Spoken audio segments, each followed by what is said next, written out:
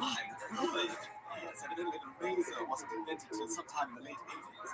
Okay, then let's begin. And here we go, then watch my hand roll. 1, 2, 3. Put it in, take it out. Put it in, take it out. Put it in, take it out. Put it in, take it out. I am on top of the sea, the ruler of the Queen's Navy, whose praise great Britain loudly chants. Henry, our citizen is back to the chance. Good, good. You got the rhythm. Now let's try with Swiss cheese and take it from the top.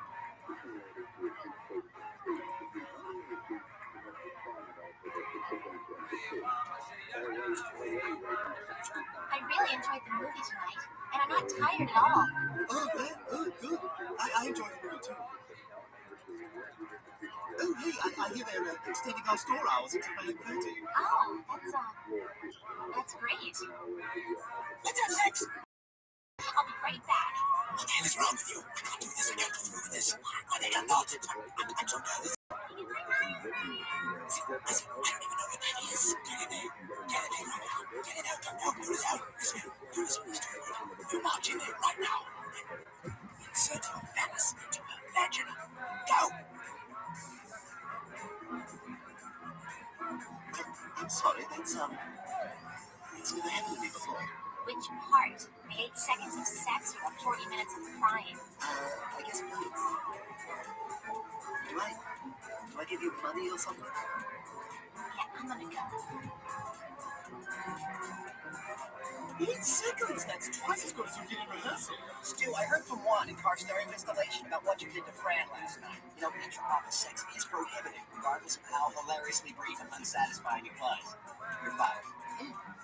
Fired? No, this is not good. Dear, Mrs. Horner, the thing is when Peter got fired as the first director in terms of intent. I don't have much time left, and I can't talk for too long because I get really upset. I want you to make a lot of friends, and I want you to be real nice to the girls because it's really important to you after having all this. Sweet. Oh, cheer up. You did that kind of job anyway. You are not allowed to speak. You have ruined everything. Nice. I donate my time trying to fix your pathetic life, and this is the thanks I get. It's not the first gift that's ever gone unappreciated. Merry Christmas, sweetheart. Oh, thank you. An arcade-style Gallagher machine. Oh, thank you, Peter. Maybe things haven't gone exactly to plan. We'll go home and regroup and hit a bar tomorrow. Lord, my apartment! Looks like the cause of the fire were these stress release candles, sir. Huh. Irony!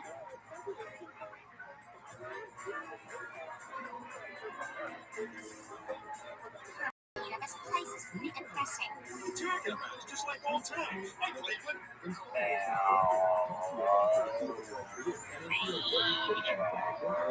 Hey, Joe, how are things since you operated? Oh, great, Pete. Would have guessed I'd be one of the few not in a wheelchair. Well, it's amazing they were able to get me for legs. Who wears short shorts? I wear short shorts. Hey, Glenn, how's the arthritis? Not bad. Or since you walked in, I'm feeling a little stiff. Giggity. Oh, that's nasty. Hey, you know I know what I'm feeling now. I play the glad game. I think about all the things that make me glad.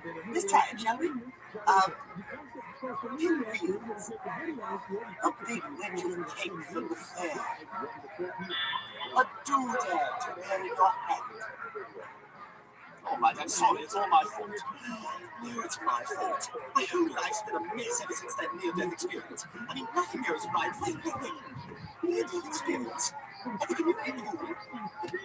It's nothing. That's what I thought at first. But around the time of my 20th birthday, I started having nightmares. And then my therapist said I'd been suppressing some really complex emotions. Nightmare, of course, would take fewer risks. It seems there's only one thing to do. I must return to the past to ensure that I never had a close call with that lifeguard tower in the first place. Oh, I just thought of another one for the crowd game. The first scissor cut into a fresh piece of construction paper.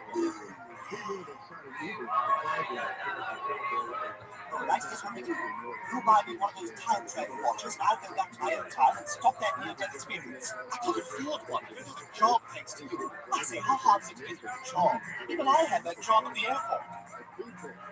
Johnny Quest. Okay, come on. Dr. Benton Quest. All right, have a good flight. Haji. Listen, you've been randomly selected for additional screening, but you didn't even type anything in. Look, if it were up to me, we'd be right there on that flight. But I don't need you to take off your shoes and that lovely hat. Sim, Sullivan! Yeah, I cut back on that. You'll have to borrow the money from Mommy and Teddy. Ah, never call the nut again! It's Lewis and the Fat Man! Do you hear me? Yes, yes! It smells like head and shoulders. You don't know that. Exactly. Wow. And now, here's Diane with a look at traffic. Thanks, Tom. There was a major pileup in the ambulatory wing this morning when one of the residents vomited in the hallway.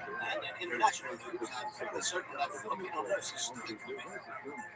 Oh, hey, you two. What brings you here? Who down here needs your help? Stewie, it's not the whole couple thing. You think I don't remember my own little Stewie? You clever, clever shrew. Stewie, it's never a lot of trouble for us. You need to take him back to his own time. That's why we're here. I need a loan. Dad, this is a secret account Peter can't access. I never could trust him with money, like the time he spent Meg's college money on that medieval catapult. Excellent. These dominoes are set up exactly as I want. Right next to the good china. Now I'll just place this priceless Fabergé egg in the center, right next to my newborn hemophiliac baby. Hey, those yours? Yes. Oh, those are all really nice things. Thank you. You hear that, Evan? We were complimented. Take as much money as you need, but there's a couple of conditions. On your way back to the palace, you have to make sure that Chris never marries that bitch Vanessa. And I want to promise that I won't spend my old age in a place like this. Oh, believe me, Lois, I promise you will never end up in a retired home.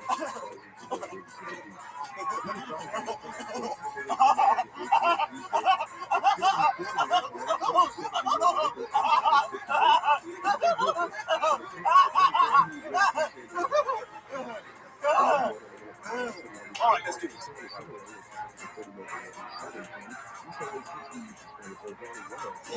Serious, this is it. Oh, if you are successful in preventing our near-death experience, it'll turn you into an entirely different stew. Ooh, you know what it is, the timelines will change anyway.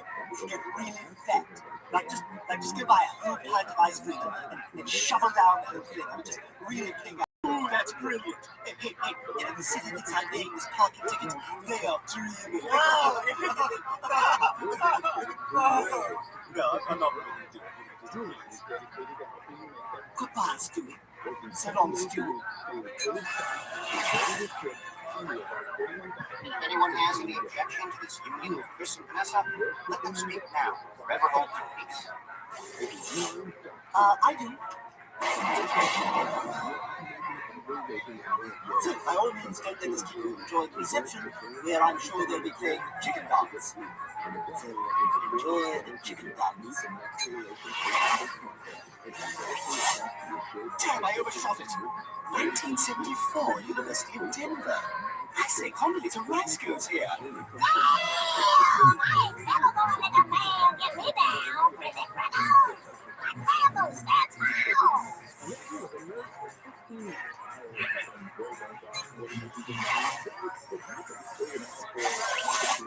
God, this is the pool line. He's not arrived on the correct date. Only 30 minutes before the tower falls. Damn it! I've got to get to that swing meet.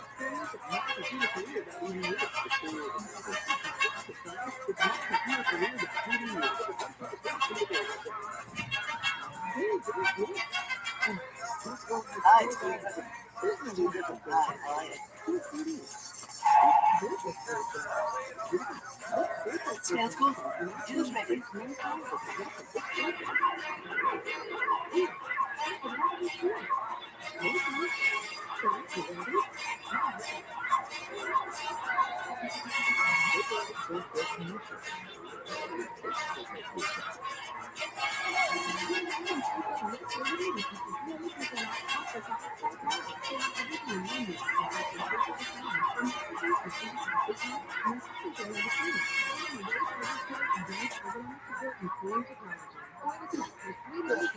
actually looked that legend.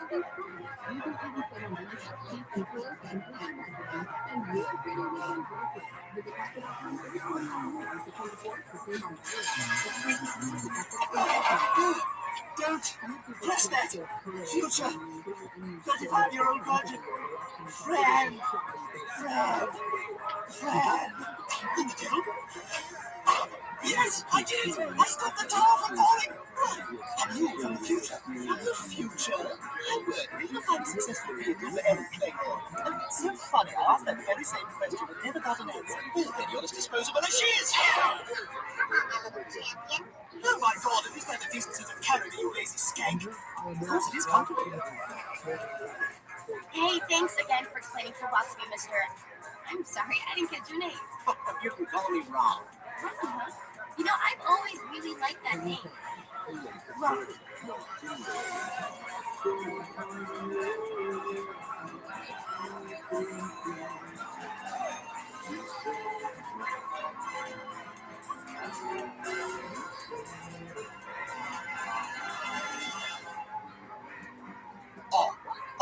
Oh, come on. That's it. Yes. Eat my dust, crap. Good. You're on it too. Good evening. For you people just joining us after fast forwarding from the movie to get to the extra material, we're covering the Family Guy rap party. We're going live to the Drunken Clam, where Asian reporter Trisha Takanawa is having a few drinks and reportedly left the movie long time. Trisha? Thank you, Diane. I think mildly entertained would be the best way to describe the reaction here at the after party. Morris the bartender has really outdone himself with the decorations. There are balloons and streamers. Now let's get some reactions from his huge Family Guy fans. The movie, sir? That sacked big whoop on the side about it. Do I see by getting the last 2 hours of my life back? If I wanted to hear 81 minutes of gay bashing, I would have gone to my father's house. Terrific. And here comes the family of the hour. Mr. Brennan, will there be a sequel? Is it true you're running for mayor? Do you think the Poland is cronies will rule the streets of Chicago forever? I'm standing here with Peter Griffin. Peter, congratulations on your victory. Thank you very much. Hey, how's Mr. Reddy's father doing? That's fresh. Peter, how do you respond to the accusations that you were responsible for the series cancellation? Well, the show had been on for a while, and I was talking to Alan Alda, and he said the same thing that Doc Cosby told me, that it was my face out there, and I should take creative control. So I did. And we pushed the envelope creatively, and I stand by my word. Peter, wait, this isn't working for me. Hey, who yells cut, Cleveland? The only one who yells cut is the director. Look, if you want me to fuck this chick, I'll fuck her. But don't make me go do all this bullshit. You're showing a real ugly side, Griffin. Did I miss my cue? Although I probably pushed things too far when I did the incest episode. Hi, Chris. Wrong! It's wrong! Still, that said, I'm not the one who put us up against friends and surviving. What have you since? Yeah, I had a couple of part-time jobs that didn't work out. What? I thought you could just go in the suit, you know, like the astronauts. What? I thought you could just go in the suit, you know, like the astronauts. Hey, I gotta take a leak. Peter, if you open that suit, you'll die. Right. What are you trying to do? Get me fired?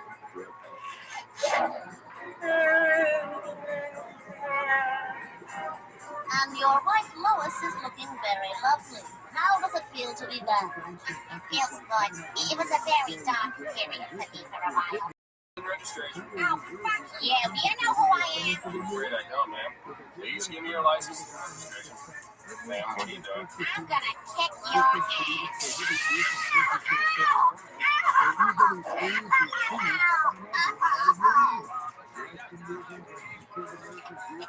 Alright, so let's get married, huh? You?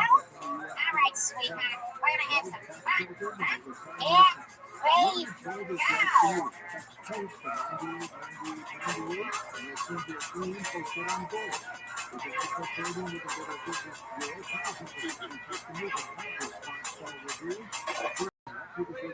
Well, how do I know if I want it? if I can't taste it. Do you know who I am? Bonnie Franklin. No, you were great. Well, my analyst said I should take advantage of the time and do something I'd always wanted to do, so I competed in the Iditarod.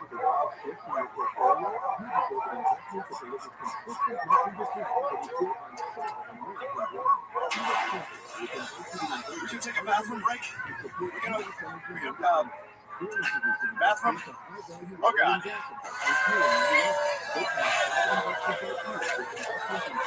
So I worked on my novel and spent some time getting to know my fans, give something back to the people who got me where I am. Brian, this is my friend Anne Michelle. And Michelle, hey, what are you drinking there? I see you already ordered the hot sauce.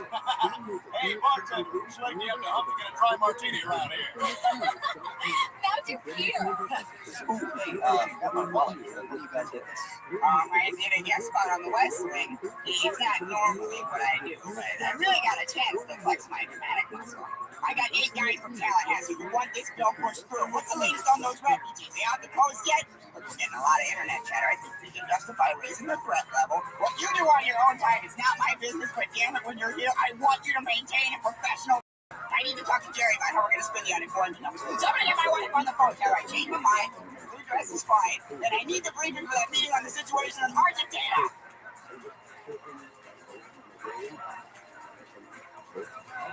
I found it! I found the cheese! Oh boy, cheese!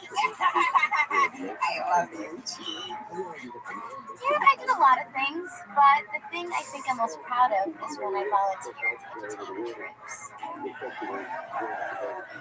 If I could turn back time, if I could find a way, I'd take back those words that hurt you, and you'd stay.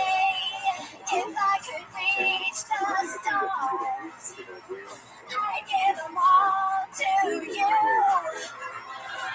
Then you love me like you used to do. Stewie, we all know you're never busy. Oh, yes, it's exhausting between shooting films and damn talk shows.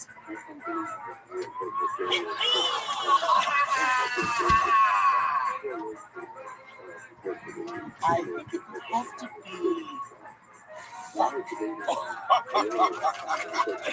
And what is your favorite curse word? Listen, cars aren't designed for women. I mean, the steering wheel would have 2 dents in it. We bring our own airbags, right, girls? Anybody like cheesecake? We'll plug the puppy in. I'll let you all enjoy the puppy. Peter, is there anything else you want to say? Yeah, I got something to say. We kid around a lot here, but the truth is we care about each other. And we're excited to be back because we want to address some serious issues and, do something we can all be proud of. Still got it. That was me. I used to think flatulence was something to laugh about. Truth is, 300 million Americans a day expel gas through their anus. To learn more about flatulence, you can visit my ass. Just yanking you.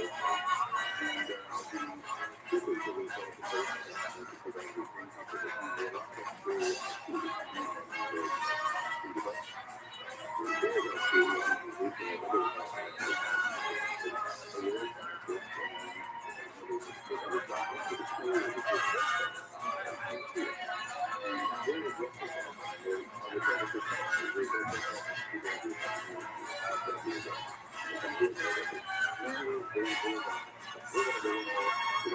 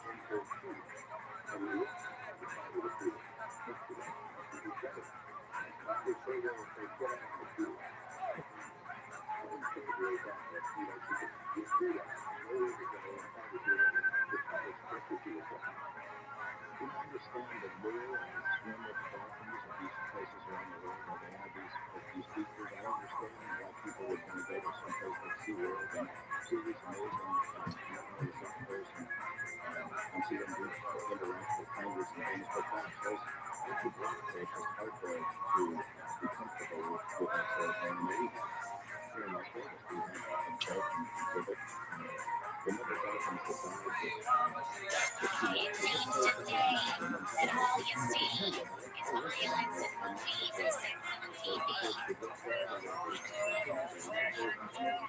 and sex on TV.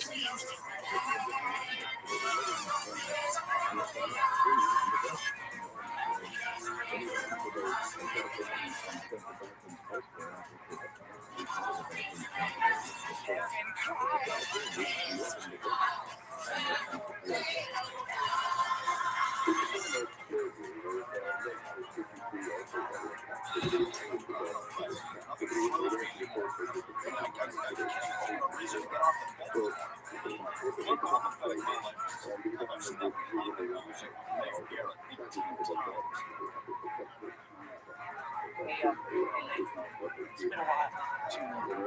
I'm so sorry. So I'm ready for a bombshell. You saved my life that night, but I was done. I was on the road to destruction, man. The accident may have crippled me, but I'm alive, aren't I? Turn off the cameras, dude. It's just like I'm trying to live my life.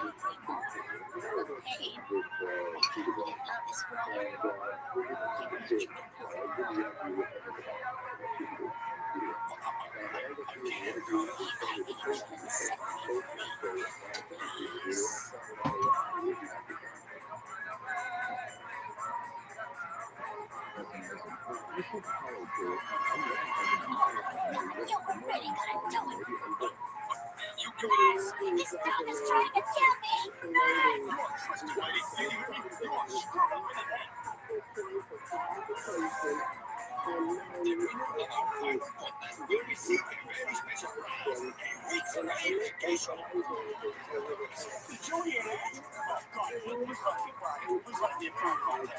The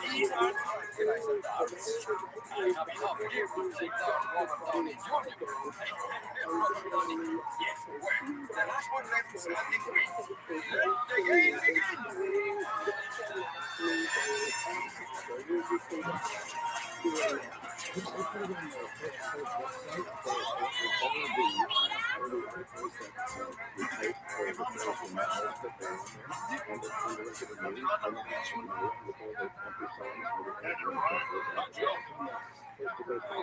Chicken marsala tonight? Oh, shit. Let's see. One time I was going to be a sportsman there. Follow your nose. Follow your nose. Follow your nose. Oh, I'm sorry. No, that was good. That was I think we're going to go somewhere. How would you read? Oh, I was good. Good. But you know, your mood is good too. You know, we could use a nose like that. I guess it's just down to you and me, Peter. One of us is going to win that paid vacation.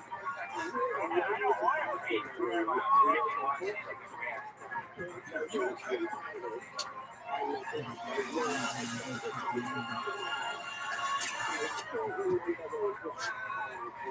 Mr. Wayne, I think Peter needs a talk. We are a winner.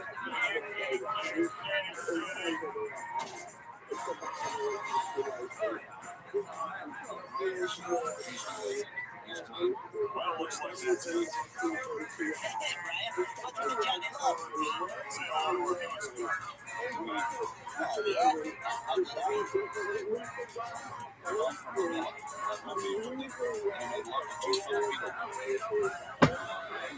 You need refills, do you, women?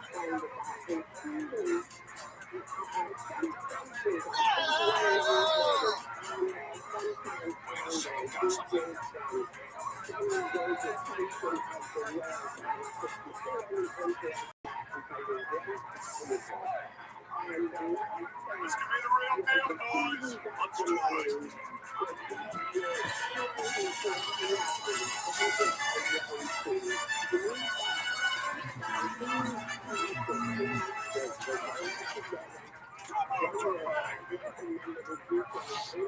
Let's go.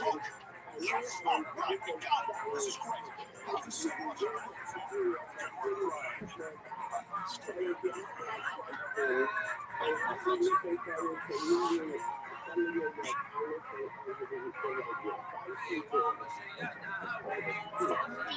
Good work, Brian. I was thinking we could all go running for like we did.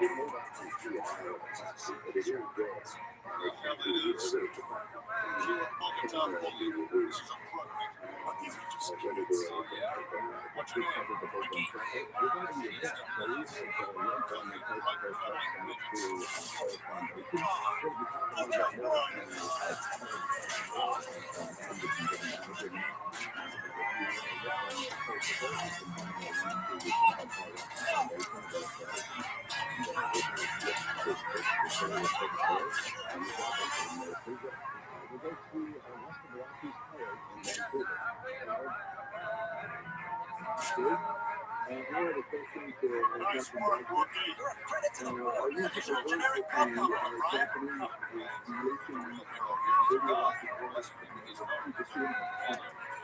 So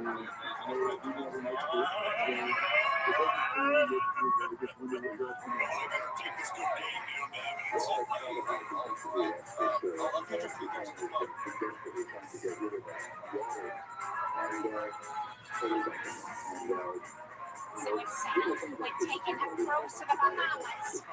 Because we have our choice of cabin, port or star. Open a read, I feel like an old soul.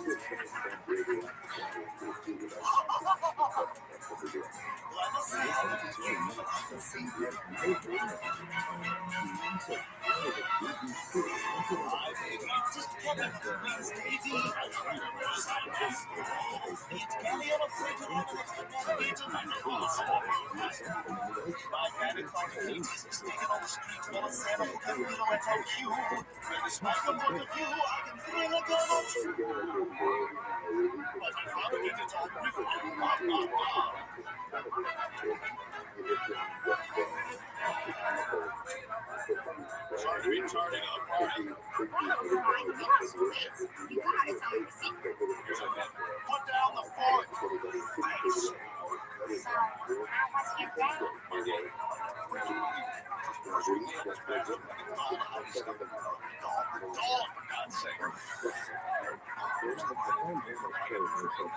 It's not even on the radar screen.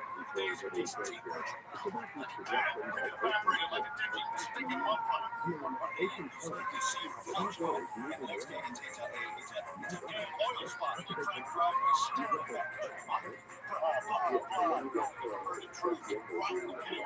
That's all I'm breaking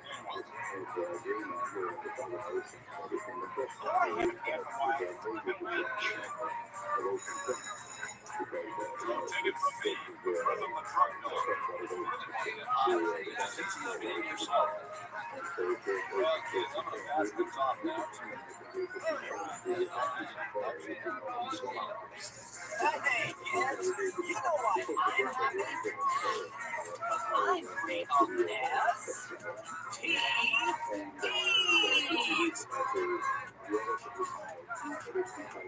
That brick light's so cool.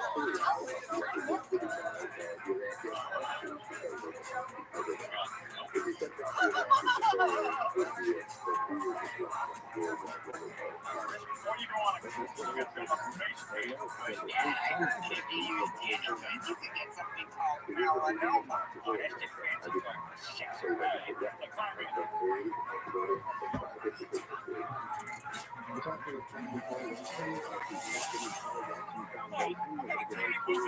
Didn't you read? Those aren't tanning boots. That arrow is time machines. Hey, Dad, I read the Bible again, and there's a whole thing here of people waiting for primary land. oh my God!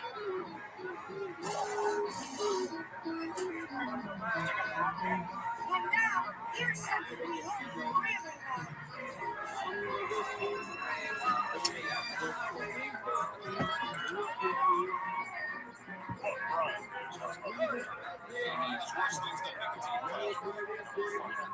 Patience, pal. Do the same contact for the day to pay the envelope dial and snakes.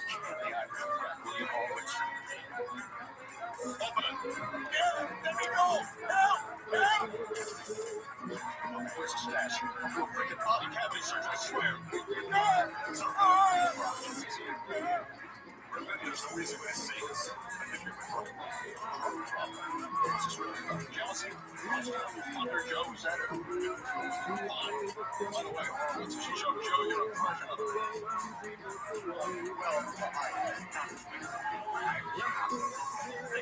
Look at me, I'm Joe. My legs don't work, but I make up for it by having a very strong upper body. Well, I do say that.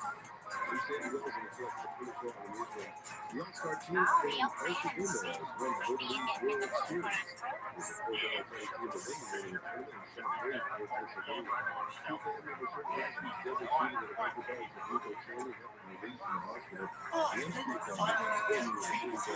Everybody, this is Tina. What happened to you? I'm not reading question. Well, shut the hell up. Maybe I'll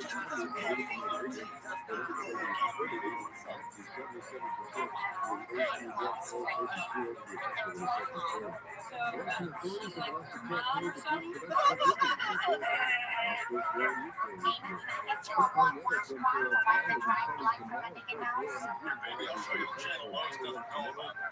Would you please go away? I'm next to upstairs. Wait, and then throw some rocks in a snake. Would you please ask your new friend to leave now?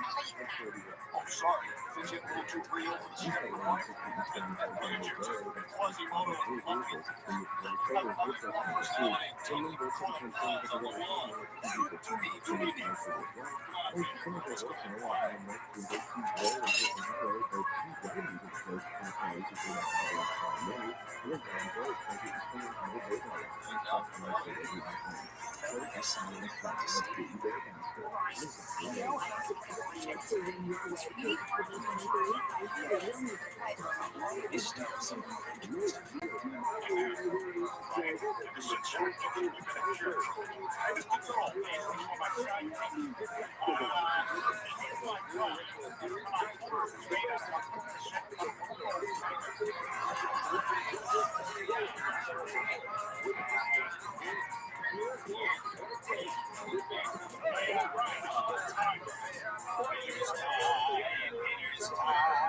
That's because Peter's the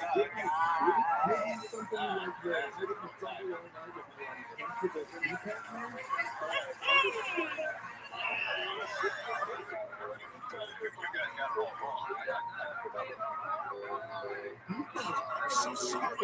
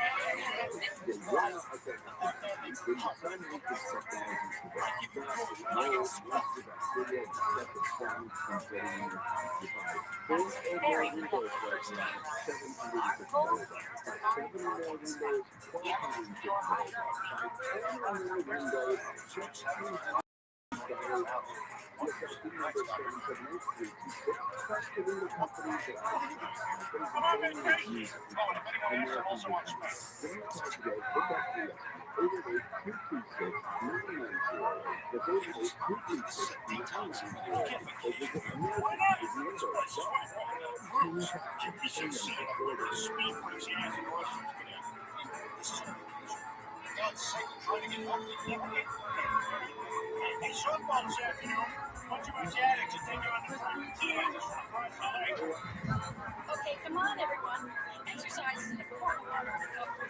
Just with the resistance of the water. 10 more reps. Okay, and 1, and 2, and 3. Yeah, I'm also addicted to moving.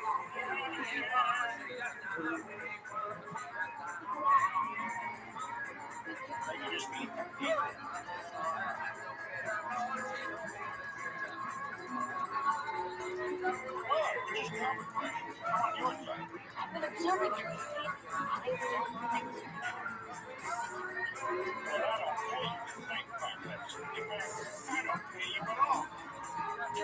I'll be keeping my eye on you. What's your name?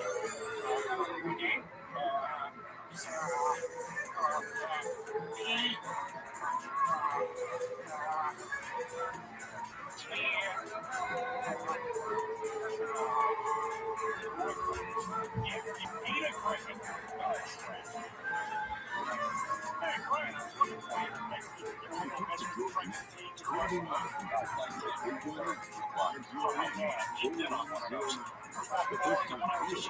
guy for George Harrison.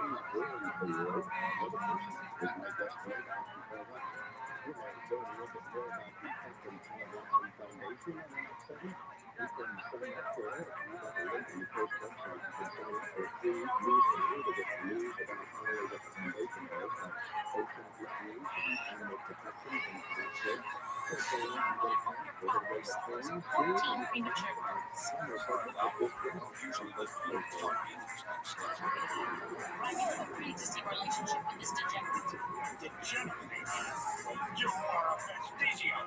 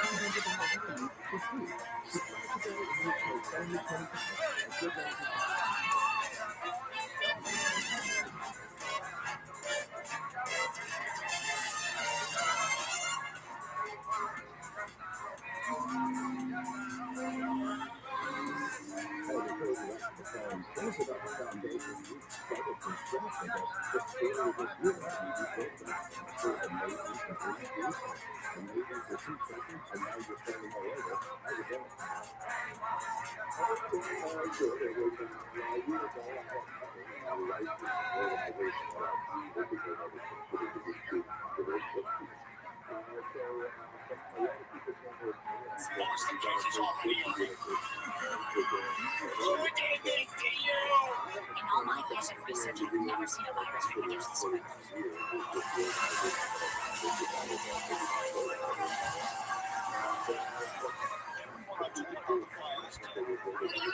The wires. The wires.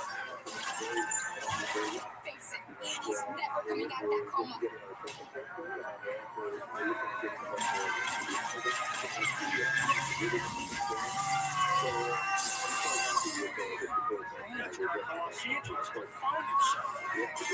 It seems today that all you see is violence and movies and sex on TV.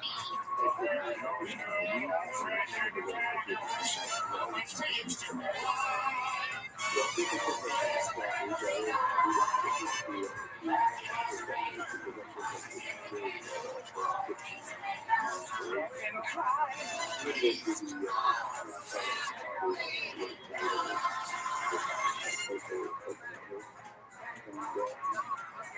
don't fall off Ryan's thing. It's not like he's gonna be in Los Angeles very long. He just needs to find himself. He's not coming back. It's his son. He just walked out on us. Boy, damn super times. Here it comes, buddy.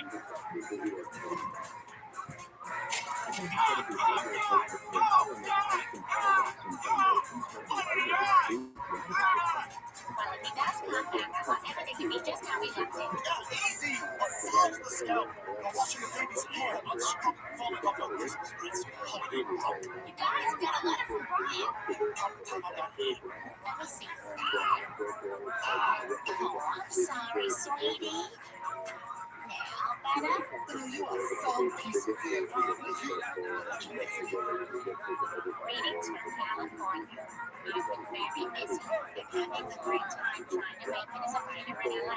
It's just as easy as everyone thinks it. I've been working the room at a lot of Hollywood parties. I'm getting ready to go. Hey, Johnny, how's it going? Any more cheese puffs, man? Check out those off the wagon again. Let's give the trip picture of this good stuff. Jason, I'm not on script. We want dead spirits, not the tiger. She's just been in LA how long?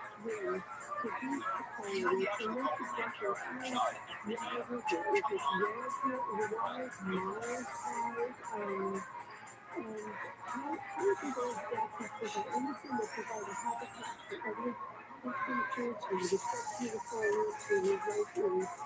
She always breathes. Wow. You know, I don't usually watch, so you'll have to forgive me for that. I'm trying to produce.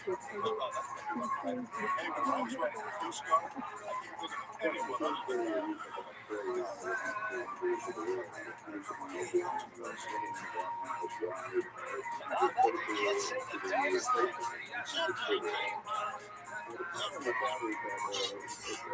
You say you wouldn't have never ever said anything.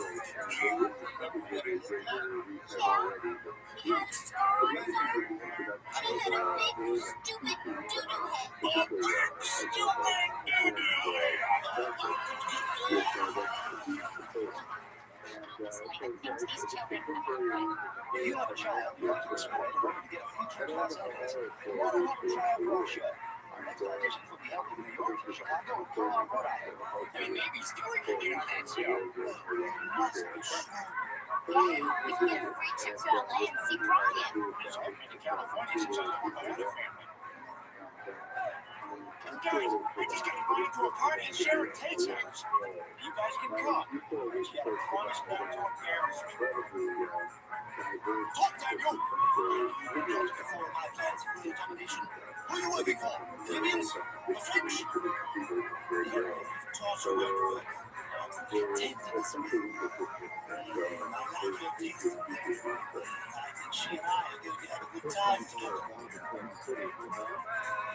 Life is danger.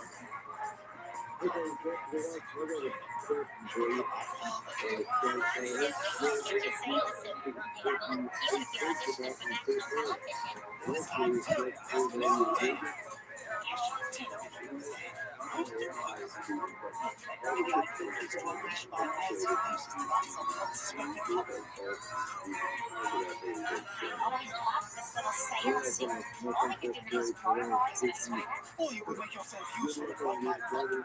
So you push one thing. Don't you look at me!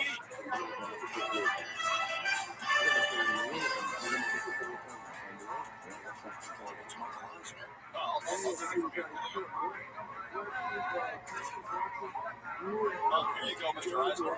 Say, it's been Brian ads. You might notice that new script smells. Every car I have washed comes with a smile and air freshener and a copy of my Canvas coming of age teen comedy set in Wisconsin. Brian, let's see.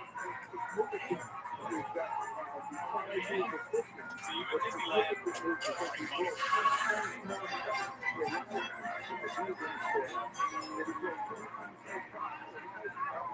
It's time to from the nose, and that must be his son. man standing without having paid a ticket. I mean, really, how much? Well, I mean, like a chicken. Oh, just deal with it. They're just jealous. We're next. Hey, don't walk away from me. Hey. You know what we're gonna do? We're gonna get the video camera out and we'll make our own show. Because it's normal. Tell us, Stewie, what job does a mommy do? How to define job without branding oneself as a statement? That's a very good answer to a question. How old do you think Dad is? I mean, Dad is old. I think he's 7.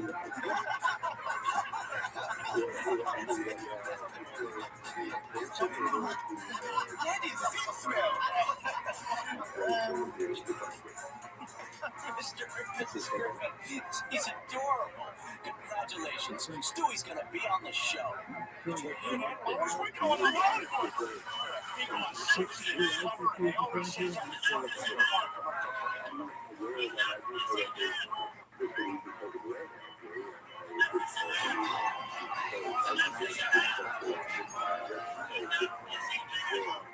always end up serious. What? What did you just say? Stewie, stop fussing. Hey, big man, turn around. If you got something to say it to my face. You can't hear me now. Oh, I get it. I was going to watch the movie, but forget it. The next 5 hours, all my bitch. My ears are popping and there's no way to consume me. I'm hungry and bottom and teething. Maybe I'm wet. Who knows? I'm a baby.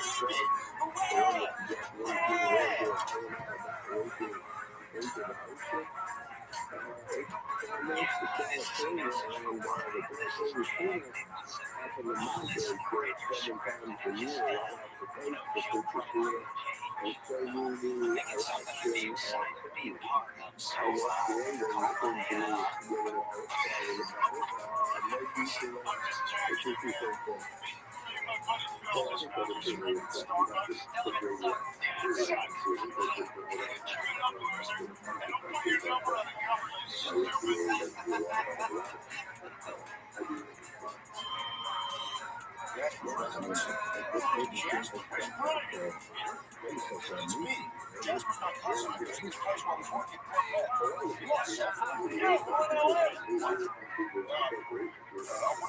surprise. Brian, can we see you for dinner? Yeah, you're not too famous to get together with your own family. I wasn't ready to come here with you. But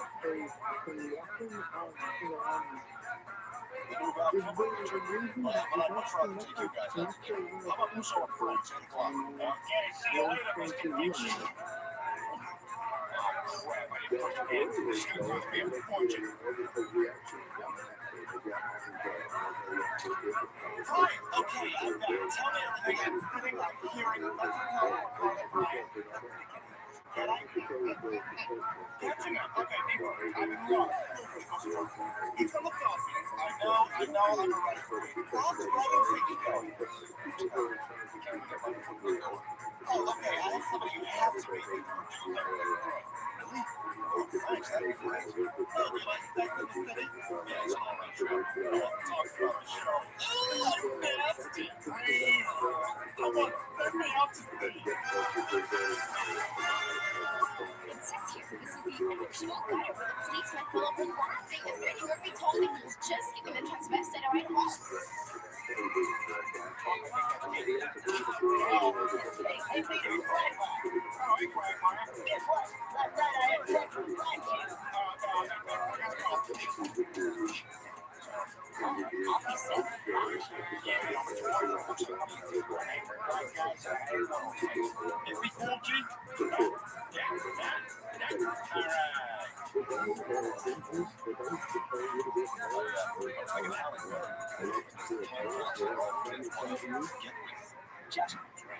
You're very talented. Yep. Brainstorming. I've thought about directing just every waking hour. So I realize in that budget movie that sweep the sound. To track that, I need some good, smart, ambitious, and addicted to that. I am smart and ambitious. Seriously, I love everything. Michelle Francis famous. Writers like Hemingway and Faulkner. Remember that guy who wrote Before These Dreams, man? That Craig, that kid's Craig grew up. Where did they get their ideas? Where did they get them? You're right, you tell me. All that searching for that emptiness I felt back home. I finally found my left corner. You know, Brian, I've always found writing to be a little weird. Still do. I guess that's why I'm not working out here in Hollywood. Oh, congratulations on all your success. Thank you. You know what might be a thrill for you guys? Yes, but I'm talking about stopping by the set to see me in action. Really? Well, you know somebody in the business.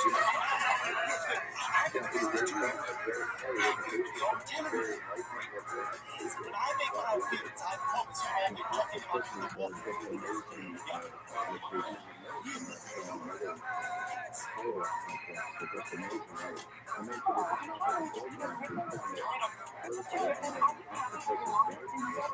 Yes, and I'm sick and tired of you people always calling during the day. You better speak to your supervisor. Peter, I love this song. Open it up.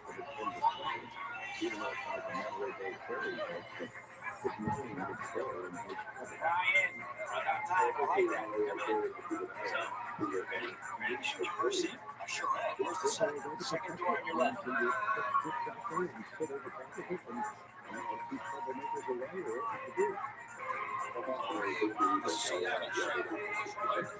to see you the dog in this one.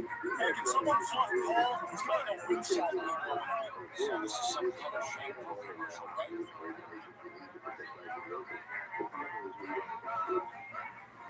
I'm sorry. It's just the way I do this. I've been around. You know, I've met my share of peanut butter. I think you need to find yourself a new career. I just can't do this.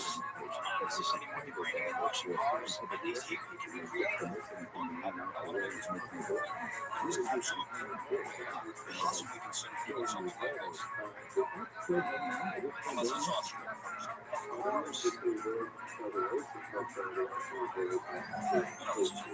It's kind of like that drunk slugs, except the true future.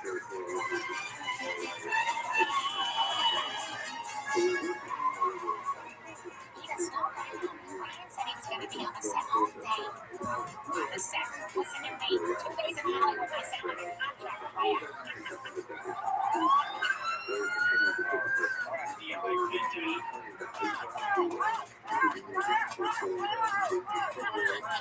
Save some tape for the Hollywood sign. Oh, yeah. Hey, thanks a lot, you guys. Have a nice vacation, sir.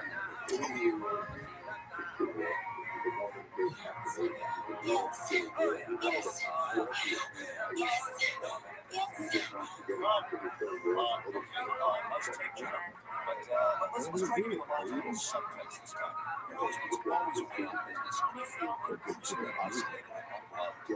So you begin to think maybe you should go back to graduate school and finish your dissertation. And that's when you notice the cable man is taking his pants off. Wow, a real mother set. And his house was over. I'll bet Samuel Jackson is here. There's Brian. Samuel, you learned that from the fireplace. I want you to get it from. Oh my God. And you guys? You actually wanted to jacuzzi girls, didn't you? I like to give you grandmother water sweater. What's happening at this party? Absolutely not. This is a club set. We're gonna break this girl up. Now, what now? You're right. No, where is she? Go. And again, that's not a master girl. You're gonna look so Well,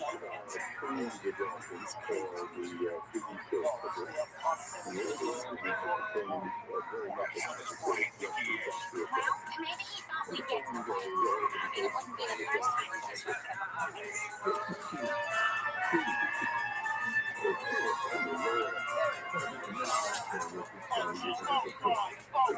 didn't see it. It jumped right out in front of my car. Oh, I am so sorry. I think we just have to face it, Peter. It's a big time Hollywood director. We're just simple small town people. All right, one more. Rodney is great. Come on, stop.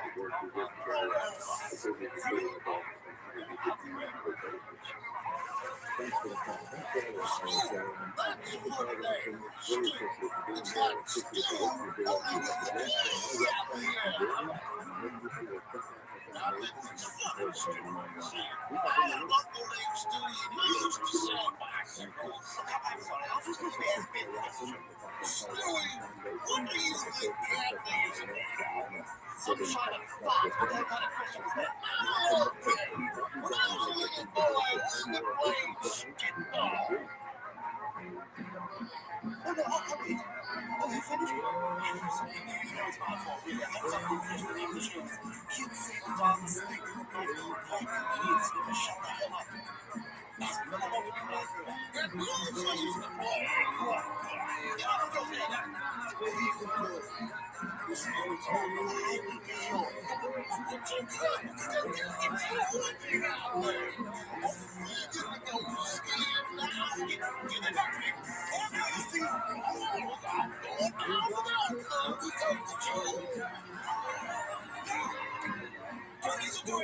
That's not funny.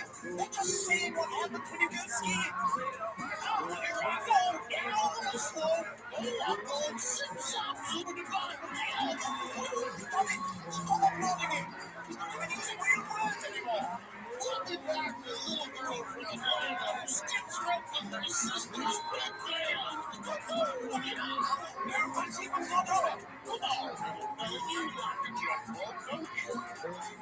You make the jump. All right, so you're going to sit here and enjoy. I'm going to sit here and enjoy it. I like pudding. And Ghost Dad was the best movie I've seen since Den of God 6. Good news, good news! I love the church.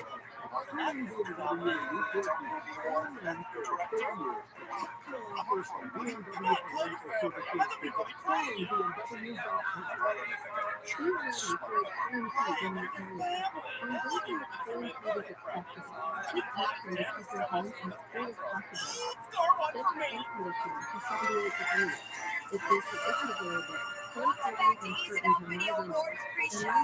It's a good crowd here tonight, Mom. It sure is, Vanessa. All the studs and sluts are Riot. You're nominated for 3 of the 7 films you directed yesterday. And Mama to the Train, The Carefully Headed Eyebrow, and what was the third one? I was asked to star in a porno once. But I couldn't, because, most of my body's less than 18 years old. Pleased to guest host the Tonight Show.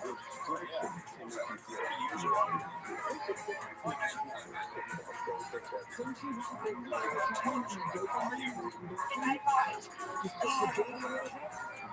Next award is the Best Original Score and an Adult Film, and the nominees are Rob Jones.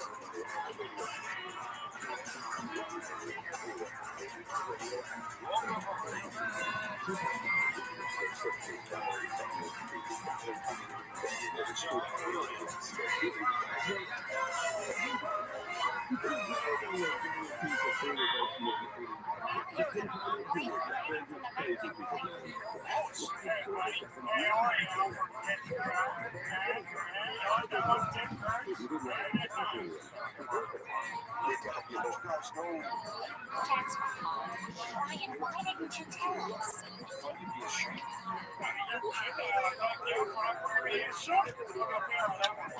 You can get her pick. I can't say I am.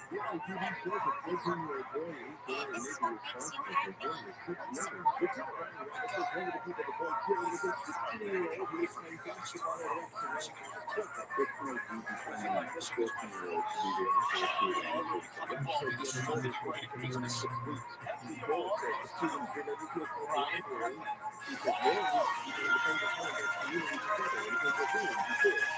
makes you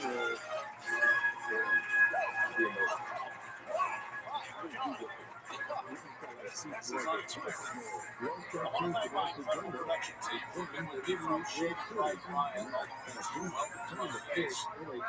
Feelings your best friend to fall on. Got a nice week, baby.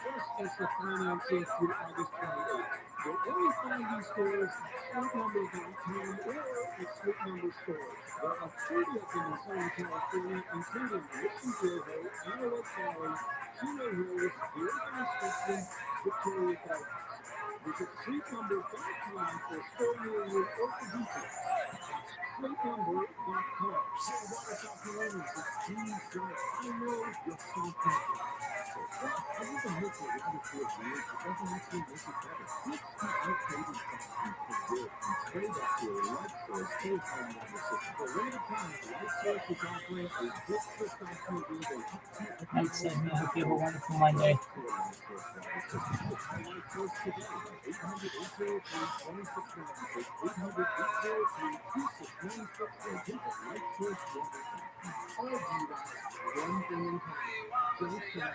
It seems today that all you see is violence and movies and sex on TV. But we're still used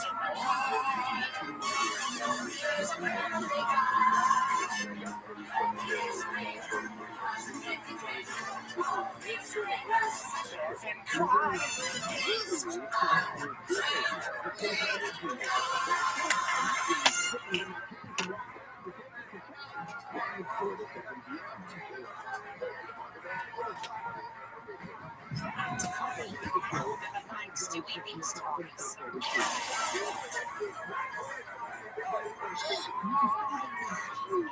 Makes sense. That baby is some kind of diabolical genius bent on world domination.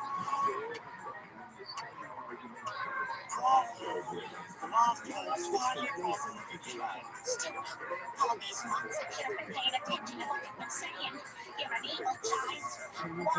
Why did I have to go and smoke pot when I was pregnant with you? You should be proud. You gave birth to the future emperor of the world. You think you'll be like a kid?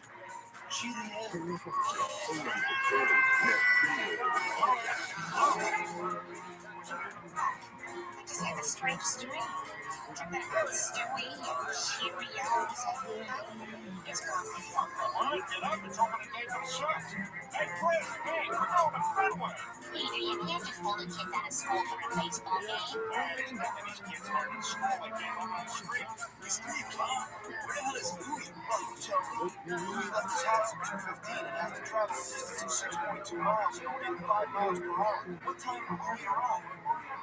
He's in the stuff to see his home. That's what we call a variant. Look what I made for the game. What's that mean anyway? I'm on set. Those sucks. Dad, need to support today? It's been a little hard. I can't take care of it. Hello? Hey, Dwayne? I can't make the work today. I was in a terrible plane crash. My entire family was killed, and I am a vegetable. I'll see you tomorrow. Your excuses are way with the FDR's legs.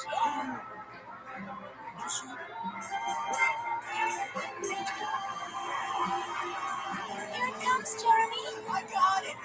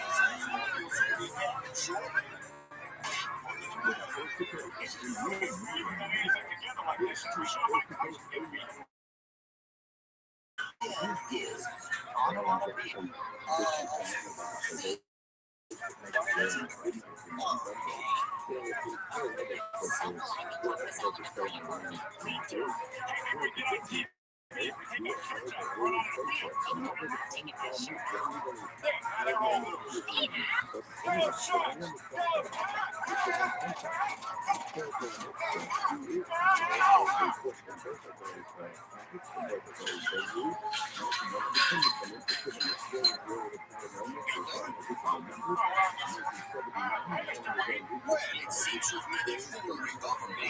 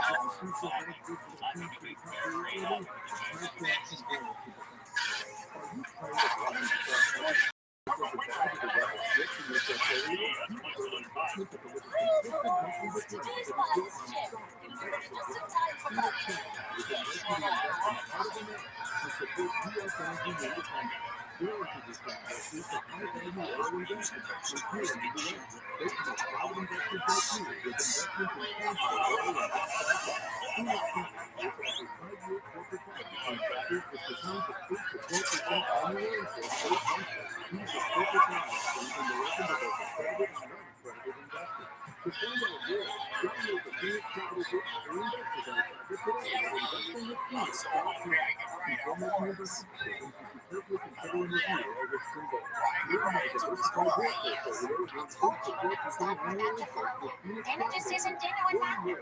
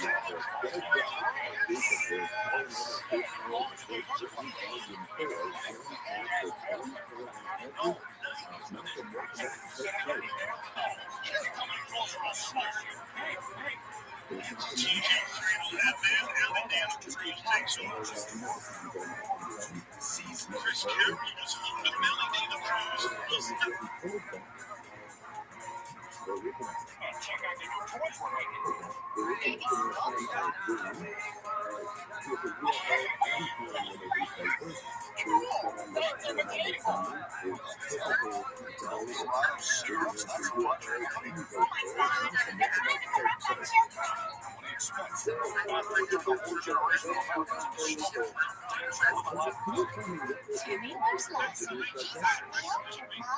Leaves are coming in mighty early this year. Listen, Timmy, maybe just found some snow.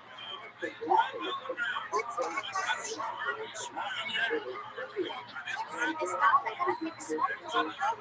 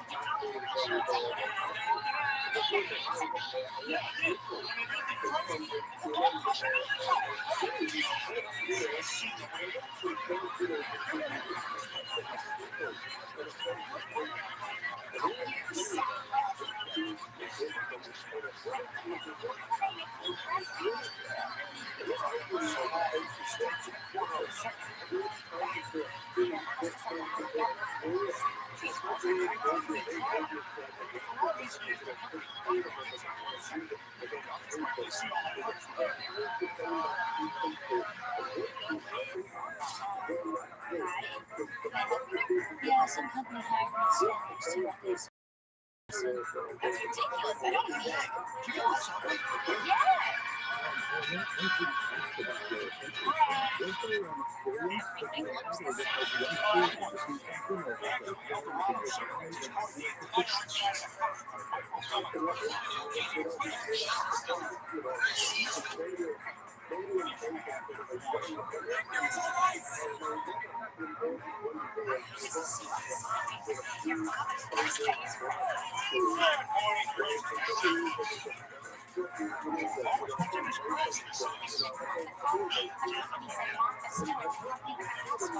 I think that all of that things are good.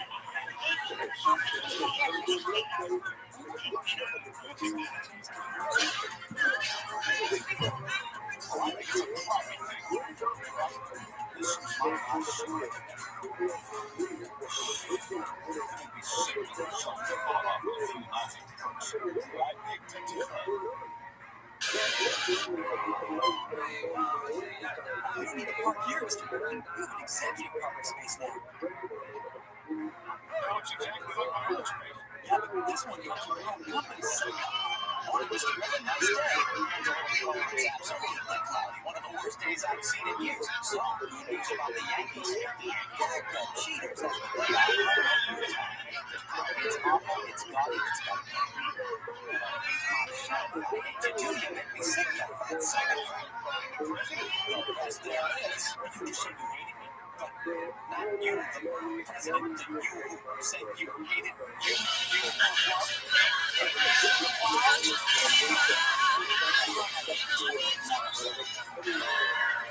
As you do digs, get to work.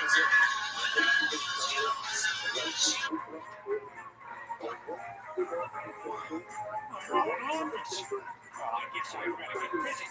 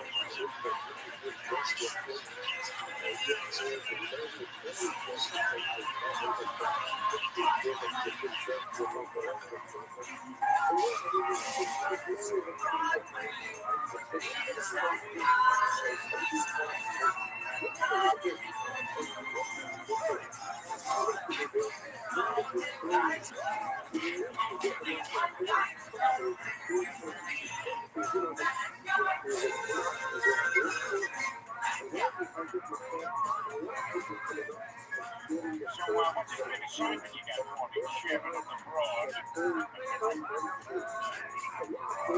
When did you become the president? You gave me rights. Sir, I don't want to say you're rich, but you want to give them away. All the pennies go, whoopee! What funny? I thought you guys said you were Jewish. He's a reactor. You're fired. Here's the thing. Some troublemakers in Congress are trying to shut us down. We need someone important like you to go down to Washington and help those best and see what kind of fun-loving people the tobacco industry's really made. Washington? Oh, sweet. Hey, I'm your man. When we were born, I made some enemies on the hill. And that's when Clarence Thomas forced me into his chambers. He could only move pictures. Mr. Griffin, we have indisputable evidence that not only have you never been in the same room as Clarence Thomas, you never been in the same state. How do you respond to that?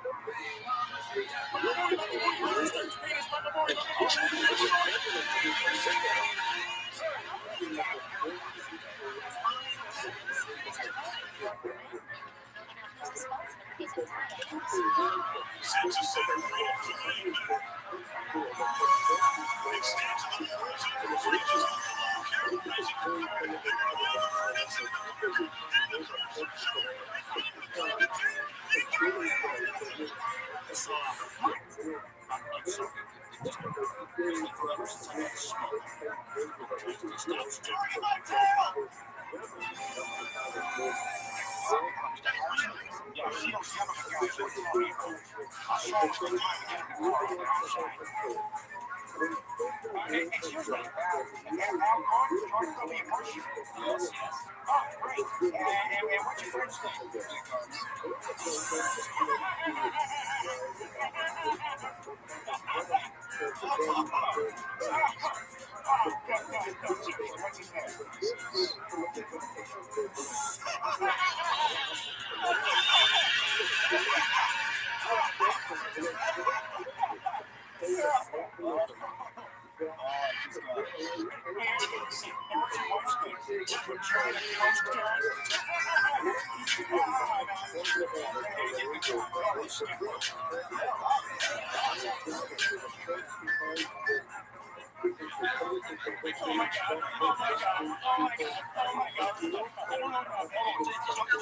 his name?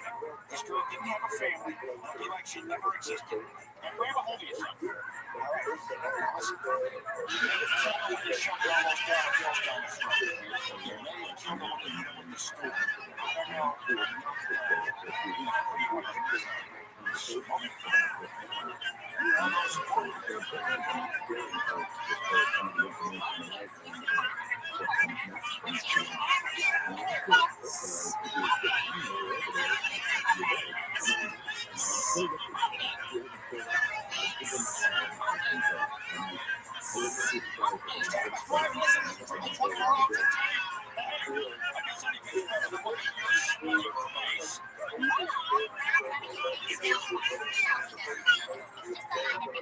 Hey, Mom, this poor janitor said the dad worked for the bad guy, and he's in through a hole in his throat.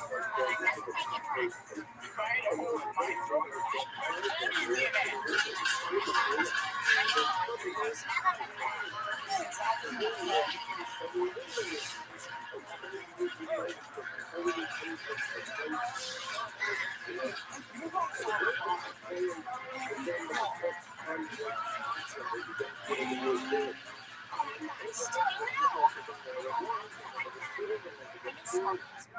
But I still sold my soul. For what? Mama still at it? Come on, kids. We gotta put a stop to this now.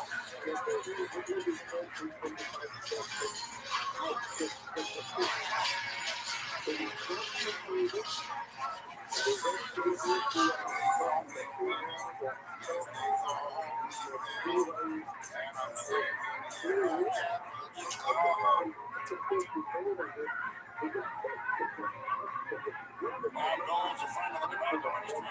Abdul likes your style. Abdul.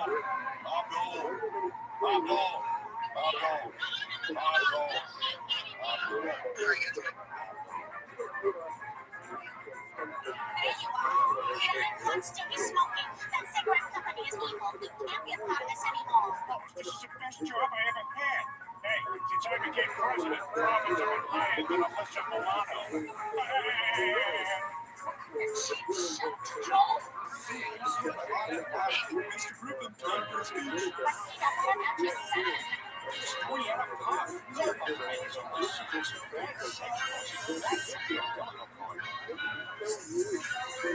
Ladies and gentlemen, on your hand today, we're talking to you about smoking. I know a lot of you are already on the side. And for you naysayers, I have two strong words for you.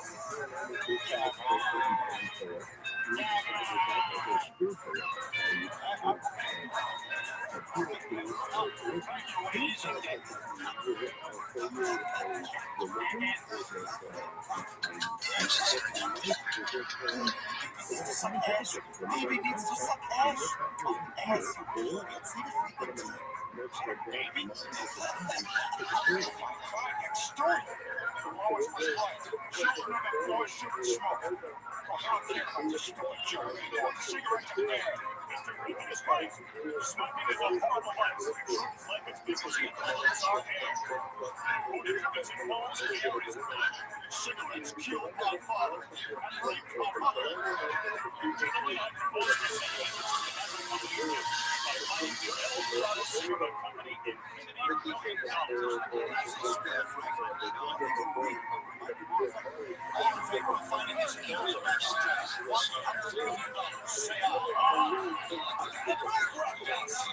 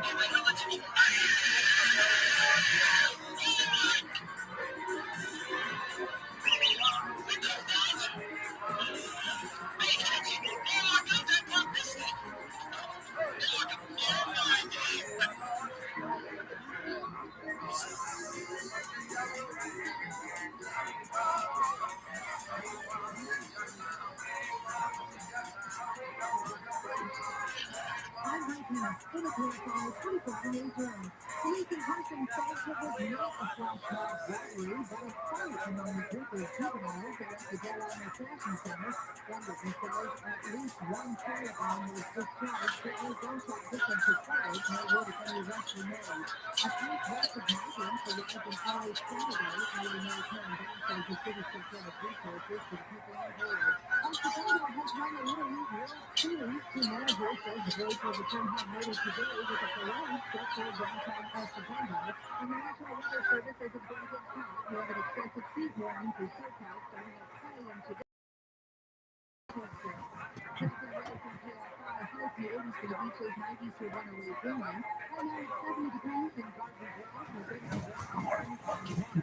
He's goddamn somewhere fucking over this.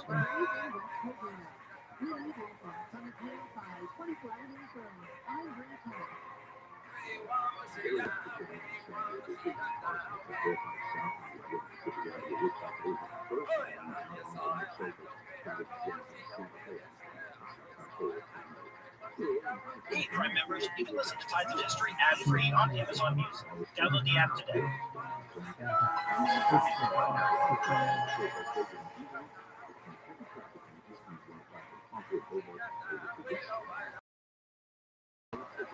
Droplets of rain began to fall from the low clouds that hung over the Alpine Valley. Jagged ridgelines hugged the edges, almost invisible behind the steel gray sky and the falling rain. A cobbled road cut through the valley, then headed up over a ridge, into the clouds, and over a pass that led down into the next glen. Curses and shouts and bellowing oxen broke through the crashing road. A heavy wagon blocked the road as it switched back and forth across the bridge, its wheel cracked in two by the rough terrain. A group of men struggled to lift the wagon just enough to pull off the damaged wheel. Rain soaked through their heavy woolen cloaks. Icy wind cut them to the bone. Their muscles ached from the strain of shifting hundreds of pounds of smelted silver, the load that had so overburdened the wagon and its poor oxen. This was one of a half dozen wagons in the train, all of them just as weighed down with silver. The men cursed one name as they swung and strained. Jakob Fugger, the owner of the silver and their employer. Jakob Fugger, merchant of Augsburg, trader and banker. Jakob Fugger the Rich, the wealthiest man in Europe, creditor to emperors and popes. Jakob Fugger, financer of wars and voyages of exploration. Jakob Fugger, home safe in his counting house while these carters suffered to get his goods to market. They spat at every mention of Jakob Fugger's name. From his home in Augsburg, Fugger's reach went everywhere. Southwest to Lisbon and Madrid, north to Lübeck and Antwerp, east to the mines of Hungary, and south to the Alps, then over the Brenner Pass to Venice, where this load of silver was headed. The profits from the sale of this silver would be recorded neatly in an account book housed in Jakob Fugger's Venice outpost. Maybe they would finance the purchase of spices there in Venice to be sold on for a profit elsewhere. Maybe they would be loaned to a cardinal of the church to finance his new vanity cathedral. Maybe they would buy cannon for the emperor's newest court, or pay off a foreign prince to avoid one. Whatever the case, Jakob Fugger would find a use for those funds. But back home in Augsburg, poring over accounts and letters, Fugger wouldn't lose a moment's sleep over his carter's torn muscles or broken bones, or the alpine chill that surrounded them. Their pay and the cost of the carts were simply liabilities in a ledger. With one final heave, the broken wheel came off the cart and a new wheel went on. Shivering in the cold, rubbing and aching ligaments and soreness that would never go away, the carters cursed Jakob Fugger once more and continued up the ridge toward the pass. Around 1500, European finance was transformed. For generations, it had been an Italian specialty. But times were changing. South Germany emerged as the center of banking and the money trade. Nobody was more instrumental in that shift than Jakob Fugger the Rich, maybe the richest man who ever lived. Hello, my peasant friends. It's Patrick. I have some really exciting news. You can now listen to our back catalog completely ad-free and exclusively on Stitcher Premium.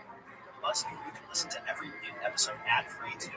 You can sign up now for a free month of Stitcher Premium by going to stitcherpremium.com/wonder and using the promo code WONDER.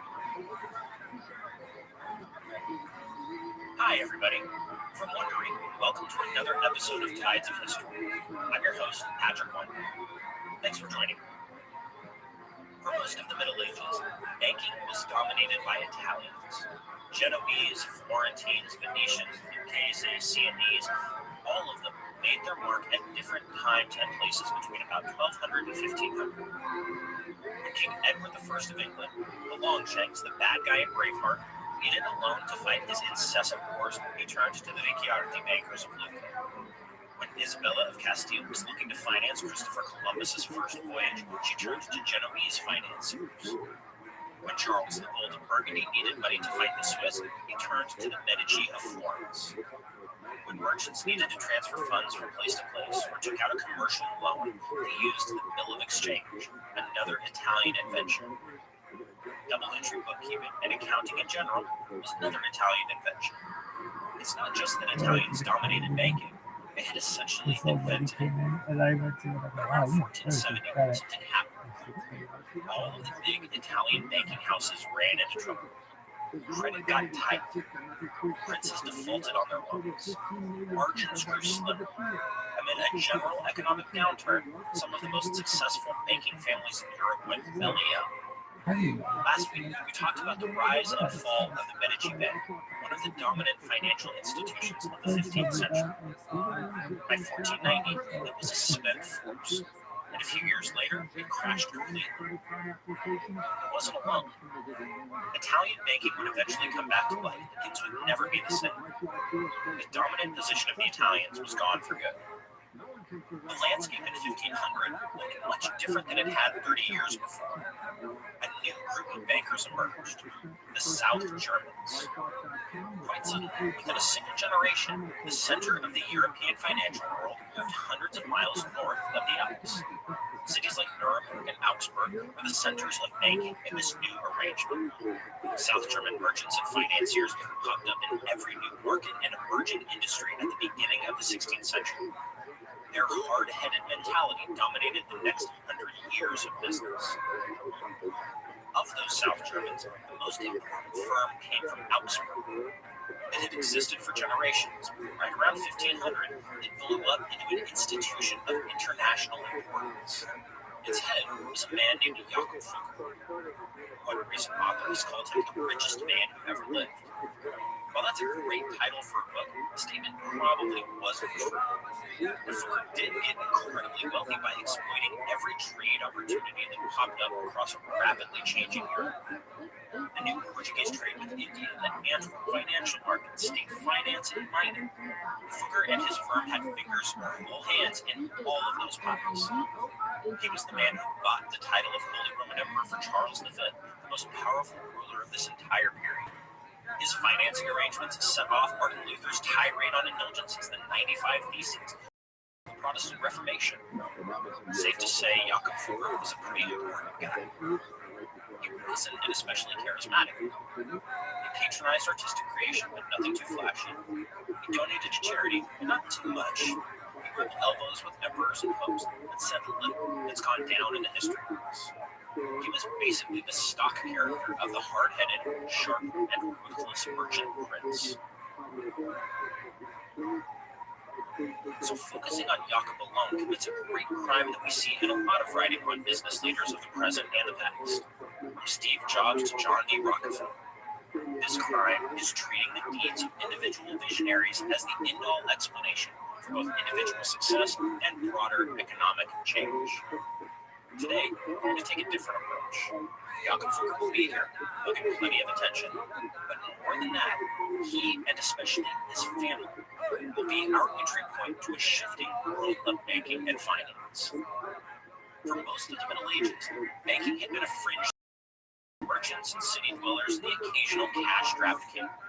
Important in its way, but not essential to a mostly rural and agricultural system. Fugger and the South Germans brought finance right to the center of the European economy. Let's find out. All of that starts with understanding South Germany in this age. We've seen Germany a few times on Tides. Way back at the beginning when we talked about Landsknecht mercenaries and the military revolution, again with Maximilian and the Habsburgs a couple of months back, and then a few weeks ago in the context of Europe as a whole in 1492. But we really need to dig in here to an area we've mostly neglected. How and why, all of a sudden, did this stretch of territory start to produce impossibly wealthy and well-run merchant banking firms? A note here. For what follows, I'm largely drawing on a fine book by the German historian Mark Haberlein called The Fuggers of Augsburg. So for most of the Middle Ages, the southern part of Germany was kind of a backwater. It didn't have the great cities of the Low Countries or northern Italy, the easy communications and trade route of the Rhineland, the exceptional agricultural potential or the intense chivalric culture of northern France, or the political centralization or sophistication of England. But South Germany wasn't desperately poor either. It had its cities, namely Augsburg and Nuremberg. There was good agricultural land suited to grain and vineyards and hops. As part of the Holy Roman Empire, its politics were confusing and complicated, but it wasn't a constant war zone. Sitting between northern Italy and the Rhineland, it was centrally located. There was potential here. Under the right circumstances, the whole region could blossom. Those circumstances showed up in the aftermath of the Black Death. The plague hit the cities of the region hard, but recovery was fast. After about 1350, the textile industry boomed in southern Germany. It had already been going for a while. Augsburg's tax records show that it was a major concern as early as 1276, but it got much, much bigger. Specifically, a new product called fustian, a heavy cloth made from a mixture of wool and cotton, was responsible for that boom. Fustian was a genuine innovation in this period. It was durable and it was comfortable. It could be used for a wide variety of garments and purposes. After the Black Death, when people had a little more money to spend than they had in the privileged years before the plague, this was a particularly viable industry. There was a lot of money to be made, but weaving fustian required an infrastructure. Long-distance traders to import the raw materials, especially cotton, the provision of credit for the weavers to buy the raw materials, and merchants to gather up, market, and sell the finished products over a wide area. The fustian business took off all over southern Germany. Nordlingen, Constance, Ulm, and especially Augsburg. Weavers' guilds sprouted up all over the place, taking in new members and rising to prominence in their home cities. It wasn't just the cities either. Much of the actual cloth production was outsourced to the countryside, where peasants took the raw materials, produced it, and they returned it to the merchants who sold it.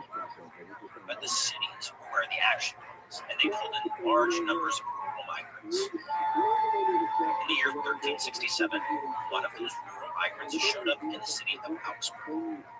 He had come from the small village of Rabbi, 20 miles to the south of the city, trekking through the fertile farmland and scattered woodlands that separated his home from opportunity. The man's name was Hans Fugger. Like so many of those migrants, he was a weaver by trade. He made good in his new home. Before long, he was paying quite a bit in taxes. 2 marriages, both to daughters of future masters of the Guild of Weavers, helped raise his status. By 1386, Hans Fugger was a member of the Weavers Guild's leadership committee and the city council as well. He got a house in Augsburg where his brother Ulan lived with him. Ulan was not as fortunate as Hans. He was murdered in 1394, and his descendants disappeared from the records within a few decades.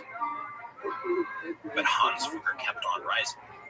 In 1396, his property was worth the substantial sum of 1,806 florins, which made him the 40th wealthiest citizen of Augsburg. We don't know exactly how Hans Fugger made his money. It's hard to believe it was just by working really extra hard at his loot. Augsburg had lots of weavers. Most of them worked in the city's top 1% of earners. Hans must have been playing some kind of role as a merchant middleman. It would be a logical step for a smart and ambitious weaver with good social connections to make the leap into raw materials and distribution. This was where the real money was for most of Augsburg's elite. Hans died in 1408 or 1409. His widow, Elizabeth, survived for almost 3 decades more. She and Hans had 2 sons, Andreas and Jakob, who was apprenticed to a goldsmith, another lucrative and highly respectable trade. We don't know exactly what the family was up to business-wise during these years, but the three of them were all assessed together for tax purposes under Elizabeth's name. It stands to reason that she had real input into or direction over the family's business activities, which must have been substantial. Whatever they were doing, it worked. The value of the family property more than doubled between Hans's death and Elizabeth's in 1436. Again, we know very little about the specifics, but Elizabeth must have had serious talent to keep things moving forward. Starting in 1441, we can get more direct insight into what Andreas and Jacob were up to. They were still in business together, which we know because their property was jointly assessed for taxation. The brothers were doing some sort of long-distance trade. We know this because they were censured by Augsburg City Council for dodging some toll payments in 1442, which suggests that they were moving large amounts of goods. They must have done well because they shared the fifth largest estate in the city in 1448. But after that, Andreas and Jacob parted ways. Maybe they had a falling out. We don't know. What's certain is that the two brothers each went into business on their own and founded two separate family lines and firms. The first of these, Andreas and his descendants, became known as the Fuggers Volmere of ROTHSCHILD, which was on their coat of arms. They had a good run. They got very rich from trade before branching out into banking and finance. They had operations all over Europe: Milan, Venice, Nuremberg, Frankfurt, and low countries. But they ran into trouble in the 1490s and were completely bankrupt by 1500. Between Andreas and Jacob, Jacob's family line and firm was both luckier and better in business. These were the Fuggers von der Linden, the Fuggers of the Lilies, so named for the lilies on the family coat of arms. The Fuggers von der Linden didn't rise nearly as fast as their cousins. In fact, they almost didn't get off the ground in the first place. Jacob, later to be known as Jacob the Elder to distinguish him from his much more famous son, had been apprenticed to a rich goldsmith named Basinger and married his daughter. But old Basinger the goldsmith went bankrupt, and Jacob the Elder was stuck with some of his debts just to maintain the family's social standing. There was nothing worse for a merchant or financier in this period than bankruptcy. For people who dealt in money, and especially in trust, bankruptcy meant extreme dishonor and maybe even social death.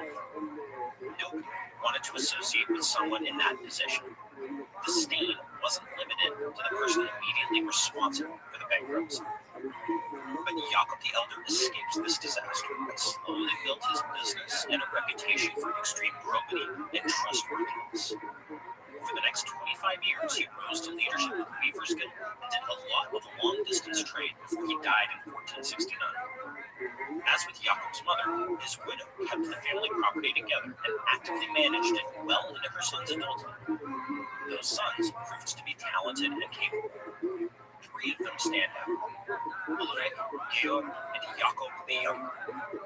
It was their joint business, beginning after their father's death in 1469, that would make the Fuggers both famous and impossibly wealthy.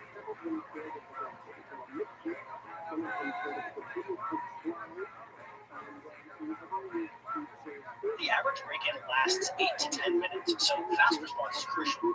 That's why SimpliSafe Home Security launched its breakthrough technology, 24/7 live guard protection, to help stop crime in real time. Now, SimpliSafe professional monitoring agents can actually see, speak to, and deter intruders in your home through the new Smart Alarm wireless indoor camera. Who doesn't know people who've been affected by break-ins? I know I do.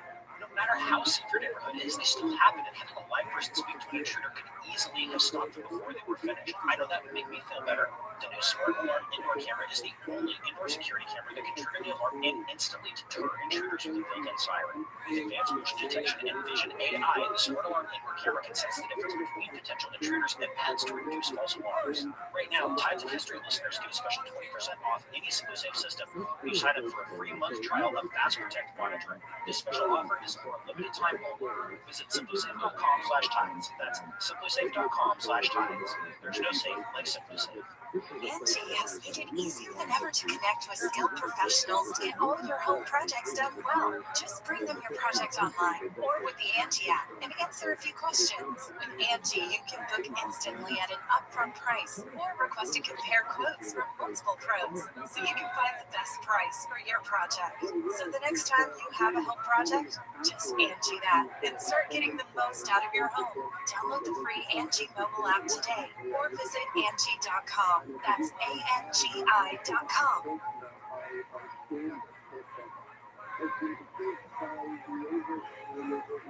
The Fugger brothers all went into business together in the family firm. Ulrich, Georg, and Jakob the Younger are the ones we know, but they also had several other brothers. Andreas, Hans, and Peter all died young. There was another brother, Marx, who became a cleric in Rome and directed a fair bit of church business in the family's direction before he too died young. But Ulrich, Georg, and Jakob are the keys to understanding how the Fuggers von der Lilly got so rich. That is the story we'll trace. Practically all medieval businesses were a family affair. This isn't surprising or unique to that period or even now. About 90% of American businesses today are family businesses. Anybody who's ever tried to run a business knows that you need to trust your partners and your employees. There's no better guarantee of trust than family ties. This was especially true in an economic environment where the formal institutions of accountability were a lot weaker than they are today, as they were in the Middle Ages. If we want to understand the Fuggers and their ridiculous success, we need to understand how a merchant family and their business actually worked. Merchant families belonged to a specific social world, a world of an urban elite where business and family relations were completely inseparable. It wouldn't have even occurred to the Fuggers or their contemporaries that it was possible to separate them, or that separating them would be a good thing. For that matter, medieval people didn't treat the individual as the fundamental unit of society. It's another major contrast with our own world. For them, the family, the kin group, was the basic building. So from the very beginning, the assumption was that Ulrich, Georg, and Jakob the Younger would all work together to further the interests of the family. This has some major implications for the structure of their firm and how they did business, and for all South German merchant bankers. At the time of their father's death in 1469, Jakob was only 10, Georg was 16, and Ulrich was 28. All of them went to work for the family firm at a young age. When Jakob was 14 in 1473, he went to Venice to begin his commercial apprenticeship. Two of his brothers had died there, and Jakob was lucky. Precisely what the Fuggers' business in Venice was is hard to suss out, but it presumably had something to do with the long-distance cloth trade. We can surmise that in Venice, Jakob benefited from being on the cutting edge of late medieval business practices. Commercial law, sailing insurance, money transfers and loans, the volatile commodities markets, and above all, accounting. There was no better place for an up-and-coming young merchant to be than Venice, and Jakob stayed there until the early 1480s. There's an old tradition that says Jakob was destined for the priesthood. He did have a clerical benefice in his name, meaning he owned the revenue from a parish. That was just another smart investment for a diversified family business. By 1479, when Jakob resigned that benefice for good, his path in life was all clear. He was a merchant. Before long, he would prove to be an unusually gifted one. That apprenticeship in Venice was key. By the middle of the 1480s, when we get more information on how the brothers Fugger had structured their business, it's clear that Jakob owned the southern trade. The axis that stretched from Augsburg to Innsbruck in Austria, and over the Alps to Venice, and from Venice out to the wider world. That was Jakob's specialty. By 1484, the Fuggers were a big enough deal to have their own chamber in the photooftheday, the House of German Merchants in Venice. Previously, that chamber had belonged to the merchant consortium of an entire town in the Tyrol. That's a hint to the scale of their business in Venice, and it was Jakob's purview. The other two brothers had their own responsibilities. Georg lived in Nuremberg, from where he handled central and eastern Germany with the aid of some trusted associates. Ulrich was based in Augsburg, where he kept watch over the whole operation and maintained the social and political connections that were vital to the firm's business. Advantageous marriages were one big piece of that. The Augsburg was a tight-knit group. Remember, wealthy goldsmith and merchant. Their grandmother was the daughter of the master of the weavers' guild. Ulrich, the eldest, married the daughter of the master of the salt traders' guild. Georg married a daughter of one of Augsburg's richest merchants. The Fugger's sisters also all married members of the merchant elite. This kind of thing was the norm all across Europe, in Florence and London and Bruges and Strasbourg, for a good reason. In an indirect sense, belonging to this tightly knit elite created opportunities to further the family business. Advantageous marriages helped draw the Fuggers into exclusive social organizations, like the Gentlemen's Drinking Hall where Augsburg's elite gathered to socialize. Then, as now, business was all about relationships. Relationships with people who might invest in a venture, who could leverage a political connection, and who could open doors or close them for competitors. The Fuggers were the most active or important family in city politics, but they were connected to people who were, and that was helpful too. In a basic sense, these marriages helped increase the Fugger family's social capital. They got more prestigious within their own domain, which had major knock-on effects on their business. But marriage and rising up the social ladder had more direct effects on business too. Family ties were also business ties, and marriages created durable relationships. Those relationships often included direct investment in business ventures. In other words, they increased the liquid capital available to firms like the Fuggers. The property a woman from a wealthy family brought into a marriage was immediately available for large-scale ventures. Again, this wasn't just true in Augsburg. The historian Barbara Hanwalt wrote a great book called The Wealth of Wives about how this played out in late medieval London, for example. But we can trace it with unusual clarity with the Fuggers. Their business grew drastically over the 1480s, in large part thanks to the investment capital from their wives and their wives' families. Of the three brothers, only Jakob remained unmarried. So what exactly were the Fuggers and their business up to in the middle of the 1480s? Well, we know they were still doing a lot of large-scale cloth trading. We know they had interests over a wide area, including Milan, Nuremberg, and obviously Venice, where Jakob had spent more than a decade. They did some small-scale financial transactions, including a couple for the city of Augsburg and more for the church.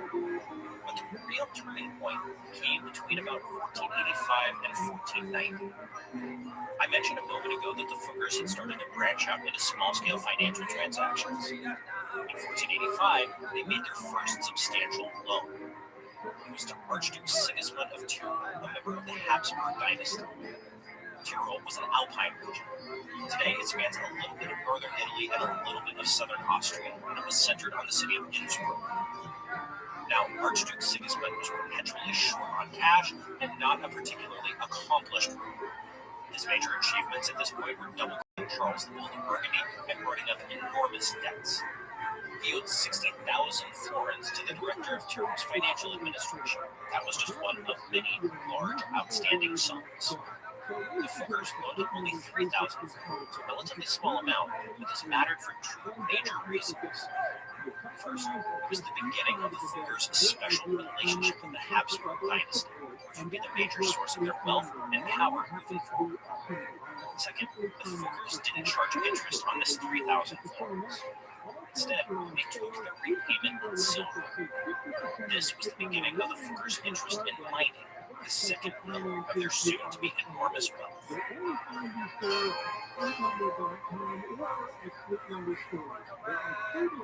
This wasn't a coincidence. Tyrol was right on the way to Venice, where the Fuggers had substantial business interests, so they knew the region well. More importantly, they knew it was currently in the midst of a mining. So was Europe more general, something we'll come back to in just a moment. Basically, with the loan to Sigismund, the Fuggers saw an opening to slide into an emerging field at an early point with very little risk. They made the loan, and they got a guaranteed security. An order from Sigismund for 1,000 marks, 281 kilograms of silver from a Tyrolean mining operator named Christian Hensen. The transaction worked out beautifully. When Sigismund needed more money to fight a war with Venice in 1487 to 88, the Fuggers advanced him 14,500 florins, then 8,000 more. Again, they secured the loans with deliveries of silver, and everything went smoothly. There was an even larger opportunity here, if it could be seized. On June 9, 1488, just months after those other loans, the Fookers advanced Sigismund the staggering sum of 150,000 florins. In return, the Fookers were to receive the entire production of a major silver mine, the mine in Schwarz. This is all a bit complicated, but bear with me. The Fookers weren't getting their silver for free. They paid a fixed price for it, of which a portion went to the smelter of the mines and another portion went back to the Fookers themselves to pay back the loan. So, their purchase price theoretically also paid them back. A fixed amount of the silver they bought had to go to the Archduke's mints to be minted into fine silver coinage. But, and here's the genius of the plan, any surplus silver produced by the mine was the Fookers to sell on the open market. Their profit came from the difference between the low, fixed price they paid for the silver and the actual going rate for the metal on the European market, which was generally much, much higher. This was an immediate success.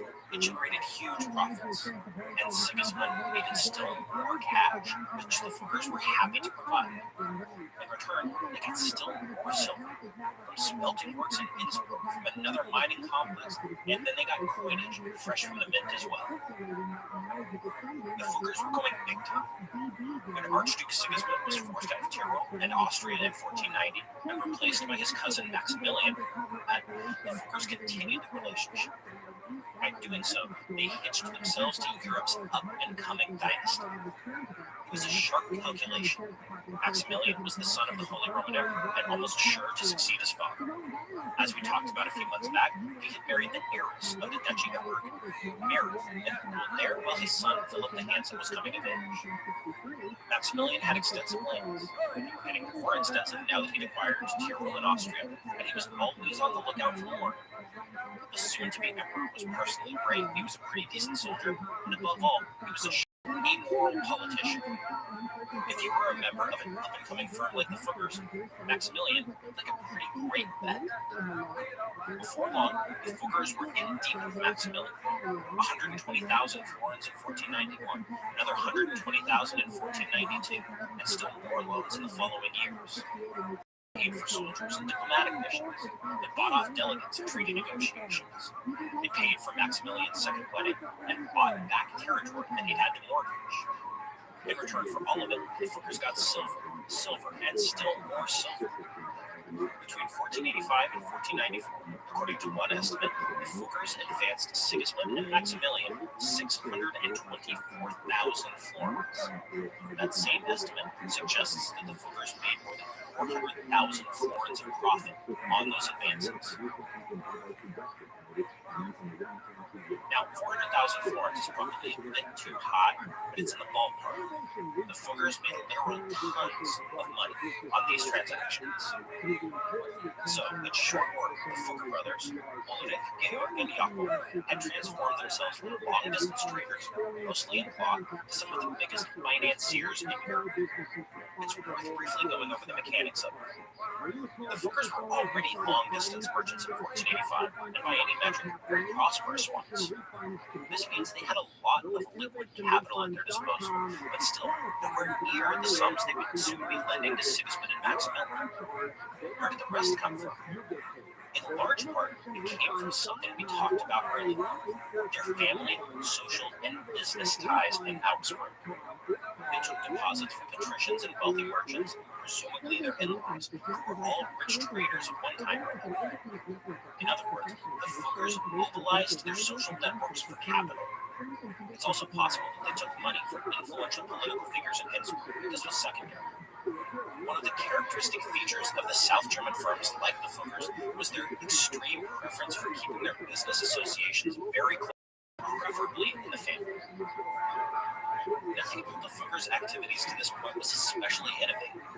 Their in-laws, the Whiting family of merchants, had made loans to Archduke Sigismund way back in the 1450s, again secured by silver.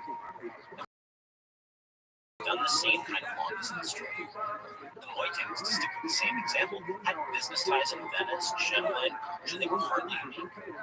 There was nothing particularly complex about the structure of the Fookers firm or their accounting practices. In fact, the Fookers probably didn't even use good elementary bookkeeping. But two things made the Fookers stand out. First, they, or maybe just Jakob, an emerging genius as a businessman, understood the broader context and really grasped the big picture. I mentioned the mining boom in Tyrol a little while ago. This meant that there was much firmer security to make much larger loans to whoever, Sigismund or Maximilian, owned those silver mines. It was just a much safer bet. The Fookers understood the intricacies of the European metal market. As long as the silver kept flowing, so too would their profits. The second thing that made the Fookers stand out was tied to the first, an understanding of scale. As long as they could raise the necessary capital, there was no fundamental difference in the size of the loans they were making or the amount of silver they were taking in. All they needed was the willingness to take the risk and manage the increasing size of the enterprise. The Fooker brothers, led by Jakob, were more than ready to make that bet. It paid off. Have you been hiding your smile this summer? If you've been wanting a straighter smile, it's time to give Bite a try. Bite offers clear teeth aligners without the high cost of braces or endless trips to the dentist. With Bite, you'll be able to transform your smile from the comfort of your home. Their clear aligners are doctor-directed and delivered straight to your doorstep. All you need to do is take an impression mold off your mouth, preview your 3D smile, and order your all-day or at-night aligners. It's truly that simple. They even accept insurance and HSA FSA dollars. Sun's out, smiles out. Get started on your smile journey this summer by visiting Bite.com and use code WONDERY at checkout to get your add-on impression kit for only $14.95. That's BYTE.com, code WONDERY.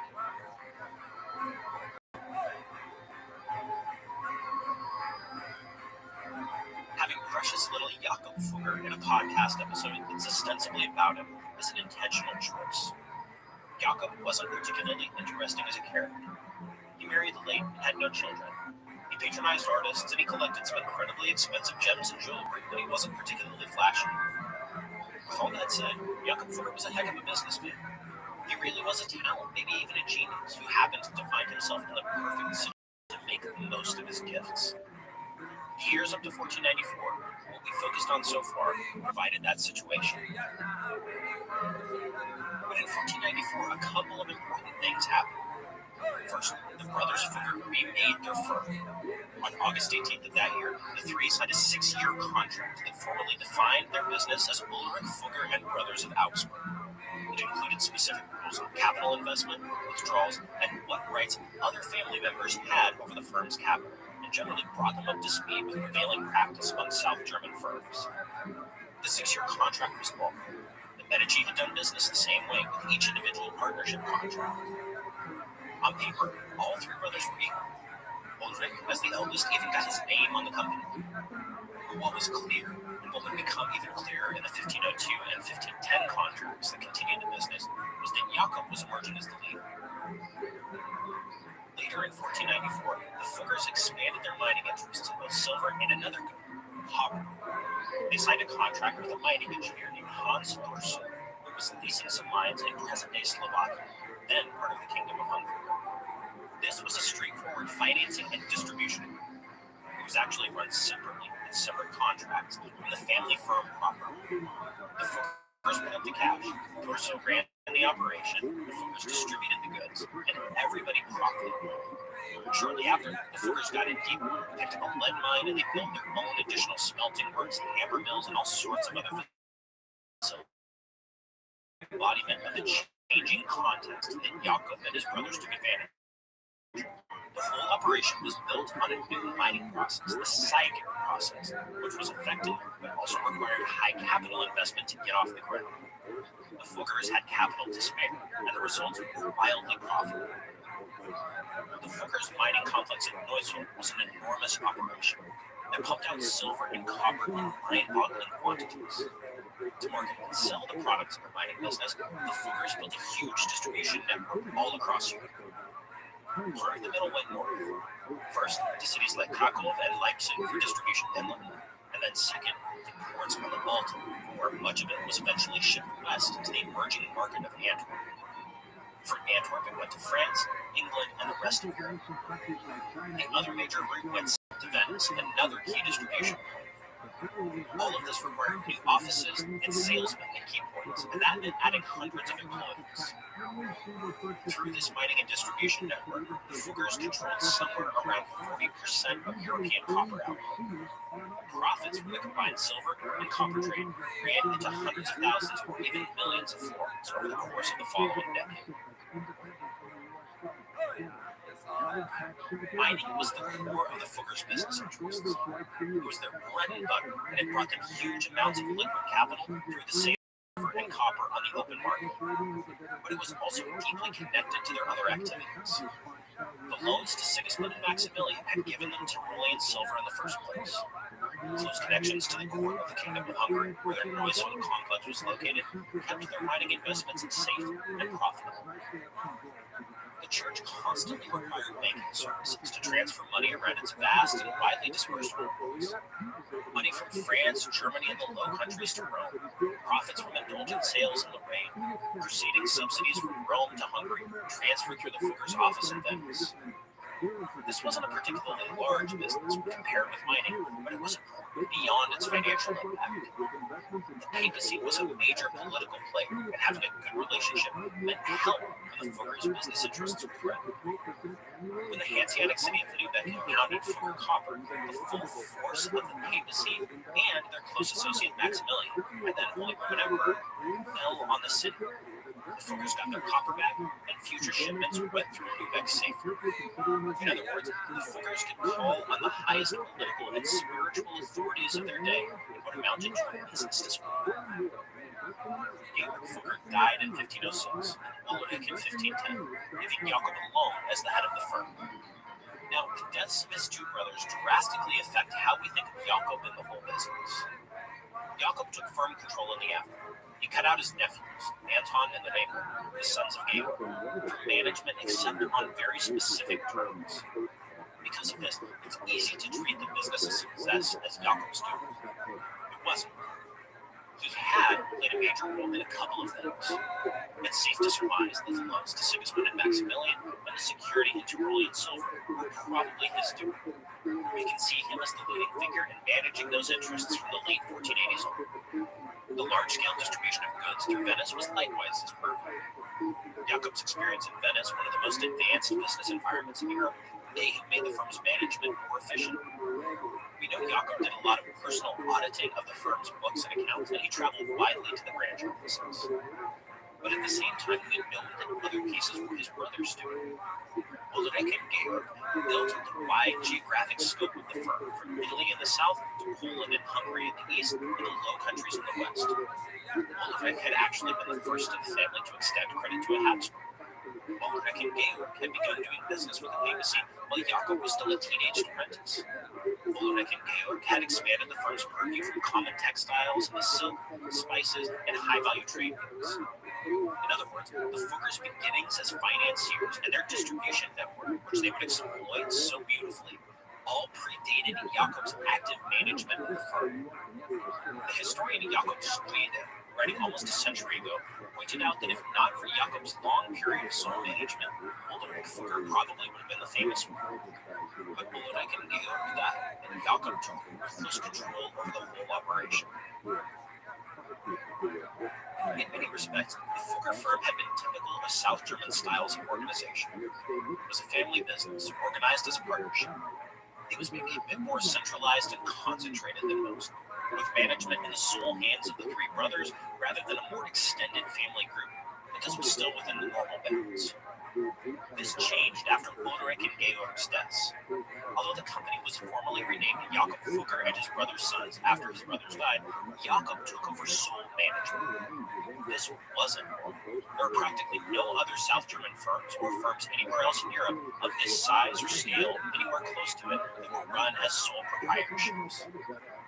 The period of Jakob's sole control was a time of meteoric growth for the firm. Its assets increased 10 times from 1510 to 1525.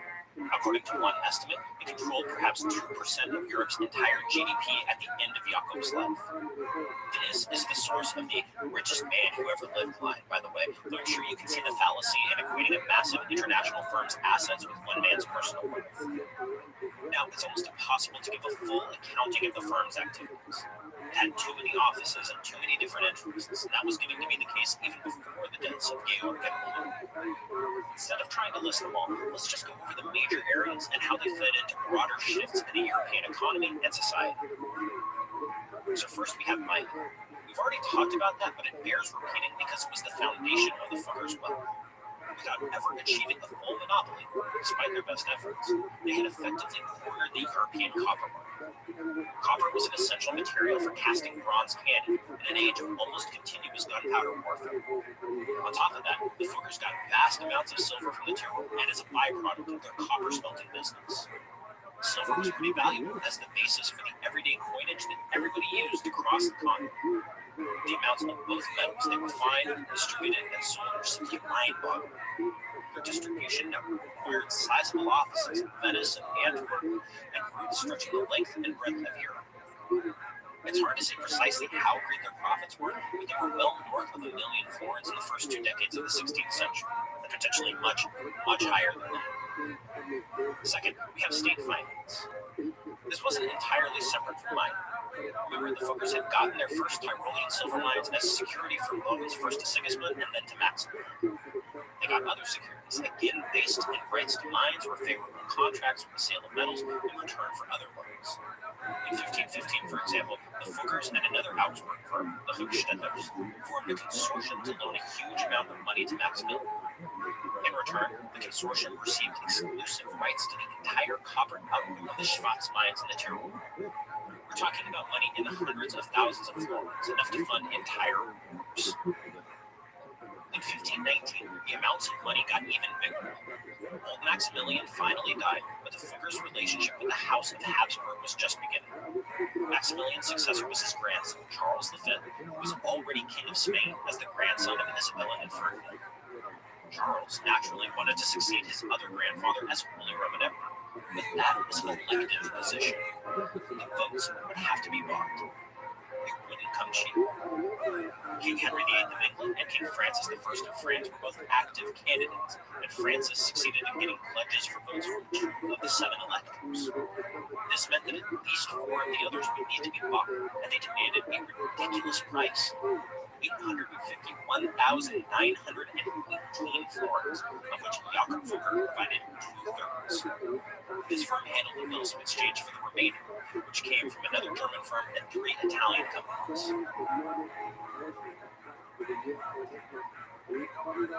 This act made Jakob Fugger famous, almost single-handedly financing the election of the most powerful political figure of the 16th century. In return, Jakob once again received huge mining concessions in the form of direct ownership of mining and smelting operations in the Tyrol. This was good, solid security for more than 600,000 florins of outstanding loan, an absolutely staggering sum. The relationship with the Habsburgs continued for decades on after this war, to the point where Jakob's nephew and successor Anton was even more tightly bound to them both politically and financially. Some historians have called Anton the quote-unquote factor, as if he were a specialist provider of services to the Habsburgs. That's not entirely wrong. Now, third, on top of state finance, we have banking more generally. It's common to call the fuckers a banking house, but that was only a minor part of what they actually did, especially when compared with the Medici operation that we looked at last week. The fuckers took deposits, sure, but those deposits were mostly from close associates or key political figures, like court officials or cardinals of the church. In that sense, deposits were more a means of raising capital from trusted folks, or a concierge service for the influential, than the actual basis of the firm's activities. With that said, the tools of banking were essential to what the fucker firm actually did. Remember, we're talking about handling and moving enormous amounts of money. Profits from sales of copper in Antwerp or Venice, investments in the India trade in Lisbon, debits on purchases of silver in the Tyrol, payments for shipping services and road maintenance in the Alps, transfers of money to pay Habsburg mercenaries in northern Italy or the Rhineland, letters of credit for diplomats in Paris or Naples, pooling and transferring the profits from the sale of indulgences in Saxony, that incident that set off Martin Luther. All of these things required banking services, like drawing up letters of credit, bills of exchange, and making book transfers, where money went from account to account, the stroke of a pen, and no physical currency. played the money markets. They made loans and changed currency at favorable rates, and when necessary, they took out short-term loans to get liquid capital. Even a firm as rich as Jakob Fugger's didn't always have the capital on hand to meet the voracious needs of the Habsburgs. Short-term borrowing and repayment was a basic part of what the firm did. That too required deep involvement in banking. Finally, the Fuggers were merchants. This is something we talked about at length last week, but it bears repeating. Scratch a banker and you'll find a merchant, and vice versa. The Fuggers specialized in the metal trade. That was still trade, albeit on an enormous scale and geographic scope that required a massive organization. Branch offices, employees, trusted associates, reliable and influential political contacts, easy ways of moving money over long distances, access to short-term credit, and so on. In other words, the Fuggers had a network that stretched all over Europe. That network was specially tuned for the metal trade and state finance, but it could be, and was, used for a vast array of other things. If they wanted to speculate on the spices imported by the Portuguese from India, they could do that. If they wanted to invest in a Spanish expedition to the Moluccas clear beyond India, they could do that too. If they wanted to turn a profit on luxury clocks, they could do that. The pieces were always in place. With all of this in mind, let's finish up by understanding the effect of the rise of the German bankers. After all, the Fuggers were far from the only South German firm to leap onto the European scene around 1500. The same conditions that Jakob Fugger and his brothers exploited were fertile ground for many others as well. The Welsers and the Hochstädters were other Augsburg families that became fabulously wealthy in this period on the same basis as the Fuggers. Mining, state finance, banking, long-distance trade. They too were spread out all across Europe. One historian even calls the new system that emerged after about 1500 banking without bankers, simply because the South German firms were so diversified. Their attitude toward capital and business in general was a bit different than their Italian firms. They were a bit more grounded, a bit keener on pure profit, always looking for guaranteed returns on investment, particularly in mining and the farming of state revenues. In other words, to put it bluntly, they were a little more ruthlessly capitalistic. Now, it's easy to overstate this and make the Germans the forerunners of modern industrial capitalism. This wasn't the case. They were really concerned with family honor and social standing, not just the ultra-rational pursuit of profits. But the pursuit of ever greater profits was actually built into those conceptions of family honor and social standing in inseparable ways for the Germans. There were major long-term effects to the rise of the South Germans. First and foremost was the mining, and the influx of capital from firms like the Fuggers that made that move possible, since the new techniques of mining all required tons of money to get up and going. The huge amounts of silver flowing into European pockets was the beginning of what's called the price revolution, a long-term process of monetary inflation that remade the European economy from top to bottom. Silver from the New World eventually became the biggest contributing factor to the price revolution, but it all began with the silver mines of the Tyrol and elsewhere from South German investment capital. The price revolution touched every European, from the humblest peasant to the highest king, and it all began with the Fuggers and their investments. Second, the basic geography of European commerce and finance shifted. Bruges had been the major money market of medieval Europe, the cradle of capitalism, according to one economic historian, but it fell hard at the end of the 15th century. Its fall was closely associated with the decline of the Italian firms like the Medici. Now Antwerp, another city in the Low Countries, replaced Bruges as the major money market after 1500. The Germans were already established in Antwerp because of the city's importance to their long-distance cloth trade through the North Sea. It was no trouble at all for the Germans to convert their commercial network into a financial one. The Fuggers turned Antwerp into the major distribution point for their copper and did business in loans and credit there as well. The rise of Antwerp is the single most important event in the financial history of the 16th century. Its money market was far more sophisticated and did much larger business than Bruges ever had. The Germans were established in Antwerp from the beginning and exploited that position. It wasn't just Antwerp. The Fuggers and the other South German firms showed up in every other emerging market as well, especially Spain. Now, it's not like the Italians weren't Spain. We've seen how Florentines and especially Genoese financed Columbus, and Genoese bankers would become key to Spanish state financing in the 16th century. But the South Germans established themselves strongly from an early date, and the Fugger firm was Charles V's most important creditor. As a result, they had huge interest in Spanish estates and tax revenues. Other German firms, not so much the Fuggers, were active in the brand new overseas markets. This meant a presence in Lisbon, and then Antwerp again, where the Portuguese spice trade moved there. The third and final long-term effect of the rise of the German bankers was political. They directly enabled the quote-unquote rise of the state we spent so much time talking about, because they paid for so much of what states wanted to do, namely making war. Maximilian and Charles V fought constantly. Fighting was expensive, and the South Germans were willing to pay for it in the short term in return for long-term securities. Even if they were mostly lending to the Habsburgs, the other rulers of the age were forced to take out loans and develop their financial systems to keep up. This was the beginning of a new age of warfare and state building. Every time an army of mercenaries looted and burned some poor village or sacked a city, every time the cannons boomed and walls crumbled, we can thank some Augsburg cloth merchants who decided to branch out. If we want to get specific, we can thank Jakob Fugger.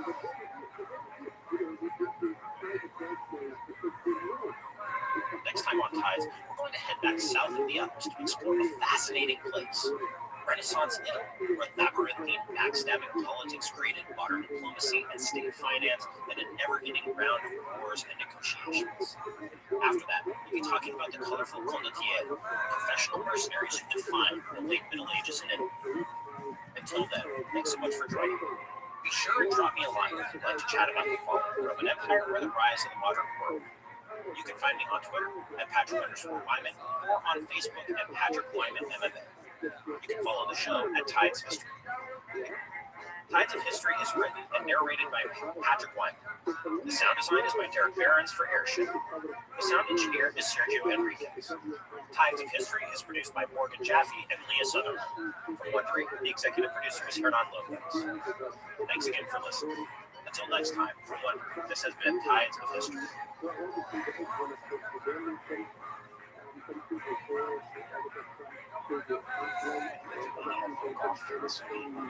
wanted revenge. Their basketball team had led the USSR to gold medal. And now, ahead of the 1992 Olympics, they finally had the chance to win for their country. It was very obvious that they had recently gained their independence, that it was fragile. It was fragile. This is the story of a long, strange trip, and how a tie-dye team named the Grateful Dead had a hand in empowering the winning basketball team to stand up for the country's independence. It symbolizes coming out of the ashes of the Soviet Union. Freedom over oppression. And journalists around the globe.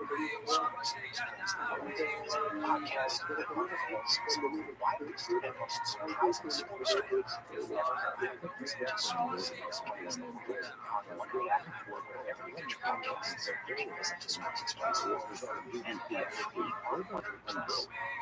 Hey, Prime members, you can listen to Tides of History ad-free on Amazon Music. Download the app today.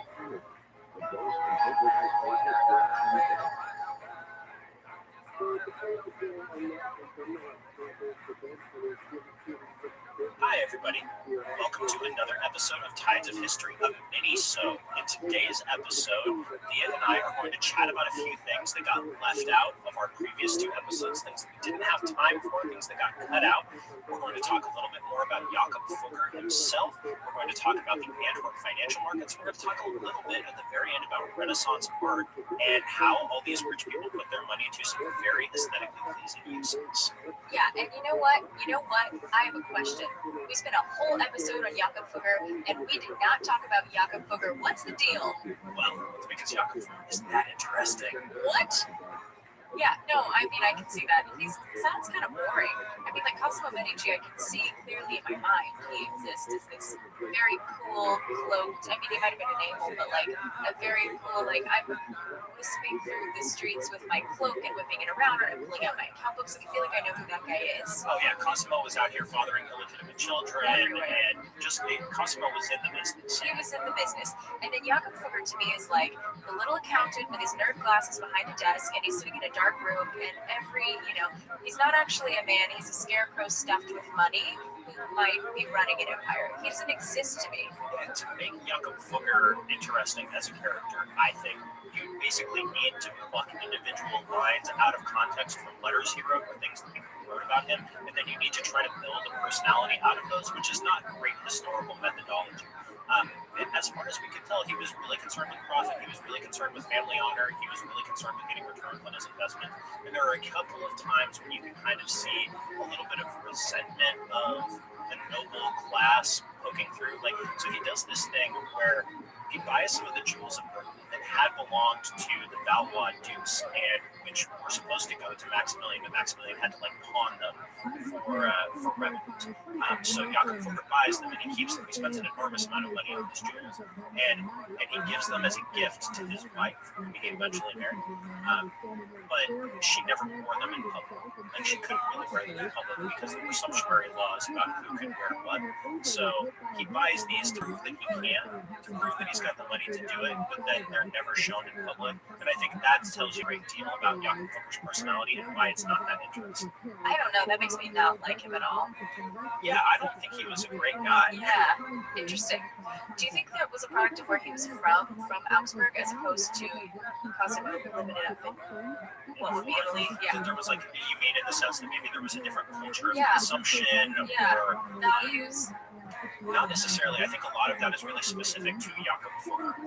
This isn't something that we had a lot of chance to go into in the episode because it was getting too long. But what made Jakob stand out from his contemporaries was the way that he ran the firm after his brother's death. Right. So he takes sole control of probably the largest commercial firm in Europe and runs it basically himself, with, as time goes on, a little help from his nephew Anton, who's the one who eventually takes the firm over.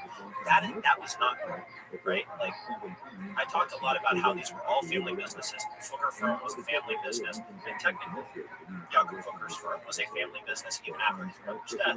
But it was not normal for a single person to run those. You had more effectively partnerships on a revolving contractual basis. Every 4 years, every 6 years, every 10 years, you have to sign a partnership contract, and those generally made provision for management by multiple people. Multiple people would have insight, influence in the running of the business. The Fuggers were already unusually centralized with just 3 brothers running things. Other firms like the Hochsteters and the Melsers, which were other Augsburg firms, had a lot more people involved. They had brothers-in-law, cousins, and nephews, and they had a lot of people who got into this. People who married into the family who were involved in the running of the firm in a way that they weren't with the Fuggers. Now, that's not to say that this was necessarily the greatest thing. There were plenty of businesses that were not nearly as centralized that did very, very well. But it is one of the things that probably tells you a lot about Jakob Fugger, control freak. Yeah. Which it's not a fascinating personality characteristic that just makes him kind of a megalomaniac, And it's not like it didn't work. The Fugger firm's assets got larger and larger and larger and larger over the course of his life. But it is the kind of thing that makes it hard to pin him as the main character of an episode, because those aren't personality traits in the same way that Cosimo's ultra cool control, or the way that people sought him out for advice.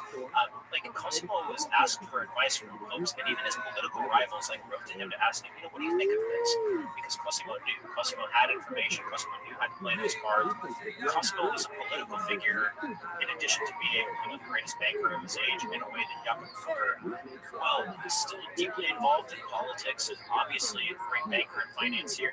He just he wasn't popular or well-liked or interested or interesting in the same way. I don't know. No, I agree with that. I think in terms of just kind of casual legacy of these things, the name Medici, I feel goes a lot further than Fugger. So we know what Cosimo's legacy was. What was Jakob Fugger's legacy? Not the same. Jakob Fugger's firm passed to his nephew Anton, who, if anything, grew it even further. Its assets got bigger and bigger and bigger, but that also led to further alignment with the Habsburgs, which eventually backfired because eventually the Habsburgs defaulted on their loans. And Anton, by the end of his life, he died at about 60-something when he died, and he'd been running the firm, again, pretty much on his own for decades. At that point, Anton was pretty worn out by everything, and he was trying to wind down the firm's activities. If anything, he was trying to liquidate it, get its assets out, and just pass them on as inheritances to the rest of the family that existed at that point. And the Fookers existed for a long time. Their firm continued to exist for a long time, never on that scale again. But it's interesting. There's a book called The Fookers of Augsburg that I referenced in the episode, and it spends about half of its length on what the Fookers did after that. And they got into all sorts of things. They got into the church, soldiers, nobility, they owned large estates. The Fookers were around, and I think there are still Fookers around today. So they did have a dynasty, but they weren't Grand Dukes of Tuscany. You know what I mean? In the way that the Medici there, the Fookers never dominated Augsburg the way that the Medici dominated Florence, and it's not even clear that they would have wanted to. And that actually is kind of a contextual difference between Germany and Italy, is the nature of political power there was quite different. The German cities like Augsburg were not city-states, or at least in South Germany were not city-states. They were imperial cities. They were part of the Holy Roman Empire. Their merchant families, their patrician families, did not battle it out for sole control to establish a dynasty to rule the city in the same way as happened and with Florence. Patrick, you mentioned Antwerp in this episode. Why does Antwerp matter? So Antwerp matters because it is the most important financial center for about the first 70 years of the 16th century. And even more than Bruges, Bruges had been the major financial center of Northern Europe as a whole, kind of as a clearinghouse between different regional financial networks. Bruges had filled that role from about 1300 until about 1470 or 1480 or so. Antwerp replaced it, but the scale of Antwerp's business was so much bigger and so much more sophisticated than Bruges had ever been. To the extent that a lot of the techniques, a lot of the kind of our understanding of finance is something central to the European economy as a whole, that started more in Antwerp than it ever did in Bruges. Like Bruges was a place where trade routes met, where, like I said, it was a clearinghouse for commercial paper and currency exchange. Antwerp did all that, but way, way more so. And eventually, the torch of kind of finance shifts to Amsterdam and then to London. But the age where finance really, really, really matters, where it becomes key to the functioning of the European economy as a whole, I think begins in Antwerp. And that shift starts with the South German firms and with the Fookers at the beginning of the 16th century, because they saw an advantage there, and the Italians were kind of slow to catch up with that. The Italians were really attached to Bruges. There are various theories about why that was. Maybe it was just force of habit. Maybe they just couldn't quite see the changing business the way the South Germans did. But the South Germans got an early toehold in Antwerp, and they never gave it up. It was kind of dominated by South German financial firms for quite some time. What are the other institutions in place in Antwerp that allow it to blossom in this way? Antwerp was much more accessible as a seaport and usable as a seaport. So Bruges had a channel that Bruges was in, but it had a channel to the sea, and it had the port of Sluis, which we've seen a few times on the show. Yeah, Bruges had that outlet, but it was not a port per se. Antwerp was a port. Antwerp also becomes the center of provincial administration as part of the Habsburg Low Countries. So you have a need for state finance right there. Like Bruges had been used as a center of finance by the Valois dukes, but not nearly to the extent or with the needs that the Habsburgs had in Antwerp. So there's kind of this mutually reinforcing process where the Habsburgs need more and more and more money, and especially too when the Habsburgs start fighting the Dutch revolt, starting in the late 1560s and into the 1570s. You need the services of financiers all the time to run those wars and do the other things that the Habsburgs wanted to do. And so Antwerp kind of evolves hand in hand to meet those needs. But it's also, it's right there on the North Sea. You've got the English wool trade, which is a huge deal. You've got the wool trade coming up from Spain, which is an increasingly large deal over the course of the 16th century. It becomes the distribution point for Portuguese spices from India. That moves very early on. That too plays a big role in why Antwerp becomes such a big money market. Basically, the Portuguese realize that they can't do their spice business from Lisbon, that it's just not the right place to do it, because that's not where the consumers are. The consumers are largely in the north, and Antwerp is a much better distribution point. And also, considering the amounts they were dealing in, the Antwerp financial market, even the one that existed very early on in the first decade of the 16th century, could deal in the amounts of money and transfer the amounts of money necessary to make large-scale purchases of those spices. So Antwerp just happens to be the right place at the right time to develop this enormous financial market, whose functions eventually mostly shift north Amsterdam. It's actually a really sad story. So Antwerp is really important well up into the 1570s, and then in the midst of the Dutch revolt, as the kind of northern provinces of the Low Countries revolt eventually become the Netherlands, Antwerp is sacked by Spanish troops and subjected to just a horrible sack, and there's lots of killing and torture and lots of money stolen, and Antwerp never recovers. At that point, most of the financial services shift north to Amsterdam, which then becomes the beating heart of the early modern economy into the 17th century. R.I.P. Antwerp. R.I.P. Antwerp. But I guess good job. A lot of time talking about a lot of really rich people, and I know that rich people love expensive art. So, were they buying art? Were they patronizing? They were. So that's a really interesting sideline. It's something I mentioned in the Medici episode briefly, but the Medici patronized some of the greatest art of this whole period. I mean, we can thank the Medici's free spending and open pockets for some really incredible art, like Donatello's David, not the famous Michelangelo David, but the other one, the real kind of weirdly erotic one. That was paid for by the Medici. A whole bunch of the most recognizable pieces of the Florentine Renaissance were directly paid for by the Medici. Like, you know, that great painting of Venus with the seashore, that's paid for by the Medici. The finishing touches on the Great Duomo of Florence, paid for by the Medici. Jakob Fugger, also a patron of artists. We have some great portraits of him. I think we have a great Jakob Fugger portrait by Albrecht Dürer, who is my favorite artist of the German Renaissance. But prior to that, going back, we've talked about the kind of the Low Countries. We talked about Bruges, like the Northern Renaissance begins in the Low Countries, patronized by the really rich people in the Burgundian Netherlands. Something we talked about a few weeks ago, like the Van Eycks. That was all connected to the Burgundian court, and the wealth was pouring out of places like Bruges and then eventually Antwerp too. There's always a really tight connection between money, especially the kind of liquid capital that comes out of this kind of finance, the long distance trade, and the patronage of art. Yeah, so those were kind of the stray things that I wanted to go over and talk about from our discussions of finance, things that we didn't really get to. In the future, if you've got things that you're curious about, if there are things that we didn't get to that you thought were really cool or important, if you have a question, by all means, hit us up. Maybe your question could show up in one of these mini-sodes, if it's good enough, my friends. We will judge harshly. Very harshly. That's how we do things here. We are perfectionists on Tides of History. Patrick records with no less than 3 whittled steaks at any given time. 3 whittled, are you implying that, like, I'm... It's harsh, man. It's harsh. I don't know. You can do what you gotta do to protect yourself. This is hot content. This is real hot content. On that note, thank you very much, Lynn. Thank you, Patrick. Be sure to drop me a line if you'd like to chat about the fall of the Roman Empire or the rise of the modern world. You can find me on Twitter at Patrick_Wyman or on Facebook at Patrick Wyman MMA. You can follow the show and send us your questions at Tides History. Tides of History is written and narrated by me, Patrick Wyman. The sound engineer is Sergio Enriquez. Tides of History is produced by Leah Sutherland. From Wondery, the executive producer is Hernan Lopez. Thanks again for listening. Until next time, this has been Tides of History.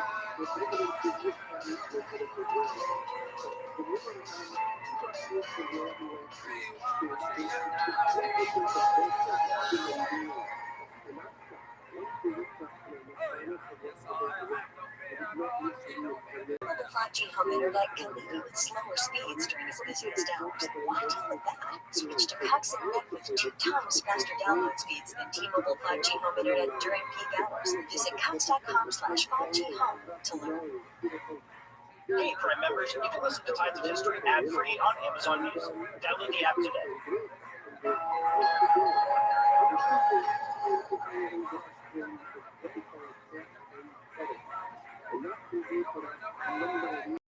Hi, everybody. Welcome to a classic episode of Tides of History. This is a re-release of an episode we originally put out all the way back in January of 2018. That means we recorded it way back in December of 2017. That feels like forever ago over the lifespan of this show. So for the next couple of months, we're going to be moving to Italy. We're going to be spending a lot of time in Renaissance Italy. We're going to talk about the politics of the Italian peninsula.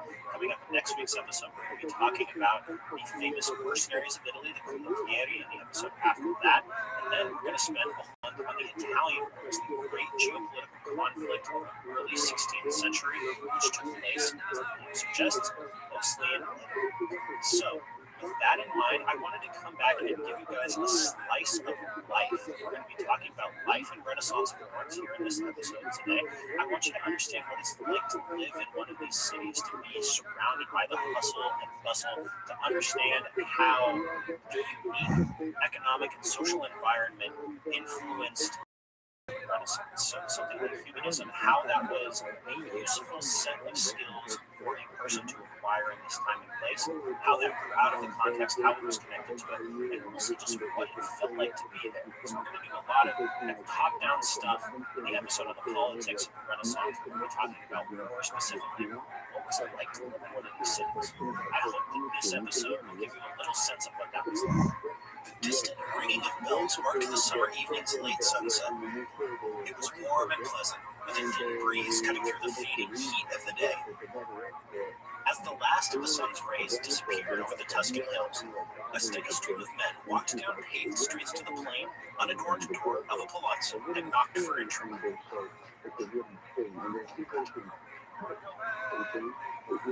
As they entered the palazzo, the men took in their luxurious surroundings at odds with the building's plain exterior. The walls were covered with vivid paintings. They showed a variety of scenes. Most of them had religious themes, showing Jesus and the apostles, or the journey of the Magi, or a scene from the life of a saint. Others were based on classical mythology. A great statue of freestanding marble of a man sat in an open garden. All of the works of art looked natural, three-dimensional. They were all recent. The collection of men sat down at a table in a dining room where fine food and wine flowed.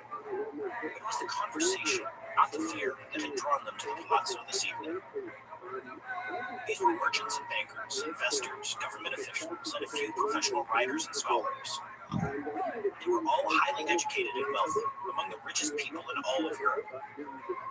Although these social connections wouldn't harm their money-making enterprises, they weren't here to discuss business. Instead, they had come to talk about their deep, shared passion for classical antiquity. Discussions of Cicero's orations, Livy's histories, Horace's poetry, and of the arts of writing and rhetoric dominated the evening.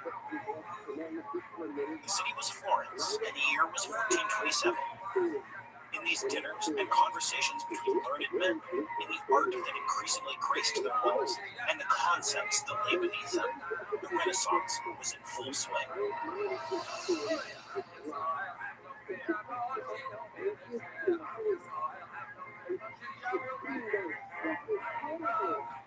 The Renaissance, the set of cultural changes that took root in Italy between about 1300 and 1600, deeply shaped the world that followed.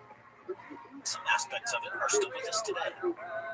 From perspective in art to a sense of historical time, to ideas about citizenship and the relationship of government to its people, we're still living in the world the Renaissance created. Last week, we looked at the Renaissance in broad strokes.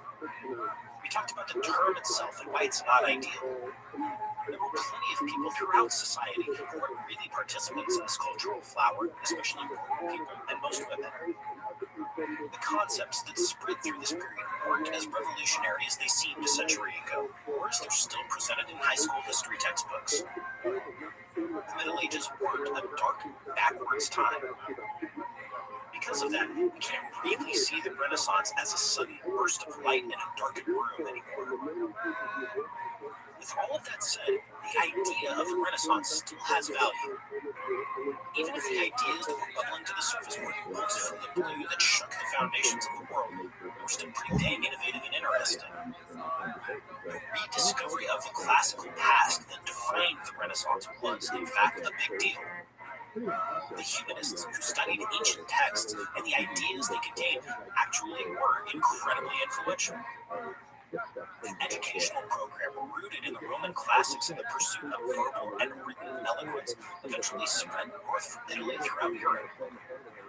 By the end of the 16th century, the Renaissance had become part of Europe's common cultural background. In important ways, it provided the framework for the scientific revolution and the modern age that followed.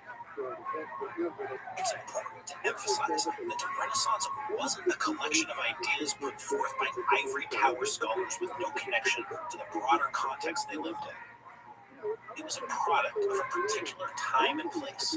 The wealthy, highly urbanized world of central and northern Italy in the 14th and 15th centuries. Today, we're going to dig deeper into that world. We're going to try to understand how regular folks experienced it. More specifically, we're going to focus on Florence in the first half of the 15th century. It was one of the wealthiest places in Europe, one of the major epicenters of the Renaissance.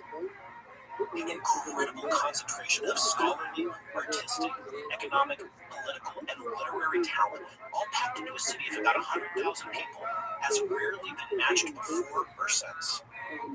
We'll follow two people through this world. Their composite characters gathered from a variety of people who lived around this time, a father and a son. We'll call the father Leonardo Landino and his son Giovanni. Our new friends Leonardo and Giovanni aren't members of the city's Popolo Grosso, the elite of bankers and merchants who dominate its politics and economy. They definitely aren't members of the extended Medici family who are beginning to dominate the city's politics. No, our friends Leonardo and Giovanni aren't among Florence's power brokers. They're regular people in the city's landscape, clerks and officials of the city's many prosperous merchant bankers. In this capacity, Leonardo and Giovanni keep the account books. They write the correspondence that connects their merchant employers to their far-flung network of contacts in other Italian cities and abroad. Through Leonardo and Giovanni, we'll come to understand how the uniquely wealthy urban circumstances of cities like Florence created the conditions for the Renaissance.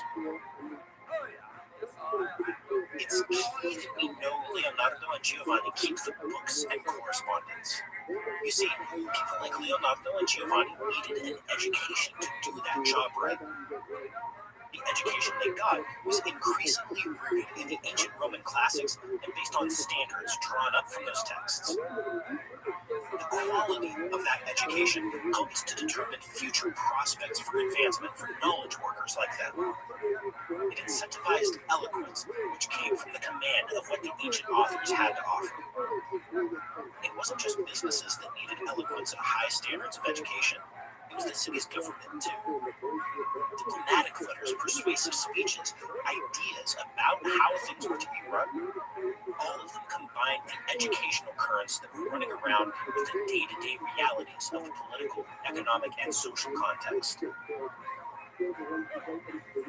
Through Leonardo and Giovanni, we see how the city's economic basis bled outwards into educational standards and helped to create a whole world of scholarship and learning beyond the practical necessities of working life. Those economic circumstances also created the wealth that allowed for the uniquely intense production of art that we see in Florence at this time.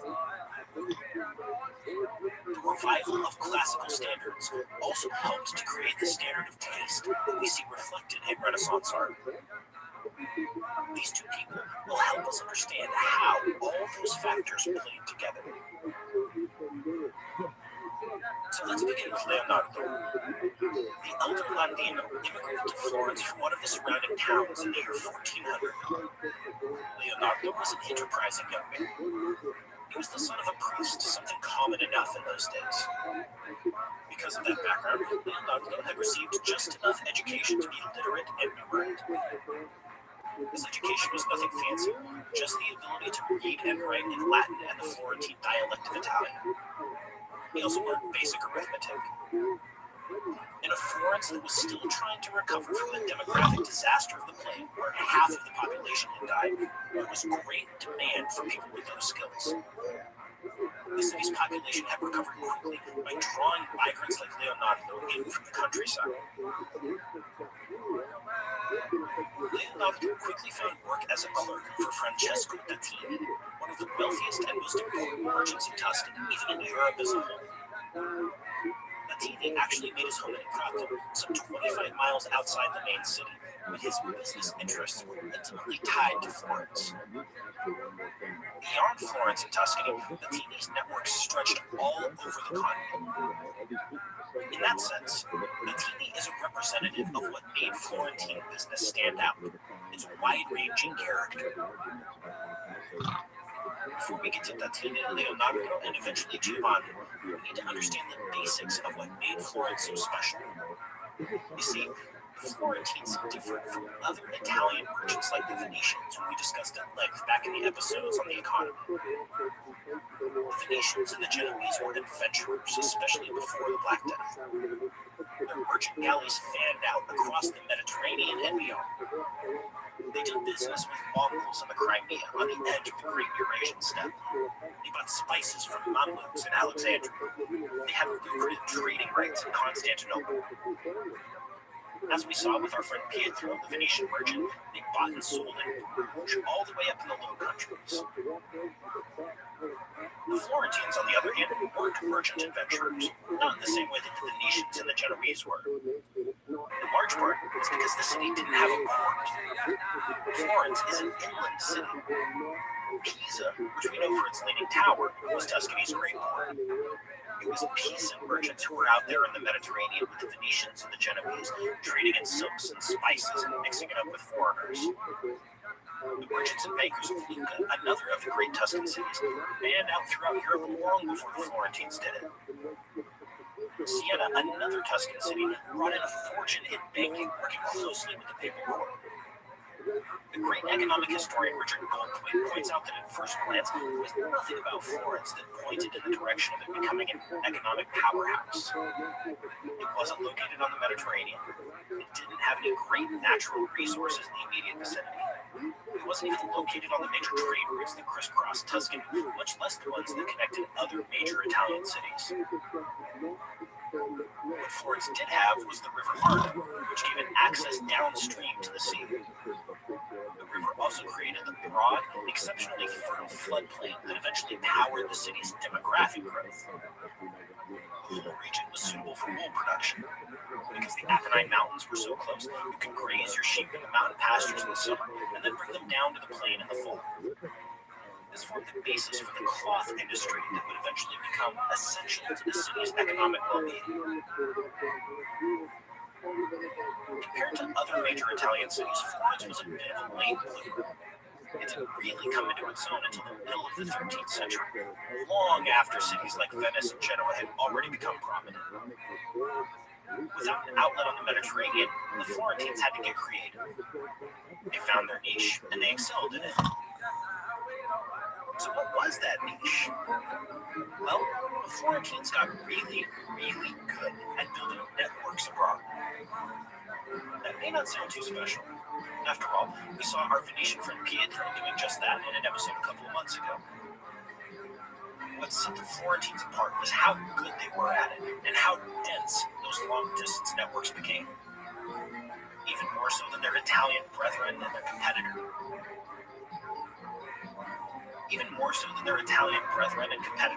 The Florentines were everywhere. Goldthwait suggests that the sheer size and demographic growth of the city was a driver in this process. There were simply more Florentines to go around.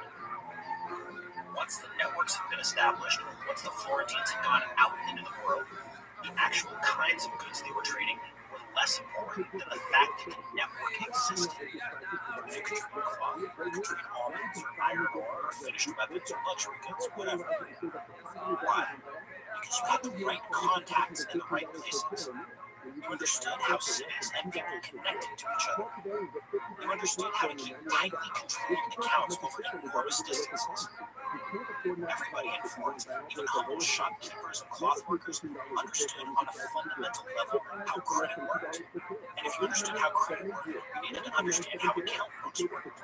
The rich and famous long-distance merchants were simply better at it, but they built on a level of knowledge that was common in Florence to begin with. Eventually, and naturally, the Florentines came to specialize in international banking. Banking relied on the existence of this extensive network and the already sophisticated accounting tools the Florentines developed.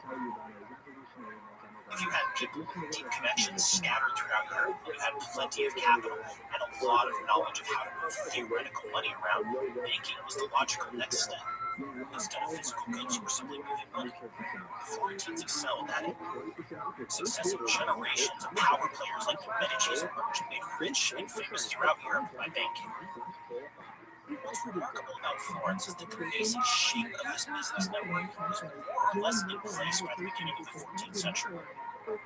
It extended throughout Italy, with expatriates in Genoa, Venice, Naples, Rome, and Sicily. There were Florentines in Cyprus, Rhodes, and Constantinople. The papal court in Avignon was full of Florentine bankers and merchants.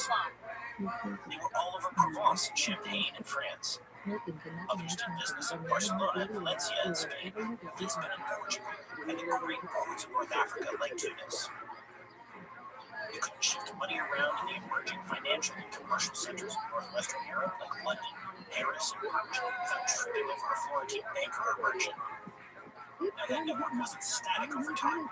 Its key points and the volume and kind of business shifted from place to place and time to time. Opportunities, markets, and dynamics changed. The network changed with them. One constant was how good the Florentines were at managing and activating their network to respond to those changes. Their accounting practices were top-notch. They were cutting-edge managers who kept a close watch on their finances and activities. Nobody understood how to spread out risk and minimize losses better than the Florentines. This brings us back to the merchant banker Francesco Latini and his new employee, our friend Leonardo Latini. By the time Leonardo went to work for Latini in 1400, Latini was in his mid-60s. He'd been prominent in the business circles of Tuscany for decades. Latini had been orphaned by the Black Death around 1350 and moved to Avignon in France, where the papal court was then located. It was in Avignon that he started his first business. This grew into a very profitable enterprise, trading everything from armor plate to devotional paintings to ostrich feathers. Latini moved back to Tuscany in 1382, resettled in his hometown of Prato near Florence. Over the next decade, Latini invested in a number of different businesses all over Europe. He started with Prato, Florence, and Pisa, in other words, Tuscany. From there, he opened a business in Genoa, then another in Barcelona. He kept his contacts in Avignon, too. Each of those major business branches had sub-branches extending out through the hinterland of the cities in which they were located. Each of those sub-branches had its own sub-branches, too. So the main Barcelona branch, for example, had sub-branches in Valencia and Mallorca. The Valencia sub-branch reached into Castile and into southern Spain and Portugal, doing business in Cadiz, Seville, and Lisbon. You'll notice I didn't specify what types of businesses Latini invested in or opened. That's because the wide-ranging network was the heart of Latini's business, not any particular commodity. According to the economic historians James Murray and Edwin Hunt, Latini worked in practically everything. Retail and wholesale, domestic and international, staples and luxuries, manufacturing, finance. If it could be traded or exchanged, Latini was in there. The sheer scale of Latini's business is hard to reckon with. It almost beggars belief. We can get some sense of it through the size of the archives he left behind. 573 account books and 497 files of correspondence, which contain 125,549 business letters and 27,099 papers and assorted letters. This brings us back around to our friend Leonardo Latini. An army of educated clerks and officials like Leonardo kept all of those account books and wrote all of those letters. What's even wilder to wrap our heads around is that Latini wasn't unique in this field.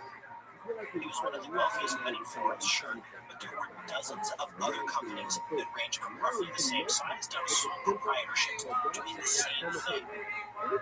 Each and every one of those companies needed people with an education, even if it was only a basic one, to staff them. This is the key to understanding both why Florence was so incredibly rich and why the Renaissance, in all its various forms, took root there.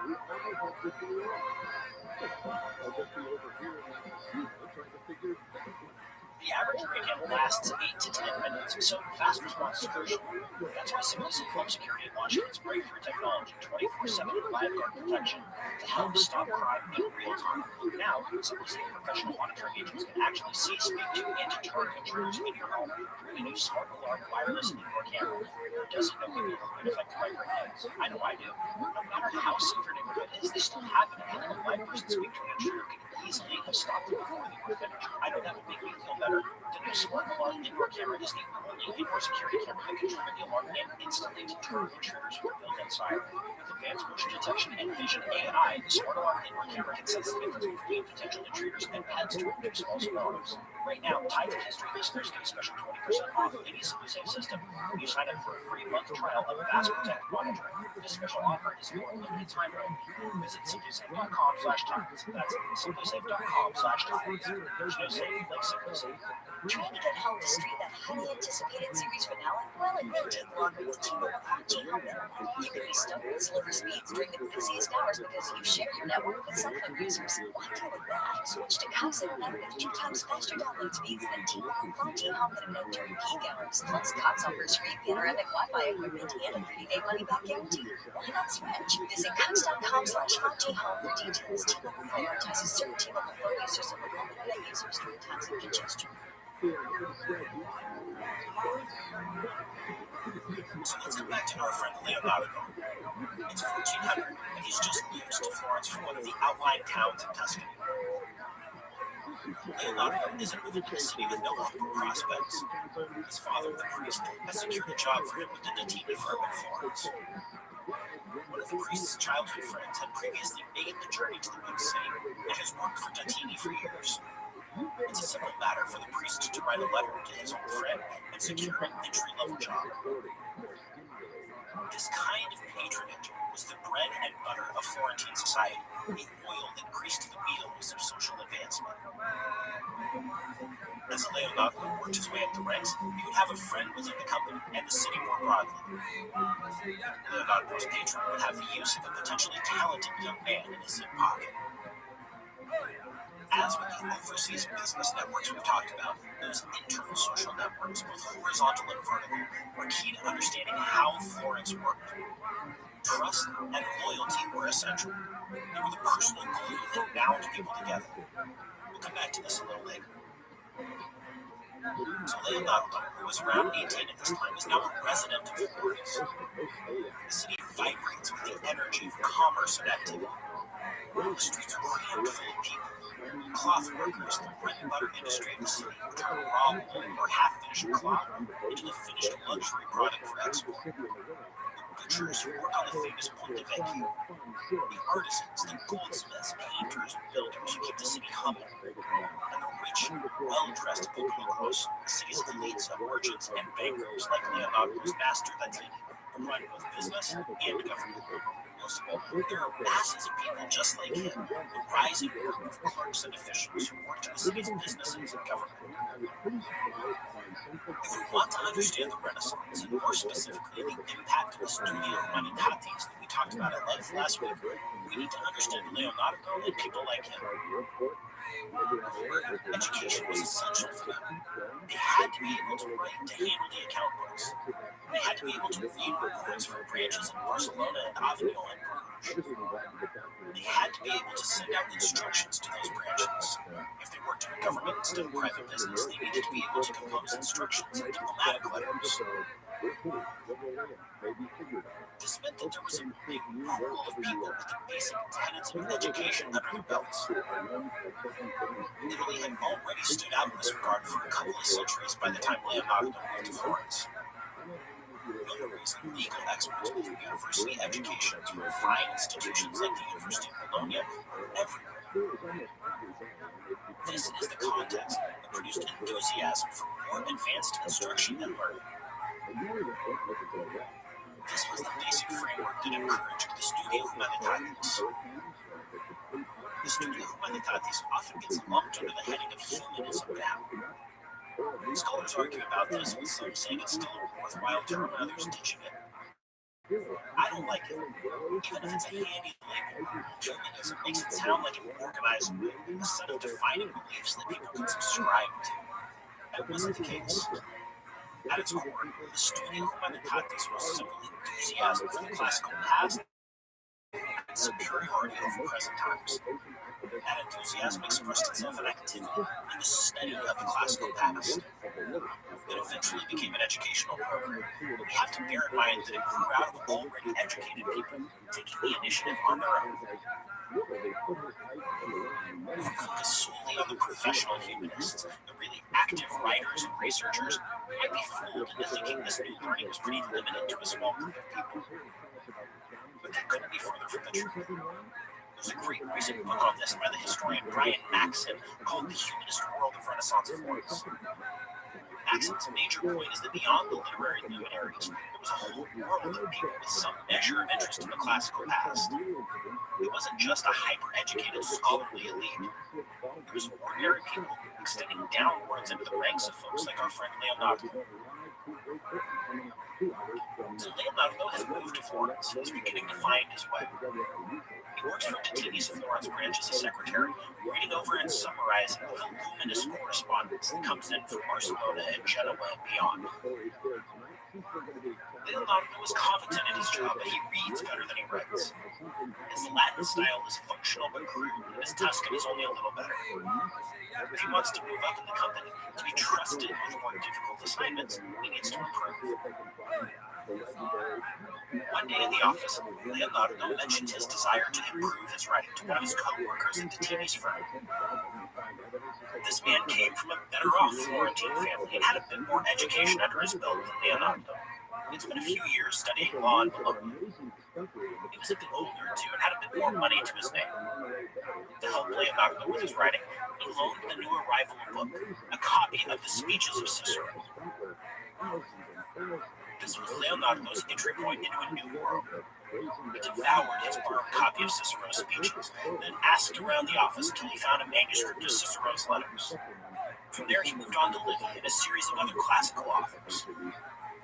Using some of the newly cheap paper that was flooding the city, Leonardo practiced his Latin and Tuscan writing skills. His bookish new friends critique and correct his work, making him pointers on the proper classical construction of sentences and the choice of words. With a better writing style under his belt, Leonardo moves up in the firm. He's handling a portion of the firm's correspondence with its agents in Genoa now. He's facilitating the export of finished cloth from there further on to the north. His style has improved. Most of his work is in Tuscan. Occasionally, he gets to show off his Latin chops. Nobody will confuse him with one of the city's literary talents, but his language is functional. He occasionally incorporates a piece of flair, a classical word that he's proud to show off. More than the practical benefits of his day-to-day work, Leonardo is being drawn into the educated culture of Florence. He doesn't just read his classical texts and stew on them in silence. Instead, he gets together with his friends to discuss them and apply them. The co-workers from the firm who lent him books introduce him to a wider circle of people who share their interest in the classical past. Over strong wine and hearty meals, they talk about writing style, eloquence, and rhetoric.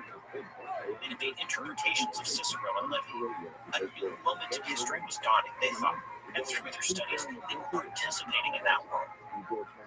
Leonardo worked for Tatini through his 20s. The old, impossibly wealthy merchant finally passed on in 1410, and his companies dissolved with him. This was the way of things in Florence. Very few businesses survived over multiple generations in the way that modern companies do. Florentine businesses were generally sole proprietorships, or more commonly, partnerships formed of a few people. Like modern limited liability corporations, these compagni hoped to shield the assets of their owners and insulate them from risk in the event the business went south. By this point, around 1410, Leonardo was in his late 20s. He's learned a great deal during his time working for Tatini, and he's saved a fair bit of money. But he's out of a job. What would he do next? Leonardo was still unmarried, which was common for Florentine men of that age. He had designs on changing that, though. One of the older, better-off employees at Tatini's firm had a teenage daughter and confidence that Leonardo was a man on the rise. In short order, they arranged the marriage and the price of the girl's dowry. She was given no choice in the matter. By virtue of the age difference, men in their late 20s or 30s and women in their teens, Florentine marriages had a stark power imbalance, much more so than marriages in Northern Europe at the same time. This is something we'll come back to in a couple of months and explore in more depth. With the dowry and his savings, along with the investment of his better-off father-in-law and a couple of other former Dazzini employees, Leonardo started a firm of his own. During his time with Dazzini, Leonardo had specialized in correspondence with agents in the port of Genoa, directing exports of finished luxury cloth from there to dealers in Barcelona, Valencia, Lyon, and beyond.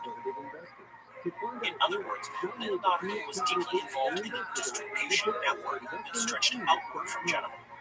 He knew the players, whether they might be interested in other opportunities, and most of all, whether they could be trusted. But Leonardo wasn't interested in trading cloth. The cloth industry was the backbone of Florence's economy, but it had been in a downturn for the past 2 decades. The cloth company of Francesco del Bene, for example, had averaged 7% profits, even in the post-plague years between 1355 and 1370. Those days were gone now. It was harder to get good quality English wool and half-finished cloth, which drove costs up and profits down. If the producers weren't doing well, then the margins were even thinner for potential distributors like Leonardo. By Florentine standards, the industry was struggling. Anywhere else, it would have been prosperous beyond belief, but Florence wasn't anywhere else. There was no reason Leonardo had to use his contacts in Genoa and beyond to trade cloth, though. Instead, he took a page out of Dazzini's early career playbook. What did the warrior nobles of France and Spain need? For what kind of goods would they pay top dollar, or in this case, top florin? Why not weapons and armor? The workshops of northern Italy, especially Milan, produced some of the finest weapons and especially armor in all of Europe. The quality was through the roof, and the city was full of armorers. The fine plate armor we associate with war at the end of the Middle Ages was refined and produced there. The sheer scale of the industry is mind-boggling. When a Milanese army of 6,000 men was disarmed by the victorious Venetians after a battle in 1427, just 2 of Milan's armorers were able to replace the lost weapons and armor for what they already had in stock in 2 days. In a future episode, we'll explore the late medieval arms industry in a little more depth. For now, it's enough to say that the constant warfare throughout this period created a ton of demand for fine weapons and armor. Northern Italy filled that demand nicely, so Leonardo's contacts in Genoa put him in touch with producers in Milan. One short trip of a few weeks' length introduced Leonardo to a few of the city's armorers. Each workshop specialized in a separate product, like helmets, cuirasses, or shoulder pauldrons. Leonardo's agent in the city would put out the contracts for each piece, collect the individual products, assemble them into a full set, and send them along to the agents in Genoa for further distribution. In short order, Leonardo was in business. He was exporting finished suits of armor to recipients in Spain and France. A few of the unfortunate French knights who were killed or captured at the Battle of Agincourt in 1415 had acquired their armor from agents who had initially bought from Leonardo. Business was booming. You can see how the Florentine network functioned here. It wasn't about some particular expertise in a particular kind of product. It wasn't about adventurous merchants seeking out new opportunities in exotic lands. It wasn't about fine adventurers on merchant galleons. Instead, we see Leonardo using the contacts he built up over a decade of work to find a valuable product, coordinate its production, and then distribute it to market. It was all about knowing the right people and especially the right places in which to operate. Tight accounting and constant communication to keep a handle on things. That was the essence of what made Florence so exceptionally wealthy. Bringing in profits from far-flung places on the strength of that network of reliable contacts. With his business thriving, Leonardo had a son now too, a boy named Giovanni. As Leonardo coordinated supply and delivery of first armor and then other goods overseas, Giovanni would grow to adulthood in the thriving city of Florence.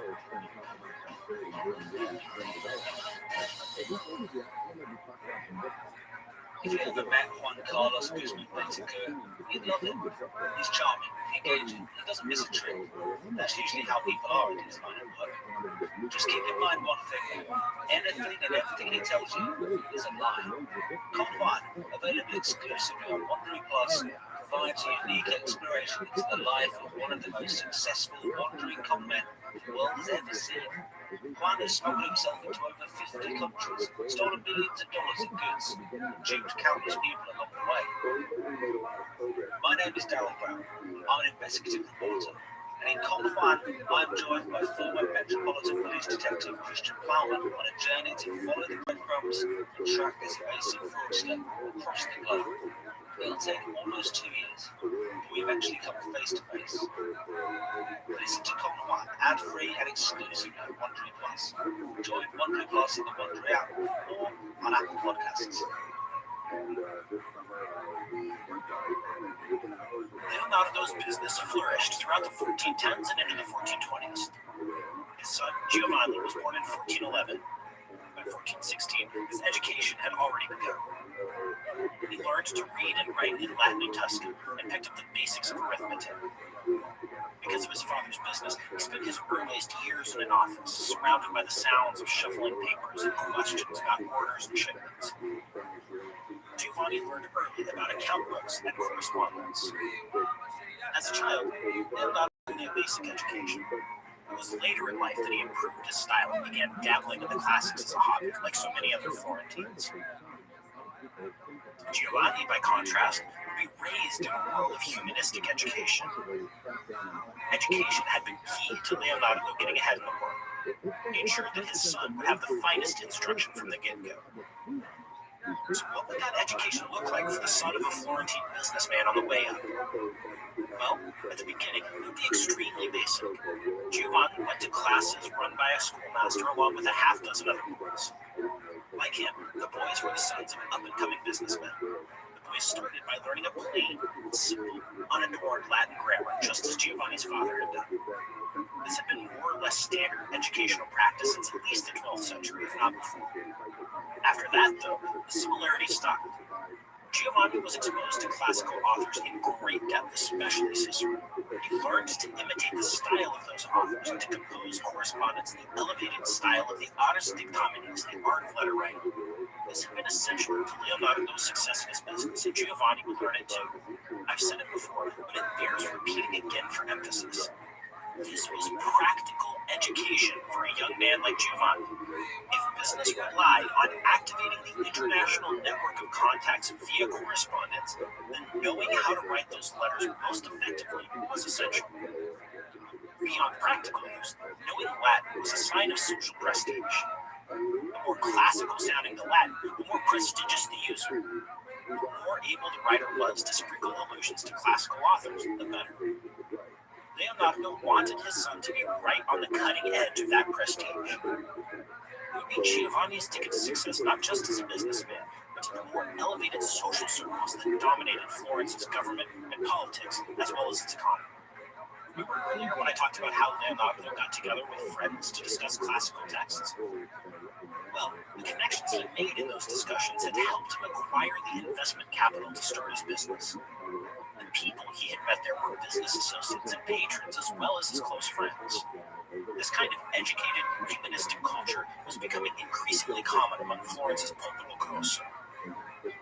We talked about the popolo grosso in last week's episode. They were the elite, literally the big people, who had come to dominate the prosperous cities of Italy in the 13th and 14th centuries. They were merchants, bankers, and investors, and as those centuries wore on, they took over the political life of their cities.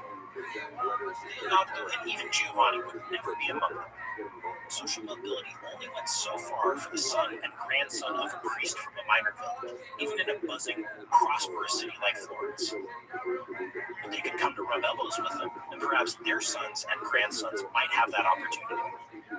For now, they could partner with members of the popolo grosso as investors and managers in major firms. Above all, they could use the popolo grosso as patrons for their material and social advancement. There's a great book on patronage and Renaissance Florence called The Art of the Network by a sociologist named Paul MacLean. MacLean focuses on letters asking for favors for the activation of patronage networks.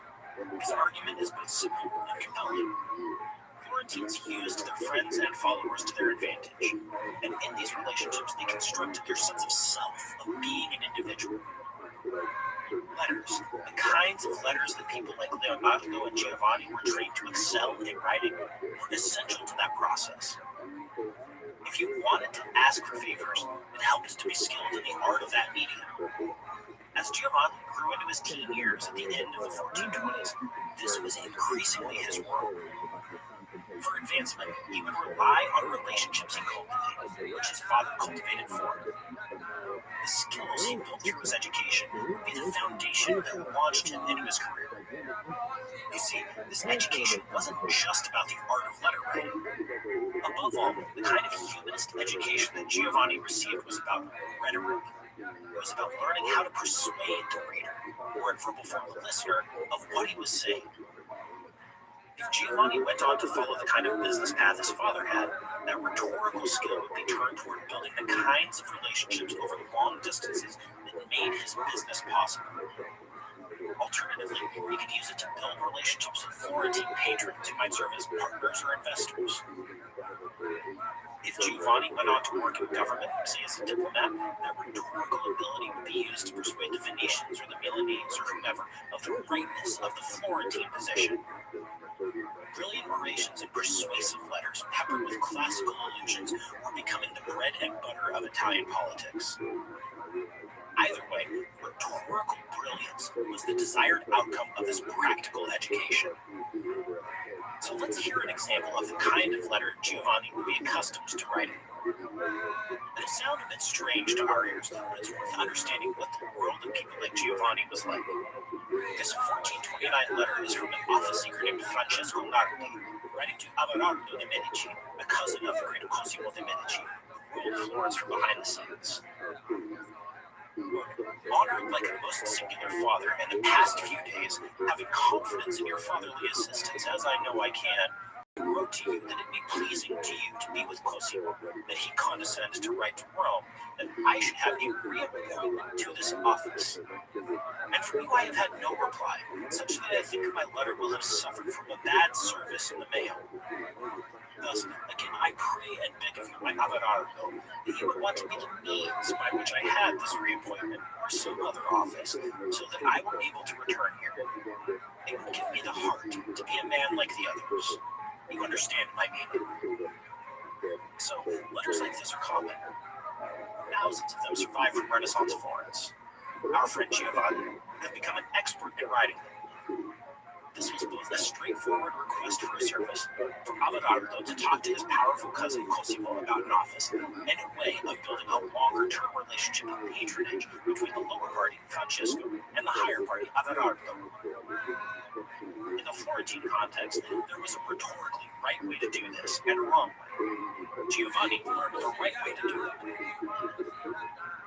So our friend Giovanni built a social world out of letters like the one we just heard. It was a letter asking for patronage that got him his first job as a clerk at the famous Medici Bank. A friend of his father's had introduced him to one of the bank's officers, and a carefully crafted letter had secured a junior post. As his father had done for Tattini, Giovanni handled correspondence with the firm's branches abroad, writing letters to Rome, Pisa, Venice, Milan, Geneva, Avignon, Bruges, and London. The Medicis also contracted with other Florentine firms to honor drafts and bills of exchange in cities like Valencia in Spain or Lübeck on the Baltic. Unlike his father, though, Giovanni's extensive and effective education meant he was headed for higher things from the very beginning. He was a hard worker. He had all the requisite skills. The young man could write a persuasive letter in the finest Latin to the papal court.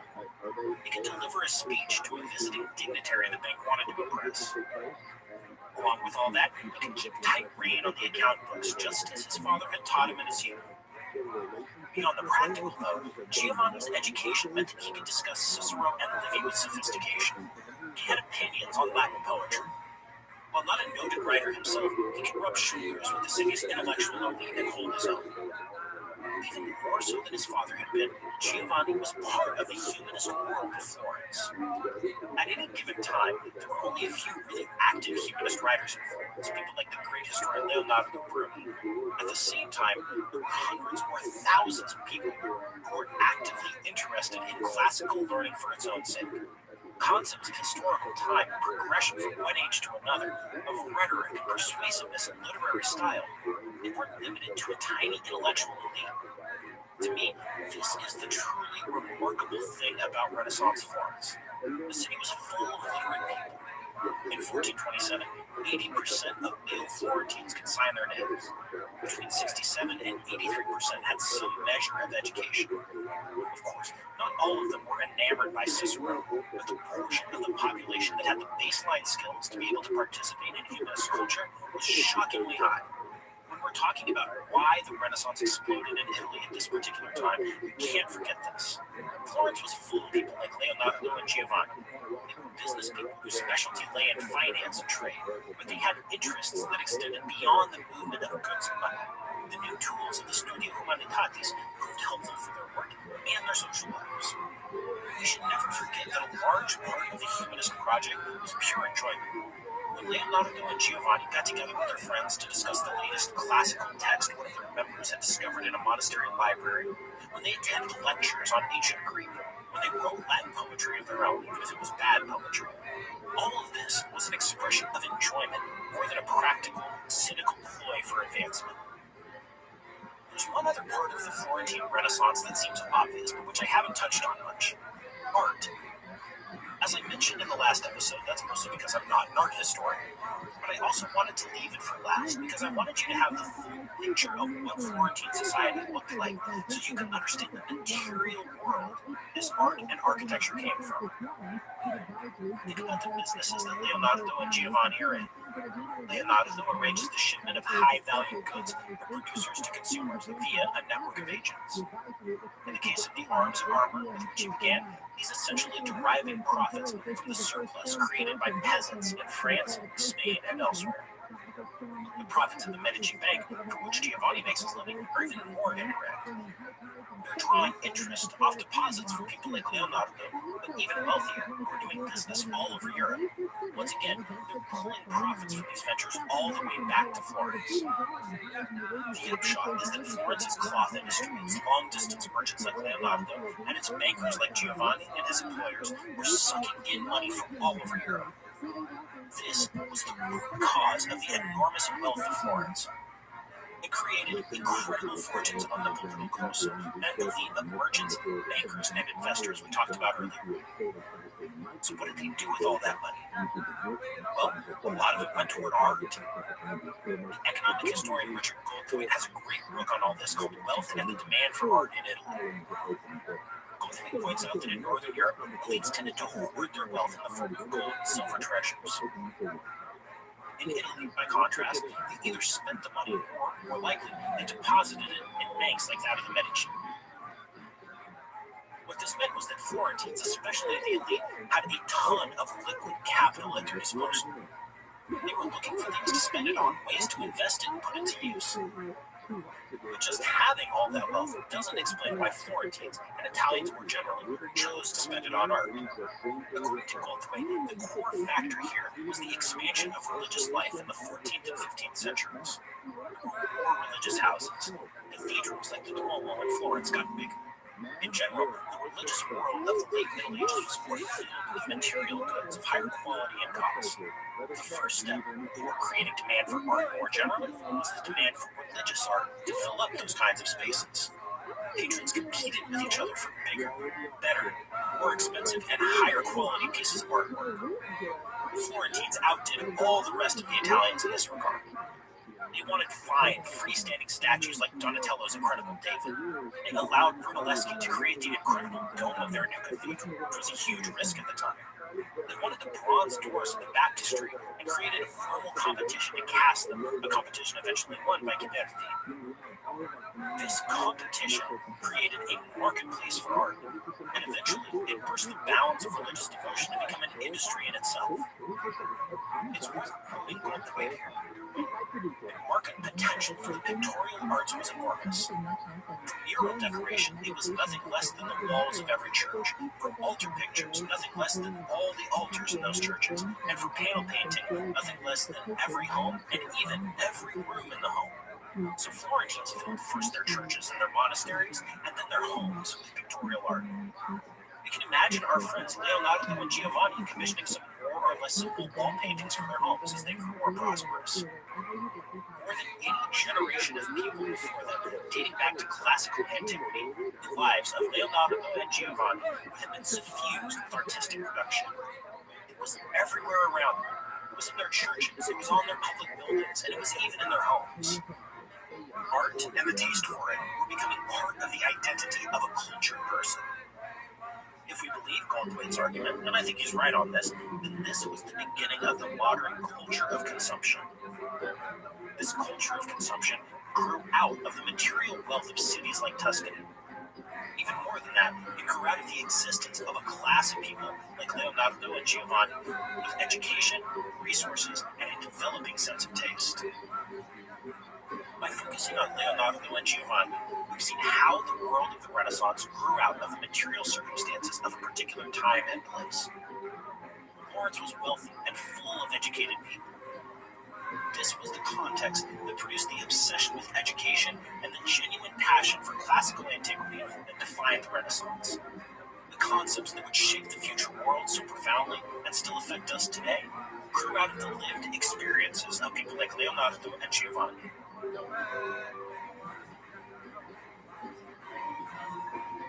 Next time on Tides of History, we'll be heading back to the fall of the Roman Empire. We'll be drawing together the strands we've discussed for so long into an assessment. Did the Roman Empire actually fall? Why did it fall?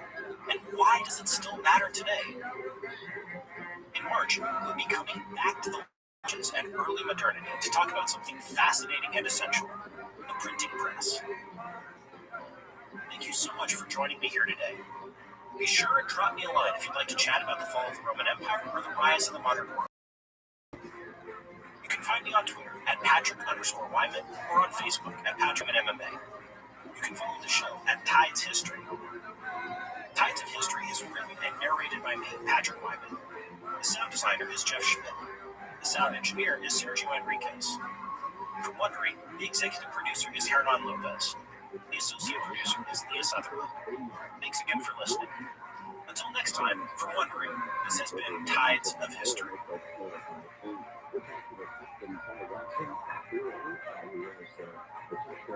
Since his death in 2009, the world has struggled with how Michael Jackson should be remembered, as a pop or as a monster. I'm Leon Mayfunk, the host of Fiasco and the co-creator of Slow Burn. And I'm Jay Smooth, a hip-hop journalist and cultural commentator. Michael Jackson was accused of child molestation for the first time in 1993. Our new podcast, Think Twice, Michael Jackson, is the story of what came before and what came after. Throughout the podcast, we explore what makes Michael Jackson seemingly uncancelable. We dig into the complicated feelings so many of us have when we hear Billie Jean at the grocery store. Through dozens of original interviews with people who watched the story unfold firsthand, Think Twice is an attempt to reconcile our conflicting emotions about Michael Jackson, the man, and our deep-seated love of his art. Listen to Think Twice, Michael Jackson, wherever you get your podcasts, or you can binge the entire series ad-free on Audible or the Amazon Music app. Hey, Prime members, you can listen to Tides of History ad-free on Amazon Music. Download the app today.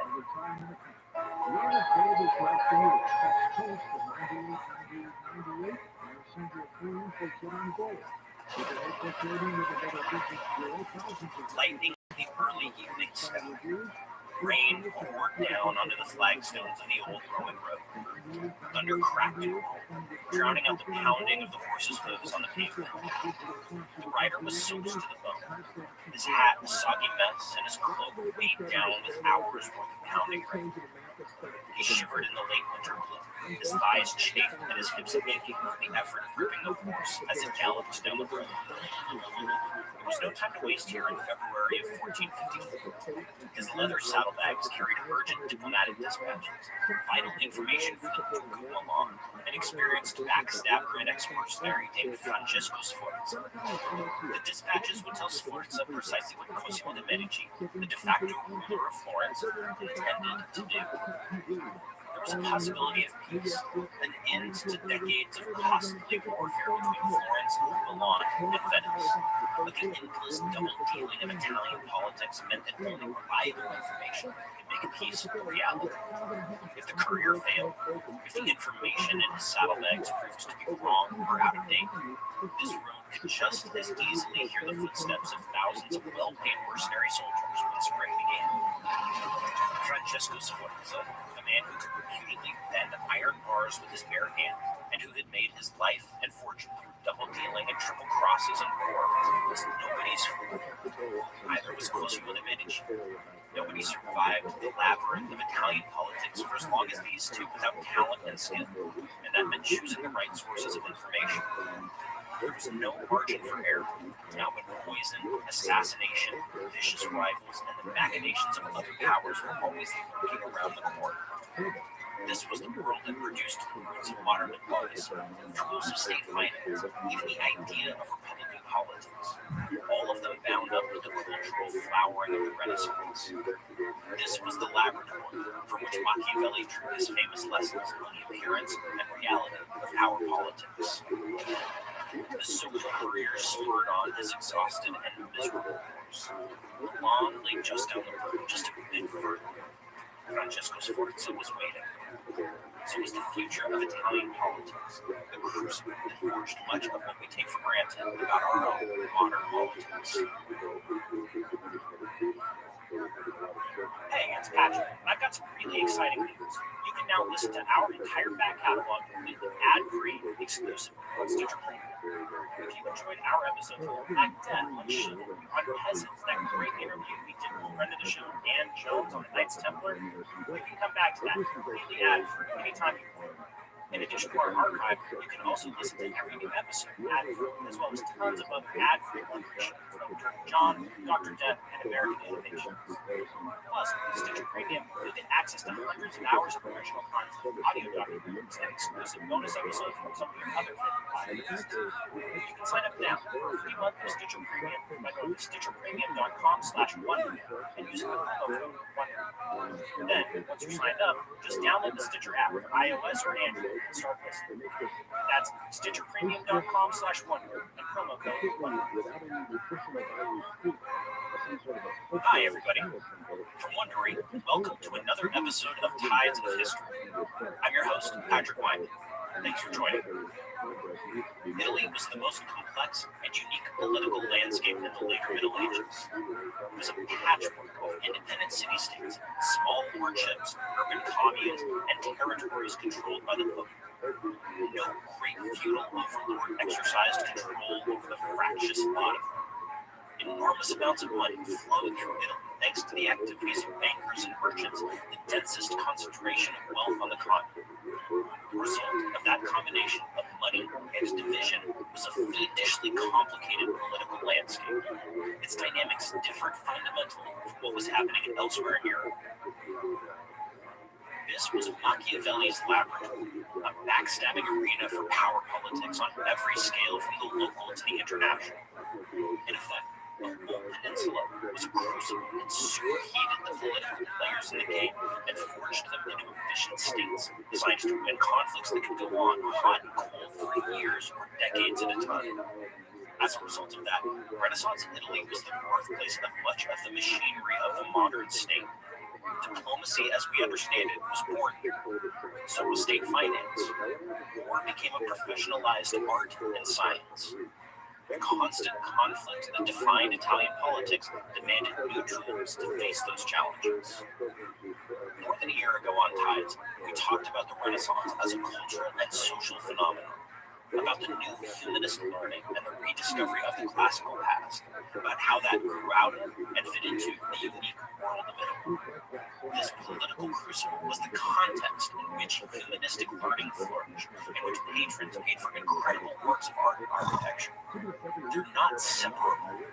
The patronage of art went hand in hand with the subtle domination of a city's politics, as in the case of the Medici. The art of rhetoric was a tool for political persuasion, where the fate of a city might turn on choosing the right phrase. Some of the most avid collectors and promoters of classical literature were gondolieri, the mercenary generals who fought the incessant wars of the age. For the next two episodes, we're going to explore this unique environment. Today, we're going to do three things. First, we're going to examine the players in the game and what made Italy so special. Second, we're going to talk about the events of the later Middle Ages, an Italian 100 Years' War, and a long peace, and find political culture and innovations that shaped this war.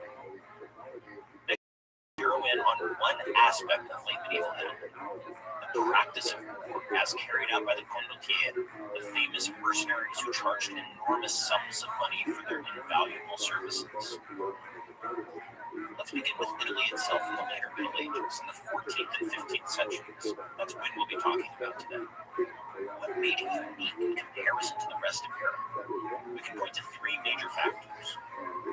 So first, Italy was highly urbanized, especially in the center and north of the peninsula.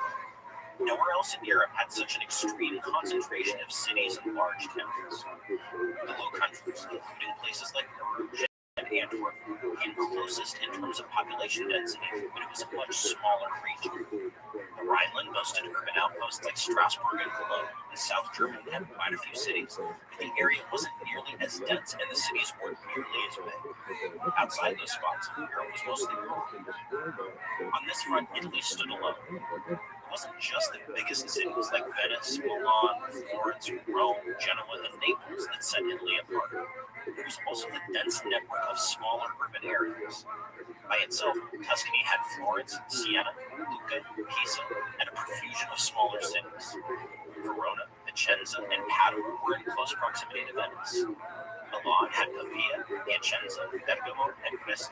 In any other place in Europe, these smaller cities would have been key urban centers for an entire large region, like York in northern England or Bordeaux in Gascony.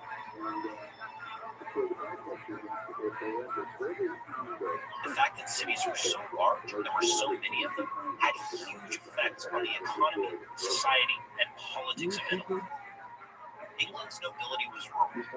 So were the great lords of France and Spain and Germany. They lived on estates in the countryside, which provided their wealth and gave them territory to hand out to their underlings who could fight for them in times of war. That was the essence of a feudal political system. There were important urban elites, the patricians of the Rhineland cities, the merchants of London and Paris, and so on. And they played politics, sometimes key roles, but they didn't dominate political life. Not so in Italy. There, the elite was generally urban. After about 1200 or so, the wealthy merchants and the old rural nobility started to fuse into a new ruling class called the popolo grosso, literally the big people.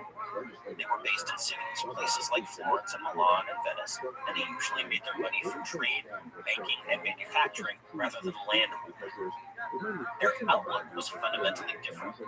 So was their base of power. Now, there was still an important rural nobility. There was always political interplay between the countryside and the cities. We'll talk about that a lot in the context of condottieri next week. But the elites who mattered the most were based in cities, and big cities at that. They had a different concept of what counted as virtue, literally virtù, than the warrior nobility beyond the Alps. Here, virtue meant sober self-control and responsibility rather than raw physical courage. Their conception of power and government was a lot different too. Where the people who run politics think of themselves as merchant investors rather than chivalric lords, there are going to be some different dynamics. The second key difference about Italy grew out of the first. Its economy was different than most of the rest of Europe. Banking, manufacturing, and especially trade were all central to this economy, far more so than anywhere else. It's easy to go overboard with this. Agriculture was still the leading sector of the economy by orders of magnitude, but the sheer density of urban areas allowed for the concentration of vast amounts of money. Liquid capital flowed through Italy's cities in enormous quantities, enough to fund the warlike plans of English kings and Burgundian dukes, and leave plenty left over for urban mansions and cathedrals and art and armies of scribes to copy down the Latin classics. This concentration of wealth had some serious consequences for Italian politics. It meant that cities like Venice or Florence could tap into resources drastically out of proportion to their actual size. After the Black Death, Venice had somewhere south of 100,000 people living in the city proper, but it fought the enormous Ottoman Empire, with a population of millions, to a standstill for literally generations. Milan and Florence went to war in the middle of the 15th century. Their armies were comparable in size to the forces that England and France used in the 100 Years' War at the same time. The states of Italy liked to fight each other. They had the resources to scale up those conflicts and carry them on for years at a time. Third, and finally, Italy was fractious. There were no fewer than 25 separate political units in Italy in 1454, ranging from a single small city and its immediate environs, like Correggio or Carpi in the north, to a full-scale kingdom like Naples, which covered most of southern Italy. We've talked before about just how bewildering Europe's political map was in the later Middle Ages, about the three-dimensional tapestry of overlapping claims to rights and authority. But Italy took that to a whole other level of complexity. Why? Because there was no overarching level of authority to turn to. There was no king who could serve as the ultimate arbiter of disputes.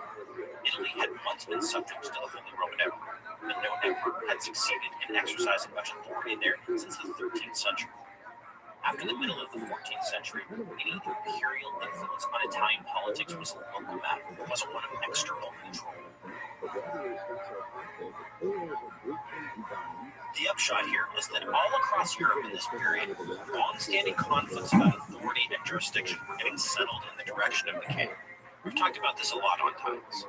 Royal authority was winning out over semi-independent cities and nobles and bishops. They were getting pulled further and further into the fabric of the kingdom as a whole. The map was getting simpler. But that wasn't happening in Italy, at least not in the same ways. There was political consolidation, but kings weren't the ones winning, at least not usually. It was voracious city-states constituted on different bases of authority that were dominating their smaller neighbors. No king was staring down at everybody, waiting to take ultimate control with claims to royal justice and a monopoly on force. These three things, cities, money, and a lack of overarching royal power, made Italy a dog-eat-dog world of realpolitik. Unstable political units driven by internal rivalries and factions vied with their rivals for territory and power in a never-ending series of wars. In the interim, breakneck diplomacy, spying, persuasion was set up and tried to prevent the next round of armed conflict. It's a fascinating and unique corner of late medieval Europe. Before we settle in and talk about how this played out over a century and a half of conflict, let's meet the major players. We'll start in the south, with a state that probably had the most in common with the rest of Europe, the Kingdom of Naples. This was the single largest political unit in Italy, and it was kind of an anomaly compared to the rest of the peninsula. This was true in a few different ways. So first, Naples was a kingdom. Unlike Venice or Milan or Florence, it had a king who belonged to a dynasty. On top of that, those kings came from a series of foreign dynasties. First, the Angevins, a minor branch of the Capetian kings of France. Then the House of Anjou, another minor branch off of the French dynasty, this time the Valois. And finally, the Trastámaras of Aragon. This complicated dynastic heritage and the connected conflicts over who had the right to rule Naples was one of the major ways foreign political influence came into Italy throughout this period. We'll talk about this in detail a bit later. Second, Naples was much more rural than the rest of Italy. Naples itself was one of the peninsula's major cities. It had a population of somewhere between 100 and 150,000 in the 15th century.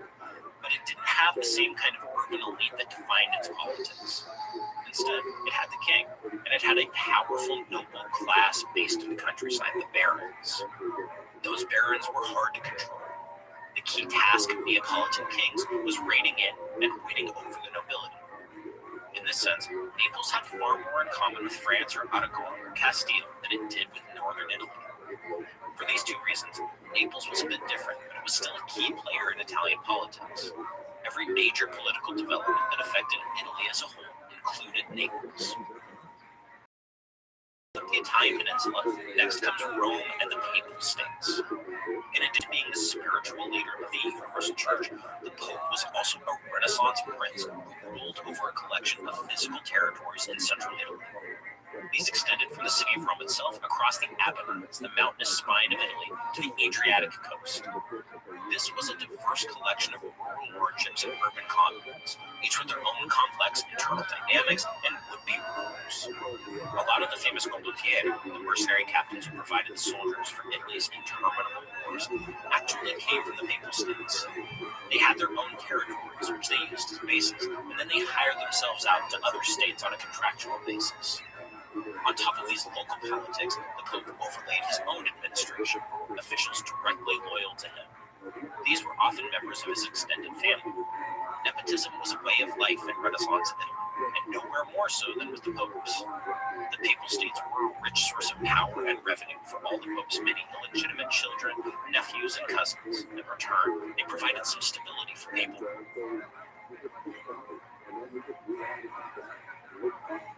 The Pope's dual role as universal prelate and regional ruler carried some contradictions and a lot of instability. Popes were generally elderly, and they died frequently, so there was a lot of turnover. Policies a great deal as alliances and goals shifted. And however Italians regarded the Pope as a spiritual leader, as a regional ruler, they had no more reverence for him than anybody else. In 1478, after an assassination plot in Florence in which Pope Sixtus IV was heavily involved, one Florentine writer called him, quote, a wicked man, an ass's Popes were political players. They made and broke alliances and fought wars just like everybody else in Italy. From Rome, we moved north to Florence, the jewel of Tuscany, home of the Medici, a profusion of ultra-rich bankers and traders, and the flowering of the Renaissance. Florence was effectively an oligarchy, ruled by a wealthy and powerful clique, but it proudly proclaimed its heritage as a republic in contrast to the quote-unquote tyrannies of individual rulers in its rival cities, especially Milan. No matter what its ideological leanings, Florence dominated the surrounding region. This was a mosaic of hundreds of small communities. Each of them had its own laws and statutes and mostly governed itself. But they ultimately answered to Florence. Any stride toward political independence in this sphere of influence was met with force. The Florentine state, which included cities like Pisa, Arezzo, and Volterra, belonged to Florence itself, and they meant to keep it that way. Over the course of the 15th century, Florence increasingly came under the rule of the Medici, but they didn't advertise that for it. In this sense, the city became exactly the kind of signoria, an urban lordship, that they had railed against for so long. No matter who was in charge, though, Florence had the resources and the inclination to be one of the core players in Italian politics. Heading north from Florence, we arrive on the Great Plain of the Po Valley in the region of Lombardy. The city of Milan dominated this region in the late Middle Ages, ruled by first the Visconti family and later the Sforzas. If Florence loudly claimed to be a republic, a venerable expression of rule by the people and for the people, then Milan was a tyranny. The Visconti family had come to power in the late 13th century and ruled as lords of the city and the immediate area for all of the 14th. They eventually got the title of dukes, not just lords, and they extended their rule over much of northern Italy. Milan itself was a massive center of trade and industry. It produced the finest weapons and armor in Europe and played a key role in commerce across the Alps. The region of Lombardy around it was fertile and agriculturally sophisticated, with a dense network of both large and small cities subject to Milan. The dynasties that ruled Milan were stocked with fascinating people. The Visconti produced a few of Renaissance Italy's most notorious figures. The brothers Galeazzo and Bernabo built a regional state around Milan. Gian Galeazzo poisoned his uncle and built a state stretching from the gates of Venice to the outskirts of Florence. And finally, Filippo Maria, a patient state builder and notoriously ugly man who passed the city to the mercenary kingpin Francesco Sforza. Sforza founded a new dynasty. By the 1470s, Milan lay at the center of a state that could stand toe-to-toe with practically any in Europe. Finally, heading east across the Po Valley toward the Adriatic, we reach glittering Venice, rising out of its marshy lagoon. Venice had been a maritime city for most of the Middle Ages. It was fundamentally oriented east toward the rich markets of Constantinople and Alexandria. To this end, it controlled a network of overseas outposts designed to safeguard and exploit those major trade routes. It included Crete, cities along the Dalmatian coast across the Adriatic, and then islands in the Aegean. The wealth of the East passed through Venice on its way to the rest of Europe, and the Venetians took their cut as middlemen par excellence. Their political life was stable in comparison to places like Florence or Naples, with a tightly knit oligarchy of merchant nobles led by an elected ruler called the Doge.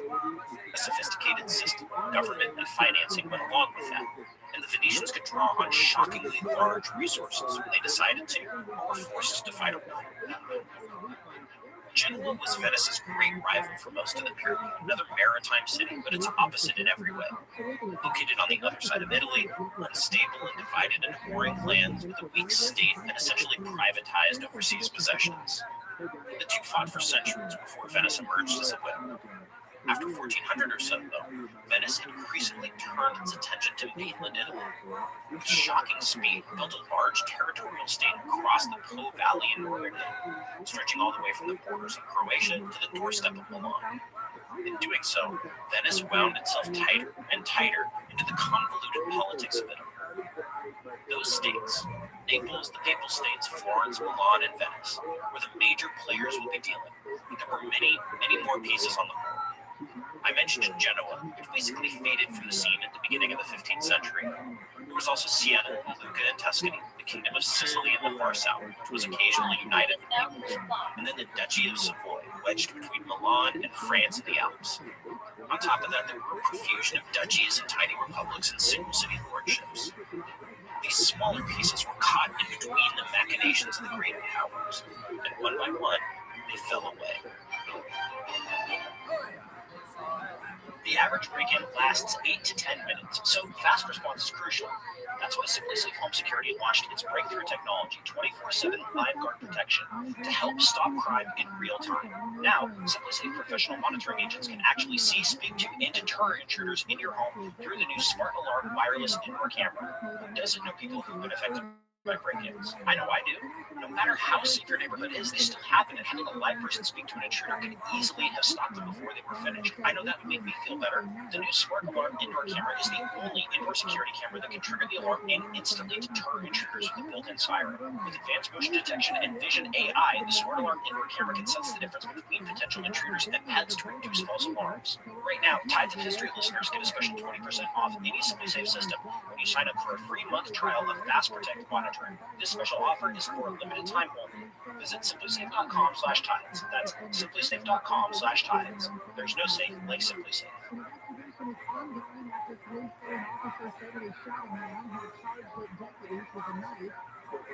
The later Middle Ages were a pretty violent time across Europe.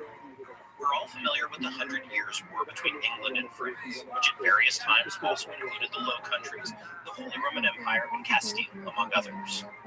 At the same time, to borrow a phrase from the historian Guido Ruggiero, whose work I'm drawing on throughout this section, Italy had its own 100 Years' War. This was a multifaceted series of conflicts between the states of central and northern Italy that lasted from about 1350 to 1454. It went on with only a few breaks for almost that entire period and provided the context in which the unique political culture and dynamics of Renaissance Italy developed. While the 100 Years' War in Northern Europe was basically about dynasties and their claims to rule over kingdoms, the Italian 100 Years' War was mostly a competition for territory and the control of markets between cities and the elites who ruled them. Alliances between the major powers shifted constantly. They brought in foreign allies at various points to tilt the balance of power in their favor. In the process, the rich got richer. Those major states I mentioned, particularly Venice, Florence, and Milan, gobbled up their smaller neighbors one by one. In 1300, there had been more than 80 independent city-states in Italy. By 1454, there were only 15 left, and that number shrank even further toward the end of the century. The Italian 100 Years' War is too complicated to give a blow-by-blow account, but we'll hit the high points and try to understand the underlying dynamics that produced a century of conflict. To start with, the Northern 100 Years' War enabled the Italian War. It kept French kings and nobles and a succession of German emperors busy with their own concerns and thus out of Italy.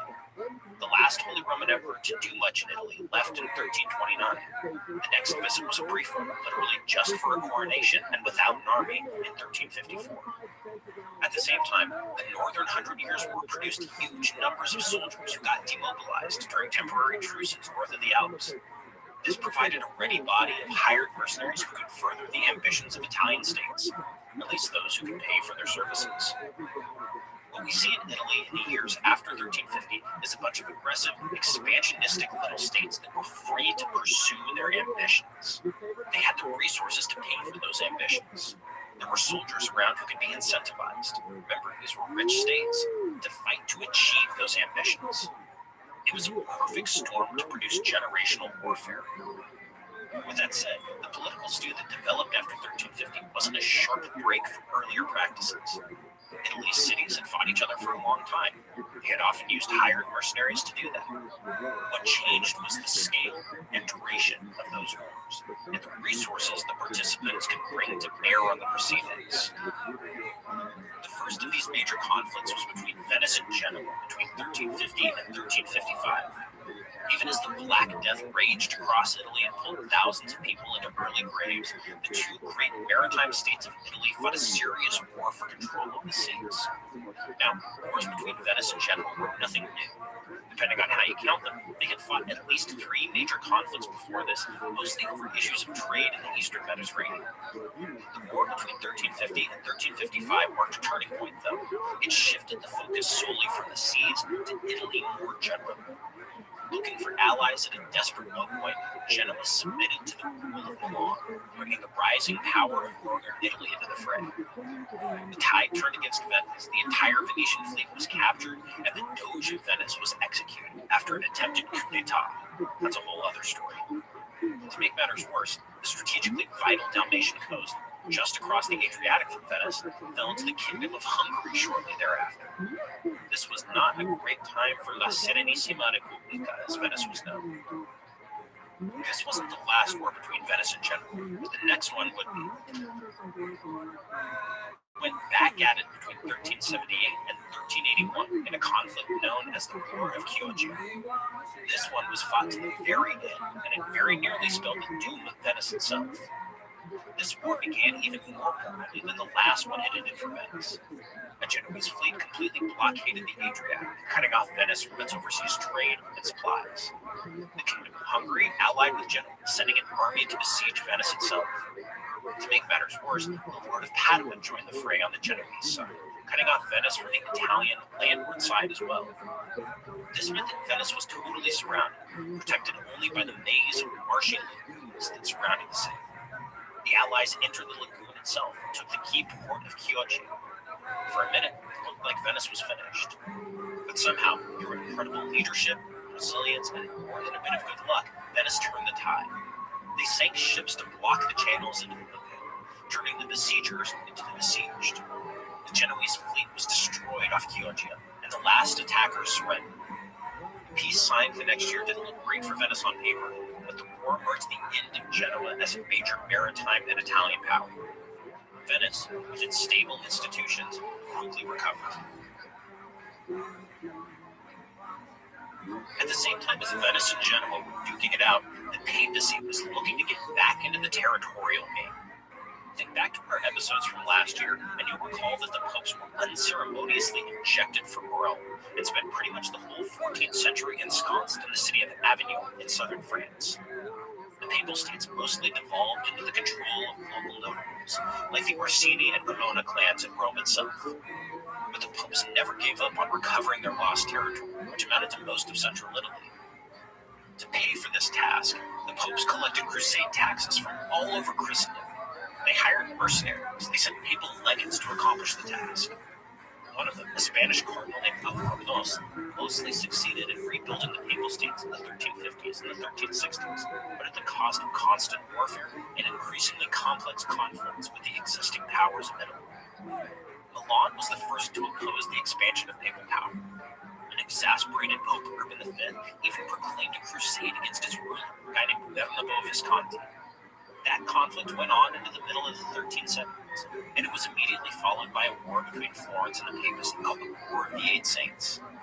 This was a vicious little conflict that included the famous English mercenary commander John Hotwood, the spiritual interdict of the whole city of Florence, and a brutal sacking and massacre of the small city of Cesena. It looked like everything was going the papacy's way at the cost much blood and treasure. But soon after Pope Gregory XI finally made it to Rome and set up shop, he died in 1378. Two claimants vied for control of the papacy for the next 40 years, a state of affairs known as the Great Western Schism.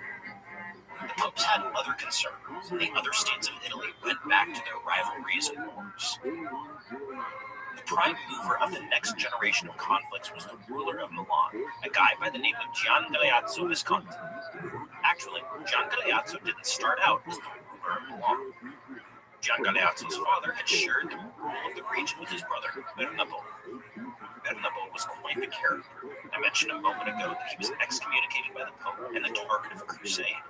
And when Gian Galeazzo's father died, everybody expected Bernabo to dominate his quiet and unassuming nephew. This was a reasonable assumption, given that Gian Galeazzo was only 27 years old and he was reputed to be a little bit slow. Unfortunately for Bernabo, that assessment of Gian Galeazzo was seriously mistaken.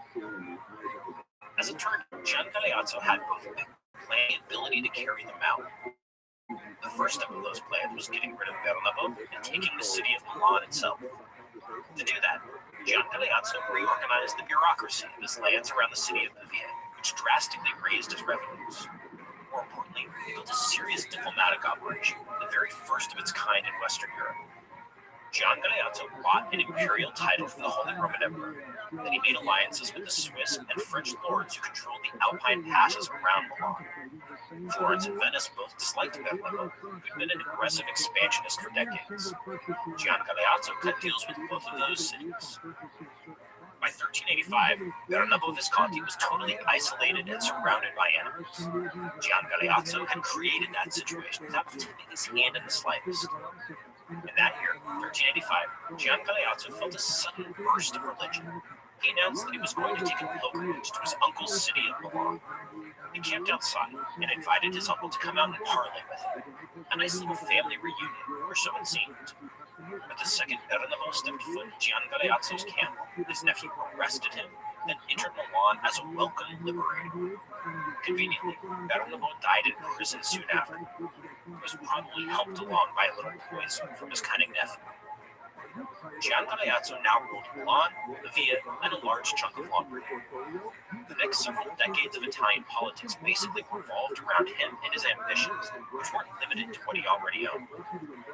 Next up was the city of Verona, ruled by a signore, an urban lord named Antonio della Scala. Della Scala had problems with his neighbor, the signore in Padua, a guy named Francesco da Carrara. Gian Galeazzo allied with Francesco to take out Della Scala, then allied with Venice to take out Francesco. By 1388, both Verona and Padua, and most of rich, urbanized northern Italy, belonged to Gian Galeazzo. His next target was Bologna, which technically belonged to the Pope, but in the midst of the Great Schism, nobody was paying much attention to that. Except that was for Florence and Venice. These two major powers were watching Gian Galeazzo's expansion with increasing alarm, and they set about thwarting his rapid rise. Now, traditionally, this has been told as a story of the two republics, Florence and Venice, setting themselves up in opposition to the one-man tyranny of Gian Galeazzo in an ideological war for Italy's political soul. This framing says a lot about the political culture of Renaissance, and something we'll talk more about in a little while, but the reality has far more to do with hard-headed state interests. Gian Galeazzo's expansion threatened Venice's thriving trade in northern Italy. If he kept going, he could pose a real danger to the city itself. Remember, this was only a couple of decades after the War of Chioggia. Florence was itself expanding into the towns and cities of Tuscany. Gian Galeazzo's Milan was a rival for control in this rich and sought-after region. The result was a flurry of diplomatic activity and armed conflict. The Venetians managed to raise part of northern Italy in revolt against Gian Galeazzo, while the Florentines induced the French to invade Milan from the west while sending their own mercenary army north into Lombardy. Somehow, Gian Galeazzo overcame the seemingly impossible situation. He defeated the French in open battle and turned back the Florentines. He signed a peace with Florence in 1392, but this was just time to lick his wounds and reassess. A secret treaty with Venice isolated Florence from its most powerful ally, and clever diplomacy turned the cities of Tuscany against Florence as well. Bologna Bologna finally fell to Gian Galeazzo without a shot being fired. In 1402, Florence was completely isolated and alone. Gian Galeazzo was on his way to take the city with a powerful army. And then, quite suddenly, Gian Galeazzo died. All his plans for an Italian state and hegemony over the peninsula died with him. In the aftermath, his little empire split up into various pieces. Florence gobbled up the cities of Tuscany to create its own territorial state. Venice, tired of having its interests in northern Italy threatened, decided to get into the territorial game itself. Within a few years, Venice took over much of the eastern Po Valley for itself, creating a state called the Terra Firma, dry land. By the middle of the century, Venice controlled the eastern half of northern Italy and most of the Adriatic coast from Venice itself all the way to Albania in the south. War between Florence and the Kingdom of Naples dominated the 1410s.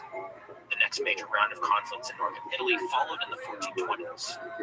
Again, it was a member of the Viscontis of Milan who was responsible. Filippo Maria Visconti, the son of Gian Galeazzo. Filippo Maria Visconti was sickly in his childhood, not especially charismatic as an adult, but like his father, he was an exceptionally gifted political player. After his elder brother's convenient assassination, Filippo Maria set about rebuilding the power of Milan. He too used diplomacy to isolate his enemies and then picked them off one by one. Parma and Piacenza both fell to him, then Genoa, and he extended his reach toward Tuscany and the Romagna, the area of papal control on the Adriatic coast. Both Florence and Venice felt the threat rising. Starting in 1423 for Florence and 1425 for Venice, war followed. As in the previous generation, this was an expensive and exhausting conflict that went on for years. The armies grew larger and more costly, reaching 20,000 men in the 1430s. That was larger than the forces the English and the French were putting into the field in the 100 Years' War at the same time, fought by states with much smaller populations. It's a sign of how rich Italy was and how effective its state's financial structures were that they could carry on wars on this scale for years at a time. The wars went on into the 1440s with only minor interruptions. Filippo Maria Visconti had no son to follow, and only one child, an illegitimate daughter named Bianca. During this endless round of conflict, Filippo Maria married Bianca to a man named Francesco Sforza. Francesco Sforza was a condottiere, a mercenary general, and maybe the finest one in Italy. He and Filippo Maria had a long and checkered history. Sforza had fought foreign, then switched to Venice when they offered him a better deal, and finally went back to Milan in return for Bianca's hand and the rule of a couple cities. Even after this, Sforza switched sides yet again when Filippo Maria tried to double-cross him. He finally ended up back on his father-in-law's side at his death in 1447. Filippo Maria was the last of the Visconti, but even then the wars didn't end. Milan declared itself a republic and hired Sforza to defend it against Venice, which he did for a little while, before the Milanese Republic ran out of money and Sforza took it over as its due. The Italian 100 Years' War finally came to an end in 1454 with the Peace of Lodi. This was a three-way peace treaty between Florence, Milan, and Venice that more or less settled things to the satisfaction of all three parties. Venice and Milan divided northern Italy between them, and Florence got Tuscany to itself. A little later, in 1454, all the major powers of Italy, Venice, Milan, Florence, the Papal States, and Naples, signed another treaty which created an organization called the Italic League, or sometimes the Most Holy League. Where the Peace of Lodi had settled disputes about northern Italy, the Italic League both established a détente within Italy and created a barrier against foreign invasion, namely from the French. The Italic League was remarkably successful. For the next 40 years, up until 1494, there were no wars like those that had rocked the previous century. Now, it's not that conflicts completely disappeared. The popes were particularly aggressive in their fractious papal states, and Pope Sixtus IV went to war with Florence in 1478 in the aftermath of the Pazzi conspiracy. It took a ton of work to maintain the peace, especially from Lorenzo de' Medici, Lorenzo the Magnificent, who spent his entire life shoring up cracks in the Italic League. But nevertheless, it held, and Italy thrived through most of the second half of the 15th century. But it couldn't last forever. Lorenzo de' Medici died in 1492, the last great upholder of the Italian. Powerful forces were gathering on the horizon, and Lorenzo might not have been able to outmaneuver. For the summer of 1494, French soldiers began arriving in northern Italy. Lethal Swiss mercenaries with their long pikes and commitment to taking no prisoners reported a general. So did huge siege camp fit to batter down the walls of Italian cities. The King of France, Charles VIII, would soon join them on his way south to claim the crown of Naples. The Italian wars were the next phase in European power politics, and they put an end to the political world of the Italian Renaissance.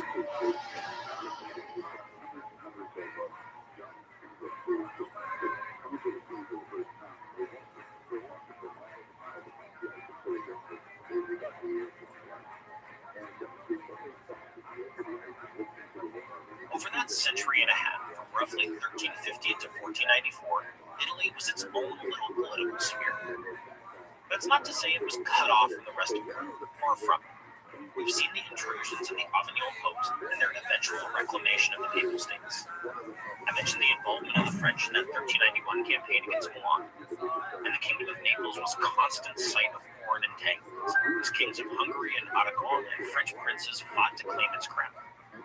Foreign soldiers were a regular feature in Italian armies, especially in the 14th century.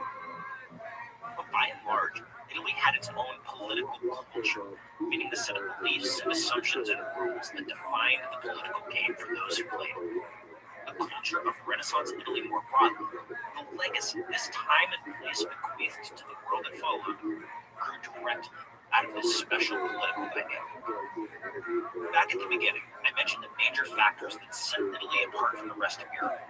Cities, wealth, and the lack of a political over.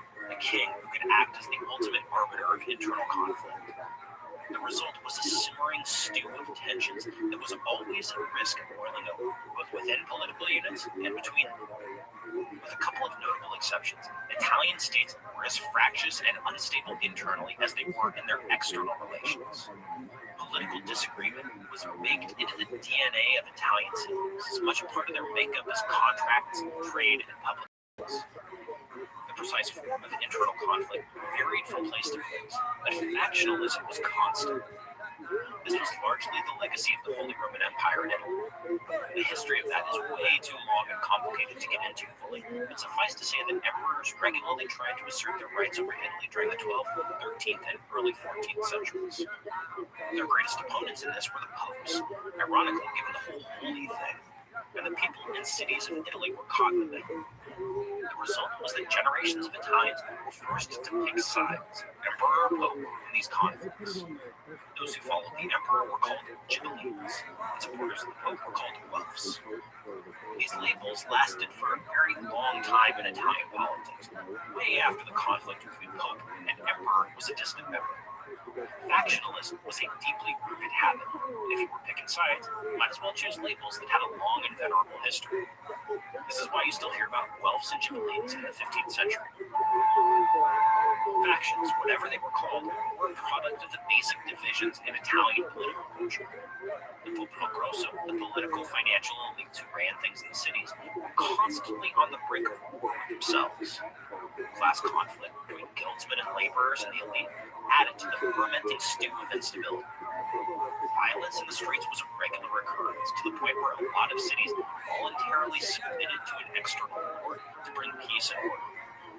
There was a definite trend away from the Republican communal roots of most Italian cities and toward domination by an oligarchy or a single signore over the course of the 14th century.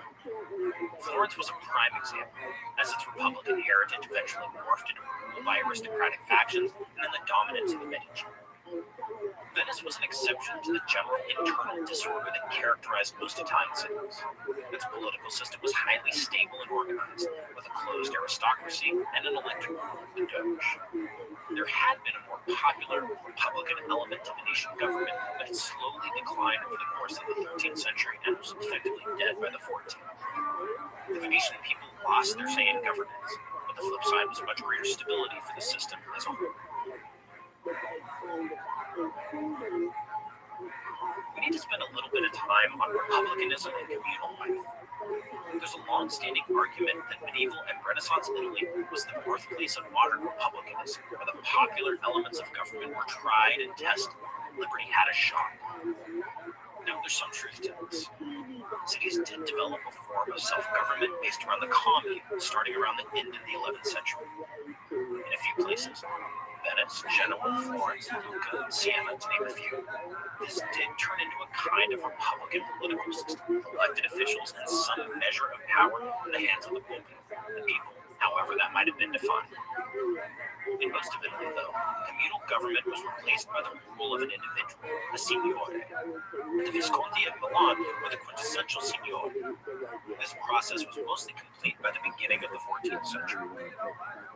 In the places where republicanism hung on in the late 14th and 15th centuries, it remained a powerful ideological force, especially where it blended with the rising awareness of the Roman Republican past. Florence and Venice were ground zero for this, particularly in the context of the wars with Gian Galeazzo Sforza and Milan at the end of the 14th century. Now, these were essentially territorial conflicts between an expansionist Florence and an expansionist Milan, with an expansionist Venice sitting to the east. But that wasn't necessarily how they were thought of or portrayed.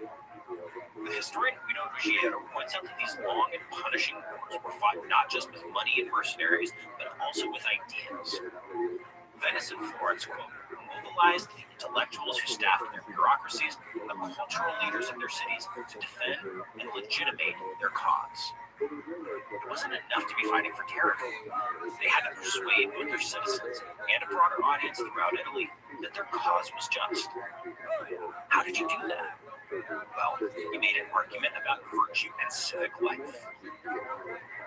The prime example of this kind of argument comes from a guy named Coluccio Salutati, who was both Chancellor of Florence and a dedicated student of the Roman past, one of the first great humanists.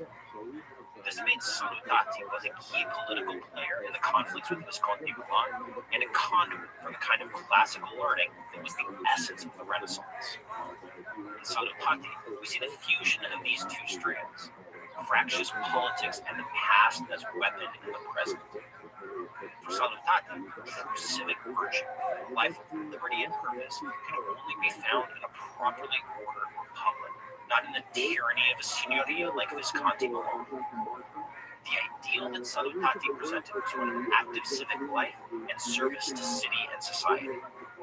This was both the duty of a citizen and a ruler, and it could only exist in a republican city like Florence. Under a tyrant like Gian Galeazzo Visconti, Salutati argued, true civic life was either non-existent or a meaningless fraud. To support his ideas, Salutati drew heavily on the classical past, especially the letters of Cicero, a BC Roman politician and writer. In Cicero, Salutati and his compatriots found an ideal portrait of the active man, the person who sacrificed to make a moral and meaningful life possible for his fellow citizens. In Salutati's capable and persuasive hands, this was potent stuff. Gian Galeazzo Visconti famously said that a letter from Salutati, prolific correspondent, was worth 1,000 horsemen on campaign. That may have been an exaggeration, but it's also a marker of how seriously people took this stuff. This wasn't just a veneer of respectability on hard-headed power politics. The historian Fabrizio Ricciardelli puts it like this: in the race for power, the written and spoken word played a crucially important role as a code of reference with which to identify or contest. There was power in words. There were real stakes to the ideological conflict between forms of government in Italy. Letters and public speeches had the power to affect the behavior of a persuadable audience. In that fight, there was a real sense that Republican government meant using public power for the public good, in contrast to the tyranny of a Gian Galeazzo Visconti. This nascent idea of republicanism, with active citizens taking a key role in political life, had a long future as the germ of modern Republican theory, included, not least, for the founding fathers of the United States. Now, with that said, there's more than a little irony in the fact that Florence was taking over territory and cities at the same time as Salutati was so loudly proclaiming Republican virtue. The Florentines got around that by arguing that cities subjected to Florence could only pursue their own true freedom under Florence's protection. Salutati wrote that Florentines were defenders of justice, not looking for power for its own sake, that Florentine government was the best form of government for every city, and Florence was the custodian of liberty for the whole of Italy. The cities, communes, and rural communities that fell under Florence's sway during this period, unwillingly, mind you, might not have agreed with that assessment.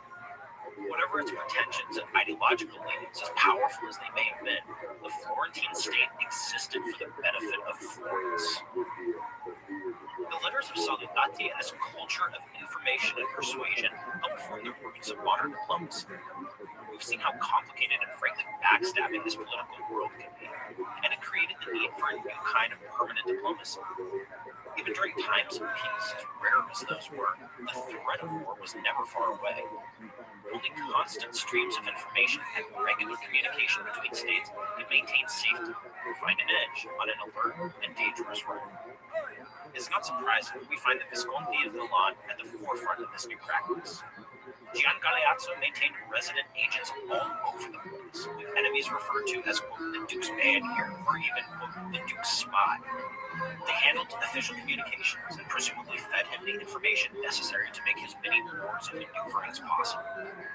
In response, the Florentines under Carduccio Salutati and the Venetians at the same time reorganized their own foreign embassies and chancelleries, though they didn't yet employ their own permanent agents. The Milanese operation expanded under Filippo Maria Visconti, Gian Galeazzo's son, and stretched as far afield as the Holy Roman Empire in Germany. Milan's rivals were behind the times and didn't follow suit with permanent embassies until the middle of the 15th century. That last gasp of war before peace of Lodi and the formation of the Italian League in 1454 was the real impetus for the development of permanent diplomacy. The maneuvers involved between Francesco Sforza, Cosimo de' Medici, Popes, the Venetians, and the Neapolitans were so complex that constant diplomatic communication was required. Maintaining the peace that followed required even more consistent communication to avoid the recurrence of war and coordinate action against those who would breach the treaty. And they tried constantly. The peace between 1454 and 1494 was, to quote the historian Garrett Mattingly, one of, quote, unity of wary hostility, a unity of continuous tension. Resident key to sensing a coming war, getting that information to the right people at home, and figuring out a response to prevent all-out war. Nothing like this existed anywhere else in Europe. Charles the Bold, Duke of Burgundy, was an Italophile in many ways, but he should have paid more attention to diplomacy. In fact, the Duke of Milan told Charles in 1476, by way of warning about his aggression shortly before his death, that the Italians would, when in conflict with three people, try to make peace with one, truce with another, war with the last, to attend easier to the rest of their businesses and achieve their purposes. Charles may have liked Italy. His inability to comprehend that kind of diplomacy was what got him split in two with Albert. In fact, it was Charles the Bold's great rival, King Louis XI of France, who paid closest attention to current Italian practice. Through the Milanese and the French, diplomacy, as we understand it, spread to the rest of Europe. It was just one more innovation that grew out of the hothouse of Italian politics in this period. As you might expect, war itself was transformed by this century of constant conflict. The states of Italy grew far more efficient in how they paid for it, reorganizing their bureaucracies and tax collection to fund round after round after round of war. Instead of citizen militias, professional mercenaries, condottieri, grew to dominate the practice of war. First foreign and then Italian war commanders built what were effectively permanent armies, trained and disciplined forces that demanded top dollar for their services. Things that developed in Italy in this period became de rigueur for early modern Europe more generally in the coming centuries. We'll talk about the condottieri in great detail next week, but this bears repeating. The transformation of war grew out of the particular political climate of 14th and 15th century Italy. Italy was its own political world, and it was where much of what we take for granted about modern politics was born and grew to adolescence. The Italian Wars, the great conflict of the early 16th century, brought those developments to adulthood in Europe as a whole. Beyond that, we can't understand the Renaissance, its emphasis on classical antiquity and its art, its wealth and its ingenuity, without grasping the labyrinthine political where it developed. They were directly connected to one another. The same people like Cornuccio Salutati were part of both. Princes like Francesco Sforza patronized artists and human scholars and valued their skills as propagandists for the political groups. The line from the Renaissance to the modern world isn't as straight as a high school textbook might make it, but the path is there. Following it leads us here.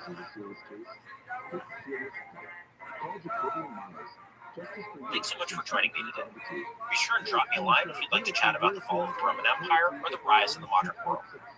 You can find me on Twitter at Patrick_Wyman or on Facebook at Patrick Wyman MMA. You can follow the show at Tides History. Tides of History is written and narrated by me, Patrick Wyman. Sound design is by Derek Behrens for Airship. The sound engineer is Sergio Henriquez. Tides of History is produced by Morgan Jaffe and Leah Sutherland. From Wondery, the executive producer is Hernan Lopez. Thanks again for listening. Until next time, from Wondery, this has been Tides of History.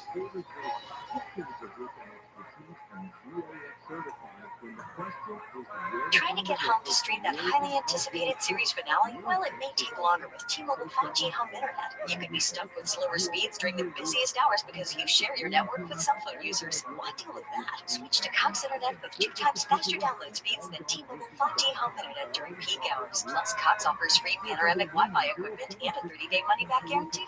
Why not switch? Visit Cox.com/5G home for details. T-Mobile prioritizes certain T-Mobile phone users over home internet users during times of congestion. Greatest military commander in Italy was a condottiere named Braccio da Montone, who was also the lord of the city of Perugia in central Italy. Where Muzio was all ice and caution, Braccio was fire and flash, and Braccio's flair usually got the better of Muzio. With serious military chops, Braccio carved out the lordship of Perugia for himself. He was really the archetype of the ambitious condottiere/lord in this period. In 1423, Braccio tried to add to his collection of lands and cities by besieging the rebellious city of L'Aquila, also in central Italy. This was going too far, and a coalition organized against him. Muzio Attendolo saw an opportunity to mix business and pleasure, and he marched north from Naples against his old rival in the middle of winter. Jacopo was with him, shivering in the December and January mud as Muzio's army headed north through the craggy hills and ridges of the Abruzzi. On January 4th of 1424, the army reaches the Pescara River, which was swollen by winter rainfall. A page fell into the water, and Muzio, wearing full armor, tried to jump in and save him. The condottiere drowned, swept away by the rushing water as Jacopo looked on.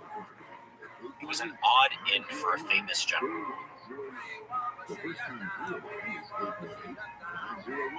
Muzio's son, Francesco, soon to be Sforza, was present with the army and immediately took over. Francesco was a few years older than our friend Jacopo. He was already an experienced fighter with a keen eye for politics. He was popular with the soldiers, Jacopo included, who marveled at his feats of strength. Jacopo had seen Francesco bend an iron bar with his bare hands, his thick neck bulging with his strength. He soon proved himself a gifted leader in his own right.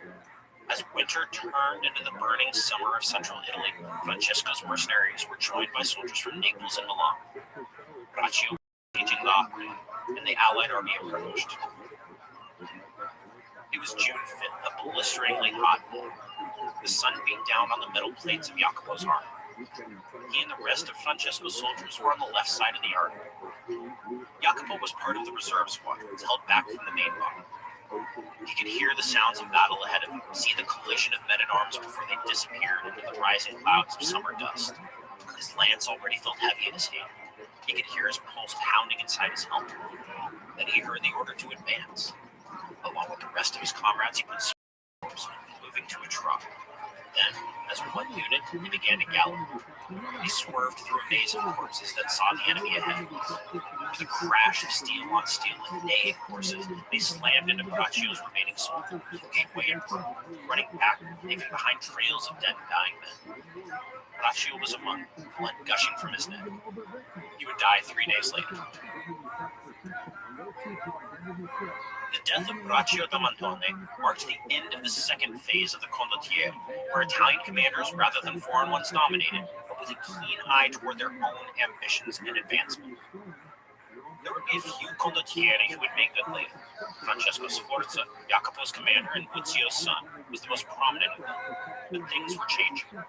States wanted more control over their condottieri. That was the world of war in which Jacopo would come of age.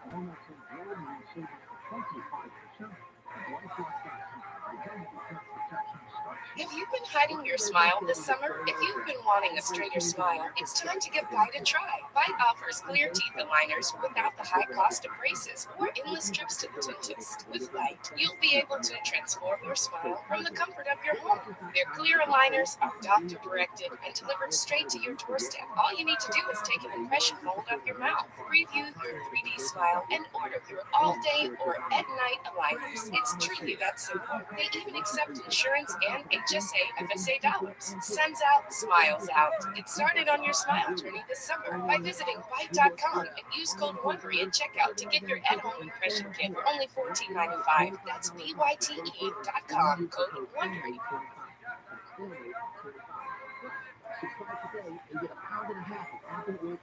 After the Battle of the Aquila, both of the large mercenary armies, those of Braccio and formerly Muzio, broke up. Francesco Sforza retained the core of an army, and he went on to have a long, thrilling, and rewarding career, which ended as Duke of Milan. We'll come back to him shortly. But for the sake of exploring this world a little more fully, let's take Jacopo somewhere else, somewhere a little more reflective of the general path condottieri took in the years after 1424. There's a long-standing stereotype, which I mentioned back at the beginning of the episode in Machiavelli's words, that the wars that condottieri fought were bloodless affairs. Everybody just wanted to get paid and get out safely, so why put yourself in harm's way? But that wasn't really the case. Braccio's army at L'Aquila was full of mercenaries. Their opponents were mercenaries too. Hundreds and probably thousands of them died there, just as hundreds died in many other engagements during this incessant century of warfare. That incorrect stereotype of bloodless greed is actually pointing toward a few of the genuine facets of war in Italy at this point. The baseline thing was this. Soldiers like Jacopo, trained in the army of Muzio and Tendolo and heir to 3 generations of professionalized warfare from Hawkwood and the great companies on, were all pretty good at what they did. War wasn't an amateur or semi-pro game, as it often was elsewhere in Europe, carried out by a military class without much consistent experience in the actual waging of war. Campaigns, tactics, strategy, logistics, all of that stuff. No skilled condottiere would have advanced slowly across a muddy field into volley after volley after volley of arrows, as the French chose to do at Agincourt. Nor would they have gotten caught with their supply lines so dangerously overstretched, as the English King Henry V was on that same campaign, which is why he had to fight against such awful odds in the first place. Serious condottieri were cautious by nature because there was absolutely no margin for error when dealing with other professional soldiers. There weren't as many decisive bloodbath types of battles in Italy during this time simply because skilled commanders avoided the types of engagements that produced those outcomes. A great victory requires a great loser. Disciplined troops were unlikely to break and run, which was when they were most likely to be slaughtered or captured in large numbers. For the record, that suited their employers, Venice, Florence, Milan, and so on, just fine. If you lose a battle like that, if you lose a whole army, then your city could be permanently swallowed up by its enemies. All of the incentives of war in Italy were set up not so much to win crushing victories as to avoid crushing losses. The practices of war were set up to match those incentives. That was what Jacopo had learned from Muzio and Tendolo. Caution, meticulous attention to detail, and above all, discipline. After Muzio's death in the end of the L'Aquila campaign, Jacopo was 20 years old. He was ready to set out on a career as a condottiere in his own right. For now, he hired on in the company of a condottiere named Micheletto a Tendolo, a cousin of Muzio's and another distant relation of Jacopo himself. They were in the service of the Pope, at least for a couple of years, and the pay was good without much actual fighting. At this point, Jacopo was a man-at-arms, the bedrock of the Italian military system. He owned several horses, including one suitable for carrying an armored rider into battle. A lance and a longsword, used with either one or two hands, made up his typical arms. He wore a full suit of plain armor, topped with an open-faced helmet called a barbute, with a T-shaped opening for the eyes and mouth. The armor is really what defined him and his role. It was incredibly expensive, and it was right on the cutting edge of design, product of the churning armories of the city of Milan. Outside the slit for his eyes and mouth, which allowed him unimpeded vision and the ability to breathe, he was completely protected by metal plates. The armor was heavy, but not bulky, as we might think stereotypically. It was no problem for Jacopo to run, jump, roll, and fight for substantial periods of time. Despite its flexibility, it offered great protection. You could take a serious blow from a heavy poleaxe or a point-blank shot from a crossbow and punch through the steel plate. Even Jacopo's horse wore plate armor, guarding to protect it. This kind of armor was becoming increasingly common across Europe, and it was imported from Milan and other Italian armories to France, England, and Spain in large quantities. The battlefields of the Wars of the Roses were littered with fine imported Italian armor. But it wasn't just the armor that made Jacopo special. It was his training. He not only had the individual skills of handling his weapon and his horse, but he trained regularly with other men who were armed and armored in similar ways. They could fight in disciplined formations. They could pull and charge and retreat on command. They could split into smaller groups or reform as necessary.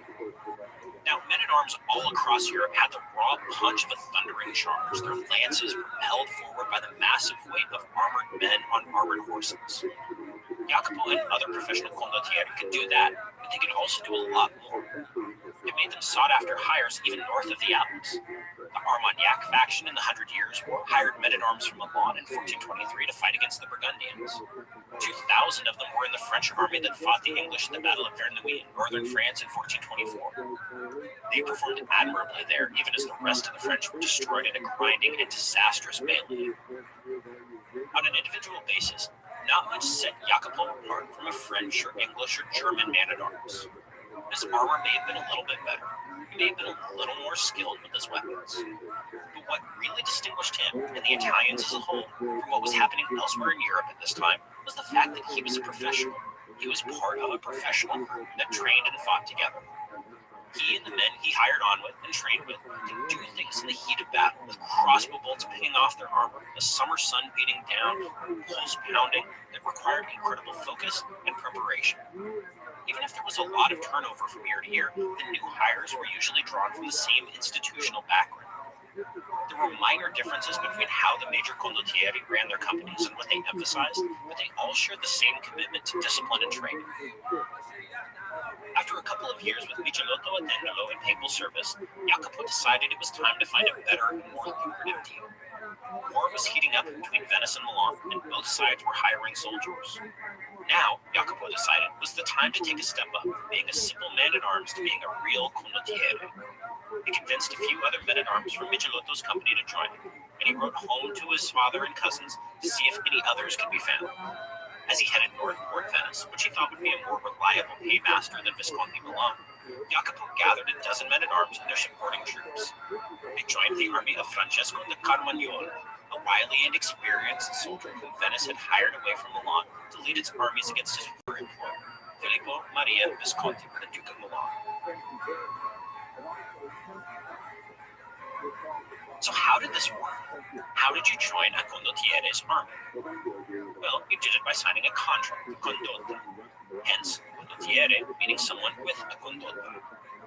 Jacopo's condotta wasn't signed with Venice, but with Francesco da Carmagnola, and he had negotiated it by letter before even leaving home.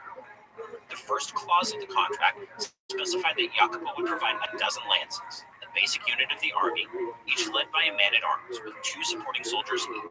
The second clause set out the duration, 6 months firm, plus an additional 6-month period di rispetto, if the employer wished to retain the services of Jacopo and his men. The third and final clause involved pay. There would be an immediate payment upon signing the contract, called the prestanza. This amounted to a quarter of the total, and it would cover the costs for Jacopo to bring himself and his men north to meet Carmagnola's army. There was also a monthly payment and various bonuses for bravery and good service, along with provisions about how the loot acquired on campaign was to be divided. If this reminds you of the complex arrangements we talked about with the Medici Bank, it should. This was the exact same world of contracts and commerce. The condottieri lived in an environment that was half old-school feudal warfare and half cutting-edge business.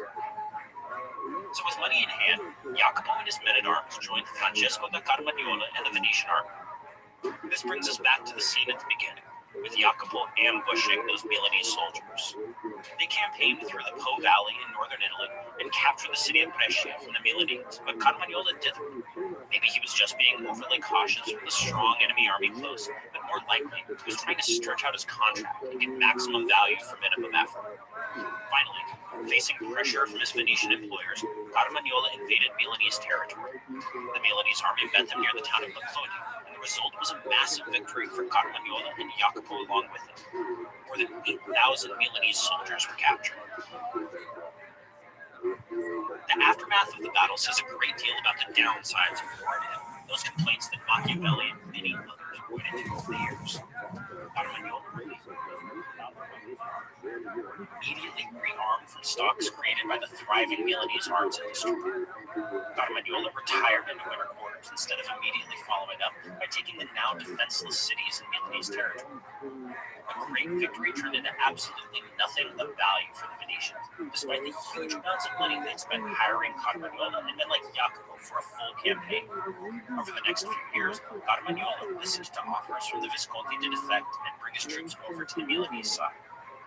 This was a constant risk for the states employing condottieri. There was always the problem that their opponents might offer them a better deal. Carmagnola finally tested Venetian patience one too many times, and he was executed in 1432. He wasn't the first or the last condottieri to suffer that fate. Many of the great condottieri were experts at dragging on campaigns to maximize their earnings and their leverage. I mentioned before that they were cautious by nature, and caution can easily become inactivity. Filippo Maria Visconti, Duke of Milan, frustrated by huge outlays of money and little return, said this in 1441, quote, "These condottieri have now reached the stage when, if they are defeated, we pay for their failures, and if victors, we must satisfy their demands and throw ourselves at their feet, even more than if they were our enemies. Must the Duke of Milan bargain for the victory of his own troops and strip himself to receive favors from them?" This sums up a lot about the problems with hiring condottieri to fight for you. Even if they won a major victory, there was always a risk that they might turn on you or desert you. In Carmagnola's execution, there was plenty of work to go around for Jacopo. He expanded his offer from a dozen men-at-arms to 100, and hired on with his old commander and distant cousin, Micheloto Attendolo, to fight for Florence. Then it was off to Naples, then a couple of small wars in the Papal States, to fight in the army of Francesco Sforza for Venice. When Sforza married Filippo Maria Visconti's daughter and switched to Milan in 1441, Micheloto induced Jacopo and his 100 men-at-arms to stay with Venice for a nice pay raise. The world of the condottieri was changing in the 1440s, just as it had changed several times over the past few generations. States wanted more and more control over their soldiers. This made sense, right? Having to constantly weigh the odds of a condottieri switching sides, as Francesco Sforza had done many times, was a serious problem in the middle of war. Even if they stayed loyal and won, they might demand better pay, or control over a city, or a vital stretch of territory. They might even trash your own land if the pay wasn't forthcoming. Jacopo was no exception to this. He had switched sides numerous times in the middle of a war when his contract ran out. Venice had given him a small castle and an estate near the Alps as payment on one occasion when cash had been short. States had two responses to this. First, they could simply hire soldiers themselves, cutting out the powerful condottieri captain as a middleman. In cases where a captain died or retired, his troops might sign on directly with Venice or Milan or the Pope in return for fixed rates of pay. Soldiers who took this path were known as lanze spezzate, broken lances. Second, relationships between condottieri and their employers grew more formalized. They edged toward permanence. Someone like Jacopo might just sign a long-term contract, perhaps at a slightly reduced rate of pay, but with much greater security over the long run.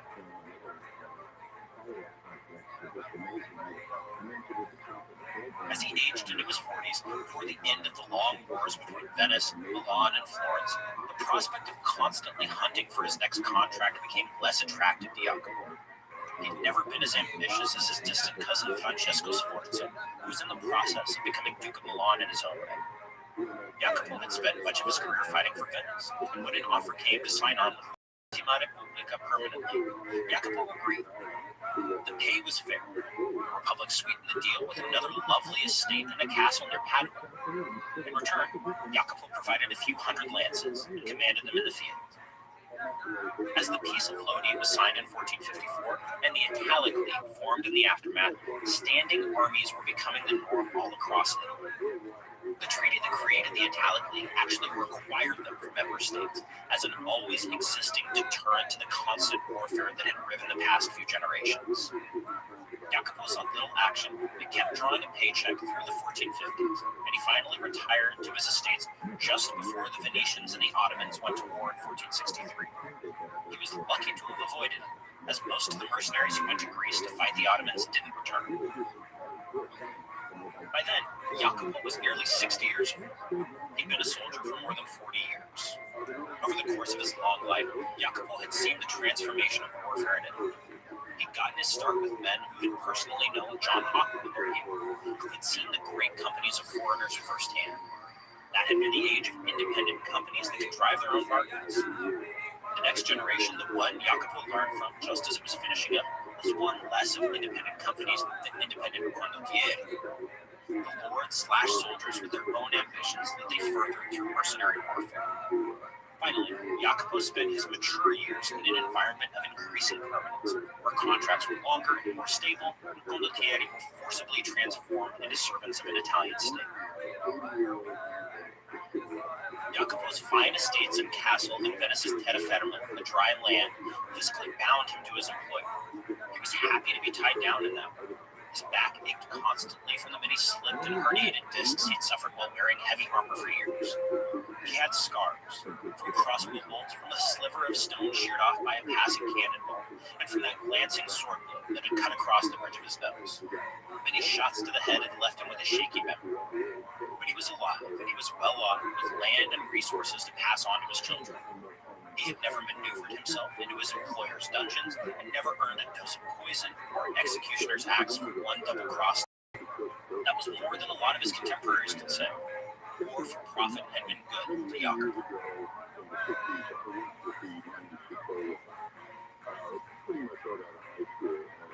Training, discipline, professionalism. These were the hallmarks of war as the condottieri practiced. They were early adopters of gunpowder handguns and cannon for the defense of strongholds, if not mobile artillery for sieges, as in Northern Europe or the Ottoman Empire. They were fanatical about logistics and supply. They reconnoitered terrain, lines of march, and excruciating detail. Most of all, they were experts in fortification. Out in the field, condottieri built fortified camps to protect themselves from nighttime attacks. They dug trenches, they built obstacles, they flooded fields to shape battlefields to their purposes. I mentioned before how thin the margins between victory and defeat were in Italian warfare. In a close battle, putting a ditch in the right place could make all the difference. When it came to cities and fortresses, the condottieri turned military architecture into both a cutting-edge art and science. Cannon presented a fundamental challenge to old castles. Italian military architects, exactly the kinds of well-paid professionals who embodied the meeting of incentive and innovation, rose to meet that challenge. Long, grinding, bloody, expensive sieges would define warfare, and the art and science of the new fortification was born there in Italy. The Great War of the coming century, the Italian Wars, were largely fought on Italian soil. In these conflicts, the Italian powers were increasingly an afterthought, as Spain, France, and the Holy Roman Empire all rolled through the peninsula. But this coming war was a conduit through which Italian soldiers, the generation of condottieri who followed our friend Jacopo, transmitted what they'd learned to the rest of Europe. The European way of war that emerged in the early modern period had many parents, but Renaissance Italy's condottieri were its fun and influential uncles.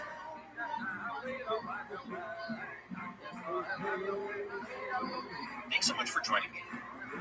Be sure and drop me a line if you'd like to chat about the fall of the Roman Empire or the rise of the modern world. You can find me on Twitter at Patrick_Wyman or on Facebook at Patrick Wyman MMA. You can follow the show at Tides History. Tides of History is written and narrated by me, Patrick Wyman. Sound design is by Derek Behrens for Airship. The sound engineer is Sergio Enriquez. Tides of History is produced by Morgan Jaffe and Leah Sutherland. From Wondery, the executive producer is Hernan Lopez. Thanks again for listening. Until next time, from Wondering, this has been Tides of History.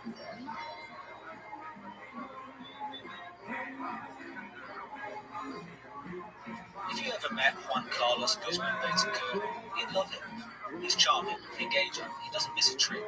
That's usually how people are in his line of work. Just keep in mind one thing though. Anything and everything he tells you is a lie. Cold Juan, available exclusively on Wandering Plus, provides a unique exploration into the life of one of the most successful wandering con men the world has ever seen. Juan has smuggled himself into over 50 countries, stolen millions of dollars in goods, and cheated countless people along the way. My name is Daryl Brown. I'm an investigative reporter, and in Con Juan, I'm joined by former Metropolitan Police Detective Christian Plowman on a journey to follow the breadcrumbs and track this evasive fraudster across the globe. It'll take almost 2 years, but we eventually come face to face. Listen to Con Juan ad-free and exclusively on Wandering Plus. Join Wandering Plus in the Wandering app or on Apple Podcasts. Hey, Crime members, you can listen to Tides of History ad-free on Amazon Music. Download the app today.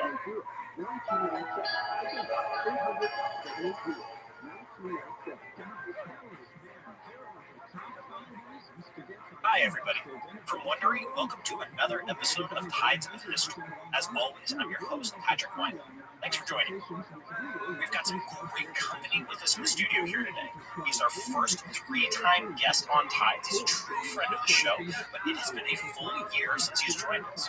He's currently an assistant professor of history at Illinois State University. He's an expert on early modern history and environmental history. He's got a book coming out pretty soon, and he is both one of my dearest friends and my favorite people on the face of the planet. Dr. Keith Climbers, thank you so much for taking time out of your hard-earned vacation to come here and chat. Oh, it's a vacation to come here and chat. Thanks for having me on. Is that really true? Yeah, this is fun. You got on a bus and you came an hour and 15 minutes this morning. I did, and you always learn a lot on the bus in LA. I'm full of thoughts and insights. It's a stimulating ride. It's not as hot as it was, so I'm pretty happy to be here. You've had a lot of time to think and to give the listeners exactly what they're here for, which is some scintillating talk about fuel and wood. Actually, we're going to talk about a couple of things. Fuel and wood is one of them that's really important. It's not something that comes up very often. And then as we get toward the end, we're going to segue to a broader discussion of the 17th century and crisis and what makes it worth studying. Sound good? Sounds good to me. We're going to take a quick break, and when we come back, we'll dive in. Hello, my peasant friends. It's Patrick. I have some really exciting news. You can now listen to our back catalog completely ad-free, exclusively on Stitcher Premium. Plus, you can listen to every new episode ad-free too. You can sign up now for a free month of Stitcher Premium by going to stitcherpremium.com/wonder and use the promo code WONDER. All right, so as I mentioned, I wanted to talk about something that doesn't come up all that much in popular history. It's fuel. We need fuel for lots of things. We need fuel for fires. Fire is pretty important to human civilization. We need wood for building. This is one of your specialties. I figured you'd be the right person to ask about it. So what did pre- and early modern people use for fuel? So fuel comes from a number of different sources, and it depends on what people are trying to do.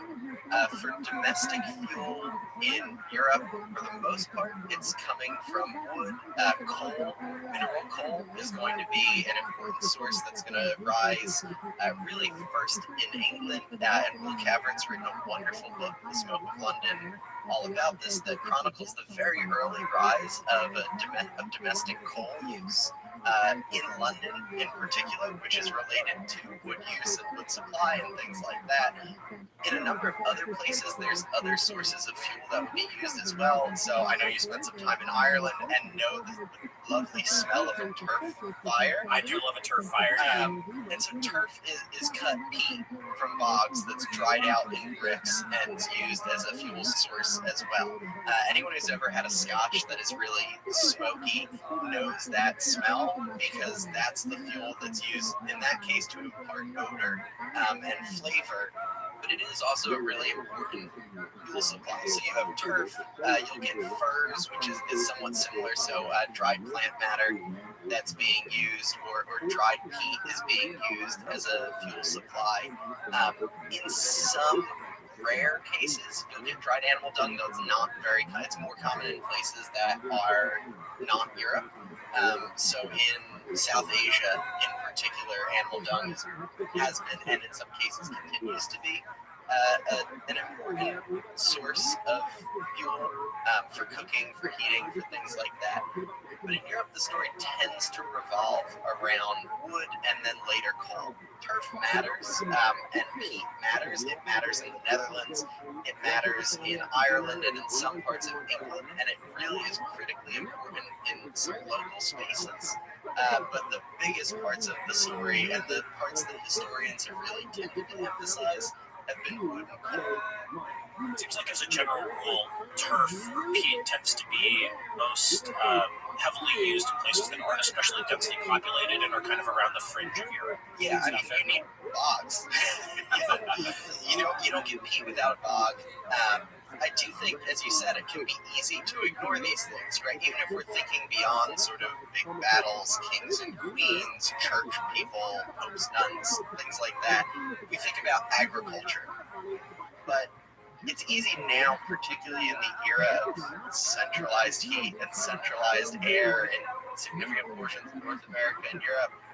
You remember it when the bill shows up, but you don't really think about the fuel. It's delivered by pipes underground, maybe a propane tank, something like that. But you don't tend to think about fuel supply as such a critical part of everyday life, and of fuel gathering and the provision of fuel as something really critical to everyday life. Well, yeah, I mean, one of the things I like to do on this show is to try to think about what people actually spend their time doing, right? And that's why I think when you talk about economic history, that's what makes it important. People spent their time working. Most of the population was spending their time growing and preparing food. Well, you can't prepare food really without fire. Logically, by extension, people had to spend a lot of their time gathering fuel, preparing it, bringing it in. Like, it was a thing that people cared about, thought about, and spent a lot of their time doing. Absolutely. And one of the cases I make in my own research is that it becomes intensely political because it is so important in people's lives. So there are big concerns about wood scarcity that are going to start to emerge in the 16th century, and they're going to spread around Europe in the 16th and 17th centuries. This is going to be the type of thing that states make policy about, that they pass big laws to try to restrain. That becomes a topic for what we would call big science. So in England, the Royal Society's very first publication is a book on trees called Sylvan by John Evelyn. In that case, it's prompted by concerns about naval timber, about ship timber. At the time, wood is one of those materials, but fuel is a really important thing that people think about. And it gets at issues of poverty and welfare as well. This is still apparent in Europe to this day. So there is a fuel allowance, and there's questions about fuel poverty that shape public policy in England and France quite notably. And as there have been issues around the welfare of pensioners, retirees in American parlance, in England in particular, the fuel allowance has been something that's been the topic of a lot of debate, but the idea of providing fuel as something incredibly politically consequential, it mattered in the pre-modern and early modern period, and it continues to matter to this day, even if it doesn't animate U.S. politics with quite the same volume as it does, I think, in many places. I want to come back to the political aspects real quick, and I want to focus a little bit on the mechanics. So you've got this absolutely essential resource, whether it's turf or whether it's wood or what have you for fuel. How do you manage it? How do you ensure that you're not running short of it? Because obviously, like, if you go out and you just cut down all the trees and you're going to use it all for fuel, like, then there's no more trees. So how did people think about that as a resource? How did they manage it? How sustainable was it? Yeah, so those are really great questions. To some degree, it's the use of the fuel that's going to raise some of these questions. So if you're attempting to produce iron or copper or glass, if you're engaged in a manufacturing process, charcoal made from wood is going to be a key source of fuel up into the 17th century. So in the 17th century, there are efforts to use coal as would almost call it a kind of sustainable substitute fuel, which seems quite odd at our current moment. But at the time when there was food scarcity, there is at least some sense of we can use fuel that will eliminate pressure on the forests. But it takes technological shifts to be able to use fuel for iron manufacturing, for copper manufacturing, for glass manufacturing, even for things like brewing. They adapt to it pretty early, but iron manufacturing, it takes real shifts in what furnaces and forges look like, in what an ironworks looks like, in order to make that work. There are patents that get issued from James I pretty early on to people who are deeply involved in alchemical thinking. This is cutting-edge science that in some cases honestly seems a little bit dubious, and in some cases it was more than a little bit dubious, it was a lot dubious, but it would really take pretty significant technological shifts in order to make coal a viable industrial fuel. So in some cases, for the provision of industrial fuels, you need charcoal manufacturing, and most trees can yield charcoal, but there's different qualities of charcoal depending on the type of tree that you're using. And to produce charcoal, you fell trees, you stack them together, and you would usually cover it with wet clay in order to seal it, and then you would light a fire inside of this relatively airtight space, because you want to have a fire that's going to consume and reduce the wood, but you don't want to burn it all down to ash. So producing charcoal is really important for industrial uses. That would be done ideally very close to the site of manufacturing, because charcoal doesn't travel well. If you're not very careful afterwards, they can keep right on smoldering. And so there are issues with charcoal wagons catching on fire because they weren't fully out when they were loaded. The thing about charcoal is as you travel with it, bouncing, particularly on rutted roads of the period, it's going to cause breakage. And the more the charcoal is not chunks that you would think of it as really robust ones, the less it's going to be able to generate the relatively high heat needed to do things like metalworking, iron manufacturing, things like that.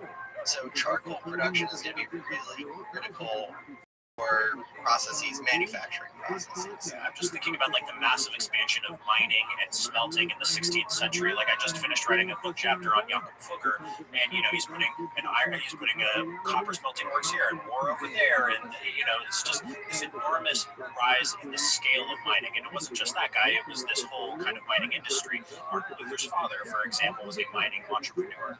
If you're going to expand the mining industry, you've got to process the results of that mining, and the processing requires enormous amounts of fuel. Exactly. It requires both enormous amounts, but it requires shifts in management practices, because you need it to be nearby, and you need to manage it to produce charcoal.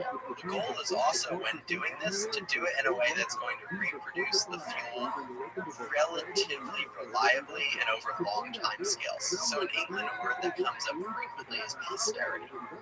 Quite consistently in sources from the time, you will see people say the forest must be preserved for posterity or into posterity, something like that. And the idea is that you should get a regular return of fuel over a long time scale. And so there's a couple of methods by which you can do so if you're trying to produce charcoal in particular. So coppicing and pollarding are the two big ones. They're essentially both methods of pruning hardwood trees in order to promote regrowth from a stump. In coppicing, you cut down close to the ground, and for certain hardwoods, this is not true of softwoods like pine, but for something like oak or beech, when you cut a tree down, you don't necessarily kill it. So for an oak, if you fell it at the stump, put a fence or some other small enclosure around it so animals don't eat the shoots, it will reshoot out of the stump. And you get something that looks almost like a sea anemone or a set of fingers reaching up from it. So you get a lot of little limbs coming out rather than one huge trunk. And if you do that at ground level, for coppices, they would produce fuel regularly on 15 to 25-year time cycles. Pollarded trees, it's a similar process, but you're doing the pruning about 6 to 10 feet above ground level. And the idea there is you don't need to worry about fencing it off to keep animals out, because the stump itself, or the trunk that's left standing, is high enough that animals aren't going to go and nip the new green shoots. Some of the oldest trees, what are called ancient woodlands or ancient trees that survive in England in particular, come from pollards. So pollarding can expand a tree's lifespan beyond what it would be if it was left unpruned. But both of these are techniques that foresters practice and that individuals practice in order to produce wood for fuel. Hedges produce fuel, though that tends to be for household fuel rather than for industrial use. In doing this, the idea is that you can manage a plant in particular ways in order to produce a very particular byproduct that will enable you to do certain things, and it will produce it at a regular rate and more or less indefinitely if you manage it well and manage it carefully.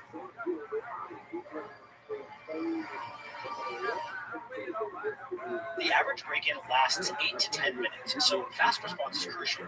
That's why SimpliSafe Home Security launched its breakthrough technology, 24/7 live guard protection, to help stop crime and SimpliSafe professional monitoring agents can actually see, speak to, and deter intruders in your home through the new Smart Alarm wireless indoor camera. Who doesn't know people by break-ins? I know I do.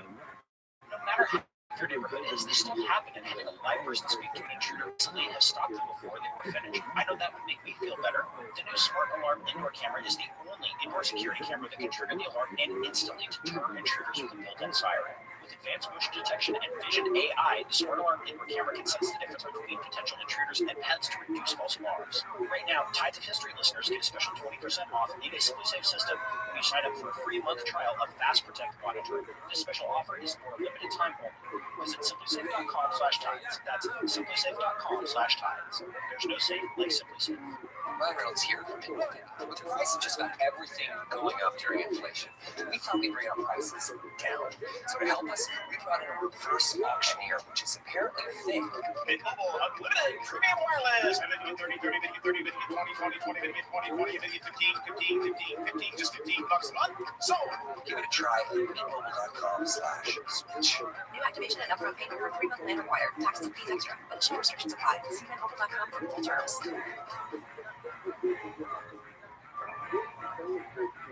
So there's a whole world of kind of management practices working on long time scales, presumably with the benefit of enormous amounts of experience, in order to provide the fuel and the raw materials necessary to power industrial processes and everything else you need it for. And for home use too. I mean, charcoal works just as well for domestic fuel, but it's particularly important for manufacturing, for all the things, processing the metals that come out of this European mining boom and things like that. Where this creates political conflicts. Yeah, it's exactly what I wanted to come to, is like who has the rights to the woodlands, who owns them, who gets to use them, what customary rights do other people have. Yeah, so this is where it gets complicated. In general, there's a lot of overlapping sets of claims on what a pre-modern forest should do. In England, where you have royal forests that have a historic attachment and importance with hunting, with producing naval timber, these are multiple uses that in the sort of idealized medieval world would all coexist harmoniously. So you would have some coppices. They even have a method of forestry that they call coppices with standards.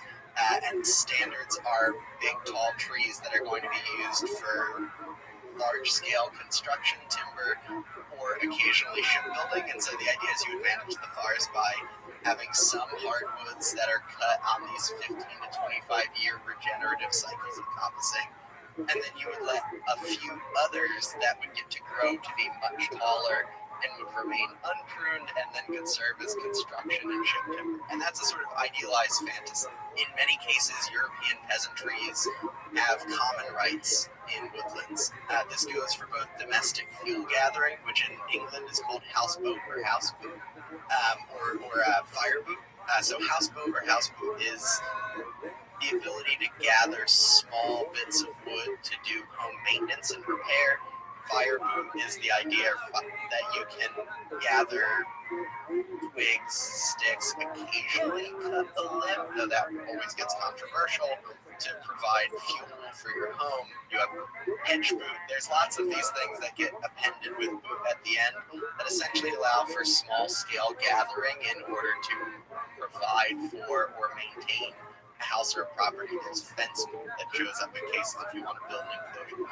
So you have these common gathering rights that are administered through customary means. They are usually appended to owning property. So when we talk about commons, there's a misconception that a commons is just completely unregulated. That is not the case historically at all. Commons have all kinds of rules attached to them that are determined by the communities there. So you have common rights that are being used there. You've got fuel production for manufacturing and other uses, the coppicing and pollarding. You've got claims for construction timber, and naval timber or ship timber becomes particularly important. And ship carpenters are both a very particular group of people who are high anxiety people. They generate a lot of the discussion about wood scarcity in the 16th and 17th centuries. Part of it is because ship carpenters have very particular needs, and they operate on different sorts of time scales to other wood users. So one that in England becomes a constant source of anxiety is something called compass timber. So if you're building a wooden ship prior to the capacity to start to bend wood beams with steam, and you want joints, you need to find bits of a tree that kind of match the shape you're going for. There's some great diagrams in 17th century sources showing essentially a joint kind of diagrammed into the limb of a tree. And for compass timber, which is sometimes called knee or elbow timber because it has a bend like a knee or an elbow, it requires a very particular form of growth. And it requires a lot of time if you're building a larger ship in particular to get a limb that's exactly the right shape and size. And so ship carpenters will wander around trying to find this perfect tree.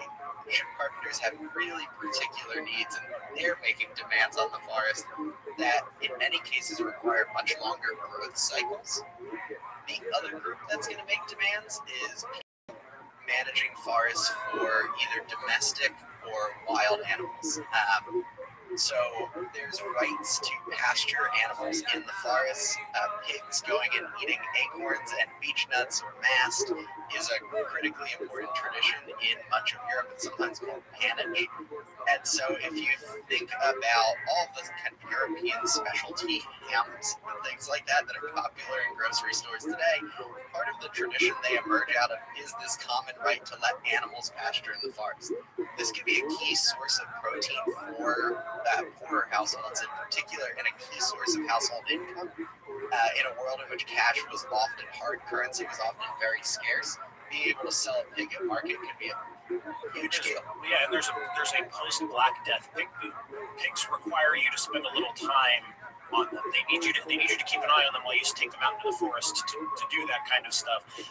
When time becomes more available after the Black Death, that's the thing. Tastes change, and pigs also require a little capital to get started. So when you have a little capital, all of a sudden you can do more pigs. But pigs are always related to this common resource of woods. Cows are involved too. There's often prohibitions against goats and sheep, which are perceived as forest destroyers. But you can start to see now where there's all of these different uses. So in the ideal setting, some animals roam. Then you have fuel production, which requires regeneration without animals getting to the regenerating shoots. You have lots of different time scales all coexisting. In the ideal world, this all works without a hitch. In the 16th century, particularly as some of these uses start to get intensified, conflict emerges. Well, yeah, and you can imagine too, because it's not just the different uses; it's who is claiming those different rights, right? Like, does the local bishop think that he has a claim on the exclusive use of a woodland at the expense of a independent community of peasants, or does the local lord think that he has a 6th century old right to use this particular woodland for this purpose? Like, who has those rights? Can you sell the rights? Those are all, you can easily see how that turns into just a recipe for conflict. Yeah, you have nobility who will fight with each other, and sometimes it'll be really fascinating. So I have a case in which one English noble is appointed as a keeper of a forest in the west of England, and then another member of the local gentry and another noble want to instead take what is designated as forest land and convert it over to pasture land. And in the course of this conflict, there's a moment in which one encloses the forest to say, no animals pasturing here, we're going to preserve it and allow it to regenerate.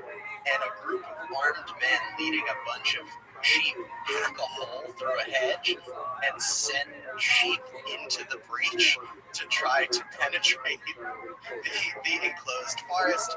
And one of the defenders of the forest on the other side is there with a sword hacking down the sheep charging through the breach in the fortifications. It's a wild story. And it seems kind of funny to us, but the serious thing going on there is that you have two very powerful people who are fighting over, should this be forest, should it have another type of use? You have monarchs that want to assert their privileges. In England in particular, a lot of monarchs decide to go about digging through the past and rediscovering rights to own land that they thought they had lost or that other people laid claim to. That produces a lot of controversy. In some places, the historian Paul Ward has written about this in Germany. There are efforts from communities to self-manage or manage through corporate structures the lands they're on, the uses of them. They have a bunch of regulation that goes with it. So it's going to look different in a lot of different places. Harlan Kuhn has written about this in Venice, some of the management structures, and about distant state rule versus local community rule. All of those conflicts are going to emerge in part about thinking, how do people get fuel, what do people need, but the whole other set of rights that goes with a wooded landscape, which is about common versus not quite private, but more private rights versus state demands versus community demands. So all of those things are going to come together to create space for conflict. A lot of those are conflicts that play out over the course of the 17th century. Keith, why should we care about the 17th century? It's a great question. There's many cases in which historians have in the past wanted to say, well, the 17th century is when a lot of these things come to a head. There was an older narrative that was really indebted to Marx and to Marxist historians, making the case that there was something called a 17th century crisis. And the idea in the old Marxist angle was that, well, the 17th century matters not because it had the Renaissance or the Reformation, these large claims about religion or our intellectual life that have anchored the importance of the 16th century in university curriculums, book sales, things like that. The 17th century matters because it's this moment of crisis in which a feudal system finally collapses as a result of its internal contradictions, and you get the rise of a bourgeois system, capitalism, of all these things. Even though you'll get revolutions in the 18th century, the idea, and this is often very English focused, though not exclusively, was that, okay, there's this crisis of feudalism, which then goes away. Now, feudalism won't immediately make every medieval historian's hair stand up. Deep breaths. It's immediately going to make everyone's hackles raise because feudalism as an institution is this prolific thing. What are we even talking about when we talk about feudalism? That's what medievalists would say, and that's been the medievalists complain about Marx and Marxist influence historiography for a long time. Right. But this was a line in which, okay, the 17th century matters because of this big schematic picture, and some big structural change is going to happen here, and something new is going to emerge. In the 17th century is when you get the state, when capitalism, all those things. As I know that you have talked about on the show, there's some real problems with saying that capitalism emerges in the 17th century. If you're looking at Italian bankers earlier on, I think you can make a case. If you're looking at colonial expansion and mercantile forces that play a role in that, that's really going to change the story for how this looks. Yeah, I mean, even if you're looking at a particularly ruthless Gloucestershire wool merchant, like small-time local wool merchant around 1500, that guy looks a lot like a representative of an emerging capitalism. Yeah, and I think even people who are very interested, wanting to say, okay, well, we do need to pinpoint this rise of capitalism and are still working within a sort of Marxian framework. To some degree, I think the emphasis has shifted towards the 16th century, or at least the long 16th century, as this point of emergence for people who are making a case, often one that's tied up with nation states or modernity. Okay, the 18th century seems like this really important thing, and so sometimes it feels like between the long 16th century and the long 18th century, there's actually not that much of the 17th century left. That said, I work on the 17th century, and I think it is really critically important. Not so much because it fits into some of these big narratives about capitalism, though I think it is an important period in which that is going to develop and which it's going to take new shapes, but because there's a lot going on there. So I think in terms of the rise of the state and some technologies of state, particularly where I work in England, it's going to be a critical period for that. You're going to see bureaucratic technologies emerge in the 17th century and really begin to be honed in ways that I think make it distinctive. There's going to be ties to numeracy, to certain forms of intellectual inquiry that historians of science have spent a lot of time on, and their role in politics. That's going to be really important. You're going to see expansion for Northern Europe.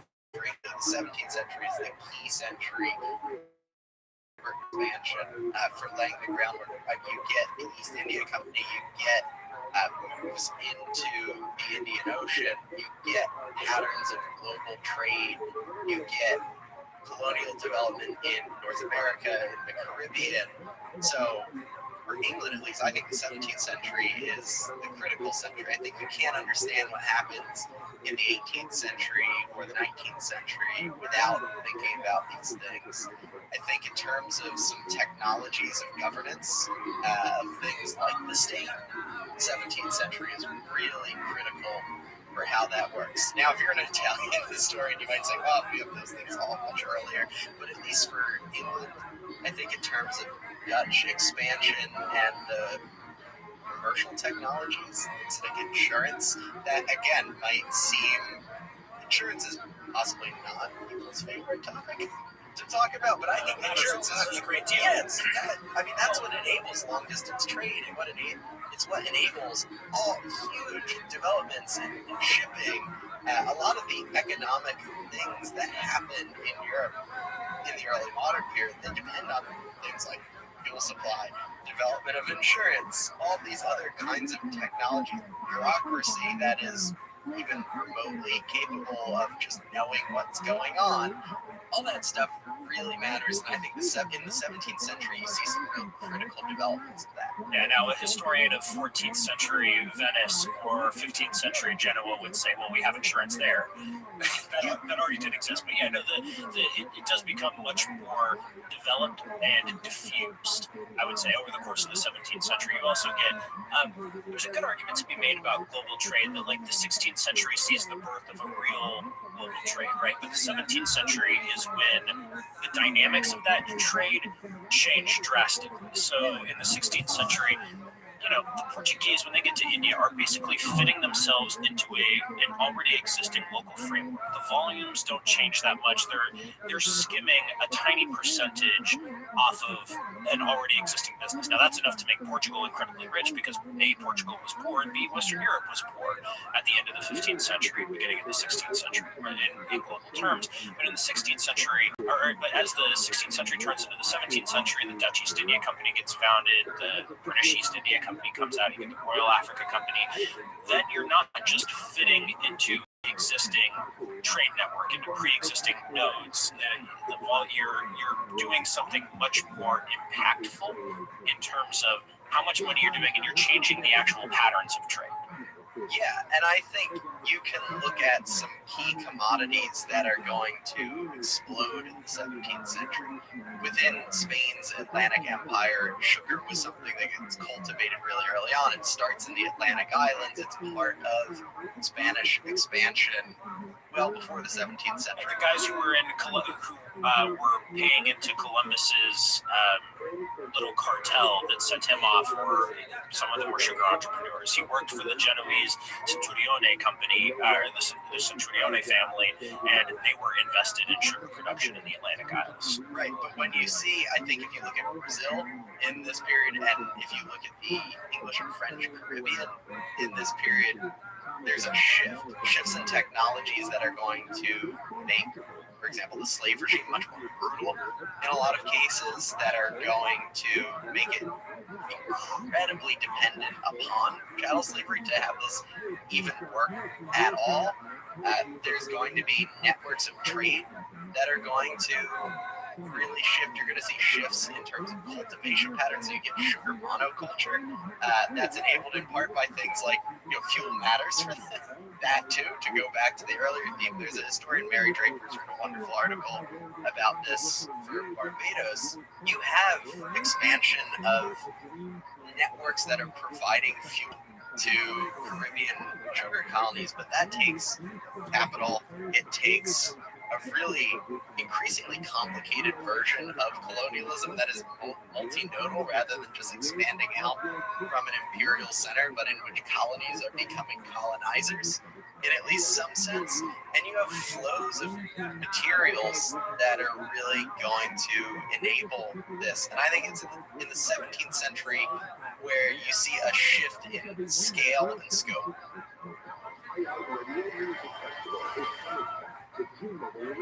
Angie's List is now Angie. We've heard a lot of theories about why. I thought it was an equal one. Words, less paper. It was so you could say it faster. No, it's more iconic. Must be a tech thing. But those aren't quite right. It's because now you can compare upfront prices, book a service instantly, and even get your project handled from start to finish. Sounds easy. It is, and it makes us so much more than just a list. Get started at Angie.com. That's ANGI, or download the app today. So let's talk a little bit about the crisis aspect of it, because I think that's probably something that most listeners will have at least a passing familiarity with, because you get the 30 Years' War, which, according to some estimates, is every bit as cataclysmic in terms of number of people involved in debt. It devastates huge portions of Germany. Every major European power is at some point at least tangentially involved in the conflict. What was once very popular to see as the birth of the modern European state system with the Peace of Westphalia in 1648. Then you have the English Civil War. You have the Fronde in France. You have what looks a lot like kind of a general crisis around the middle of the century. Do you think that's valid? Yeah. So this is an old argument that has gotten a shot of new life into it recently. The historian Jeffrey Parker, so he wants to make the case that it's not just Europe, but that across the globe there's a crisis that emerges in the 17th century. And the key thing that for him that's going to be used to make the case that this is global is going to be shifts in the Earth's climate that are called the Little Ice Age. So he was really going to emphasize the Ming-Qing transition in China and the violence and disruption and all the nasty bits that go with that, but then spend a lot of time on Western Europe as well. So taking that Western European idea in which you get issues with currency, you have population decline, hyperinflation in some cases, or lots of nasty things, and say, okay, there is a mid-century crisis, and it's not just Europe, it's the world. So Parker is really the person who I think has been pushing this quite hard. Ever since he's made this claim, there's been people challenging it. Right? People have said, your chronology doesn't line up. All the things you pointed to before. What's feudalism? Well, that's kind of a big problem for feudalism being in crisis if it doesn't exist or exists in a few places in France for a few years, but is not as widespread as Marx needed it or wanted it to be. By the same token, economic historians have tried to look at ways in which Parker's model doesn't always quite hold up. In the most recent iteration, environmental and climate historians, many of them have challenged the notion of causation between disorder and climatic shift that Parker has pointed to. Some are more friendly to it, others less so, but this is something that has always been in tension. I think that you can identify a number of crisis points in the 17th century, but I think you can identify a number of crisis points in pretty much every century. I think crises happen with incredible frequency. We don't like to talk about that. I think as moderns, living in the U.S. in particular, where there's big public narratives about either continuities or progress or things like that, the idea of constant crises is unsettling. We want crisis to not be something that's happening, and I think some of the ways that we think about the past reflects that. So something like a general crisis, that's appealing because it is very dramatic. I'm not so certain about that, and I think you can point to the Dutch Republic is a place that a lot of people point to as, well, it expands successfully. It's involved in the 30 Years' War. Plenty of nasty things happen there, but it's also known as the 17th century is also a Dutch golden age, so it's crisis and golden age coexisting. Some people have tried to explain this, and there's a sort of Dutch exception that comes out of that. On the other hand, looking at England, there's plenty of moments that I think feel crisis-like in the 16th century, and then will continue well past the middle of the 17th century. If you read English sources from the time, many of them are steeped in a kind of apocalyptic thinking that goes with the way significant numbers of Protestants were engaging with the world in this period. So there's a lot of crisis talk that you can get from people, but some of that is just a byproduct of the way that their religious views lead them to engage with the world. There's a huge swell of kind of apocalyptic thinking among political thinkers in the last decade of the 15th century. Like just for a parallel, like everybody thought that their particular king was going to be the one to defeat the Turks and recapture Jerusalem and bring about the end of the world. Like Charles VIII of France had advisors who made that claim, which is partially how he justified going down into Italy, was because he wanted Naples and then he was going to fight the Turks and then just Jerusalem. The King of Portugal was steeped in that. Manuel I, who sends Vasco da Gama to India, Manuel I thought that they were going to attack the Turks from there, take Jerusalem, and bring about the end of the world. Ferdinand and Isabella thought that. So it's like you can find thinking and ideas about crisis in a whole bunch of different places if you look hard enough. There are signals. I guess this is the tough thing. So there is population decline in the 17th century after growth in the 16th century. The 30 Years' War really helps out a lot with that, both through these direct violence from war, destruction of crops that lead people to starve. I mean, the 30 Years' War is incredibly brutal. If you've ever read Simplicissimus, it's just possibly one of the most bleak things you can ever read, because at some point, the violence, it almost loses any kind of moral character. The 30 Years' War is really hard for people to wrap their heads around if their points of reference are the wars of the 18th century or the wars of the 19th century, sans a little bit of Napoleon.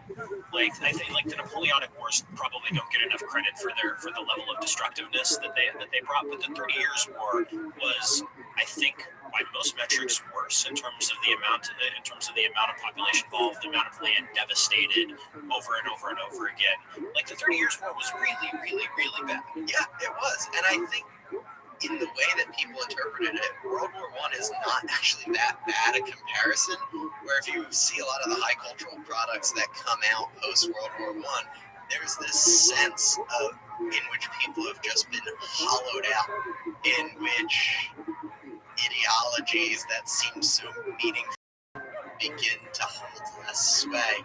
And I think if you read something like Simplicissimus, there are these moments where in the course of the war itself, there's a sense in which violence is just sort of cyclical, inevitable, and brutal. So yeah, I think if you look at something like that, wow, that's really dramatic. The question is, how do you situate it? And I think it's, to some degree, that conflict in the middle of the century in Europe makes it really tough to figure out what exactly you do with the century. Yeah, that makes a lot of sense. It reminds me, in that sense, and I'll say this by way of wrapping up, the 17th century reminds me a lot of the 15th, in the sense that it feels like it's neither fish nor fowl, it's neither here nor there, it's kind of split in the middle by a whole bunch of really important things happening. In the case of the 15th, you have the end of the 100 Years' War, the Ottoman conquest of Constantinople, the invention of the printing press, and a bullying famine followed by a fairly serious depression.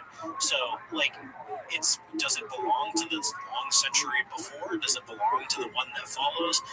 What do you make of it? It's not a happy century. You can't point to a real straightforward narrative of progress throughout it when you've got devastating repeated conflicts and all sorts of other bad things. But that's not a reason not to study it, and in fact, it makes it its own kind of challenging beast. That's why I like the 15th century. To my mind, I think that is exactly the reason to study it, is that it doesn't fit. It confuses and it creates havoc in some big narratives when it had its own place in a big narrative. It didn't hold up. And I think rather than try to make the 17th century important and relevant by situating it in a big narrative about how history moves, I think it's the mess that makes it fun. I think it's the mess that makes it useful. And I think periods that just are frustrating because they just take whatever narrative you have and they just don't seem to fit. They just don't seem to work. They're so incredibly useful because those narratives really, I think, can give us a sense of security about what happened, that it's good to frustrate that. And I particularly like frustrating that, which is maybe why the 17th century so appeals to me. It doesn't give any solid conclusion. You are a contrary man, Keith. And on that note, I can think of no better way to end. Thank you so much for coming in and doing this. I really appreciate it. Thank you for having me. It's always a blast. Thanks so much for joining me today. Be sure and drop me a line if you'd like to chat about the fall of the Roman Empire or the rise of the modern world. You can find me on Twitter at Patrick_Wyman or on Facebook at Patrick Wyman MMA. You can follow the show at Tides History. Tides of History is written and narrated by Patrick Wyman. The sound engineer is Sergio Enriquez. Tides of History is produced by Morgan Jaffe and Leah Sutherland. From Wondery, the executive producer is Hernan Lopez. Thanks again for listening. Until next time, from Wondery, this has been Tides of History.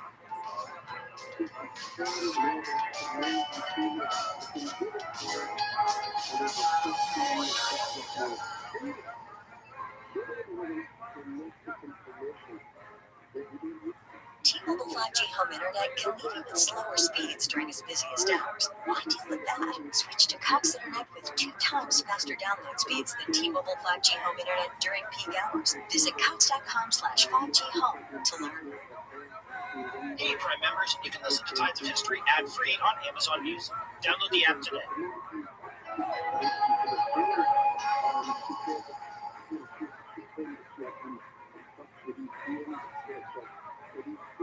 Hi, everybody. Welcome to another mini-sode of Tides of History. As always, I'm Patrick Wyman, and I'm joined by the wonderful Leah. And today, we're going to talk about military revolutions. Patrick, this is a big topic.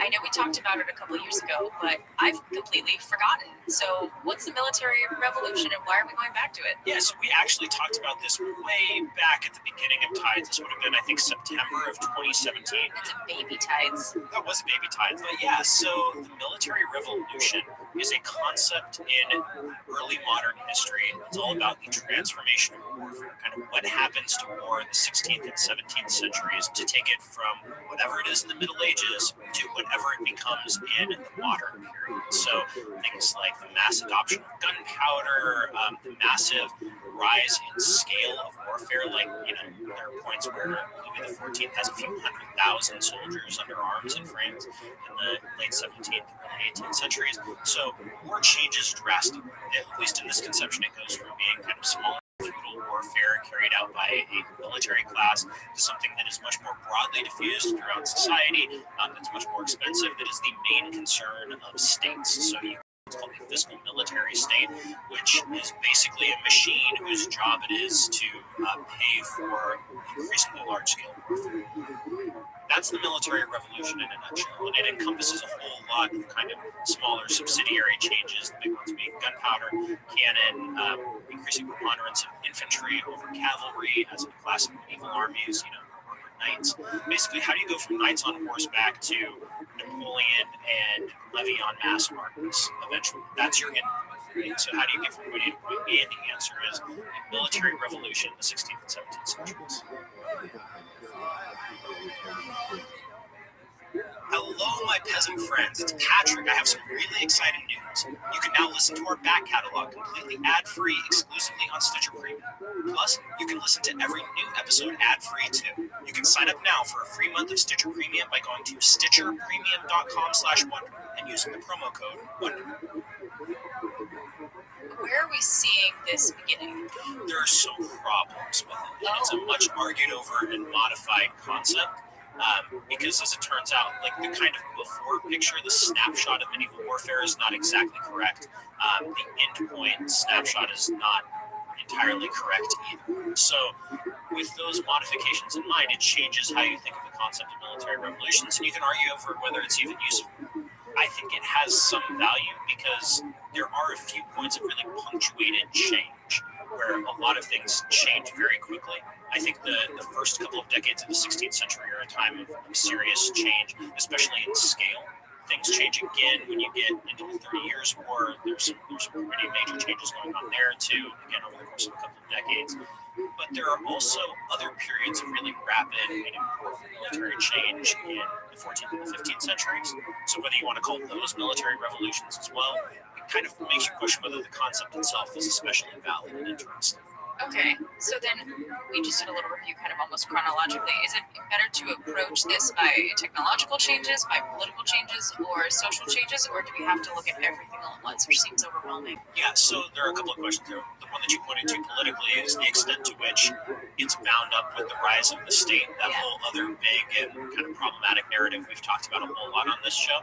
Let's leave that aside for the moment. Let's focus solely on changes in warfare. Great. So technologically, you can make the argument that the real big change happens not in the 16th century, but in the 15th, with the introduction of cannon and gunpowder handguns. Gunpowder handguns get more effective in the same 15th and early 16th century. You get the introduction of first the arquebus, which has a trigger mechanism, which is a big change from just having to touch like a lit match to an open hole with gunpowder in it. Seems dangerous when you're running and or riding a horse somewhere. Yeah, you can't really do it when you're running or riding a horse. It takes forever to reload and they're tremendously inaccurate.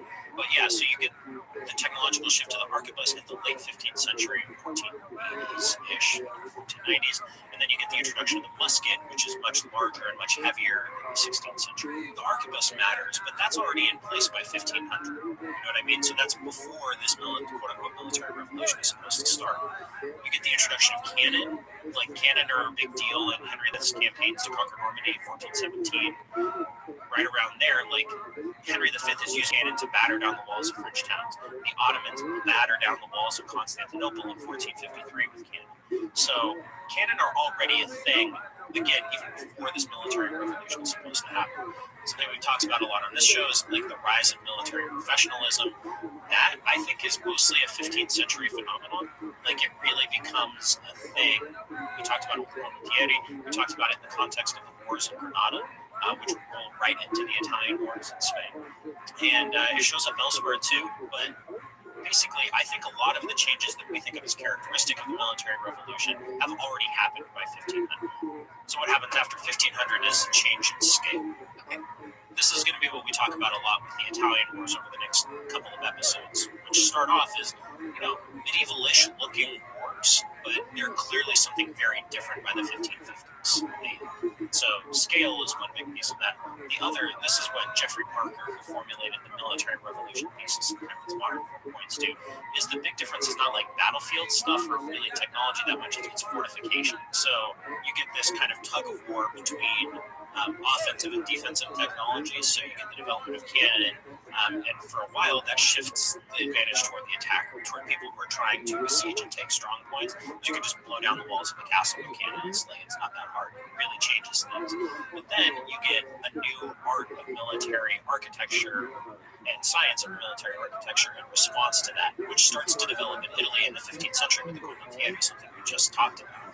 And you get angled bastions, walls are lower but thicker to absorb cannon fire, and you get these really incredible fortresses that get built as a result of this. The art really develops in Italy in the first half of the 16th century.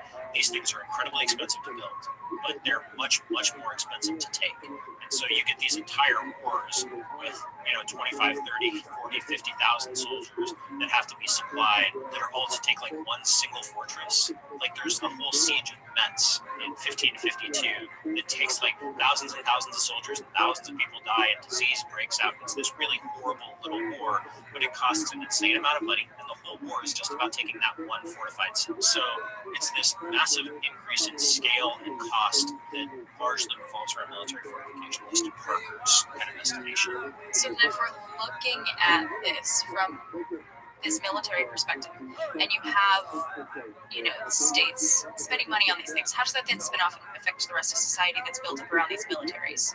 Well, so it's not so much the society is built up around the militaries, but the war is touching more people than it often did in the Middle Ages. Like, the 100 Years' War were destructive. Taxpayers were squeezed to pay for them. You didn't want to be on the wrong end of a chevauchee, one of those raiding expeditions that would roll through from time to time. You want to do that. A lot of people did die in these wars. It's not like they didn't affect society as a whole, but like, war in the 1550s was a much larger scale endeavor. And then especially when you get to the 30 Years' War in the 17th century, which unfortunately I don't think we're going to get a lot of time to cover, in terms of the loss of life and destruction of property, civilian deaths, famine, disease outbreaks, all of that, the 30 Years' War was probably as devastating as the First World War was. Oh, wow. Those are the kind of the recent estimates. It was as bad for the parts of Europe that suffered from these armies continuously rolling back and forth for decades. It was as bad as the First World War was. That's the end. When we talk about the increasing scale of warfare, like, yeah, sure, 100 Years' War was bad, but it wasn't that bad. So when you're talking about war in society, that's a big piece of it. And proportionally, what it takes politically to wage wars like that is it requires new developments. It requires bureaucracies. It requires kind of a rationalization of the state. That's what the fiscal military state is about. It's getting to the point where you can afford to fight wars like that on a long-term basis. And so when we talk about the rise of the state on this show, really we've talked about the beginnings of those processes. Like, kings always wanted to fight, and the republics like Florence and Venice wanted to fight. And if you want to do that with these increasingly expensive technologies and with larger numbers of soldiers, you've got to find innovative ways of making them. Okay, and we see how that military revolution has affected the state building and all that stuff. What would our states have looked like had this not happened in this way? Two things. First of all, if you still wanted to fight, but you didn't want to do the state building part, you've got to kind of farm out military responsibilities to a powerful nobility and then just rely on those nobles to fight your wars. And that's what you see across large stretches of Eastern Europe in the 16th and 17th centuries, is just the nobility. If you have a weak central state, the nobility becomes much, much more important, much more powerful, and much more independent. That's one option. If you decide not to fight the wars, you get swallowed up.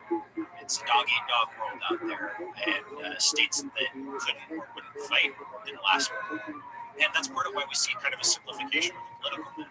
On a small scale, we see this in Italy in the 15th century. We see it in Europe in the 16th too. It's like lots of these kind of small political units just get swallowed up by their neighbors, either dynastically or through territorial conquest, like chunks of territory change hands, states get wiped off the map. What happens? Not quite as shockingly as with the Napoleonic Wars, which just drastically redraw and simplify Europe's political map. It happens here too. So you're a noble in this kind of chivalric society, and you're going through this military revolution. How does that change your life? One of the interesting pieces of this is that Yeah, we've talked about the culture of chivalry. We've talked about how medieval nobles were kind of raised in this world where, fighting was what they did, and it was part of their identity, and it was really deeply embedded in who they were. Well, nobles kind of transformed themselves into a professionalized military class in the early modern period. So they go from being knights on horseback to still retaining elements of the chivalric culture, but they're kind of pressed into the surface of the state. So instead of being independent actors in their own right, their interests and activities are much more closely aligned with those of the rising state. That's part and parcel of this transformation. We talked about this a little bit with condottieri. It's like you're still a soldier, but you're like a recruiting master for a state. So you're working on contract, either you're independent or you're commanding a piece of a standing army for a state. So you're still a noble, you still get to retain that military piece of your identity, but instead of it being, kind of romantic and chivalric for its own sake, and you're trying to advance your family's fortunes through independent action, it's about service to the king and the crown. What's the average career lifespan for a soldier at this time? Well, so it varied. We talked about this years ago, but like early on, late 15th and 16th century, being a mercenary, because these were all basically mercenary armies. Right. Like they were recruited on contract, sometimes from within the lands of the king who was hiring them, sometimes not. But mercenary work was pretty good. It was pretty well paid early on, and it carried prestige because war was a prestigious profession. It carried a whiff of nobility with it. So if you were a German Landsknecht, one of these mercenaries at the start of the 16th century, you had social status. You had some swagger to you. You got to wear fancy clothes. You were not subject to sumptuary laws that regulated what you could wear. Your pay may have been late. Maybe you didn't get paid at all, but you had standing. And when you were paid, if you were paid what you were contracted to, it was good money. Soldier status lessens throughout this period. By the century, soldiers are considered very low paid. It's not a good occupation. They're often conscripted or impressed into service, and to the point where like the standing armies of European states in the 18th century, like being a soldier was just a terrible occupation. It was bad. It was a really, really low class, low status thing. Unless you were a noble, unless you were an officer, then you got to carry again that kind of whiff of nobility with your actions, but not the common guys who were going out there and doing it. Their status dropped drastically. Now there were some exceptions. So the standing army in Spain, the tercios, first come about at the end of the 15th century and then are kind of reorganized in the 1530s. Some recruits were volunteers, but they were often conscripts. That was like long-term service. They were going to be in for a while. They were going to be in for decades if you joined a tercio. But like otherwise, people kind of cycled in and out of work. Like you would go for a campaign or two, come back home, go back to work as a weaver or whatever, go back, do another couple of campaigns when you wanted to.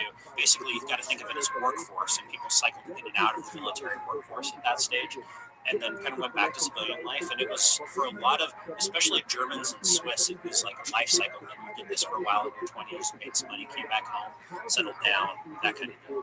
That's interesting. That's like the modern, I guess, gap year, going to teach English overseas, and you do that for a while, and then it's time to get serious about your life, and you come home and you find a real job. Yeah, Swiss and German mercenaries really dominated the landscape for a lot of the first half of the 16th century, and that was really common. That was just like a thing that you did. You're a young man in your early 20s, and you want to make some money, and you want to get some adventure. Okay, go out and be a mercenary for a few years. It's fascinating. I don't think many men nowadays would be jumping at the chance to go be a mercenary.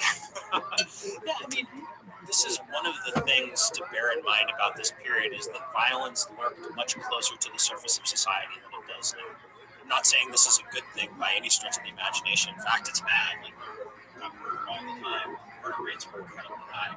But like, if you were a reasonably well-off artisan or citizen in a city or in a town, you were usually required to own arms and to have some idea how to use them, and you usually belonged to your town's militia, which was probably not real good at fighting, but like you would have had weaponry. Hey, Prime members, you can listen to Tides of History ad-free on Amazon Music. Download the app today.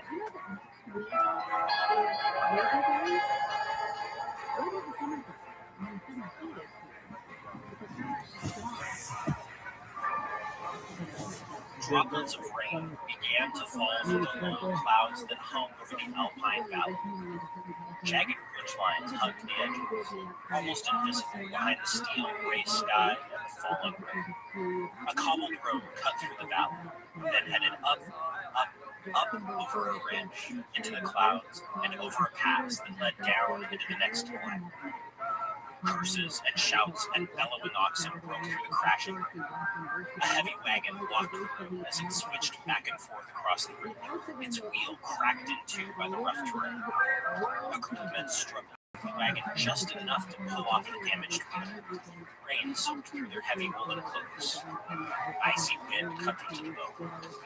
Their muscles ached from the strain of shifting hundreds of pounds of smelted silver, the load that had so overburdened the wagon and its poor oxen. This was one of a half a dozen wagons in the train, all of them just as weighed down with silver. The men cursed one name as they struggled and strained. Jakob Fugger, the owner of the silver and their employer. Jakob Fugger, merchant of Augsburg, trader and banker. Jakob Fugger the rich, the wealthiest man in Europe, creditors and emperors and popes. Jakob Fugger, financer of wars and voyages of exploration. Jakob Fugger, home safe in his counting house while these carters suffered to get his goods to market. They spat at every mention of Jakob Fugger's name. From his home in Augsburg, Fugger's reach went everywhere. Southwest to Lisbon and Madrid, north to Lübeck and Antwerp, east to the mines of Hungary, and south to the Alps, then over the Brenner Pass to Venice, where this load of silver was headed. The profits from the sale of this silver would be recorded neatly in an account book housed in Jakob Fugger's Venice outpost. Maybe they would finance the purchase of spices there at Venice to be sold on for a profit elsewhere. Maybe they would be loaned to a cardinal of the church to finance his new vanity collection. Maybe they would buy cannon for the emperor's newest war, or pay off a foreign prince to avoid war. Whatever the case, Jakob Fugger would find a use for those funds. But back home in Augsburg, poring over accounts and letters, Jakob Fugger would lose a moment's sleep over his carter's torn muscles, broken bones, or the alpine chill that surrounded them. Their pay and the cost of the carts were simply liabilities in a ledger. With one final heave, the broken wheel came off the cart and a new wheel went on. Shivering in the cold, rubbing and aching ligaments and soreness that would never go away, the carters cursed Jakob Fugger once more and continued up the ridge toward the pass. Around 1500, European finance was transformed. For generations, it had been an Italian specialty. But times were changing. South Germany emerged as the center of banking and the money trade. Nobody was more instrumental in that shift than Jakob Fugger the Rich, maybe the richest man ever lived. Hello, my peasant friends. It's Patrick. I have some really exciting news. You can now listen to our back catalog completely ad-free exclusively on Stitcher Premium. Plus, you can listen to every new episode ad-free too. You can sign up now for a free month of Stitcher Premium by going to StitcherPremium.com/one and using the promo code ONE. Hi, everybody. From Wondering, welcome to another episode of Tides of History. I'm your host, Patrick Wine. Thanks for joining me. For most of the Middle Ages, banking was dominated by Italians. Genoese, Florentines, Venetians, Lucchese, Sienese, all of them made their mark at different times and places between about 1200 and 1500.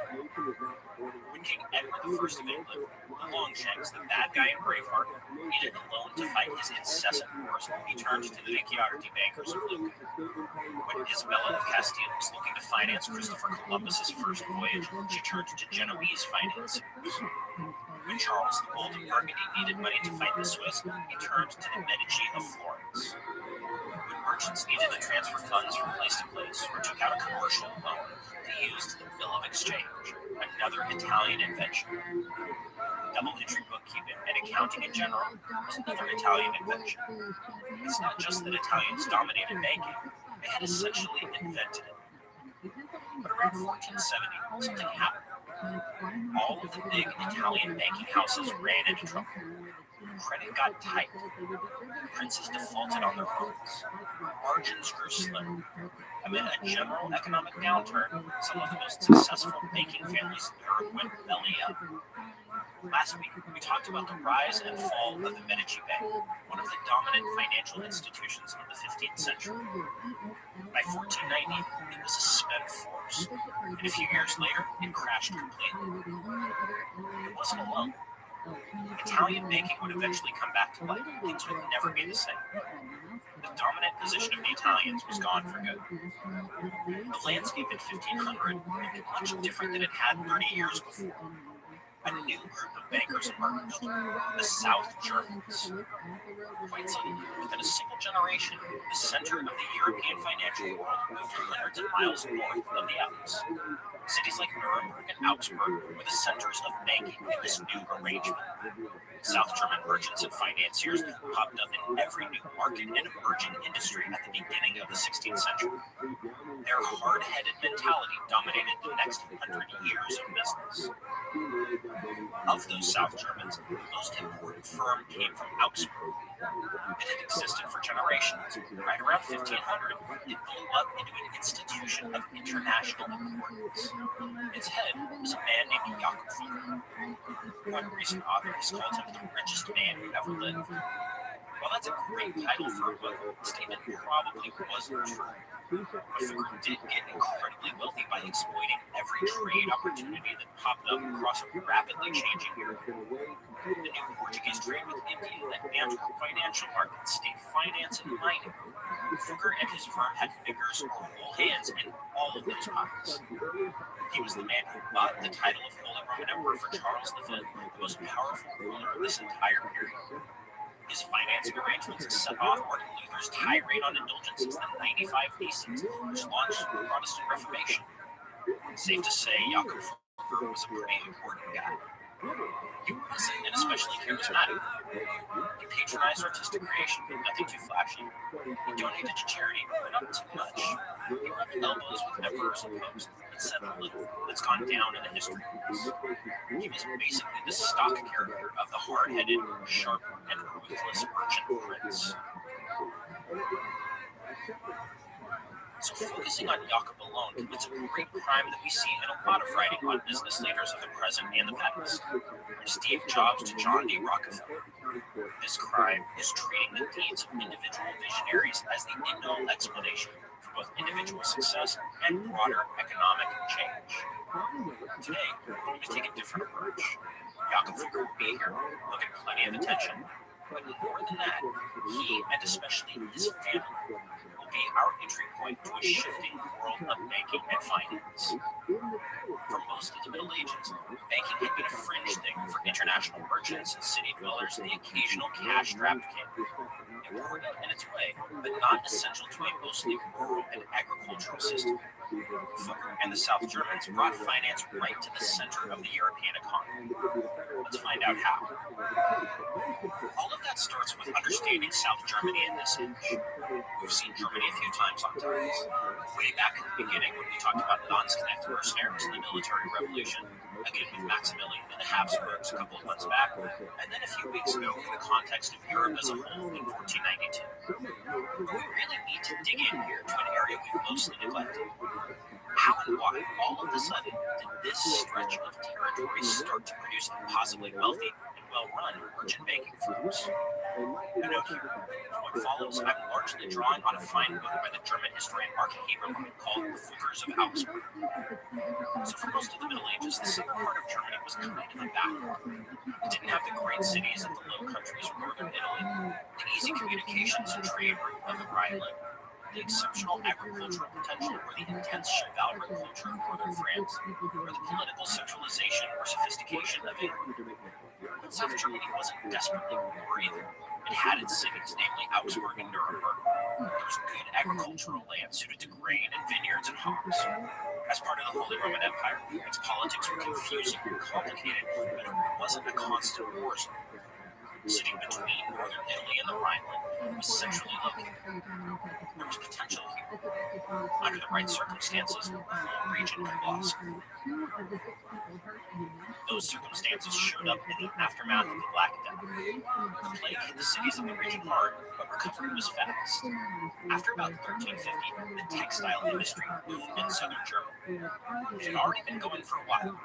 Augsburg's tax records show that it was a major concern as early as 1276, but it got much, much bigger. Specifically, a new product called fustian, a heavy cloth made from a mixture of wool and cotton, was responsible for that boom. Fustian was a genuine innovation in this field. It was durable and it was comfortable. It could be used for a wide variety of garments and purposes. After the Black Death, when people had a little more money to spend than they had in years before the plague, this was a particularly viable industry. There was a lot of money to be made. But weaving fustian required an infrastructure, long-distance traders to import the raw materials, especially cotton, the provision of credit for the weavers to buy the raw materials, and merchants to gather up, market, and sell the finished products over a wide area. The fustian business took off all over southern Germany, Nordlingen, Constance, Ulm, and especially Augsburg. Weavers' guilds sprouted up all over the place, taking in new members and rising to prominence in their home cities. It wasn't just the cities either. Much of the actual cloth production was outsourced to the countryside, where peasants took the raw materials, produced it, and then returned it to the merchants who sold it. But the cities were where the action was, and they pulled in large numbers of rural migrants. In the year 1367, one of those rural migrants showed up in the city of Augsburg. He had come from the small village of Rabbi, 20 miles to the south of the city, trekking through the fertile farmland and scattered woodlands that separated his home from opportunity. The man's name was Hans Fuchs. Like so many of those migrants, he was a weaver by trade. He made good in his new home. Before long, he was paying quite a bit in taxes. 2 marriages, both to daughters of future masters of the Guild of Weavers, helped raise his status. By 1386, Hans Fuchs was a member of the Weavers Guild's leadership committee and the city council as well. He got a house in Augsburg where his brother Kulin lived with him. Kulin was not as fortunate as Hans. He was murdered in 1394. His descendants disappeared from the records within a few decades. But Hans Fuchs kept on rising. In 1396, his property was worth the substantial sum of 1,806 florins, which made him the 40th wealthiest citizen of Augsburg. We don't know exactly how Hans Fuchs made his money. It's hard to believe it was just by working really extra hard at his living. Augsburg had lots of weavers. Most of them weren't in the city's top 1% of workers. Hans must have been playing some kind of role as a merchant middleman. It would be a logical step for a smart and ambitious weaver with good social connections to make the leap into raw materials and distribution. This was where the real money was for most of Augsburg's elite. Hans died in 1408 or 1409. His widow, Elizabeth, survived for almost 3 decades more. She and Hans had 2 sons, Andreas and Jakob, who was apprenticed to a goldsmith, another lucrative and highly respectable trade. We don't know exactly what the family was up to business-wise during these years, but the 3 of them were all assessed together for tax purposes under Elizabeth's name. It stands to reason that she had real input into or direction over the family's business activities, which must have been substantial. Whatever they were doing, it worked. The value of the family property more than doubled between Hans's death and Elizabeth's in 1436. Again, we know very little about the specifics, but Elizabeth must have had serious talent to keep things moving forward. Starting in 1441, we can get more direct insight into what Andreas and Jakob were up to. They were still in business together, which we know because their property was jointly assessed for taxation. The brothers were doing some sort of long-distance trade. We know this because they were censured by Augsburg's city council for dodging some toll payments in 1442, which suggests that they were moving large amounts of goods. They must have done well because they shared the 5th largest estate in the city in 1448. But after that, Andreas and Jakob parted ways. Maybe they had a falling out. We don't know. What's certain is that the 2 brothers each went into business on their own and founded 2 separate family lines and firms. The first of these, Andreas and his descendants, became known as the Fuchs vom Reh of ROTHSCHILD, which was on their coat of arms. They had a good run. They got very rich from trade before branching out into banking and finance. They had operations all over Europe, Milan, Venice, Nuremberg, Frankfurt, and local countries. But they ran into trouble in the 1490s and were completely bankrupt by 1500. Between Andreas and Jakob's family line and firm was both luckier and better at business. These were the Fuggers von der Linden, Fuggers of the Lindens, so named for the lilies on the family coat of arms. The Fuggers von der Linden didn't rise nearly as fast as their cousins. In fact, they almost didn't get off the ground in the first place. Jakob, later to be known as Jakob the Elder to distinguish him from his much more famous son, had been apprenticed to a rich goldsmith named Basinger and married his daughter. But old Basinger the goldsmith went bankrupt, and Jakob the Elder was stuck with some of his debts just to maintain the family's social standing. There was nothing worse for a merchant or financier in this period than bankruptcy. For people who dealt in money, and especially in trust, bankruptcy meant extreme dishonor and maybe even social death. Nobody wanted to associate with someone in that position. The stain wasn't limited to the person immediately responsible for the bankruptcy. But Jakob the Elder escaped this disaster and slowly built his business and a reputation for extreme probity and trustworthiness. For the next 25 years, he rose to leadership in Weaver's Guild and did a lot of long-distance trade before he died in 1469. As with Jakob's mother, his widow kept the family property together and actively managed it well into her son's adulthood. Those sons proved to be talented and capable. 3 of them stand out: Ulrich, Georg, and Jakob the Younger. It was their joint business, beginning after their father's death in 1469, that would make the Fuggers both famous and impossibly wealthy.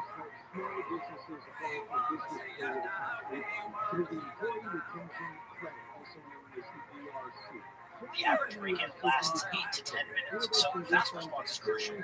That's why Simplicity Home Security launched its breakthrough technology 24/7 lifeguard protection to help stop crime in real time. Now, Simplicity professional monitoring agents can actually see, speak to, and deter intruders in your home through the new Smart Alarm wireless indoor camera.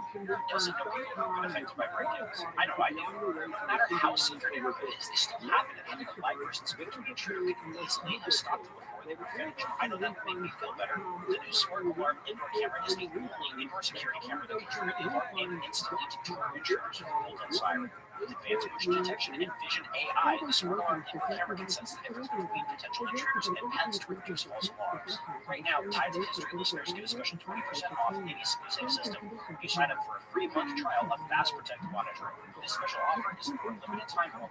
Visit simplysafe.com/tides. That's simplysafe.com/tides. There's no safe like SimpliSafe. Angie has made it easier than ever to connect with skilled professionals to get all your home projects done well. Just bring them your project online or with the Angie app and answer a few questions. With Angie, you can book instantly at an upfront price or request and compare quotes from multiple pros so you can find the best price for your project. So the next time you have a home project, just Angie that and start getting the most out of your home. Download the free Angie mobile app today or visit Angie.com. That's ANGI.com.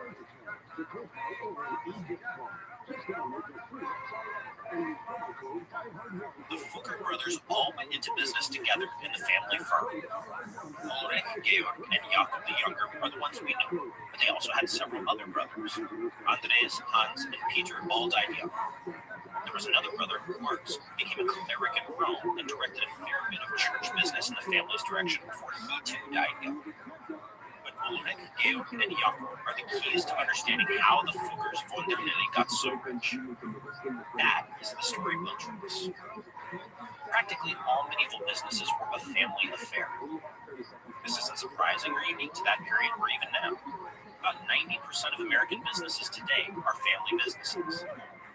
Anybody who's ever tried to run a business knows that you need to trust your partners and your employees. There's no better guarantee of trust than family ties. This was especially true in an economic environment where the formal institutions of accountability were a lot weaker than they are today, as they were in the Middle Ages.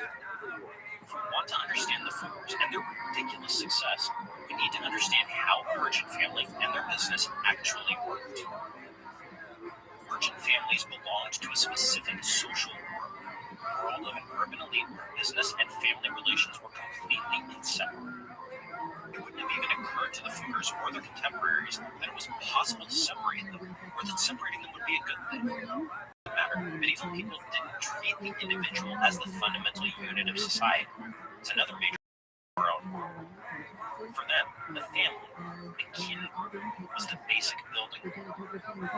So from the very beginning, the assumption was that Ulrich, Georg, and Jakob the Younger would all work together to further the interests of the family. This has some major implications for the structure of their firm and how they did business, and for all South German merchant bankers.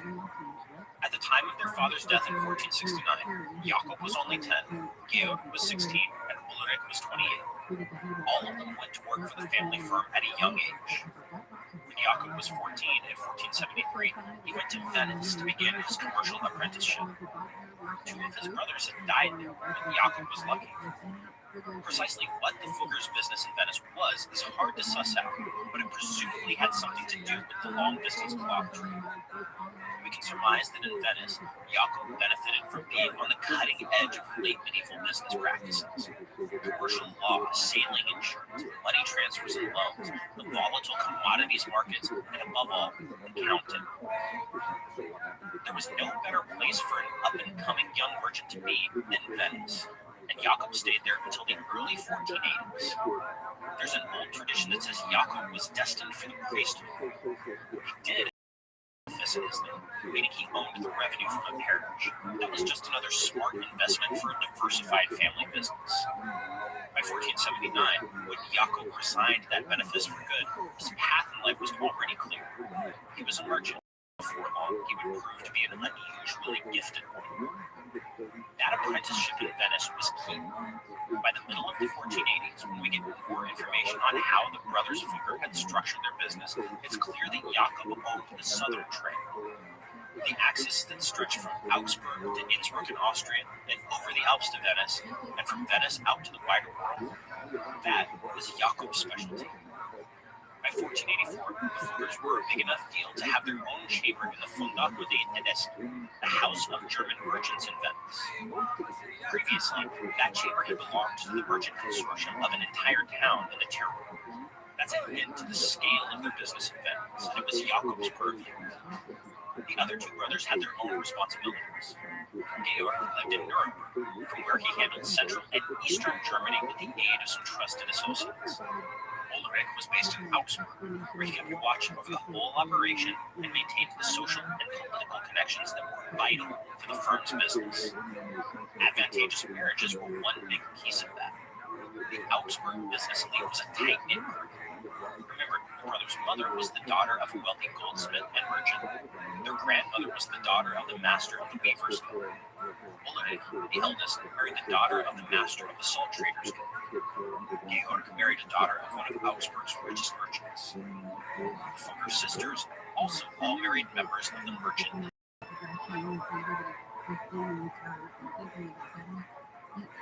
This kind of thing was the norm all across Europe, in Florence and London and Bruges and Strasbourg, for good reason. In an indirect sense, belonging to this tightly knit elite created opportunities to further the family business. Advantageous marriages helped draw the Fuggers into exclusive social organizations, like the Gentlemen's Drinking Hall where Augsburg's elite gathered to socialize. Then, as now, business was all about relationships. Relationships with people who might invest in a venture, who could leverage a political connection, and who could open doors or close them for competitors. The Fuggers weren't the most active or important family in city politics, but they were connected to people who were, and that was helpful too. In a basic sense, these marriages helped increase the Fugger family's social capital. They got more prestigious within their own domain, which had major knock-on effects on their business. But marriage and rising up the social ladder had more direct effects on business too. Family ties were also business ties, and marriages created durable relationships. Those relationships often included direct investment in business ventures. In other words, they increased the liquid capital available to firms like the Fuggers. The property a woman from a wealthy family brought into a marriage was immediately available for large-scale ventures. Again, this wasn't just true in Augsburg. The historian Barbara Hannawalt wrote a great book called The Wealth of Wives about how this played out in late medieval London, for example. We can trace it with unusual clarity with the Fookers. Their business grew drastically over the 1480s, in large part thanks to the investment capital from their wives and their wives' families. Of the three brothers, only Jakob remained unmarried. So what exactly were the Fookers and their business up to in the middle of the 1480s? Well, we know they were still doing a lot of large-scale cloth trading. We know they had interests over a wide area, including Milan, Nuremberg, and obviously Venice, where Jakob had spent more than a decade. They did some small-scale financial transactions, including a couple for the city of Augsburg and more for the church. But the real turning point came between about 1485 and 1490. I mentioned a moment ago that the Fookers had started to branch out into small-scale financial transactions. In 1485, they made their first substantial loan. It was to Archduke Sigismund of Tyrol, a member of the Habsburg dynasty. Tyrol was an alpine region. Today, it spans a little bit of northern Italy and a little bit of southern, and it was centered on the city of Innsbruck. Now, Archduke Sigismund was perpetually short on cash and not a particularly accomplished ruler. His major achievements at this point were double-crossing Charles the Bold of Burgundy and running up enormous debts. He owed 60,000 florins to the director of Tyrol's financial administration. That was just one of many large, outstanding sums. The Fookers loaned him only 3,000 florins, a relatively small amount, but this mattered for two major reasons. First, it was the beginning of the Fookers' special relationship with the Habsburg dynasty, which would be the major source of their wealth and power moving forward. Second, the Fookers didn't charge interest on this 3,000 florins. Instead, they took their repayment in silver. This was the beginning of the Fookers' interest in mining, the second pillar of their soon-to-be enormous wealth.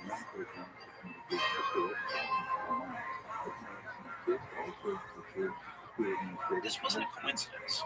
Tyrol was right on the way to Venice, where the Fookers had substantial business interests, so they knew the region well.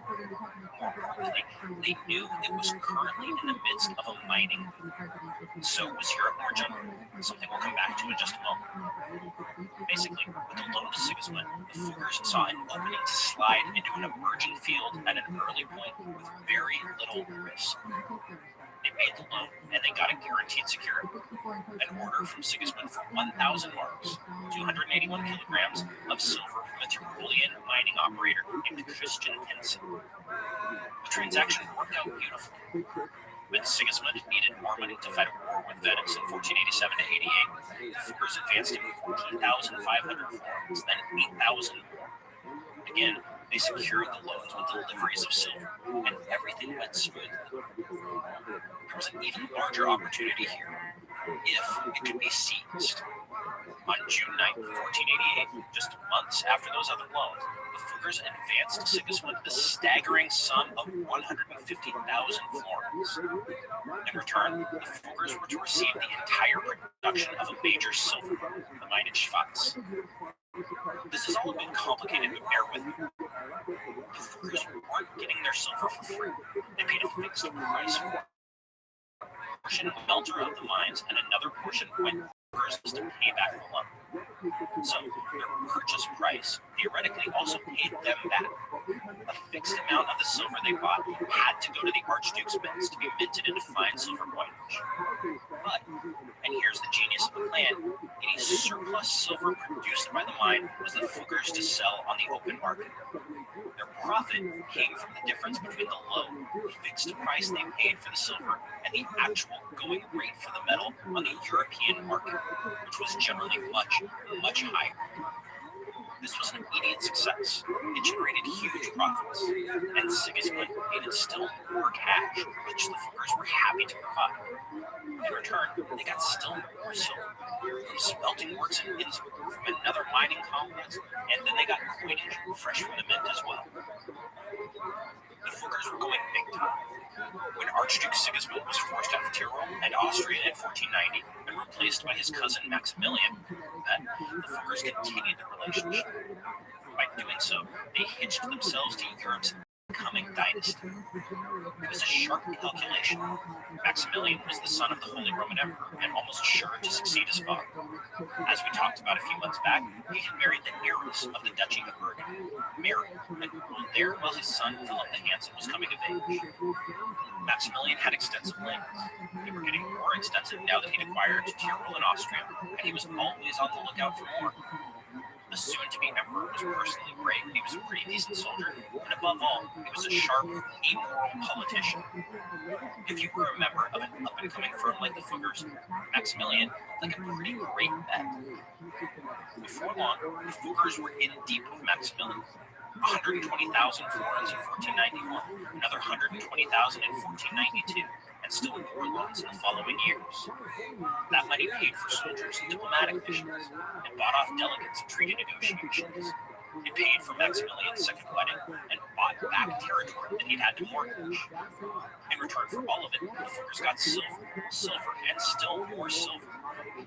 Between 1485 and 1494, according to one estimate, the Fuggers advanced Sigismund and Maximilian 624,000 florins. That same estimate suggests that the Fuggers made more than 400,000 florins of profit on those advances. Now, 400,000 florins is probably a bit too high, but it's in the ballpark. The Fuggers made literal tons of money on these transactions.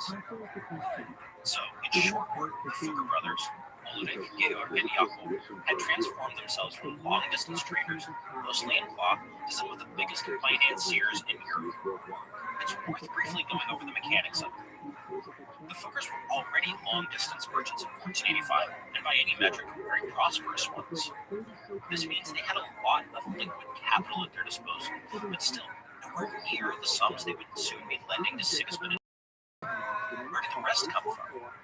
In large part, it came from something we talked about earlier: their family, social, and business ties in Augsburg. They took deposits from patricians and wealthy merchants, presumably their in-laws, who were all rich traders of one kind or another. In other words, the Fuggers mobilized their social networks for capital. It's also possible that they took money from influential political figures in Innsbruck, but this was secondary. One of the characteristic features of the South German firms like the Fuggers was their extreme preference for keeping their business associations very close, preferably in the family. Nothing about the Fuggers' activities to this point was especially innovative. Their in-laws, the Moiting family of merchants, had made loans to Archduke Sigismund way back in the 1450s, again secured by silver. There were many other Augsburg merchant families who had done the same kind of long-distance trade. The Moiting, same example, had business ties in Venice, Genoa, and Bruges, and they were hardly unique. There was nothing particularly complex about the structure of the Fuggers firm or their accounting practices. In fact, the Fuggers probably didn't even use double-entry bookkeeping. But two things made the Fuggers stand out. First, they, or maybe just Jakob, an emerging genius as a businessman, understood the broader context. I mean, really grasped the big picture. I mentioned the mining boom in Tyrol a little while ago. This meant that there was much firmer security to make much larger loans to whoever, Sigismund or Maximilian, owned those silver mines. It was just a much safer bet. The Fuggers understood the intricacies of the European metal market. As long as the silver kept flowing, so too would their profits. The second thing that made the Fuggers stand out was tied to the first, an understanding of scale. As long as they could raise the necessary capital, there was no fundamental difference in the size of the loans they were making or the amount of silver they were taking in. All they needed was the willingness to take the risk and manage the size of the enterprise. The Fugger brothers, led by Jakob, were more than ready to make that bet. It paid off. Have you been hiding your smile this summer? If you've been wanting a straighter smile, it's time to give Bite a try. Bite offers clear teeth aligners without the high cost of braces or endless trips to the dentist. With Bite, you'll be able to transform your smile from the comfort of your home. Their clear aligners are doctor-corrected and delivered straight to your doorstep. All you need to do is take an impression mold of your mouth, preview your 3D smile, and order your all-day or at-night aligners. It's truly that simple. They even accept insurance and and HSA FSA dollars. Suns out, smiles out. Get started on your smile journey this summer by visiting Byte.com and use code Wondery at checkout to get your at-home impression kit for only $14.95. That's BYTE.com, code Wondery.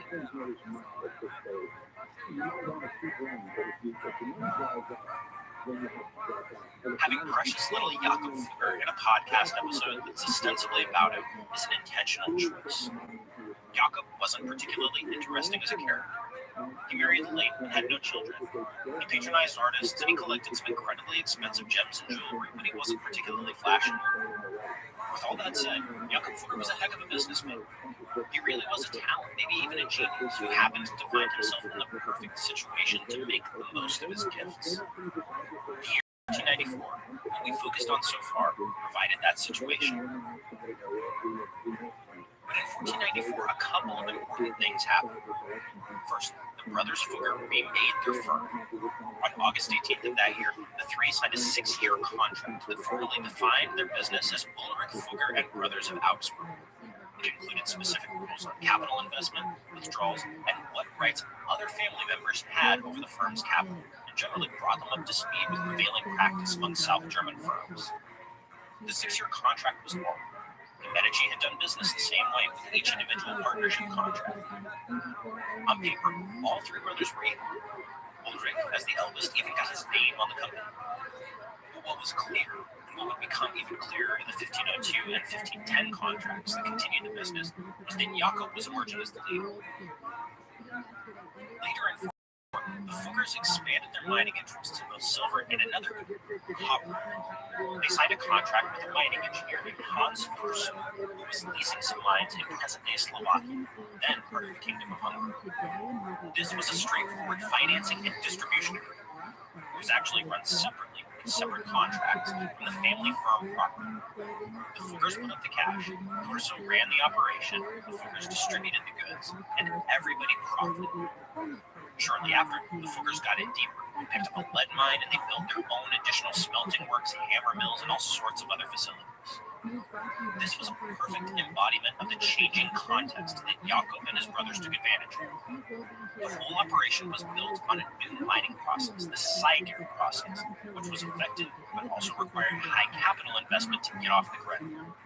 The Fuggers had capital to spare, and the results were wildly profitable. The Fuggers mining complex in Neusel was an enormous operation that pumped out silver and copper in mind-boggling quantities. To market and sell the products of their mining business, the Fuggers built a huge distribution network all across Europe. Part of the metal went north. First, to cities like Krakow and Leipzig for distribution inland, and then second, to ports on the Baltic, where much of it was eventually shipped west to the emerging market of Antwerp.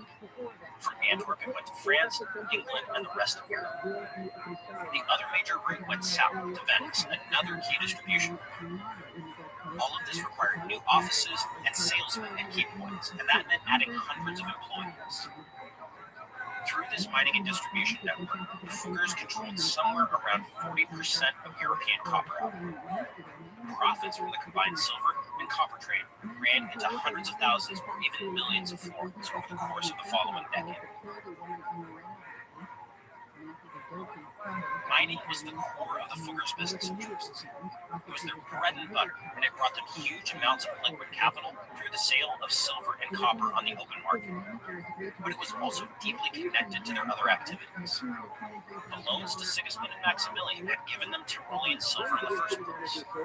Close connections to the court of the Kingdom of Hungary, where their Neusel complex was located, kept their mining investments safe and profitable. The church constantly required banking services to transfer money around its vast and widely dispersed holdings. Money from France, Germany, and the Low Countries to Rome, profits from indulgent sales in Lorraine, crusading subsidies from Rome to Hungary, transferred through the Fuggers' office in Venice. This wasn't a particularly large business when compared with mining, but it was important beyond its financial impact. The papacy was a major political player, and having a good relationship meant help when the Fuggers' business interests were threatened. When the Hanseatic city of Lübeck impounded Fugger copper, the full force of the papacy and their close associate Maximilian, by then Holy Roman Emperor, fell on the city. The Fuggers got their copper back, and future shipments went through Lübeck safely. In other words, the focus on the highest political and spiritual authorities of their day would amounted to a business dispute. Georg Fugger died in 1506 and Ulrich in 1510, leaving Jakob alone as the head of the firm. Now, the deaths of his two brothers drastically affect how we think of Jakob in the whole business. Jakob took firm control in the effort. He cut out his nephews, Anton and Rabbi, the sons of Georg, from management except on very specific terms. Because of this, it's easy to treat the business as success as Jakob's doing. It wasn't, because he had played a major role in a couple of things. It's safe to surmise that the loans to Sigismund and Maximilian and the security into gold and silver were probably his doing. We can see him as the leading figure in managing those interests from the late 1480s on. The large-scale distribution of goods through Venice was likewise his purview. Jakob's experience in Venice, one of the most advanced business environments in Europe, may have made the firm's management more efficient. We know Jakob did a lot of personal auditing of the firm's books and accounts, and he traveled widely to the branch offices. But at the same time, we know that in other cases were his brothers doing. Ulrich and Georg built the wide geographic scope of the firm, from Italy in the south to Poland and Hungary in the east and the Low Countries in the west. Ulrich had actually been the first of the family to extend credit to a Habsburg. Ulrich and Georg had begun doing business with the papacy while Jakob was still a teenage apprentice. Ulrich and Georg had expanded the firm's purview from common textiles to silk, spices, and high-value trade goods. In other words, the Fuggers' beginnings as financiers and their distribution network, which they would exploit so beautifully, all predated Jakob's active management of the firm. The historian Jakob Schliede, writing almost a century ago, pointed out that if not for Jakob's long period of sole management, Ulrich Fugger probably would have been the famous one. But Ulrich and Georg died, and Jakob took ruthless control over the whole operation. In many respects, the Fugger firm had been typical of South German styles of organization. It was a family business, organized as a partnership. It was maybe a bit more centralized and concentrated than most, with management in the sole hands of the three brothers rather than a more extended family group, but this was still within the normal bounds. This changed after Ulrich and Georg's deaths. Although the company was formally renamed Jakob Fugger and his brother's sons after his brothers died, Jakob took over sole management. This wasn't. There were practically no other South German firms or firms anywhere else in Europe of this size or scale, anywhere close to it, that were run as sole proprietorships. The period of Jakob's sole control was a time of meteoric growth for the firm. Its assets increased 10 times from 1510 to 1525. According to one estimate, it controlled perhaps Europe's entire GDP at the end of Jakob's life. This is the source of the richest man who ever lived line, by the way, but I'm sure you can see the fallacy in equating a massive international firm's assets with one man's personal wealth. Now, it's almost impossible to give a full accounting of the firm's activities. It had too many offices and too many different interests, and that was getting to be the case even before the deaths of Georg and Ulrich. Instead of trying to list them all, let's just go over the major areas and how they fit into broader shifts in the European economy and society. So first we have mining. We've already talked about that, but it bears repeating because it was the foundation of the Fuggers' wealth. Without ever achieving a full monopoly, despite their best efforts, they had effectively cornered the European copper market. Copper was an essential material for casting bronze cannon in an age of almost continuous gunpowder warfare. On top of that, the Fuggers got vast amounts of silver from the Tyrol, and as a byproduct of their copper smelting business. Silver was pretty valuable as the basis for the everyday coinage that everybody used across the continent. The amounts of both metals they refined, distributed, and sold were simply mind-boggling. Their distribution network required sizable offices in Venice and Antwerp, and routes stretching the length and breadth of Europe. It's hard to say precisely how great their profits were, but they were well north of 1 million florins in the first 2 decades of the 16th century, and potentially much, much higher than that. Second, we have state finance.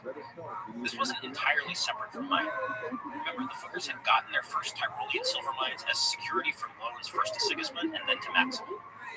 They got other securities, again based in rights to mines or favorable contracts for the sale of metals in return for other mines. In 1515, for example, the Fuggers and another Augsburg firm, the Hochstädters, formed a consortium to loan a huge amount of money to Maximilian.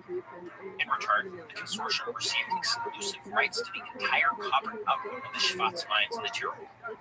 We're talking about money in the hundreds of thousands of florins, enough to fund entire wars. In 1519, the amounts of money got even bigger. Old Maximilian finally died, but the Fuggers' relationship with the House of Habsburg was just beginning. Maximilian's successor was his grandson, Charles V, who was already king of Spain as the grandson of Isabella and Ferdinand. Charles naturally wanted to succeed his other grandfather as Holy Roman Emperor, but that was an elective position. The votes would have to be bought. It wouldn't come cheap. King Henry VIII of England and King Francis I of France were both active candidates, and Francis succeeded in getting pledges for votes from 2 of the 7 electors.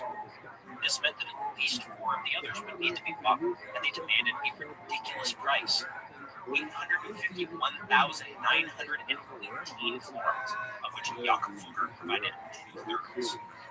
His firm handled the bills of exchange for the remaining, which came from another German firm and 3 Italian companies. This act made Jakob Fugger famous, almost single-handedly financing the election of the most powerful political figure of the 16th century. In return, Jakob once again received huge mining concessions in the form of direct ownership of mining and smelting operations in the Tyrol. This was good, solid security for more than 600,000 florins of outstanding loan, an absolutely staggering sum. The relationship with the Habsburgs continued for decades on after this war, to the point where Jakob's nephew and successor Anton was even more tightly bound to them both politically and financially. Some historians have called Anton the quote-unquote court factor, as if he were a specialist provider of services to the Habsburgs. That's not entirely wrong. Now, third, on top of state finance, we have banking more generally. It's common to call the Fuggers a banking house, but that was only a minor part of what they actually did, especially when compared with the Medici operation that we looked at last week. The Fuggers took deposits, sure, but those deposits were mostly from close associates or key political figures, like court officials or cardinals of the church. In that sense, deposits were more a means of raising capital for trusted folks, more a concierge service for the influential, than the actual basis of the firm's activities. With that said, the tools of banking were essential to what the Fugger firm actually did. Remember, we're talking about handling and moving enormous amounts of money. Profits from sales of copper in Antwerp or Venice, investments in the Indian trade in Lisbon, debits on purchases of silver in the Tyrol, payments for shipping services and road maintenance in the Alps, transfers of money to pay Habsburg mercenaries in northern Italy or the Rhineland, letters of credit for diplomats in Paris or Naples, pooling and transferring the profits from the sale of indulgences in Saxony, that incident that set off Martin Luther. All of these things required banking services, like drawing up letters of credit, bills of exchange, and making book transfers, where money went from account to account, with the stroke of a pen, and no physical currency. The Fuggers also played the money markets. They made loans and changed currency at favorable rates, and when necessary, they took out short-term loans to get liquid capital. Even a firm as rich as Jakob Fugger's didn't always have the capital on hand to meet the voracious needs of the Habsburgs. Short-term borrowing and repayment was a basic part of what the firm did. That, too, required deep involvement in banking. Finally, the Fuggers were merchants. This is something we talked about at length last week, but it bears repeating. Scratch a banker and you'll find a merchant, and vice versa. The Fuggers specialized in the metal trade. That was still trade, albeit on an enormous scale and geographic scope that required a massive organization. Branch offices, employees, trusted associates, reliable and influential political contacts, easy ways of moving money over long distances, access to short-term credit, and so on. In other words, the Fuggers had a network that stretched all over Europe. That network was specially tuned for the metal trade and state finance, but it could be, and was, used for a vast array of other things. If they wanted to speculate on the spices imported by the Portuguese from India, they could do that. If they wanted to invest in a Spanish expedition to the Moluccas clear beyond India, they could do that too. If they wanted to turn a profit on luxury clocks, they could do that. The pieces were always in place. With all of this in mind, let's finish up by understanding the effect of the rise of the German bankers. After all, the Fuggers were far from the only South German firm to leap onto the European scene around 1500. The same conditions that Jakob Fugger and his brothers exploited so productively were fertile ground for many others as well. The Welsers and the Hochstädters were other Augsburg families that became fabulously wealthy in this period on the same basis as the Fuggers. Mining, state finance, banking, long-distance trade. They too were spread out all across Europe. One historian even calls the new system that emerged after about 1500 banking without bankers, simply because the South German firms were so diversified. Their attitude toward capital and business in general was a bit different than their Italian predecessors. They were a bit more grounded, a bit keener on pure profit, always looking for guaranteed returns on investment, particularly in mining and the farming of state revenues. In other words, to put it bluntly, they were a little more ruthlessly capitalistic. Now, it's easy to overstate this and make the Germans the forerunners of modern industrial capitalism. This wasn't the case. They were really concerned with family honor and social standing, not just the ultra-rational pursuit of profits. But the pursuit of ever greater profits was actually built into those conceptions of family honor and social standing in inseparable ways for the Germans. There were major long-term effects to the rise of the South Germans. First and foremost was the mining, and the influx of investment capital from firms like the Fuggers that made that boom possible, since the new techniques of mining all required tons of money to get up and going. The huge amounts of silver flowing into European pockets was the beginning of what's called the price revolution, a long-term process of monetary inflation that remade the European economy from top to bottom. Silver from the New World eventually became the biggest contributing factor to the price revolution, but it all began with the silver mines of the Tyrol and elsewhere from South German investment capital. The price revolution eventually touched every European, from the humblest peasant to the highest king, and it all began with the Fuggers and their investments. Second, the basic geography of European commerce and finance shifted. Bruges had been the major money market of medieval Europe, cradle of capitalism, according to one economic historian, but it fell hard at the end of the 15th century. Its fall was closely associated with the decline of the Italian firms like the Medici. Now, Antwerp, another city in the Low Countries, replaced Bruges as the major money market after 1500. The Germans were already established in Antwerp because of the city's importance to their long-distance cloth trade through the North Sea. It was no trouble at all for the Germans to convert their commercial network into a financial one. The Fuggers turned Antwerp into the major distribution point for their copper and did business in loans and credit there as well. The rise of Antwerp is the single most important event in the financial history of the 16th century. Its money market was far more sophisticated and did much larger business than Bruges ever had. The Germans were established in Antwerp from the beginning and exploited that position. It wasn't just Antwerp. The Fuggers and the other South German firms showed up in every other emerging market as well, especially Spain. Now, it's not like the Italians weren't Spain. We've seen how Florentines and especially Genoese financed Columbus, and Genoese bankers who would become key to Spanish state financing in the 16th century. But the South Germans established themselves strongly from an early date, and the Fugger firm was Charles V's most important creditor. As a result, they had huge interest in Spanish estates and tax revenues. Other German firms, not so much the Fuggers, were active in the brand new overseas markets. This meant a presence in Lisbon, and then Antwerp again when the Portuguese spice trade moved there. The third and final long-term effect of the rise of the German bankers was political. They directly enabled the quote-unquote rise of the state we've spent so much time talking about, because they paid for so much of what states wanted to do, namely making war. Maximilian and Charles V fought constantly. Fighting was expensive, and the South Germans were willing to pay for it in the short term in return for long-term securities. Even if they were mostly lending to the Habsburgs, the other rulers of the age were forced to take out loans and develop their financial systems to keep up. This was the beginning of a new age of warfare and statehood. Every time an army of mercenaries looted and burned some poor village or sacked a city, every time the cannons boomed and walls crumbled, we can thank some Augsburg cloth merchants who decided to branch out. If we want to get specific, we can thank Jakob Fugger.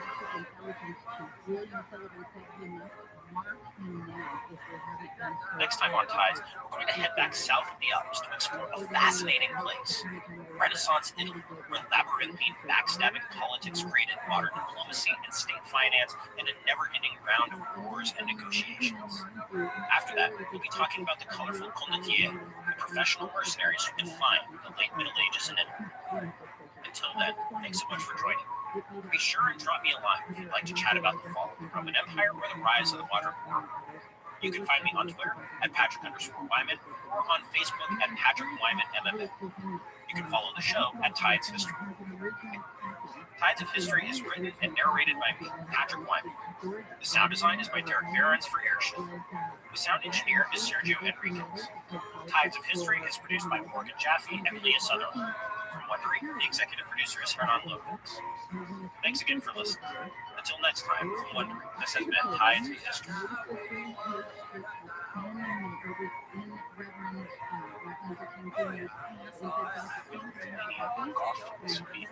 They wanted revenge.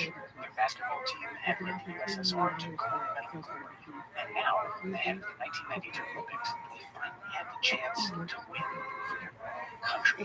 It was very obvious that they had recently gained their independence, that it was fragile, and it was fragile. This is the story of a long, strange trip, and how a tie-dye team and Footend had a hand in empowering the women's basketball team to stand up for their country's independence. Symbolizes carving out of the ashes of the Soviet Union, freedom over oppression from Winning journalists around the globe. Sports Explains the World is a new podcast that unveils some of the wildest and most surprising sports stories you've never heard. Visit Sports Explains the World on Wondery app or wherever you get your podcasts. You can listen to Sports Explains the World and ad-free on Wondery Plus. Hey, Prime members, you can listen to Tides of History ad-free on Amazon Music. Download the app today.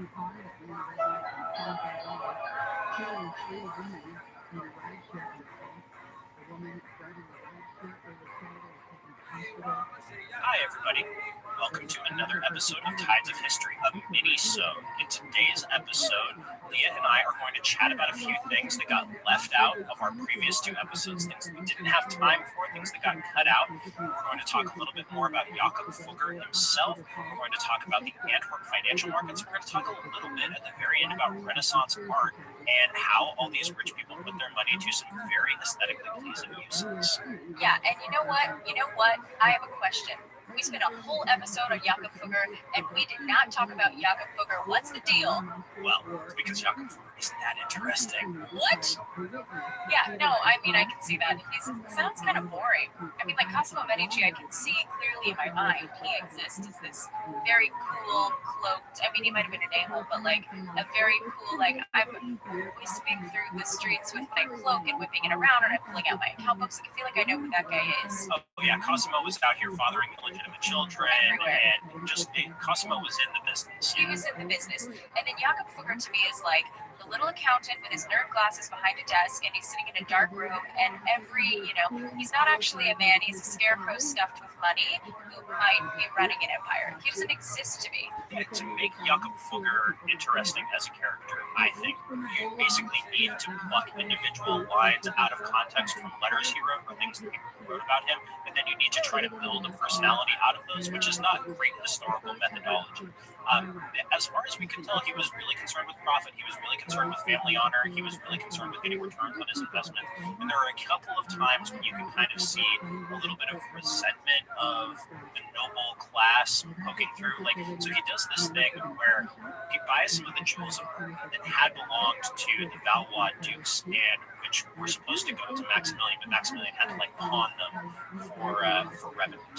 So Jakob Fugger buys them and he keeps them. He spends an enormous amount of money on these jewels, and he gives them as a gift to his wife, who he eventually married. But she never wore them in public. Like, she couldn't really wear them in public because there were sumptuary laws about who could wear what. So he buys these to prove that he can, to prove that he's got the money to do it, but then they're never shown in public. And I think that tells you a great deal about Jakob Fugger's personality and why it's not that interesting. I don't know, that makes me not like him at all. Yeah, I don't think he was a great guy. Yeah, interesting. Do you think that was a product of where he was from Augsburg, as opposed to Cosimo living it up in what would be Italy? Yeah. There was like, you mean in the sense that maybe there was a different culture of Yeah. consumption or values? Not necessarily. I think a lot of that is really specific to Jakob Fugger. This isn't something that we had a lot of chance to go into in the episode because it was getting really long. But what made Jakob stand out from his contemporaries was the way that he ran the firm after his brother's death. Right. So he takes sole control of probably the largest commercial firm in Europe and runs it basically himself with, as time goes on, a little help from his nephew Anton, who's the one who eventually takes the firm over. That was not normal, right? Like, I talked a lot about how these were all family businesses. The Fugger firm was a family business, and technically, Jakob Fugger's firm was a family business even after his brother's death. But it was not normal for a single person to run those. You had what were effectively partnerships on a revolving contractual basis. You know, every 4 years, every 6 years, every 10 years, would have to sign a new partnership contract, and those generally made provision for management by multiple people. Like, multiple people would have insight and influence in the running of the business. The Fuggers were already unusually centralized with just 3 brothers running things. Other firms like the Hochstädters and the Welsers, which were other Augsburg firms, had a lot more people involved. They had brothers-in-law, cousins, and nephews, and they had a lot of people who got into this. People who married into the family were involved in running of the firm in a way that they weren't with the Fuggers. Now, that's not to say that this was like necessarily the greatest thing. Like, there were plenty of businesses that were not nearly as centralized that did very, very well. But it is one of the things that probably tells you a lot about Jakob Fugger, control freak. Yeah. But that's not like a fascinating personality characteristic that just makes him kind of a megalomaniac, you know? And it's not like it didn't work. The Fugger firm's assets got larger and larger and larger and larger over the course of his life, but it is the kind of thing that makes it hard to pin him as the main character of an episode, because those aren't personality traits in the same way that Cosimo's like ultra cool control, or the way that people sought him out for advice. Like, Cosimo was asked for advice from popes, and even his political rivals like wrote to him to ask him, you know, what do you think of this? Because Cosimo knew, Cosimo had information, Cosimo knew how to play those cards. Cosimo was a political figure in addition to being, you know, the greatest banker of his age, in a way that Jakob Fugger, while still deeply involved in politics and obviously a great banker and financier, he just, like, he wasn't popular or well-liked or interested or interesting in the same way. I don't know. No, I agree with that. I think in terms of just kind of like casual legacy of these things, the name Medici, I feel like, goes a lot further than Fugger. So we know what Cosimo's legacy was. What was Jakob Fugger's legacy? Not the same. Jakob Fugger's firm passed to his nephew Anton, who, if anything, grew it even further. Its assets got bigger and bigger and bigger, but that also led to further entwinement with the Habsburgs, which eventually backfired because eventually the Habsburgs defaulted on their loans. And Anton, by the end of his life, he died at about, he was like 60-something when he died, and he'd been running the firm, again, pretty much on his own for decades. At that point, Anton was pretty worn out by everything, and he was trying to wind down the firm's activities. If anything, he was trying to liquidate it, get its assets out, and just pass them on as inheritances to the rest of the family that existed at that point. And the Fuggers existed for a long time. Their firm continued to exist for a long time, never on that scale again. But it's interesting. There's a book called The Fuggers of Augsburg that I referenced in the episode, and it spends about half of its length on what the Fuggers did after that, and they got into all sorts of things. They got into the church, soldiers, nobility, they owned large estates. The Fuggers were around, and I think there are still Fuggers around today. So they did have a dynasty, but they weren't Grand Dukes of Tuscany. You know what I mean? The way that the Medici were there. The Fuggers never dominated Augsburg the way that the Medici dominated Florence, and it's not even clear that they would have wanted to. And that actually is kind of a contextual difference between Germany and Italy, is the nature of political power there was quite different. The German cities like Augsburg were not city-states, or at least in South Germany were not city-states. They were imperial cities. They were part of the Holy Roman Empire. Their merchant families, their patrician families, did not battle it out for sole control to establish a dynasty to rule the city in the same way as happened and with Florence. Patrick, you mentioned Antwerp in this episode. Why does Antwerp matter? So Antwerp matters because it is the most important financial center for about the first 70 years of the 16th century. And even more than Bruges had been the major financial center of Northern Europe and kind of Europe as a whole, kind of was a clearinghouse between different regional financial networks. Bruges had filled that role from about 1300 until about 1470 or 1480 or so. Antwerp replaced it, but the scale of Antwerp's business was so much bigger and so much more sophisticated than Bruges had ever been, to the extent that a lot of the techniques, a lot of the kind of our understanding of finance as something central to the European economy as a whole, that started more in Antwerp than it ever did in Bruges. Like, Bruges was a place where trade routes met, where, like I said, it was a clearinghouse for commercial paper and currency exchange. Antwerp did all that, but way more so. And eventually, the torch of kind of finance shifts to Amsterdam and then to London. But the age where finance really matters, where it becomes key to the functioning of the European economy as a whole, I think begins in Antwerp. And that shift starts with the South German firms and with the Fuggers at the beginning of the 16th century, because they saw an advantage there, and the Italians were kind of slow to catch up with that. The Italians were really attached to Bruges. There are various theories about why that was. Maybe it was just force of habit. Maybe they just couldn't quite see the changing business the way the South Germans did. But the South Germans got an early toehold in Antwerp, and they never gave it up. It was kind of dominated by South German financial firms for quite some time. What are the other institutions in place in Antwerp that allow it to blossom in this way? Antwerp was much more accessible as a seaport and usable as a seaport. So Bruges had a channel that Bruges was in, but it had a channel to the sea, and it had the port of Sluis, which we've seen a few times on the show. Yeah, Bruges had that outlet, but it was not a port per se. Antwerp was a port. Antwerp also becomes the center of provincial administration as part of the Habsburg Low Countries. So you have a need for state finance right there. Like, Bruges had been used as a center of finance by the Valois dukes, but not nearly to the extent or with the needs that the Habsburgs had in Antwerp. So there's kind of this mutually reinforcing process where the Habsburgs need more and more money, and especially too when the Habsburgs start fighting the Dutch revolt. Starting in the late 1560s and into the 1570s, you need the services of financiers all the time to run those wars and do the other things that the Habsburgs wanted to do.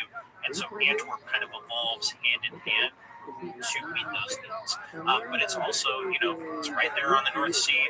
You've got the English wool trade, which is a huge deal. You've got the wool trade coming up from Spain, which is an increasingly large deal over the course of the 16th century. It becomes the distribution point for Portuguese spices from India. That moves very early on. That too plays a big role in why Antwerp becomes such a big money market. Basically, the Portuguese realize that they can't do their spice business from Lisbon, that it's just not the right place to do it, because that's not where the consumers are. The consumers are largely in the north, and Antwerp is a much better distribution point. And also, considering the amounts they were dealing in, the Antwerp financial market, even the one that existed very early on in the first decade of the 16th century, could deal in the amounts of money and transfer the amounts of money necessary to make large-scale purchases themselves.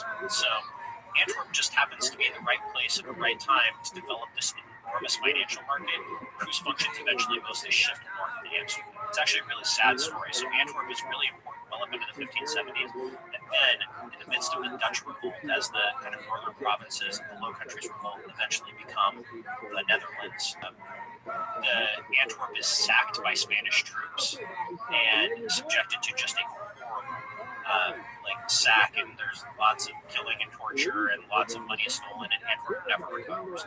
At that point, most of the financial services shift north to Amsterdam, which then becomes the beating heart of the early modern economy into the 17th century. R.I.P. Antwerp. R.I.P. Antwerp. But I guess good job, Spain. Okay, Patrick, we spent a lot of time talking about a lot of really rich people, and I know that rich people love expensive art. So, were they buying art? Were they patronizing? They were. So that's a really interesting sideline. It's something I mentioned in the Medici episode briefly, but the Medici patronized some of the greatest art of this whole period. I mean, we can thank the Medici's free spending and open pockets for some really incredible art, like Donatello's David, not the famous Michelangelo David, but the other one, the real kind of weirdly erotic one.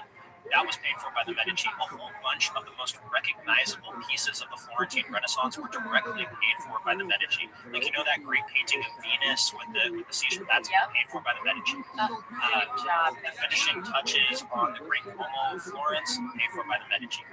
Jakob Fugger, also a patron of artists. We have some great portraits of him. I think we have a great Jakob Fugger portrait by Albrecht Dürer, who is my favorite artist of the German Renaissance. But prior to that, going back, we've talked about the kind of the Low Countries. We talked about Bruges. Like, the Northern Renaissance begins in the Low Countries, patronized by the really rich people in the Burgundian Netherlands, something we talked about a few weeks ago, like the Van Eycks. That was all connected to the Burgundian court and the wealth that was pouring out of places like Bruges and then eventually Antwerp too. There's always a really tight connection between money, especially the kind of liquid capital that comes out of this kind of finance, long distance trade, and the patronage of art. Yeah, so those were kind of the stray things that I wanted to go over and talk about from our discussions of finance, things that we didn't really get to. In the future, if you've got things that you're curious about, if there are things that we didn't get to that you thought were really cool or important, if you have a question, by all means, hit us up. Maybe your question could show up in one of these mini-sodes, if it's good enough, my friends. We will judge harshly. Very harshly. That's how we do things here. We are perfectionists on Tides of History. Patrick records with no less than 3 whittled steaks at any given time. 3 whittled? Are you implying that, like, I'm going to... It's harsh, man. It's harsh. I don't know. You can do what you gotta do to protect yourself. But, this is hot content. This is real hot content. On that note, thank you very much, Lynn. Thank you, Patrick. Be sure to drop me a line if you'd like to chat about the fall of the Roman Empire or the rise of the modern world. You can find me on Twitter at Patrick_Wyman or on Facebook at Patrick Wyman MMA. You can follow the show and send us your questions at Tides History. Tides of History is written and narrated by me, Patrick Wyman. The sound engineer is Sergio Enriquez. Tides of History is produced by Leah Suffolk. From Wondery, the executive producer is Hernan Lopez. Thanks again for listening. Until next time, this has been Tides of History.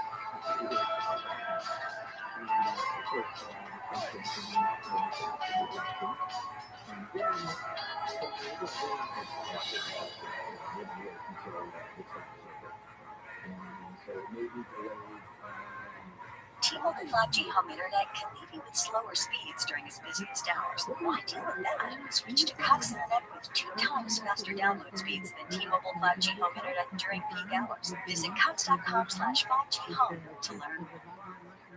Hey, Prime members, you can listen to Tides of History ad-free on Amazon Music. Download the app today.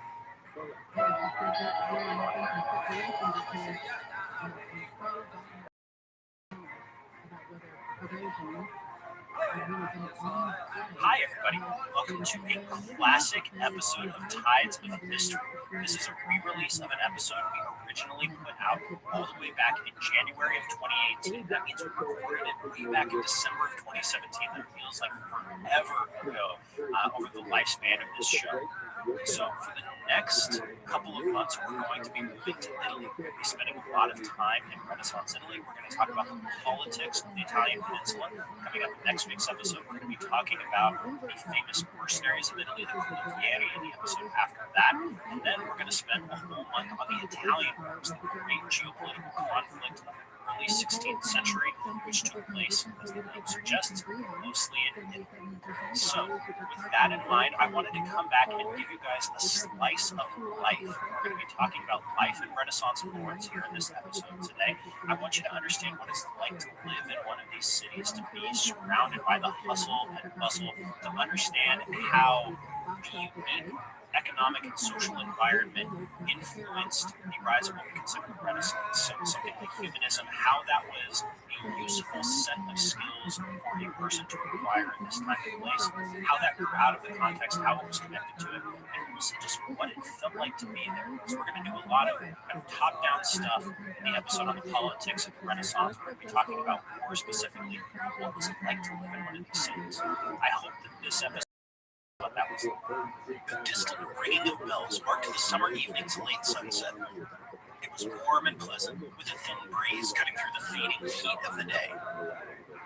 As the last of the sun's rays disappeared over the Tuscan hills, a steady stream of men walked down paved streets to the plain, unadorned door of a palazzo, and knocked for entry.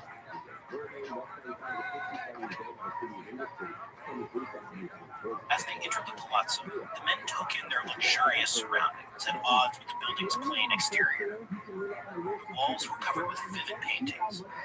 They showed a variety of scenes. Most of them had religious themes, showing Jesus and the apostles, or the journey of the Magi, or a scene from the life of a saint. Others were based on classical mythology. A great statue of freestanding marble of a man sat in an open part. All of the works of art looked natural, three-dimensional. They were all recent. The collection of men sat down at a table in a dining room where fine food and wine flowed. It was the conversation, not the fear, that had drawn them to the palazzo this evening. These were merchants and bankers, investors, government officials, and a few professional writers and scholars. They were all highly educated and wealthy, among the richest people in all of Europe. Although these social connections wouldn't harm their money-making enterprises, they weren't here to discuss business. Instead, they had come to talk about their deep, shared passion for classical antiquity. Discussions of Cicero's orations, Livy's histories, Horace's poetry, and of the arts of writing and rhetoric dominated the evening. This was Florence, and the year was 1427. In these dinners and conversations between learned men, in the art that increasingly graced their walls, and the concepts that lay beneath them, the Renaissance was in full swing.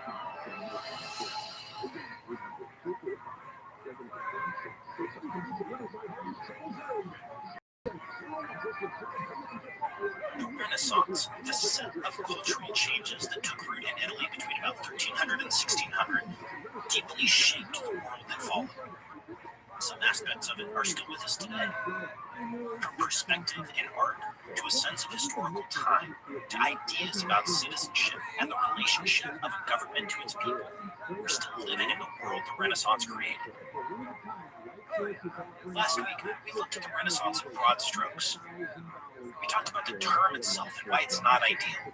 There were plenty of people throughout society who weren't really participants in this cultural flower, especially women.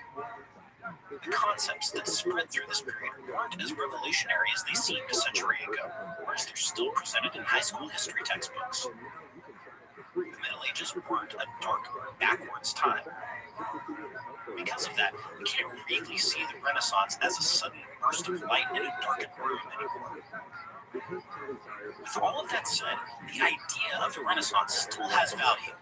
Even if the ideas that were bubbling to the surface were bolts from the blue that shook the foundations of the world, they were still pretty dang innovative and interesting. The rediscovery of the classical past that defined the Renaissance was, in fact, a big deal. The humanists who studied ancient texts and the ideas they contained actually were incredibly influential.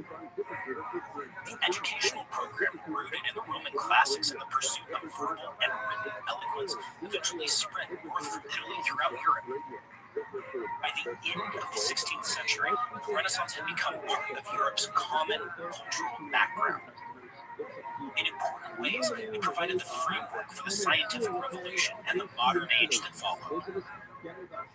It's important to emphasize that the Renaissance wasn't a collection of ideas put forth by ivory tower scholars with no connection to the broader context they lived in. It was a product of a particular time and place. The wealthy, highly urbanized world of central and northern Italy in the 14th and 15th centuries. Today, we're going to dig deeper into that world. We're going to try to understand how regular folks experienced it. More specifically, we're going to focus on Florence in the first half of the 15th century. It was one of the wealthiest places in Europe, one of the major epicenters of the Renaissance. The incredible concentration of scholarly, artistic, economic, political, and literary talent, all packed into a city of about 100,000 people, has rarely been matched before or since. We'll follow two people through this world. The composite characters I put together from a variety of people who lived around this time, a father and a son. We'll call the father Leonardo Landino and his son Giovanni. Our new friends Leonardo and Giovanni aren't members of the city's popolo grosso, the elite of bankers and merchants who dominate its politics and economy. They definitely aren't members of the extended Medici family beginning to dominate the city's politics. No, our friends Leonardo and Giovanni aren't among Florence's power brokers. They're regular people in the city's landscape, clerks and officials working for some of the city's many prosperous merchant bankers. In this capacity, Leonardo and Giovanni keep the account books. They write the correspondence that connects their merchant employers to their far-flung network of contacts in other Italian cities and abroad. Through Leonardo and Giovanni, we'll come to understand how the uniquely wealthy urban circumstances of cities like Florence created the conditions for the Renaissance. It's key that we know Leonardo and Giovanni keep the books and correspondence. You see, people like Leonardo and Giovanni needed an education to do that job right. The education they got was increasingly rooted in the ancient Roman classics and based on standards drawn up from those texts. The quality of that education helps to determine future prospects for advancement for knowledge workers like them. It incentivized eloquence, which came from the command of what the ancient authors had to offer. It wasn't just businesses that needed eloquence and high standards of education. It was the city's government, too. Diplomatic letters, persuasive speeches, ideas about how things were to be run. All of them combined the educational currents that were running around with the day-to-day realities of the political, economic, and social context. Through Leonardo and Giovanni, we see how the city's economic basis bled outwards into educational standards and helped to create a whole world of scholarship and learning beyond the practical necessities of working. Those economic circumstances also created the wealth that allowed for the uniquely intense production of art that we see in Florence at this time. The revival of classical standards also helped to create the standard of taste that we see reflected in Renaissance art. These two people will help us understand how all those factors played together. So let's begin with Leonardo. The elder Latino immigrated to Florence from one of the surrounding towns in the year 1400. Leonardo was an enterprising young man. He was the son of a priest, something common enough in those days. Because of that background, Leonardo had received just enough education to be literate and numerate. His education was nothing fancy, just the ability to read and write in Latin and the Florentine dialect of Italian. He also learned basic arithmetic. In a Florence that was still trying to recover from the demographic disaster of the plague, where half of the population had died, there was great demand for people with those skills. The city's population had recovered quickly by drawing migrants like Leonardo in from the countryside. Leonardo quickly found work as a clerk for Francesco Bettini, one of the wealthiest and most important merchants in Tuscany, even in Europe as a whole. Bettini actually made his home in Prato, some 25 miles outside the main city, but his business interests were intimately tied to Florence. Beyond Florence and Tuscany, Bettini's network stretched all over the continent. In that sense, Bettini is a representative of what made Florentine business stand out, its wide-ranging character. Before we get to Bettini, Leonardo, and eventually Giovanni, we need to understand the basics of what made Florence so special. You see, the Florentines differed from other Italian merchants like the Venetians, who we discussed at length back in the episodes on the economy. The Venetians and the Genoese were adventurers, especially before the Black Death. Their merchant galleys fanned out across the Mediterranean and beyond. They did business with Mongols in the Crimea on the edge of the Great Eurasian Steppe. They bought spices from Alexandria. They had lucrative trading rights in Constantinople. As we saw with our friend Pietro, the Venetian merchant, they bought and sold in Bruges, all the way up in the Low Countries. The Florentines, on the other hand, weren't merchant adventurers, not in the same way that the Venetians and the Genoese were. In large part, it's because the city didn't have a port. Florence is an inland city. Pisa, which we know for its leaning tower, was Tuscany's great port. It was peasant merchants who were out there in the Mediterranean with the Venetians and the Genoese, trading in silks and spices and mixing it up with foreigners. The merchants and bankers of Lucca, another of the great Tuscan cities, manned out throughout Europe long before the Florentines did it. Siena, another Tuscan city, brought in a fortune in banking, working closely with the papal court. The great economic historian Richard Goldthwait points out that at first glance, there was nothing about Florence that pointed in the direction of it becoming an economic powerhouse. It wasn't located on the Mediterranean. It didn't have any great natural resources in the immediate vicinity.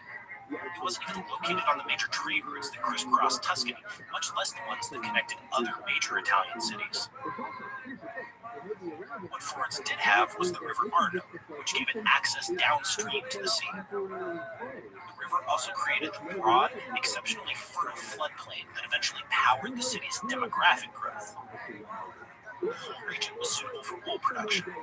Because the Apennine Mountains were so close, you could graze your sheep in the mountain pastures in the summer and then bring them down to the plain in the fall.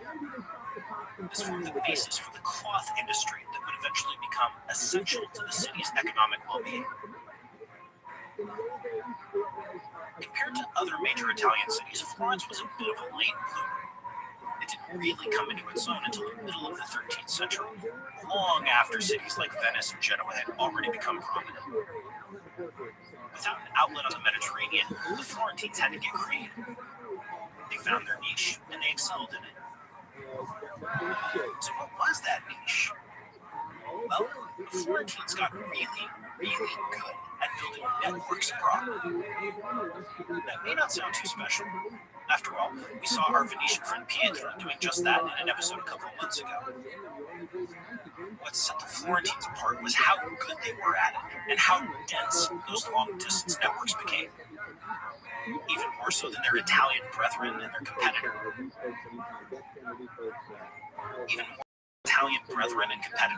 The Florentines were everywhere. Goldthwait suggests that the sheer size and demographic growth of the city was a driver in this process. There were simply more Florentines to go around. Once the networks had been established, once the Florentines had gone out into the world, the actual kinds of goods they were trading were less important than the fact that the network existed. If you could trade cloth, you could trade almonds or iron ore or finished weapons or luxury goods, whatever. Why? Because you had the right contacts in the right places.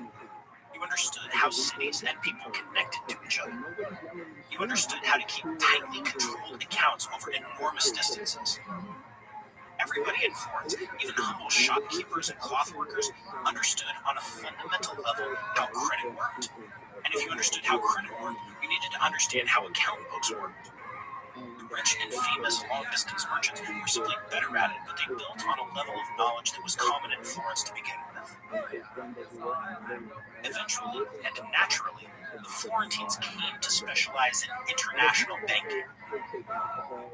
Banking relied on the existence of this extensive network and the already sophisticated accounting tools the Florentines developed. If you had people with deep connections scattered throughout Europe, and you had plenty of capital and a lot of knowledge of how to move theoretical money around, banking was the logical next step. Instead of physical goods, you were simply moving money. The Florentines excelled at it. Successive generations of power players like the Medicis were rich and famous throughout Europe by banking. What's remarkable about Florence is that the basic shape of this business network was more or less in place by the beginning of the 14th century. It extended throughout Italy, with expatriates in Genoa, Venice, Naples, Rome, and Sicily. There were Florentines in Cyprus, Rhodes, and Constantinople. The papal court in Avignon was full of Florentine bankers and merchants. They were all over Provence and Champagne in France. Others did business in Barcelona and Valencia in Spain, Lisbon in Portugal, and the great ports of North Africa like Tunis. You couldn't shift money around in the emerging financial and commercial centers of northwestern Europe like London, Paris, and Bruges without tripping over a Florentine banker or merchant. Now, that network wasn't static over time. Its key points and the volume and kind of business shifted from place to place and time to time. Opportunities, markets, and dynamics changed. The network changed with them. The one constant was how good the Florentines were at managing and activating their network to respond to those changes. Their accounting practices were top-notch. They were cutting-edge managers who kept close watch on their finances and activities. Nobody understood how to spread out risk and minimize losses better than the Florentines. This brings us back to the merchant banker Francesco Dattini and his new employee, our friend Leonardo Landino. By the time Leonardo went to work for Dattini in 1400, Dattini was in his mid-60s. He'd been prominent in the business circles of Tuscany for years. Dattini had been orphaned by the Black Death around 1350 and moved to Avignon in France, where the papal court was then located. It was in Avignon that he started his first business. This grew into a very profitable enterprise, trading everything from armor plate to devotional paintings to ostrich feathers. Dattini moved back to Tuscany in 1382. He settled in his hometown near Florence. Over the next decade, Dattini invested in a number of different businesses all over Europe. He started with Prato, Florence, and Pisa, in other words, Tuscany. From there, he opened a business in Genoa, then another in Barcelona.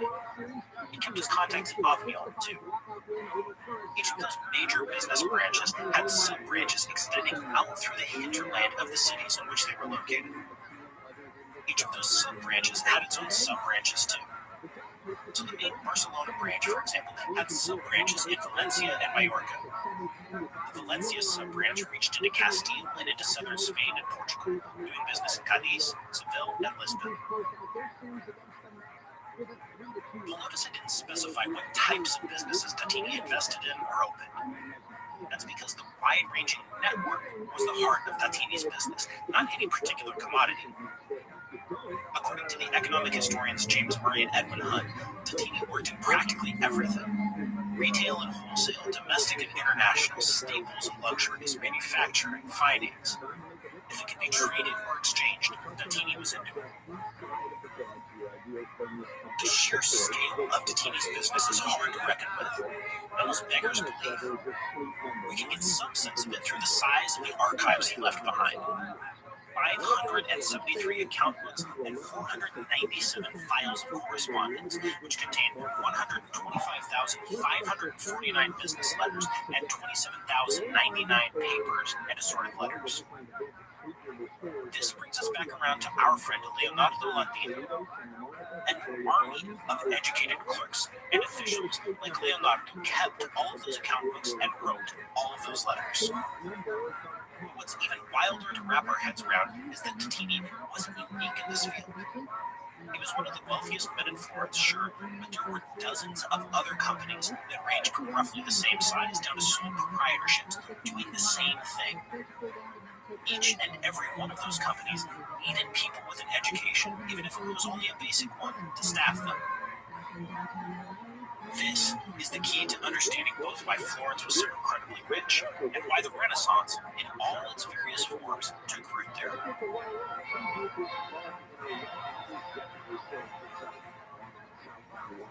The average break-in lasts 8 to 10 minutes, so fast response is crucial. That's why SimpliSafe Home Security launched its breakthrough technology, 24/7 live guard protection, to help stop crime in real time. Now, SimpliSafe professional monitoring agents can actually see, speak to, and deter intruders in your home through the new Smart Alarm wireless indoor camera.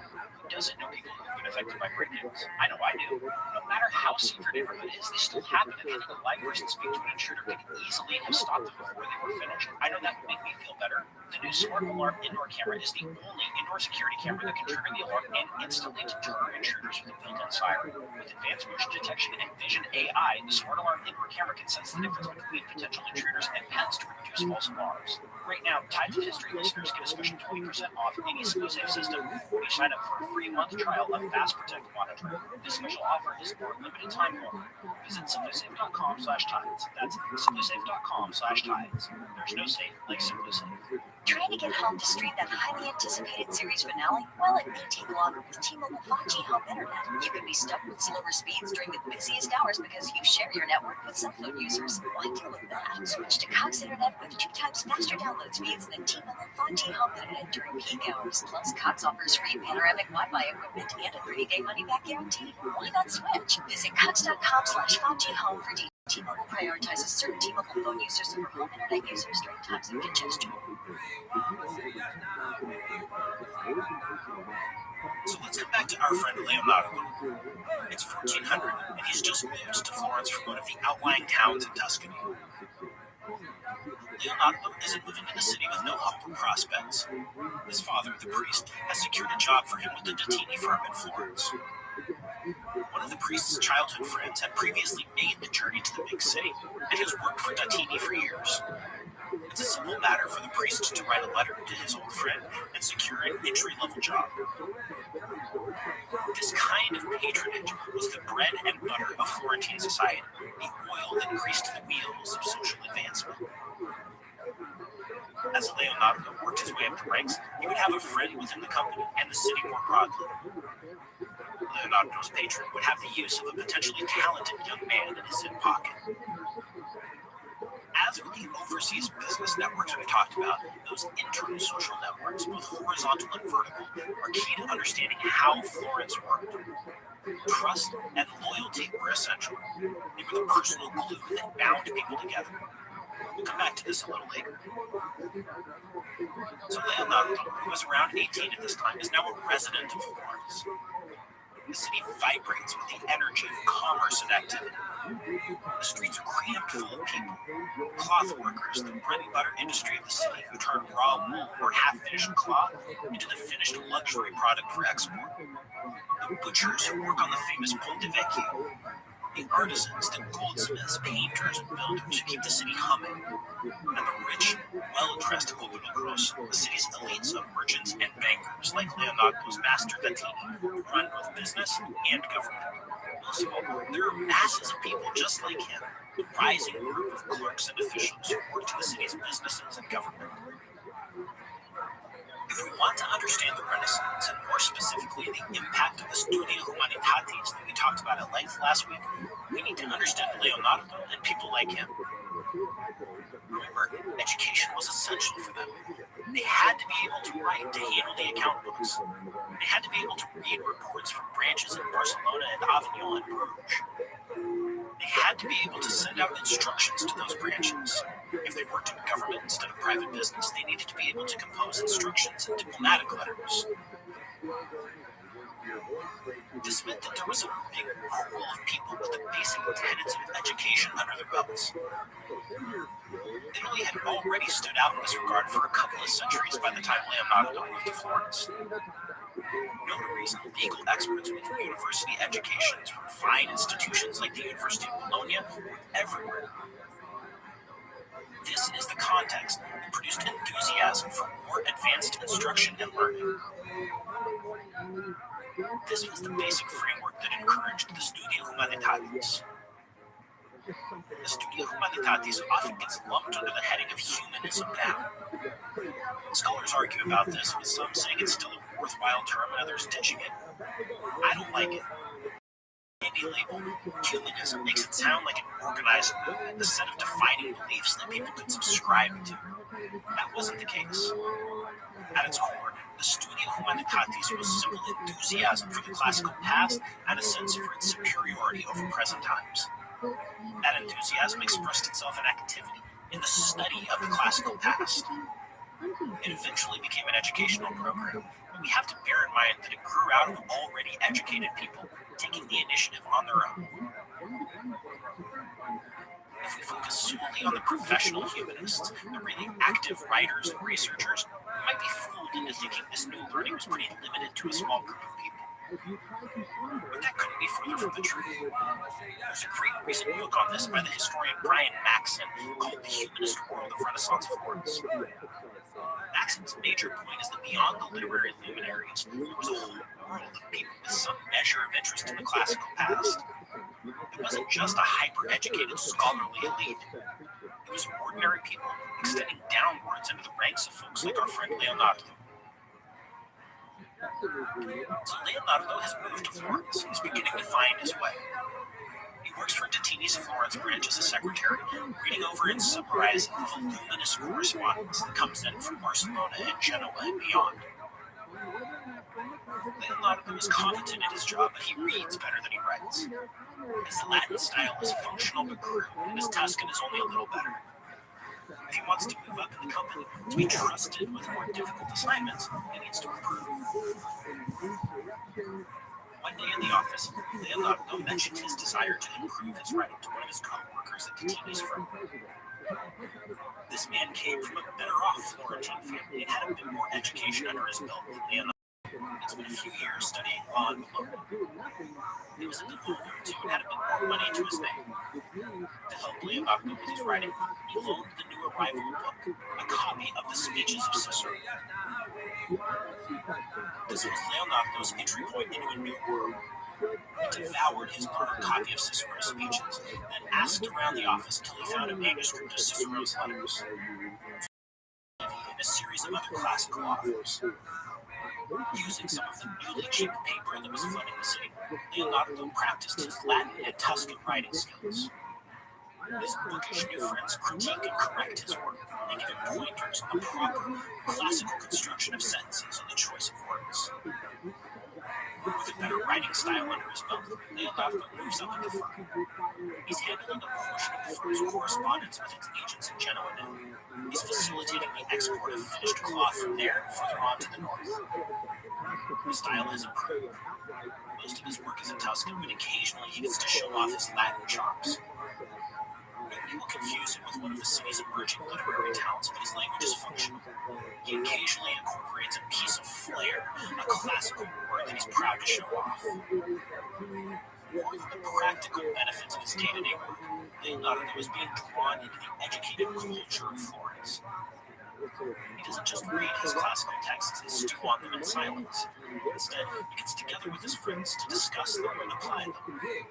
The co-workers from the firm will let him introduce him to a wider circle of people who share their interest in the classical past.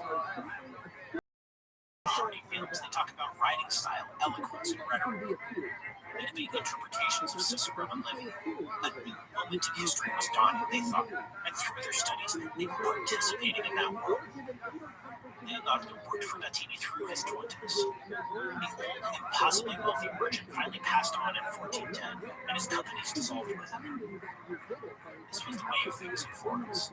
Very few businesses survived over multiple generations in the way that modern companies do. Florentine businesses were generally sole proprietorships, or more commonly, partnerships formed of a few people.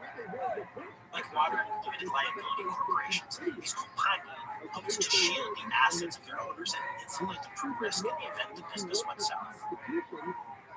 By this point, around 1410, Leonardo was in his late 20s. He's learned a great deal during his time working for the team, and he's saved a fair bit of money. But he's out of a job. What will he do next? Leonardo was still unmarried, which was common for Florentine men of that age. He had designs on changing that, though. One of the older, better-off employees at Bettini's firm had a teenage daughter, and confidence that Leonardo was a man on the rise. In short order, they arranged the marriage and the price of the girl's dowry. She was given no choice in the matter. By virtue of the age difference, men in their late 20s or 30s and women in their teens, Florentine marriages had a stark power imbalance, much more so than marriages in Northern Europe at the same time. This is something we'll come back to in a couple of months and explore in more depth. With the dowry and his savings, along with the investment of his better-off father-in-law and a couple of other former Bettini employees, Leonardo started a firm of his own. During his time at Bettini, Leonardo had specialized in correspondence with maidens in the court of Genoa, directing exports of finished luxury cloth from there to dealers in Barcelona, Valencia, Lyon, and beyond. In other words, Leonardo was deeply involved in the distribution network that stretched outward from Genoa. He knew the players, whether they might be interested in other opportunities, whether they could be trusted. But Leonardo wasn't trading cloth. The cloth industry was the backbone of Florence's economy, but it had been in a downturn for the past 2 decades. The cloth company of Francesco del Bene, for example, had averaged 11.7% profits, even in the post-plague years between 1355 and 1370. Those days were gone now. It was harder to get good quality igers wool and half-finished cloth, which drove costs up and profits down. If the producers weren't doing well, then the margins were even thinner for potential distributors like Leonardo. By Florentine standards, the industry was strong. Anywhere else would have been prosperous beyond belief, but Florence wasn't anywhere else. There was no reason Leonardo had to use his contacts in Genoa and beyond to trade cloth, though. Instead, he took a page out of Dattini's early career playbook. What did the warrior nobles of France and Spain need? For what kind of goods would they pay top dollar, or in this case, top floor? Why not weapons and armor? The workshops of northern Italy, especially Milan, produced some of the finest weapons and especially armor in all of Europe. The quality was through the roof. The city was full of armorers. The fine plate armor we associate with war at the end of the Middle Ages was refined and produced there. The sheer scale of the industry is mind-boggling. When a Milanese army of 6,000 men was disarmed by the victorious Venetians after a battle in 1427, just 2 of Milan's armorers were able to replace the lost weapons and armor with what they already had in stock in 2 days. In a future episode, we'll explore the late medieval arms industry in a little more depth. For now, it's enough to say that the constant warfare throughout this period created a ton of demand for fine weapons and armor. Northern Italy filled that demand nicely, so Leonardo's contacts in Genoa put him in touch with producers in Milan. One short trip of a few weeks length introduced Leonardo to a few of the city's armorers. Each workshop specialized in a separate product, like helmets, cuirasses, or shoulder pauldrons. Leonardo's agent in the city would put out the contracts for each piece, collect the individual products, assemble them into a full set, and send them along to the agents in Genoa for further distribution. In short, Leonardo was in business. He was exporting finished suits of armor to recipients in Spain and France. A few of the unfortunate French knights who were killed or captured in the Battle of Agincourt in 1415 had acquired their armor from agents who had initially bought from Leonardo. Business was booming. You could see how the Florentine network functioned here. It wasn't about some particular expertise in a particular kind of product. It wasn't about adventurous merchants seeking out new opportunities in exotic lands. It wasn't about fine adventurers on merchant galleys. Instead, we see Leonardo using the contacts he built up over a decade of work to find a valuable product, coordinate its production, and then distribute it to market.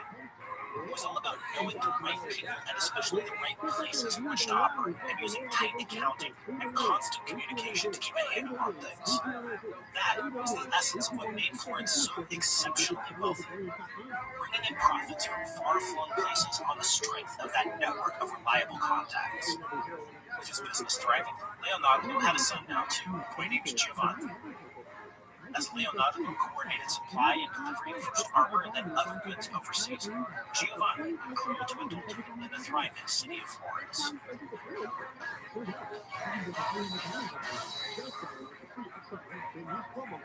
If you ever met Juan Carlos Guzman Betancur, you'd love him. He's charming, engaging, he doesn't miss a trick. That's usually how people are in his line of work. Just keep in mind one thing though.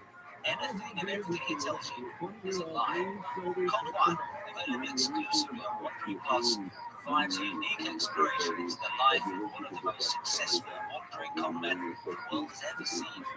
Wine has smuggled himself into over 50 countries, stolen millions of dollars in goods, and duped countless people along the way. My name is Darryl Brown. I'm an investigative reporter. In Con Juan, I'm joined by former Metropolitan Police Detective Christian Plowman on a journey to follow the breadcrumbs and track this massive fraudster across the globe. It'll take almost 2 years, but we eventually come face to face. Listen to Con Juan ad-free and exclusively on Wandering Plus. Join Wandering Plus in the Wandering app on Apple Podcasts. Leonardo's business flourished throughout the 1410s and into the 1420s. His son, Giovanni, was born in 1411. By 1416, his education had already begun. He learned to read and write in Latin and Tuscan, and picked up the basics of arithmetic. Because of his father's business, he spent his earliest years in an office, surrounded by the sounds of shuffling papers and questions about orders and shipments. Giovanni learned early about account books and correspondence. As a child, Leonardo had only a basic education. It was later in life that he improved his style and began dabbling in the classics as a hobby, like so many other Florentines. Giovanni, by contrast, would be raised in a world of humanistic education. Education had been key to Leonardo getting ahead in the world. He ensured that his son would have the finest instruction from the get-go. So what would that education look like for the son of a Florentine businessman on the way up? Well, at the beginning, it would be extremely basic. Giovanni went to classes run by a schoolmaster along with a half dozen other boys. Like him, the boys were the sons of up-and-coming businessmen. The boys started by learning a plain, simple, unadorned Latin grammar, just as Giovanni's father had done. This had been more or less standard educational practice since at least the 12th century, if not before. After that, though, the similarities stopped. Giovanni was exposed to classical authors in great depth, especially Cicero. He learned to imitate the style of those authors and to compose correspondence in the elevated style of the ars dictamens, the art of letter writing. This had been essential to Leonardo's success in his business, and Giovanni would learn it too. I've said it before, but it bears repeating again for emphasis. This was practical education for a young man like Giovanni. If business relied on activating the international network of contacts via correspondence, then knowing how to write those letters most effectively was essential. Beyond practical use, knowing Latin was a sign of social prestige. The more classical sounding the Latin, the more prestigious the user. The more able the writer was to sprinkle allusions to classical authors, the better. Leonardo wanted his son to be right on the cutting edge of that prestige. He made Giovanni's ticket to success not just as a businessman, but to the more elevated social circles that dominated Florence's government and politics, as well as its economy. Remember earlier when I talked about how Leonardo got together with friends to discuss classical texts? Well, the connections he made in those discussions had helped him acquire the investment capital to start his business. The people he had met there were business associates and patrons as well as his close friends. This kind of educated, humanistic culture was becoming increasingly common among Florence's popolo grosso. We talked about the popolo grosso in last week's episode. They were the elite, literally the big people, who had come to dominate the prosperous cities of Italy in the 13th and 14th centuries. They were merchants, bankers, and investors, and as those centuries wore on, they took over the political life of their cities. Leonardo and even Giovanni would never be among them. Social mobility only went so far for the son and grandson of a priest from a minor village, even in a buzzing, prosperous city like Florence.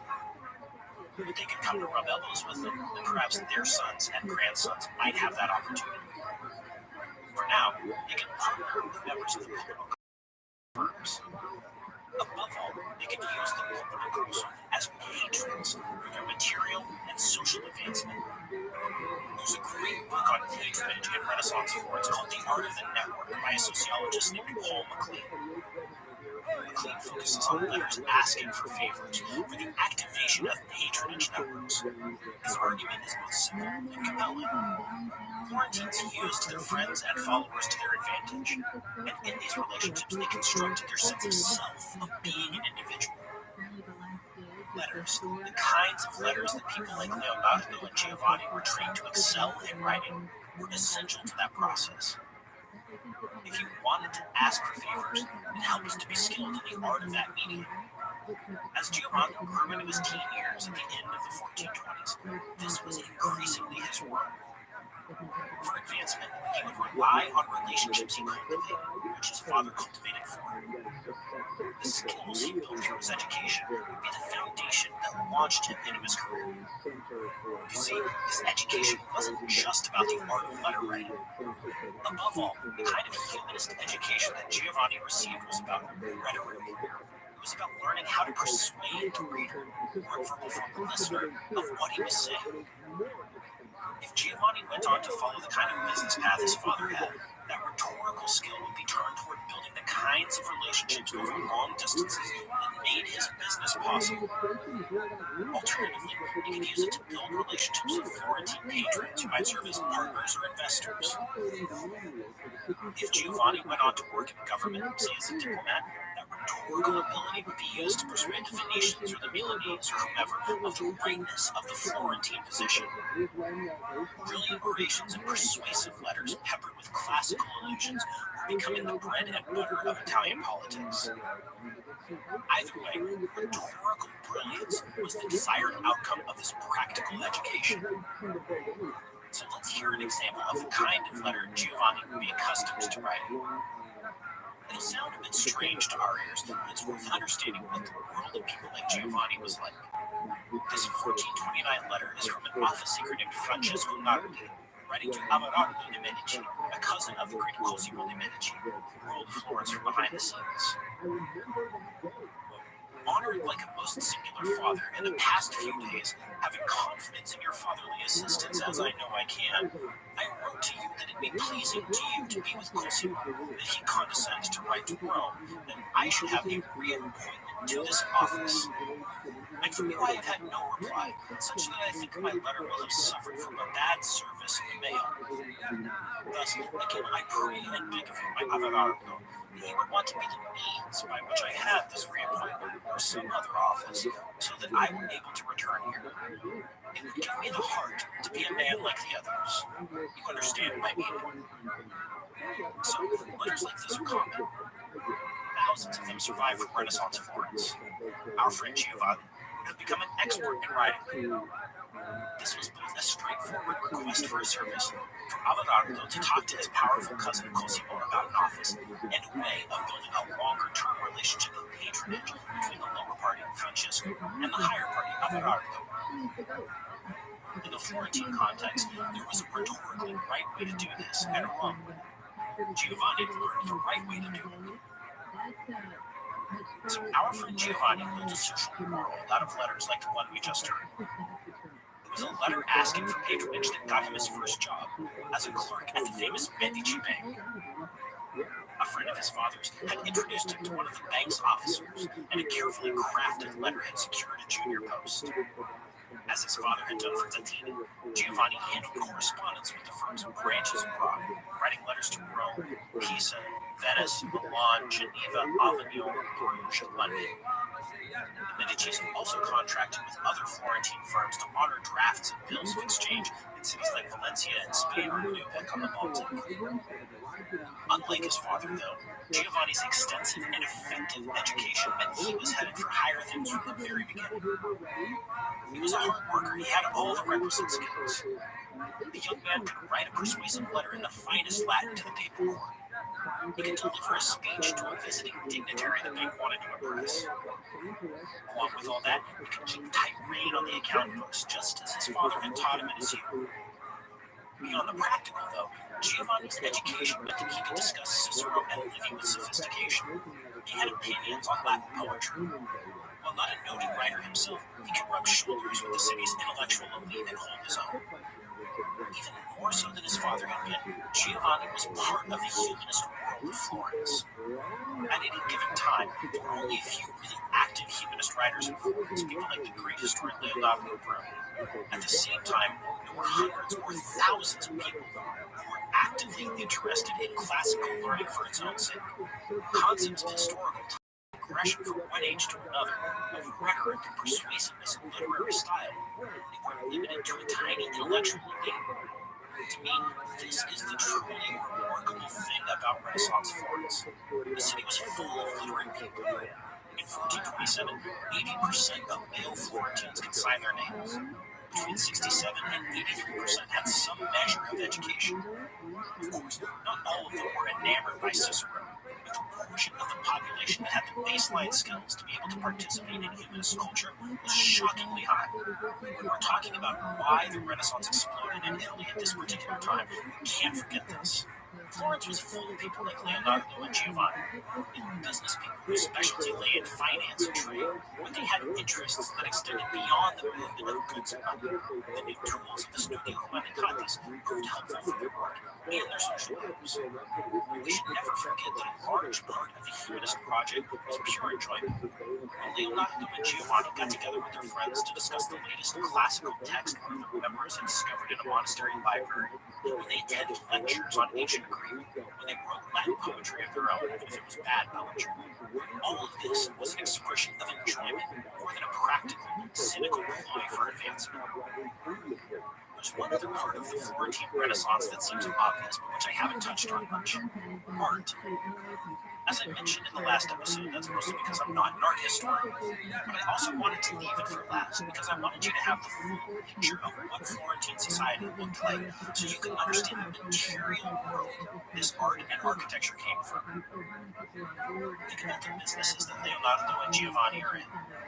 Leonardo arranges the shipment of high-value goods from producers to consumers via a network of agents. In the case of the arms and armor with which he began, he's essentially deriving profits from the surplus created by peasants in France, Spain, and elsewhere.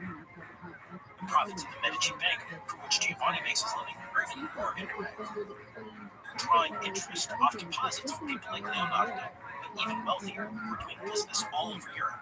Once again, they're pulling profits from these ventures all the way back to Florence. The upshot is that Florence's cloth industry, its long-distance merchants like Leonardo, and its bankers like Giovanni and his employers were sucking in money from all over Europe. This was the root cause of the enormous wealth of Florence. It created incredible fortunes among the Borbonocos, that elite of merchants, bankers, and investors we talked about earlier. So what did they do with all that money? Well, a lot of it went toward art. The economic historian Richard Goldthwait has a great book on all this called Wealth and the Demand for Art in Italy.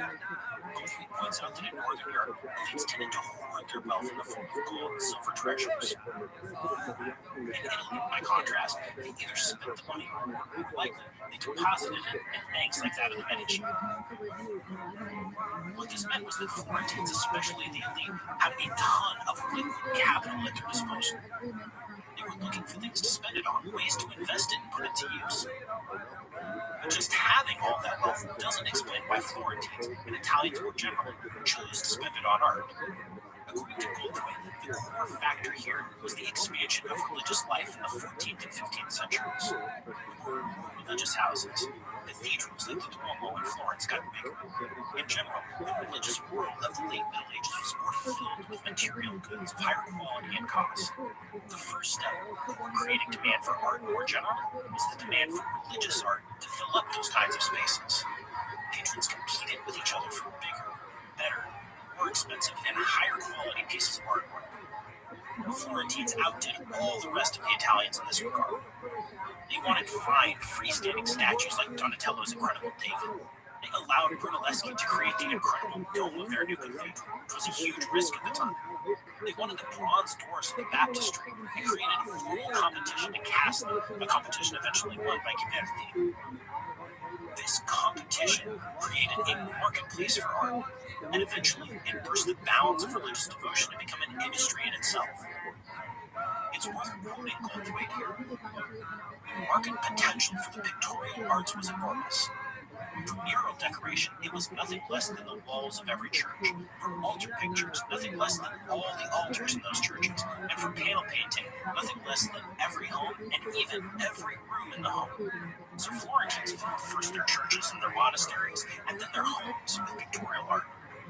We can imagine our friends Leonardo and Giovanni commissioning some more or less simple wall paintings for their homes as they grew more prosperous.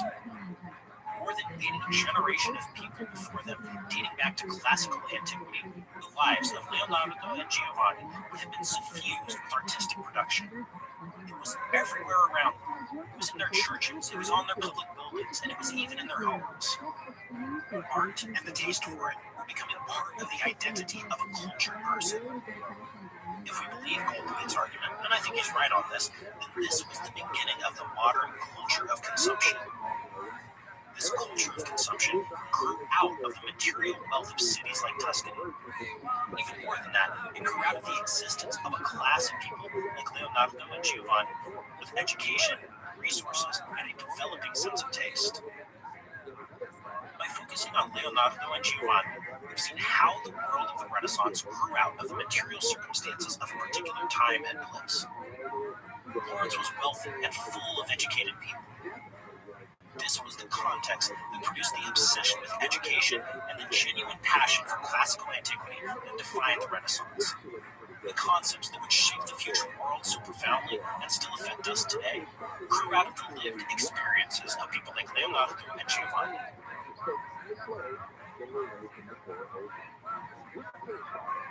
Next time on Tides of History, we'll be heading back to the fall of the Roman Empire.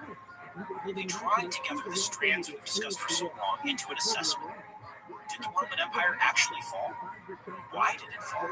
And why does it still matter today? In March, we'll be coming back to the late Middle Ages and early modernity to talk about something fascinating and essential, the printing press. Thank you so much for joining me here today. Be sure and drop me a line if you'd like to chat about the fall of the Roman Empire or the rise of the modern world. You can find me on Twitter at Patrick_, or on Facebook at Patrick Wyman MMA. You can follow the show at Tides History. Tides of History is written and narrated by me, Patrick Wyman.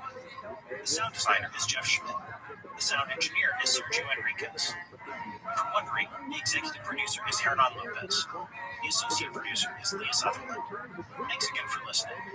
Until next time, for Wondering, this has been Tides of History.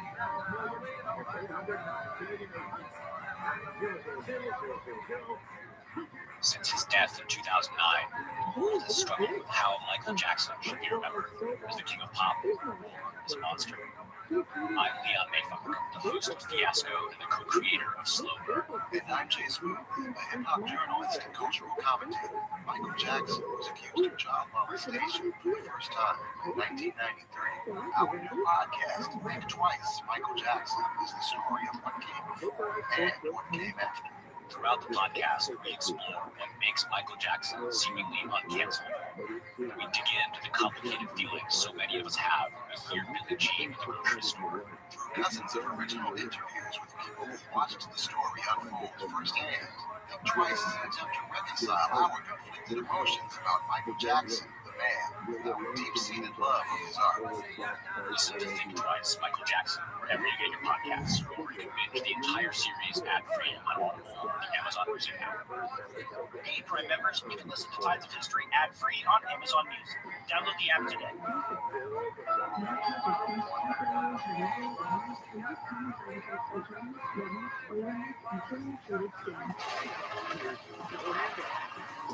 Lightning lit the early evening sky. Rain poured down onto the flagstones of the old Roman road. Thunder cracked and rolled, drowning out the pounding of the horses' hooves on the pavement. The rider was soaked to the bone. His hat a soggy mess, and his cloak weighed down with hours' worth of pounding rain. He shivered in the late winter heat, his thighs chafed and his hips aching from the effort of gripping the horse as it galloped down the road. There was no time to waste here in February of 1454.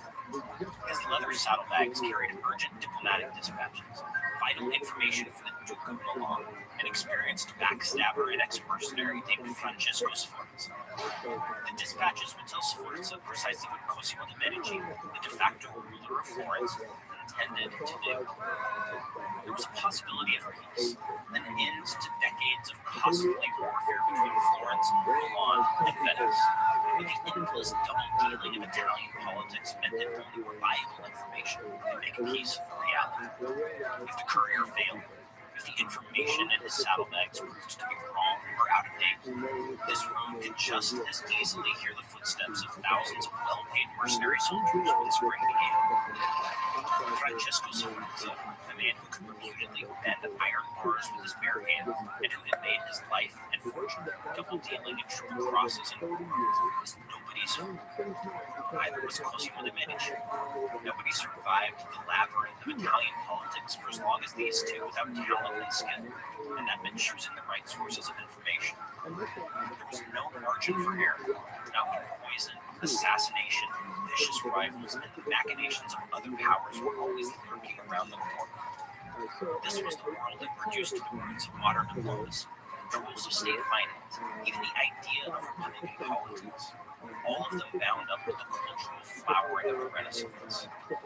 This was the laboratory from which Machiavelli drew his famous lessons on the appearance and reality of power politics. The social career spurred on is exhausted and miserable corpse. The lawn lay just down the road, just a bit further. Francesco's fortune was waiting. So was the future of Italian politics, the crucible that forged much of what we take for granted about our own modern politics. Hey, it's Patrick, and I've got some really exciting news. You can now listen to our entire back catalog completely ad-free, exclusively on Stitcher Premium. If you enjoyed our episodes like Death on Chivalry, on Peasants, that great interview we did with friend of the show, Dan Jones on the Knights Templar, you can come back to that completely ad-free anytime you want. In addition to our archive, you can also listen to every new episode ad-free, as well as tons of other ad-free Wondery shows like Dirty John, Dr. Death, and American Animation. Plus, with Stitcher Premium, you'll get access to hundreds of hours of original content, audio documentaries, and exclusive bonus episodes from some of your other favorite podcasts. You can sign up now for a free month of Stitcher Premium by going to stitcherpremium.com/wonder and using the promo code WONDER. Then, once you're signed up, just download the Stitcher app for iOS or Android and start listening. That's stitcherpremium.com/wonder and promo code WONDER. Hi, everybody. From Wondery, welcome to another episode of Tides of History. I'm your host, Patrick Wyman. Thanks for joining me. Italy was the most complex and unique political landscape in the later Middle Ages. It was a patchwork of independent city-states, small lordships, urban communes, and territories controlled by the Pope. No great feudal overlord exercised control over the fraction.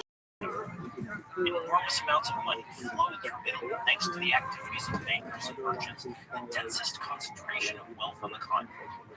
The result of that combination of money and division was a fiendishly complicated political landscape.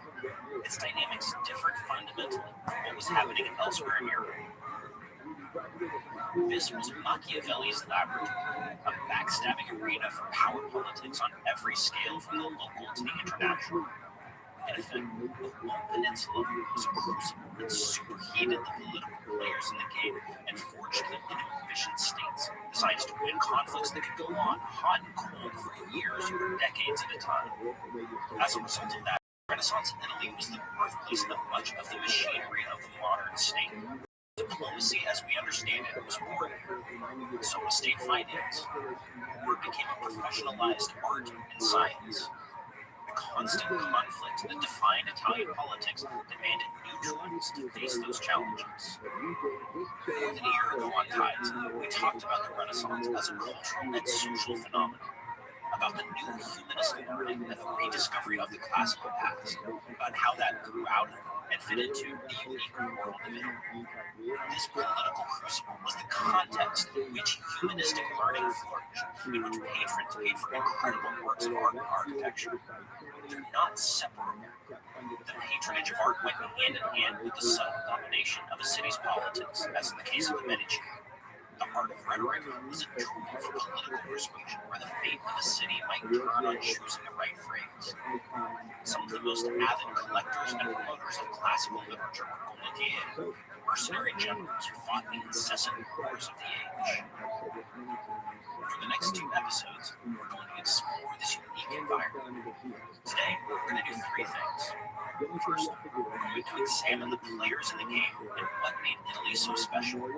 Second, we're going to talk about the events of the later Middle Ages, an Italian 100 Years' War, and a long peace. And finally, we'll go over the political culture and innovations that shaped this world. Next week, we'll zero in on one aspect of late medieval Italy, the practice of war as carried out by the gondolieri, the famous mercenaries who charged enormous sums of money for their invaluable services. Let's begin with Italy itself in the later Middle Ages, in the 14th and 15th centuries. That's when we'll be talking about today. What made it unique in comparison to the rest of Europe? We can point to three major factors. So, first, Italy was highly urbanized, especially in the center and north of the peninsula. Nowhere else in Europe had such an extreme concentration of cities and large towns. The Low Countries, including places like Bruges, Ghent, and Antwerp, became close to density, but it was a much smaller region. The Rhineland, mostly Strasbourg and Cologne. South Germany had quite a few cities, but the area wasn't nearly as dense and the cities weren't nearly as big. Outside those spots, Europe was mostly rural. On this front, Italy stood alone. It wasn't just the biggest cities like Venice, Milan, Florence, Rome, Genoa, and Naples that set Italy apart. It was also the dense network of smaller urban areas. By itself, Tuscany had Florence, Siena, Lucca, Pisa, and a profusion of smaller cities. Verona, Vicenza, and Padua were in close proximity to Venice. Milan had Pavia, Piacenza, Bergamo, and Brescia. In any other place in Europe, these smaller cities would have been key urban centers for an entire large region, like York in northern England, Bordeaux in Gascony. The fact that cities were so large and there were so many of them had huge effects on the economy, society, and politics of Italy. England's nobility was rural. So were the great lords of France and Spain and Germany. They lived on estates in the countryside, which provided their wealth and gave them territory to hand out to their underlings who could fight for them in times of war. That was the essence of a feudal political system. There were urban elites, the patricians of the Rhineland cities, the merchants of London and Paris, and so on. And they played politics, sometimes key roles, but they didn't dominate political life. Not so in Italy. There, the elite was generally urban. After about 1200 or so, the wealthy merchants and the old nobility started to fuse into a new ruling class called the popolocros, literally the big people.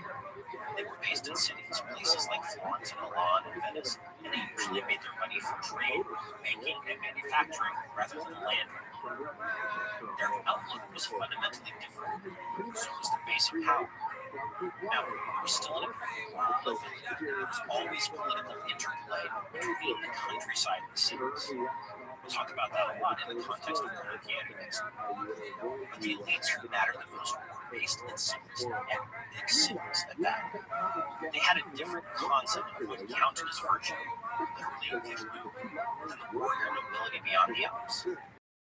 Virtue meant sober self-control and responsibility rather than raw physical courage.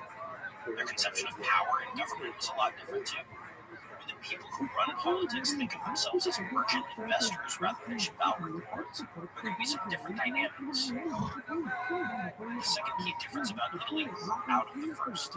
Its economy was different than most of the rest of Europe.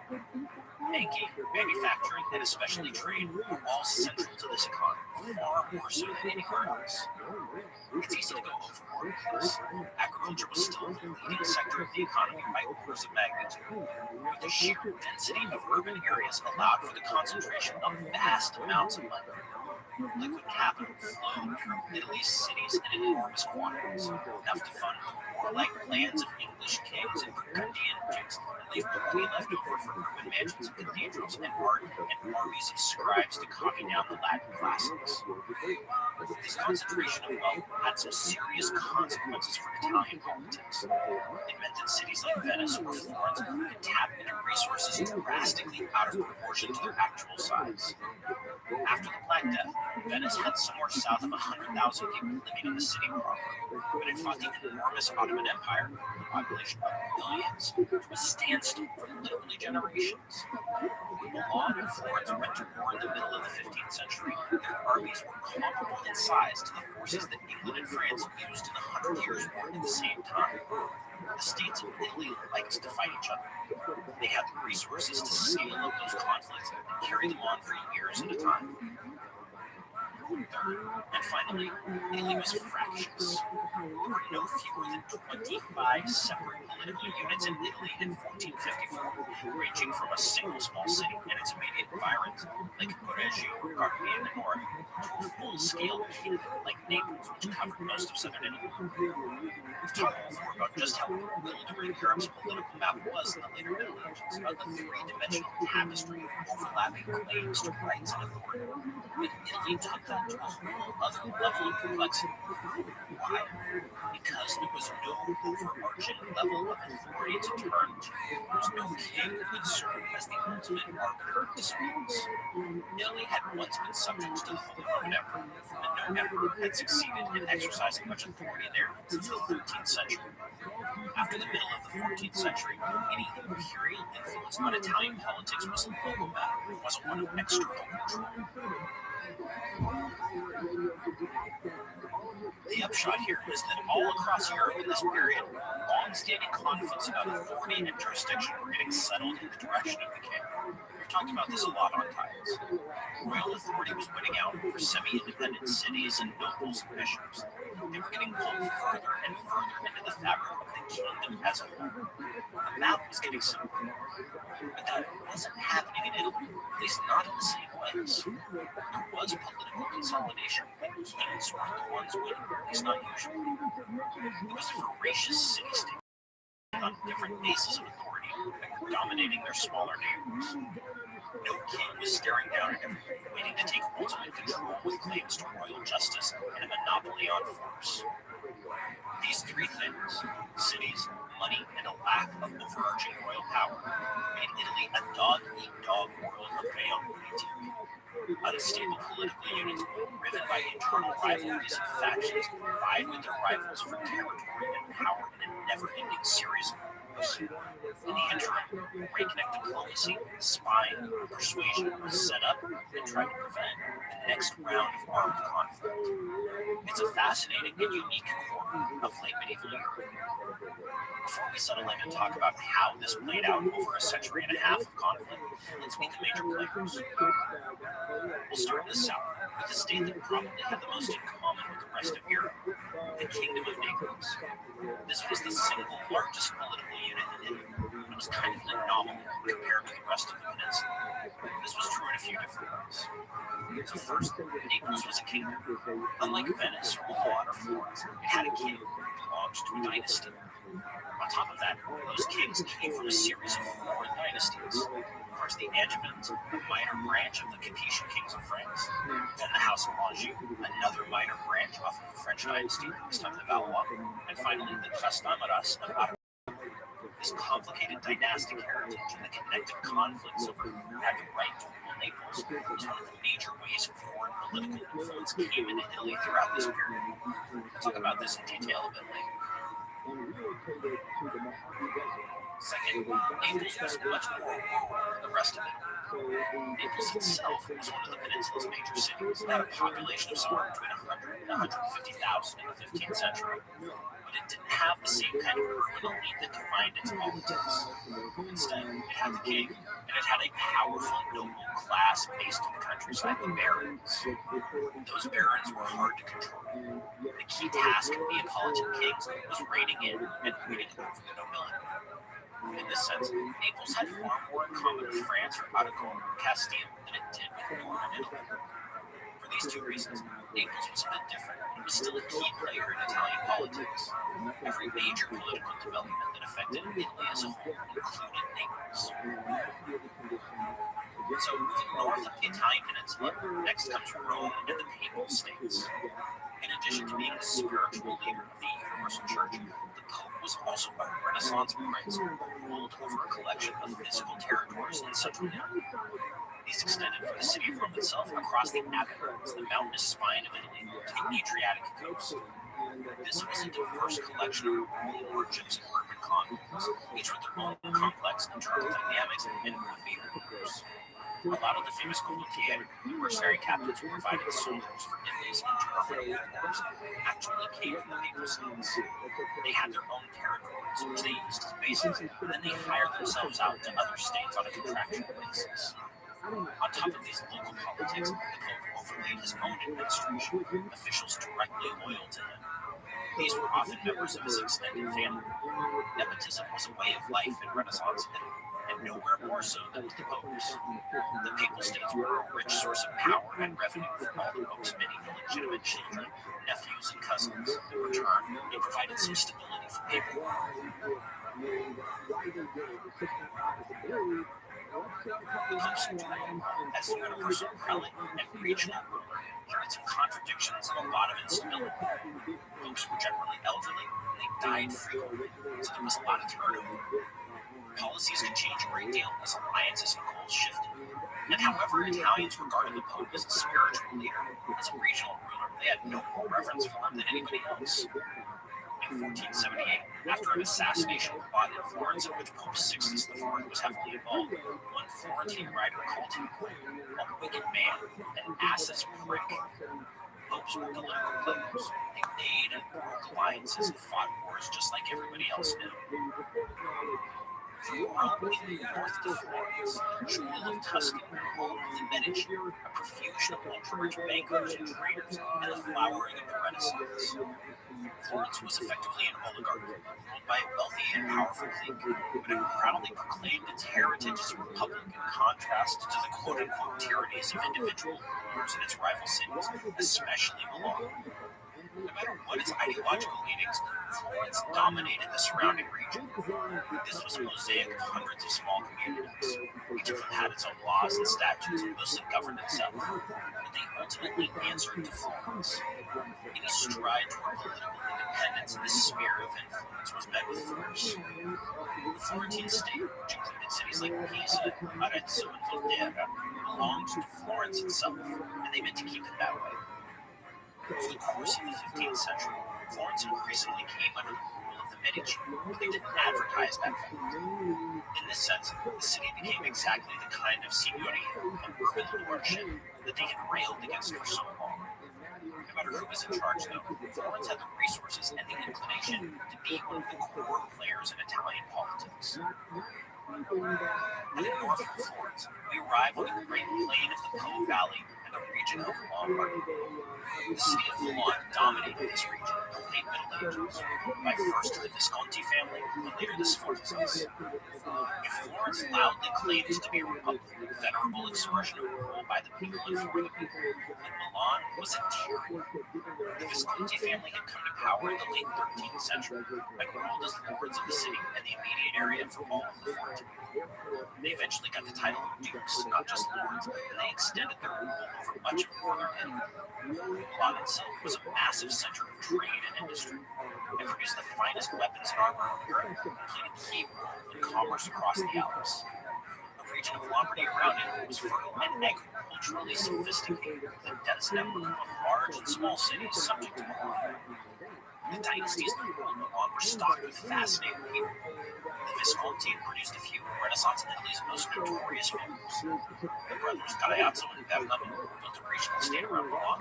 Gian Galeazzo poisoned his uncle and built a state stretching from the gates of Venice to the outskirts of Florence. And finally, Filippo Maria, a patient state builder and notoriously ugly man who passed the city to the mercenary kingpin Francesco Sforza. Sforza founded a new dynasty. By the 1470s, Milan lay at the center of a state that could stand toe-to-toe with practically any in Europe.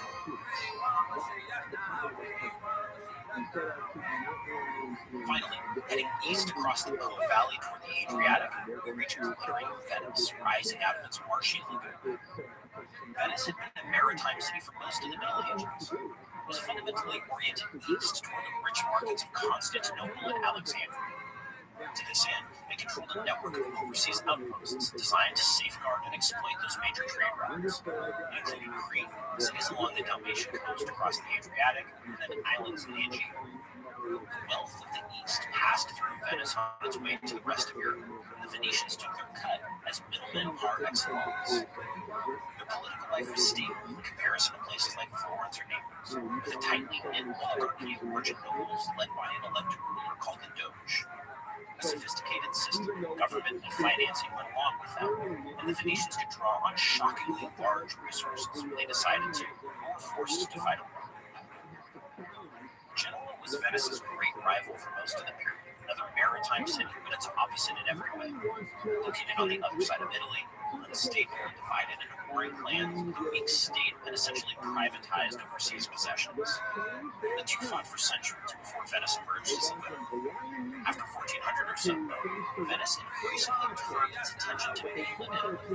With shocking speed, built a large territorial state across the Po Valley and further, stretching all the way from the borders of Croatia to the doorstep of Milan. Doing so, Venice wound itself tighter and tighter into the convoluted politics of Italy. Those states, Naples, the Papal States, Florence, Milan, and Venice, were the major players when we deal with. There were many, many more pieces on the board. I mentioned in Genoa, which basically faded from the scene at the beginning of the 15th century. There was also Siena, Lucca, and Tuscany, the Kingdom of Sicily in the far south, which was occasionally united with Naples, and then the Duchy of Savoy, wedged between Milan and France and the Alps. On top of that, there were a profusion of duchies and tiny republics and single-city lordships. These smaller pieces were caught in between the machinations of the great powers, and one by one, they fell away. The average break-in lasts 8 to 10 minutes, so fast response is crucial. That's why Simply Safe Home Security launched its breakthrough technology, 24/7 live guard protection, to help stop crime in real time. Now, Simply Safe professional monitoring agents can actually see, speak to, and deter intruders in your home through the new smart home wireless indoor camera. Doesn't know people who've been affected by break-ins? I know I do. No matter how secretive it is, they still happen, and having a live person speak to an intruder could easily have stopped them before they were finished. I know that would make me feel better. The new smart alarm indoor camera is the only indoor security camera that can trigger the alarm and instantly deter intruders with a built-in siren. With advanced motion detection and vision AI, the smart alarm indoor camera can sense the difference between potential intruders and pets to reduce false alarms. Right now, Tides of History listeners get a special 20% off any Simply Safe system. You sign up for a free month trial of Fast Protect monitoring. This special offer is for a limited time. Visit simplysafe.com/tides. That's simplysafe.com/tides. There's no safe like Simply Safe.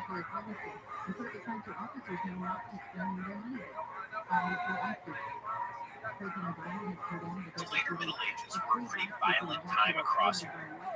We're all familiar with the 100 Years' War between England and France, which at various times also included the Low Countries, the Holy Roman Empire, and Castile, among others. At the same time, to borrow a phrase from the historian Guido Rougier, whose work I'm drawing on throughout this section, Italy had its own 100 Years' War. This was a multifaceted series of conflicts between the states of central and northern Italy that lasted from about 1350 to 1454. It went on with only a few breaks for almost that entire period, and provided the context in which the unique political culture and dynamics of Renaissance Italy developed. While the 100 Years' War in Northern Europe was basically about dynasties and their claims to rule over kingdoms, the Italian 100 Years' War was mostly a competition for territory and the control of markets between cities and the elites rule. Alliances between the major powers shifted constantly. They brought in foreign allies at various points to tilt the balance of power in their favor. In the process, the rich got richer. Those major states I mentioned, particularly Venice, Florence, and Milan, gobbled up their smaller neighbors one by one. In 1300, there had been more than 80 independent city-states in Italy. By 1454, there were only 15 left, and that number shrank even further. The Italian 100 Years' War was too complicated to give them. We'll hit the high points and try to understand the underlying dynamics that produced a century of conflict. To start with, the Northern 100 Years' War enabled the Italian War. It kept French kings and nobles and a succession of German emperors busy with their own concerns and thus out of Italy. The last Holy Roman Emperor to do much in Italy left in 1329. The next visit was a brief one, literally just for a coronation and without an army in 1354. At the same time, the Northern 100 Years' War produced huge numbers of soldiers who got demobilized during temporary truces north of the Alps. This provided a ready body of hired mercenaries who could further the ambitions of Italian states, at least those who could pay for their services. What we see in Italy in the years after 1350 is a bunch of aggressive, expansionistic little states that were free to pursue their ambitions. They had the resources to pay for those ambitions. There were soldiers around who could be incentivized. Remember, these were rich states to fight to achieve those ambitions. It was a perfect storm to produce generational warfare. With that said, the political stew that developed after 1350 wasn't a sharp break from earlier practices. Italy's cities had fought each other for a long time. They had often used hired mercenaries to do that. What changed was the scale and duration of those wars, and the resources the participants could bring to bear on the proceedings. The first of these major conflicts was between Venice and Genoa between 1350 and 1355. Even as the Black Death raged across Italy and pulled thousands of people into early graves, the two great maritime states of Italy fought a serious war for control of the seas. Now, wars between Venice and Genoa were nothing new. Depending on how you count them, they had fought at least 3 major conflicts before this, mostly over issues of trade in the eastern Mediterranean. The war between 1350 and 1355 marked a turning point, though. It shifted the focus solely from the seas to Italy more generally. Looking for allies at a desperate low point, Genoa submitted to the rule of Cologne, bringing a rising power of northern Italy into the fray. The tide turned against Venice, the entire Venetian fleet was captured, and the Doge of Venice was executed after an attempted coup d'etat. That's a whole other story. To make matters worse, the strategically vital Dalmatian coast, just across the Adriatic from Venice, fell to the Kingdom of Hungary shortly thereafter. This was not a great time for La Serenissima Repubblica, as Venice was known. This wasn't the last war between Venice and Genoa. The next one would. The two went back at it between 1378 and 1381 in a conflict known as the War of Chioggia. This one was fought to the very end, and it very nearly spilled the doom of Venice itself. This war began even more boldly than the last one had ended for Venice. A Genoese fleet completely blockaded the Adriatic, cutting off Venice from its overseas trade and supplies. The Kingdom of Hungary allied with Genoa, sending an army to besiege Venice itself. To make matters worse, the Lord of Padua joined the fray on the Genoese side, cutting off Venice from the Italian landward side as well. This meant that Venice was totally surrounded, protected only by the maze of marshy lagoons that surrounded the city. The Allies entered the lagoon itself, took the keep of Chioggia. For a minute, it looked like Venice was finished. But somehow, through incredible leadership, resilience, and a bit of good luck, Venice turned the tide. They sank ships to block the channels and turning the besiegers into the besieged. The Genoese fleet was destroyed off Chioggia, and the last attackers surrendered. Peace signed the next year that looked great for Venice on paper, but the war marked the end of Genoa as a major maritime and Italian power. Venice, with its stable institutions, quickly recovered. At the same time as Venice and Genoa were duking it out, the papacy was looking to get back into the territorial game. Think back to our episodes from last year, and you'll recall that the popes were unceremoniously ejected from Rome and spent pretty much the whole 14th century ensconced in the city of Avignon in southern France. The papal states mostly devolved under the control of local nobles, like the Orsini and Colonna clans in Rome itself. But the popes never gave up on recovering their lost territory, which amounted to most of central Italy. To pay for this task, the popes collected crusade taxes from all over Christendom. They hired mercenaries. They sent papal legates to accomplish the task. One of them, a Spanish cardinal named Albornoz, mostly succeeded in rebuilding the papal states in the 1350s and the 1360s, but at the cost of constant warfare and increasingly complex conflicts with the existing powers of Italy. Milan was the first to oppose the expansion of papal power.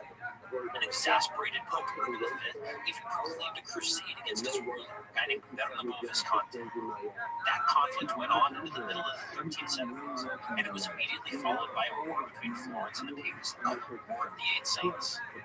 This was a vicious little conflict that included the famous English mercenary commander John Hopwood, the spiritual interdict of the whole city of Florence, and a brutal sacking and massacre of the small city of Cesena. It looked like everything was going the papacy's way at the cost of much blood and treasure.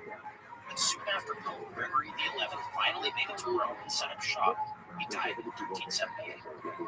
Two claimants vied for control of the papacy for the next 40 years, a state of affairs known as the Great Western Schism. The popes had other concerns, and the other states of Italy went back to their rivalries and wars. The prime mover of the next generation of conflicts was the ruler of Milan, a guy by the name of Gian Galeazzo Visconti. Actually, Gian Galeazzo didn't start out as the ruler of Milan. Gian Galeazzo's father had shared the rule of the region with his brother Bernabo. Bernabo was quite the character. I mentioned a moment ago that he was excommunicated by the Pope and the target of a crusade. And when Gian Galeazzo's father died, everybody expected Bernabo to dominate his quiet and unassuming nephew. This was a reasonable assumption. given that Gian Galeazzo was only 27 years old and he was reputed to be a little bit slow. Unfortunately for Bernardo, that assessment of Gian Galeazzo was seriously mistaken. As it turned out, Gian Galeazzo had both big plans and the ability to carry them out. The first of those plans was getting rid of Bernardo and taking the city of Milan itself. To do that, Gian Galeazzo reorganized the bureaucracy as lands around the city of Pavia, which drastically raised his revenues. More importantly, he built a serious diplomatic operation, the very first of its kind in Western Europe. Gian Galeazzo bought an imperial title from the Holy Roman Emperor, and he made alliances with the Swiss and French lords who controlled the Alpine passes around Milan. Florence and Venice both disliked Bernardo, who had been an aggressive expansionist for decades. Gian Galeazzo cut deals with both of those cities. By 1385, Bernardo Visconti was totally isolated and surrounded by enemies. Gian Galeazzo had created that situation without taking his hand in the slightest. In that year, 1385, Gian Galeazzo felt a sudden burst of religion. He announced that he was going to take a pilgrimage to his uncle's city of Milan. He camped outside and invited his uncle to come out and parley with him. A nice little family reunion, or so it seemed. But the second Bernardo stepped foot in Gian Galeazzo's camp, his nephew arrested him, then entered Milan as a welcome liberator. Conveniently, Bernardo died in prison soon after. He was probably helped along by little boys from his cunning nephew.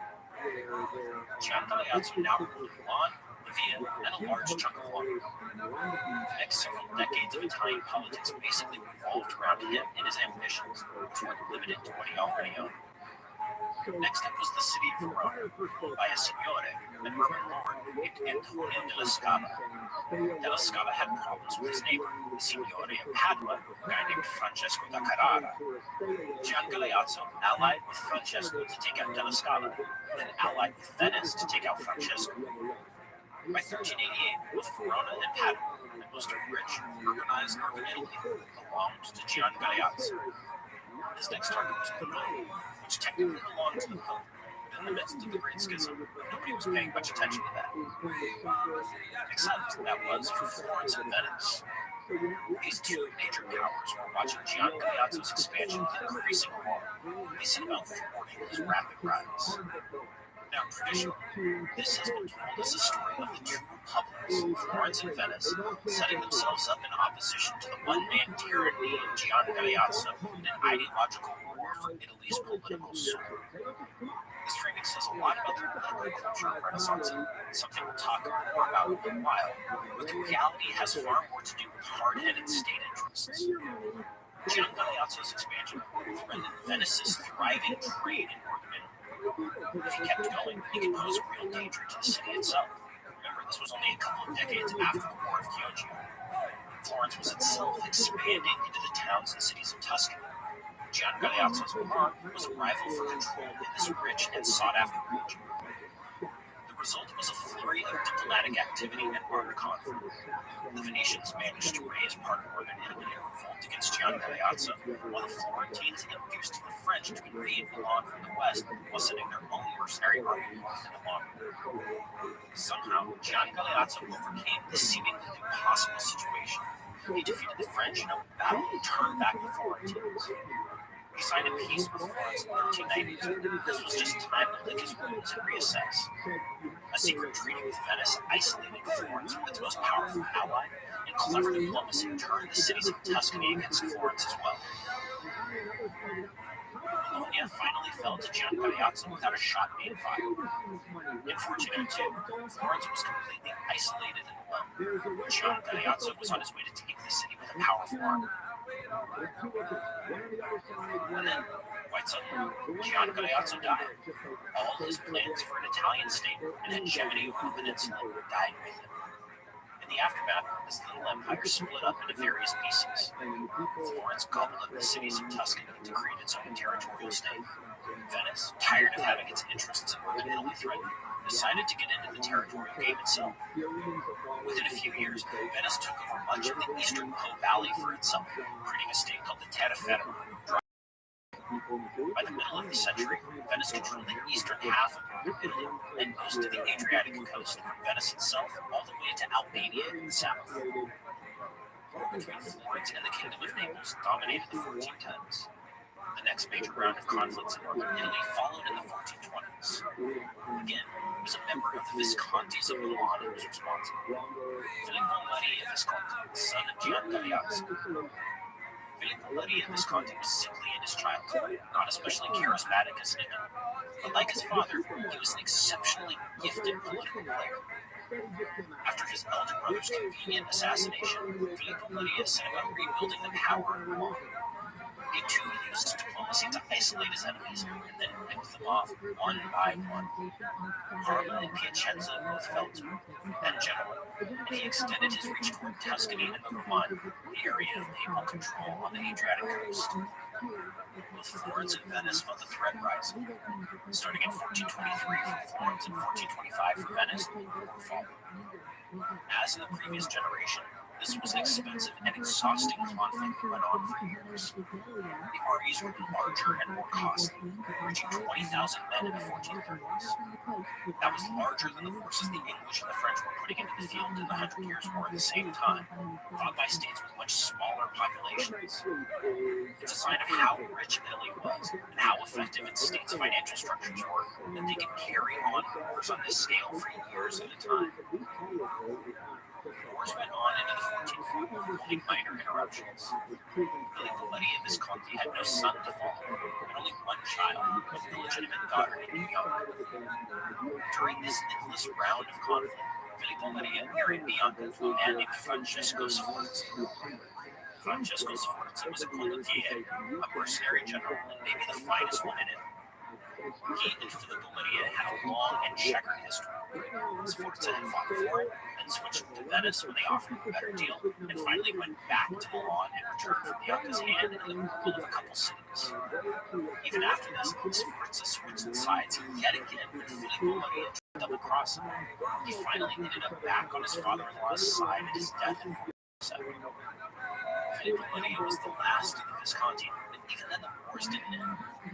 Milan declared itself a republic and hired Sforza to defend it against Venice, which he did for a little while, before the Milanese Republic ran out of money and Sforza.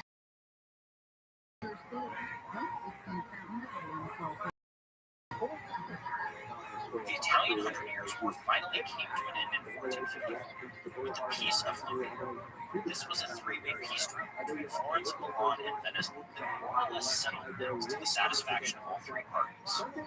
Venice and Milan divided northern Italy between them, and Florence got Tuscany to itself.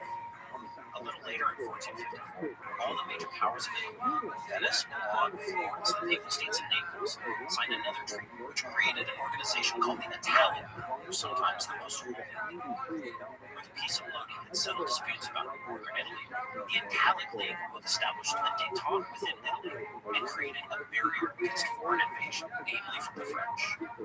The Italic League was remarkably successful. For the next 40 years, up until 1494, there were no wars like those that had rocked the previous century. Now, it's not that conflicts completely disappeared.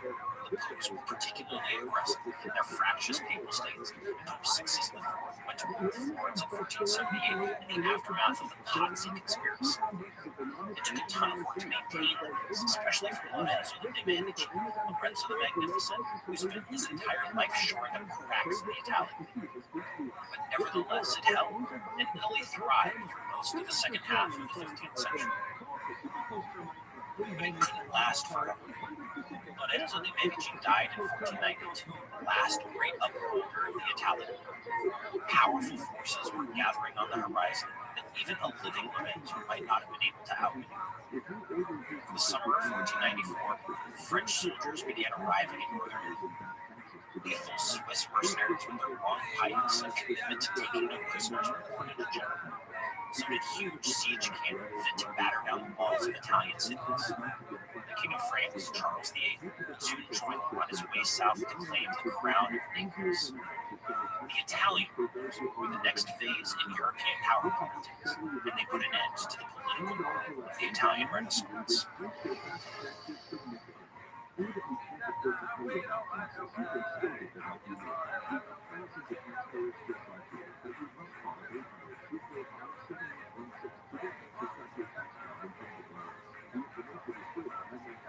Over that century and a half, from roughly 1350 to 1494, Italy was its own little political sphere. That's not to say it was cut off from the rest of Europe. Far from it. We've seen the intrusions of the Avignon popes and their eventual I mentioned the involvement of the French in that 1391 campaign against Milan, and the Kingdom of Naples was a constant site of foreign entanglements as kings of Hungary and Aragon and French princes fought to claim its crown. Foreign soldiers were a regular feature in Italian armies, especially in the 14th century. By and large, Italy had its own political culture, meaning the set of beliefs and assumptions and norms that defined the political game for those who played. The culture of Renaissance Italy more broadly, the legacy this time and place bequeathed to the world that followed, grew directly out of this special political dynamic. Back at the beginning, I mentioned the major factors that set Italy apart from the rest of Europe. Cities, wealth, and the lack of a political over, a king who could act as the ultimate arbiter of internal conflict. The result was a simmering stew of tensions that was always at risk of boiling over, both within political units and between them. With a couple of notable exceptions, Italian states were as fractious and unstable internally as they were in their external relations. Political disagreement was baked into the DNA of Italian citizens, as much part of their makeup as contracts, trade, and public festivals. The precise form of internal conflict varied from place to place, but factionalism was constant. This was largely the legacy of the Holy Roman Empire in Italy. The history of that is way too long and complicated to get into fully, but suffice to say that emperors regularly tried to assert their rights over Italy during the 12th, 13th, and early 14th centuries. Their greatest opponents in this were the popes, ironically given the whole holy thing, and the people and cities of Italy were caught in it. The result was that generations of Italians were forced to pick sides, emperor of these conflicts. Those who followed the emperor were called Ghibellines, and supporters of the pope were called Roths. These labels lasted for a very long time in Italian politics, way after the conflict between pope and emperor was a distant memory. Factionalism was a deeply rooted habit. If you were picking sides, you might as well choose labels that had a long and venerable history. This is why you still hear about Guelphs and Ghibellines in the 15th century.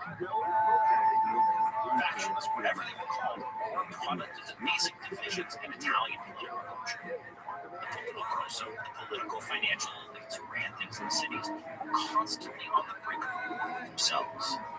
Class conflict between guildsmen and laborers and the elite added to the fermenting stew of instability. Violence in the streets was a regular occurrence, to the point where a lot of cities voluntarily submitted to an external war to bring peace and order. There was a definite trend away from the Republican communal roots of most Italian cities and toward domination by an oligarchy or signore for the course of the 14th century. Florence was a prime example, as its Republican heritage eventually morphed into rule by aristocratic factions and the dominance of the Medici. Venice was an exception to the general internal disorder that characterized most Italian cities. Its political system was highly stable and organized, with a closed aristocracy and an electorate, the Doge.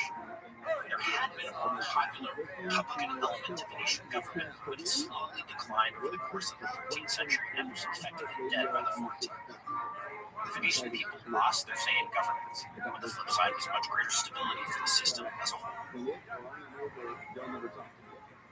We need to spend a little bit of time on republicanism and communal life. There's a long-standing argument that medieval and Renaissance Italy was the birthplace of modern republicanism, where the popular elements of government were tried and tested, liberty had a shot. Now, there's some truth to this. Cities did develop a form of self-government based around the commune, starting around the end of the 11th century.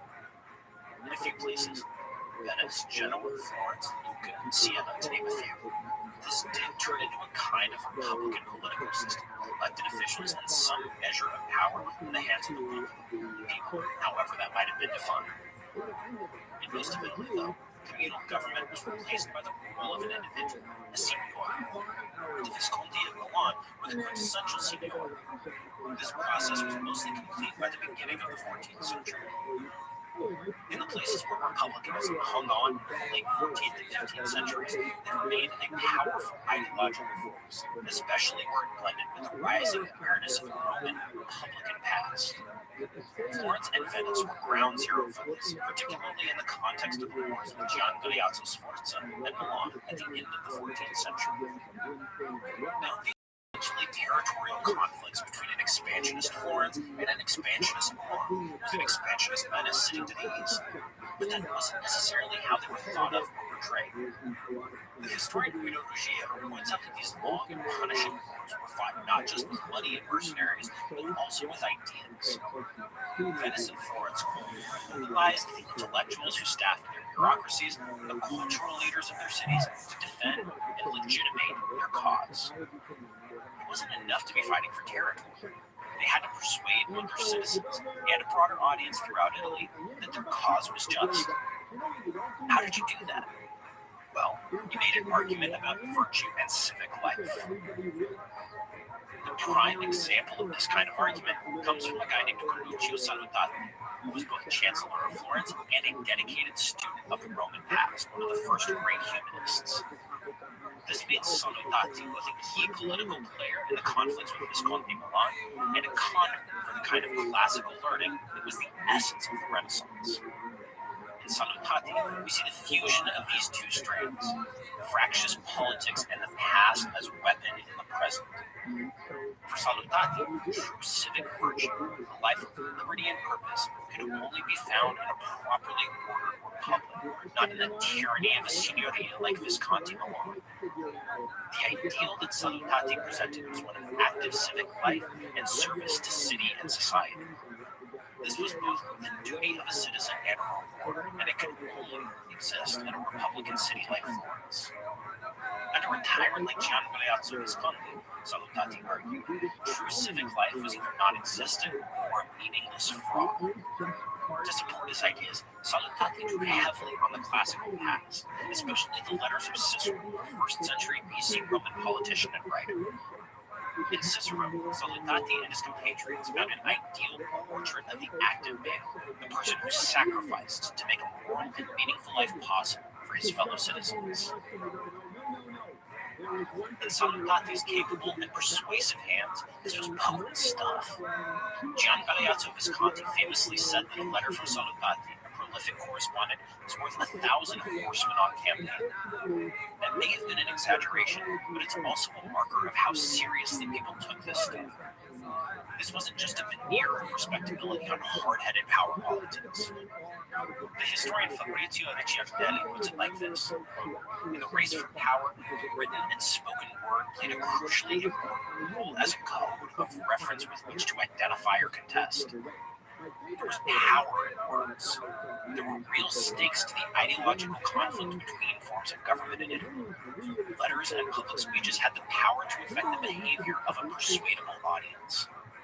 In that fight, there was a real sense that Republican government meant using public power for the public good, in contrast to the tyranny of a Gian Galeazzo Visconti. This nascent idea of republicanism, with active citizens taking a key role in political life, had a long future as the germ of modern Republican theory, including, not least, for the founding fathers of the United States.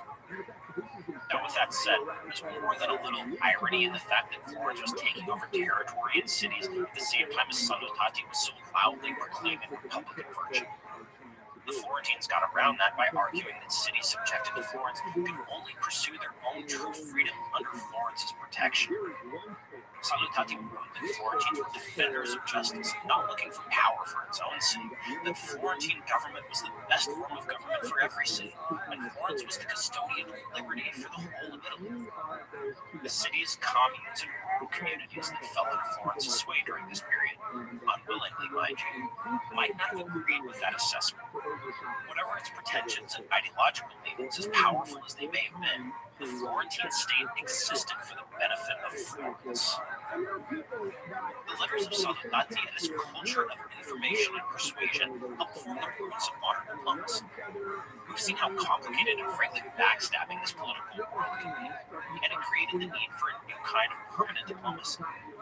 Even during times of peace, as rare as those were, the threat of war was never far away. Only constant streams of information and regular communication between states can maintain safety, find an edge on an alert and dangerous road. It's not surprising that we find the Visconti of Milan at the forefront of this new practice. Gian Galeazzo maintained resident agents all over the premise, whom enemies referred to as the Duke's man here, or even the Duke's spy. They handled official communications and presumably fed him the information necessary to make as many wars and maneuverings possible. In response, the Florentines under Giuseppe and the Venetians at the same time reorganized their own foreign embassies and chancelleries, though they didn't yet employ their own permanent agents. The Milanese operation expanded under Filippo Maria Visconti, Gian Galeazzo's son, and stretched as far afield as the Holy Roman Empire in Germany. Milan's rivals were behind the times and didn't follow suit with permanent embassies until the middle of the 15th century. That last gasp of war before the Peace of Lodi and the formation of the Italian League in 1454 was the real impetus for the development of permanent diplomacy. The maneuvers involved between Francesco Sforza and Massimo de' Medici, the Venetians and the Neapolitans were so complex that constant diplomatic communication was required. Maintaining the peace that followed required even more consistent communication to avoid the recurrence of coordinated action against those who had breached the treaty, and they tried constantly. The peace between 1454 and 1494 was, to quote the historian Gary Mattingly, one of a unity of wary hostility, a unity of continuous tension. Resident ambassadors were key to sensing it coming, getting that information to the right people at home, and figuring out a response to prevent all-out war. Nothing like this existed anywhere else in Europe. Charles the Old, Duke of Burgundy, was an Italophile in many ways, but he should have paid more attention to diplomacy. In fact, the Duke of Milan told Charles in 1476, by way of warning about his aggression shortly before his death, that the Italians would, when in conflict with three people, try to make peace with one, truce with another, war with the last, to attend easier to the rest of their businesses and achieve their purposes. Charles may have liked it, but his inability to comprehend that kind of diplomacy was what got him split in two with Albert. In fact, it was Charles the Bold's great rival, King Louis XI of France, who paid closest attention to current Italian practice. Through the Milanese and the French, we understand it and spread to the rest of Europe. It was just one more innovation that grew out of the hothouse of Italian politics in this period. As you might expect, war itself was transformed by this century of constant conflict. The states of Italy grew far more efficient in how they paid for it, reorganizing their bureaucracies and tax collection to fund round after round after round of war. Instead of citizen militias, professional mercenaries, condottieri, were to dominate the practice of war. First foreign and then Italian war commanders built what were effectively permanent armies, trained and disciplined forces that demanded top dollar for their services. Things that developed in Italy in this period became de rigueur for early modern Europe more generally in the coming centuries. We'll talk about the condottieri in great detail next week, but this bears repeating. The transformation of war grew out of the particular political climate of 14th and 15th century Italy. Italy was its own political world, and it was where much of what we take for granted about modern politics was born and grew to adolescence. The Italian was the great conflict of the early 16th century, brought those developments to adulthood in Europe as a whole. Beyond that, we can't understand the Renaissance, its emphasis on classical antiquity and its art, its wealth and its ingenuity, without grasping the labyrinthine political world where it developed. They were directly connected to one another. The same people like Corruccio Sammontati were part of both. Princes like Francesco Sforza patronized artists and human scholars and valued their skills as propagandists for the political wars. The line from the Renaissance to the modern world isn't as straight as a high school textbook might make it, but the path is there. Following it leads us here.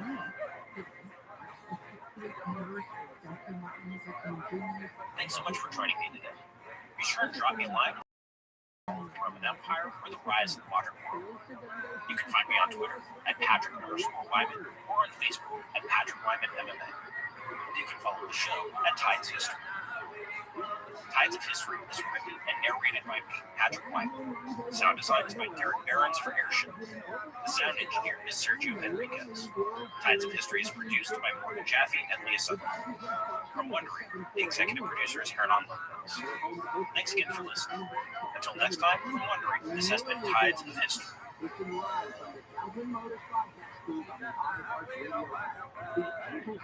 Trying to get home to stream that highly anticipated series finale? Well, it may take longer with T-Mobile 5G home internet. You can be stuck with slower speeds during the busiest hours because you share your network with cell phone users. Why deal with that? Switch to Cox Internet with 2 times faster download speeds than T-Mobile 5G home internet during peak hours. Plus, Cox offers free panoramic Wi-Fi equipment and a 30-day money-back guarantee. Why not switch? Visit Cox.com/5G home for details. T-Mobile prioritizes certain T-Mobile phone users over home internet users during times of congestion. Hey, Prime members, you can listen to Tides of History ad-free on Amazon Music. Download the app today.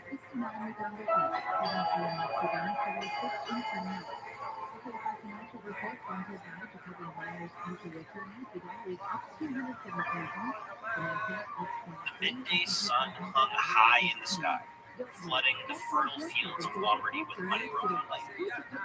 It was hot here in September of the year 1427. The late summer rays cooking the ripening fields of wheat surrounding the road as it led down toward a narrow stone bridge. The tramping of feet and hooves and the creaking of wagon wheels competed for space with the buzzing of cicadas and the chirping of birds. A column of soldiers sweated and baked in the heat, looking longingly ahead to the riverbank. Trees for shade, fresh water to drink, a respite from the march. These men were mercenaries paid by the Duke of Milan, guarding a train of wagons carrying vital grain and fodder for his army. There was war with the Republic of Venice. For months now, the two armies had circled and rode, raided and skirmished, but nobody seemed particularly eager to fight a major battle. Still, there was risk, and so the soldiers carried their swords and crossbows and wore their armor even as the beating sun cooked them. The column slowed as it neared the bridge. A wagon blocked the far side. Something was up. As the soldiers bunched together, looking to see what was happening, figures appeared behind the wagon in the trees on the far side. Crossbow strings twanged, and the air was suddenly full of dozens of hurtling bolts. Screams and the thud of sharp points entering flesh joined the whizzing of the bolts. Shouts of confusion soon joined them, as the mercenaries tried to figure out what was going on. The thunder of hooves added to the cacophony. Dozens of men-at-arms in full armored plate, riding armored horses, lances leveled, emerged from behind a stand of trees and charged toward the stunned mercenaries from behind. The clang of steel on steel, and even more screams and shouts entered the air. Their first charge done, the lancers wheeled around and retreated, reformed, and then charged again, slamming home just as hard. The crossbow bolts continued to fly.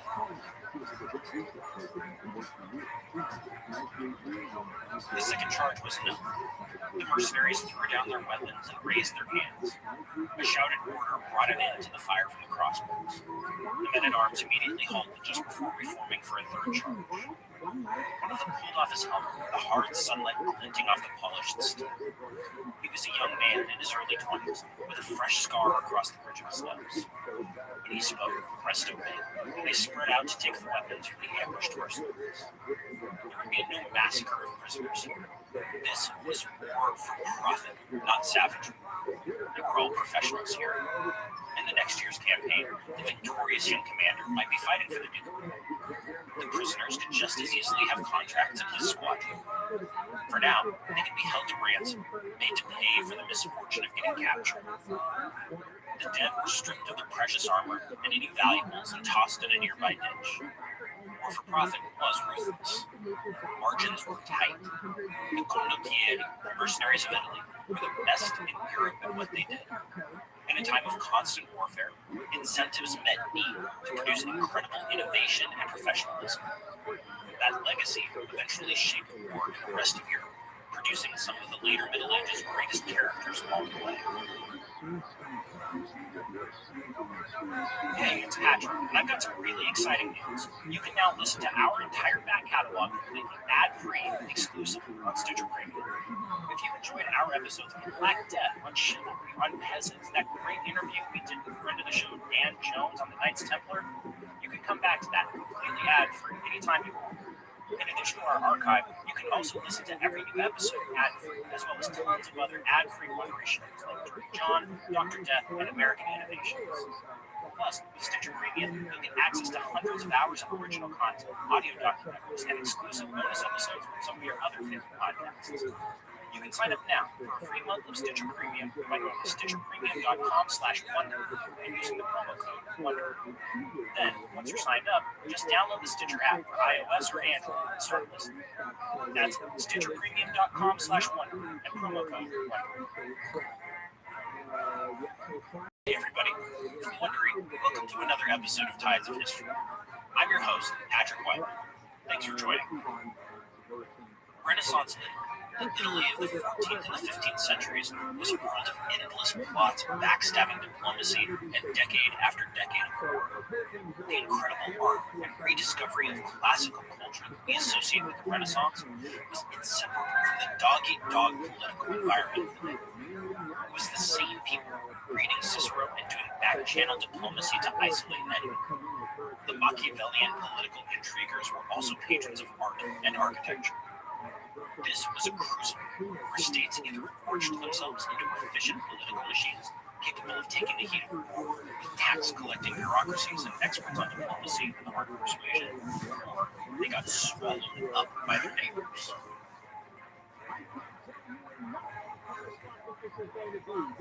The recipe for military innovation, really any innovation across history, is a combination of needs and incentives. Problem or problems needs to get solved, and there are significant rewards for those who figure out how to solve them. Late medieval Europe was riven with conflict, and it had a number of different theaters where that was true. Northern Europe's 100 Years' War, the Castilian campaigns of Granada, Charles the Bold's Burgundy, and so on. Yet all of them paled in comparison to Italy, where the fractured political landscape and incredible wealth created the perfect conditions for cutting-edge warfare. The major powers of the peninsula fought almost without a break between 1350 and 1454, and only stopped then because of a combination of exhaustion and a labyrinthine peace agreement. The next 40 years, the years of peace from 1454 to 1494, were hardly any less violent. All of those wars were carried out by generations of mercenaries. The condottieri, professional soldiers who made war into both an art and a science. Their innovations and practices eventually diffused into Europe as a whole and became part of the fundamental structure of European warfare. If you've ever heard of the condottieri, it's probably through Machiavelli, who famously denounced them and the kind of warfare they practiced. Wars were commenced without fear, he wrote, continued without danger, and concluded without loss. Machiavelli had his reasons for thinking this, but he was dead wrong. The condottieri were the most skilled soldiers in the age, a model for the rest of Europe, and their wars were far from bloodless. Today, we followed the development of war in Italy over this 150-year period, a time that produced incredible characters and wild swings of fortune, double crosses, betrayals, clever victories, and bloody debacles. We'll have a guide to help us understand this confusing war, a condottiere named Jacopo. That's the young commander we met at the beginning, with a fresh scar across his nose. We'll return to him shortly. But first, we have to understand how this particular world of warfare came into being, and how it was connected with the broader context of both Italian politics and Europe as a whole. A note here, for most of today's episode, I'm going to be drawing heavily on a book by the historian Michael Mallett called Mercenaries and Their Masters, Warfare in Renaissance Italy. It's a pretty good book. It's pretty accessible if you want to take a look.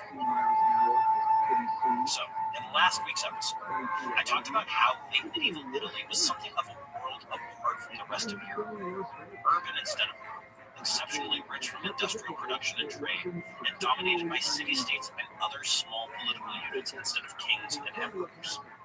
This hadn't always been the case. Up until about 1320, the German Holy Roman emperors had taken an active hand in Italian affairs. French kings and nobles had made their mark too.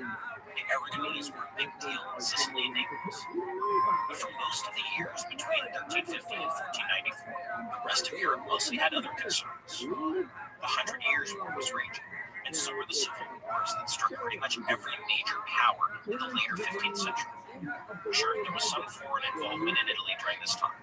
Hungarians, Aragonese, and French, but for the most part, the powers of Italy were left to their own affairs. There was one glaring exception to the lack of foreign involvement, and that was in the realm of warfare. Foreign mercenaries, especially Germans, had a long history in Italy.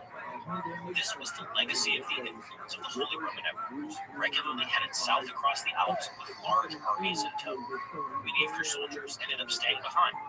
Others told their friends and families back home in Germany that there was money to be made fighting for the fractious city-states of Italy. These were the first of the companies, which sprouted up in the couple of decades before 1350 and then dominated Italian warfare in the second half of the 14th century. The first of the great companies was led by a guy named Werner von Mursling, and it was a serious force. 3,000 armored men-at-arms and support troops, enough that they could blackmail cities for protection money all over central Italy in 1342 before heading back to Germany with their money in tow. Werner showed up in Italy a second time in 1349 with an even larger great company, fighting for the king of Hungary and Naples, and he made a load of money doing this. Werner retired back home to Germany, but his great company stayed behind under the leadership of a guy named Fra Moriale, a former Hospitaller knight who had turned to mercenary work. The great company was a model of discipline and professionalism and boasted some 10,000 fighting men, larger than any other army in Italy. Italian cities had no choice but to pay it for the privilege of not getting sacked. The Great Company wasn't invincible. Militias from Florence and other mercenaries beat it on a couple of occasions. But it was a dominant, semi-independent force in Italian politics until the early 1360s. After Moriale's death, a German, a guy named Conrad von Landau, took it over and led it pretty well. If an Italian state wanted to win a war against another state, paying the Great Company was a pretty effective way of doing it. Despite its effectiveness, developments north of the Alps soon put an end to the Great Company. The Treaty of Bretigny in 1360 put an end to the first phase of the 100 Years' War between England and France. Thousands of battle-hardened soldiers who had gotten used to a violent life were suddenly unemployed. France was inundated in these bands, called Free Companies or UTA, and they terrorized the countryside. Villages were put to the torch, towns were sent to ransom, and those who didn't want to suffer that fate paid for the privilege. Now, some of these were essentially small bands of brigands, but others were large-scale, highly organized operations. They were the same structures that had existed within the armies of England and France, just independent now. One of these companies, which had about 6,000 men, headed to Italy in 1361. It quickly found itself in an environment conducive to its talents. The Great Company ran up against these newcomers and was shattered in open battle. These new rivals became known as the White Company, and its members were called Ingles, English. Interestingly, most of them were English. The White Company's first leader was a German named Albert Schneerz, and plenty of the rank and file were German, Gascon, French, and whatnot. What mattered a lot more than where they were from was the fact that the White Company was right on the leading edge of warfare in the middle of the 14th century, up to date on all the latest developments in the 100 Years' War. The reason they were called the White Company was because they wore more plate armor than was usual in Italy, which they burnished to a gleaming sheen, hence white. Men-at-arms, the heavily armored corps, fought dismounted in the fashion of the English in the battles of Crécy, Poitiers, and later Agincourt. English longbows were a common sight at first, but they became less so as the new recruits with the demanding technical skills necessary to use them effectively weren't forthcoming from England. Above all, the White Company was composed of skilled and disciplined professionals. They knew how to campaign through the winter, they knew how to maintain organization under pressure on the battlefield.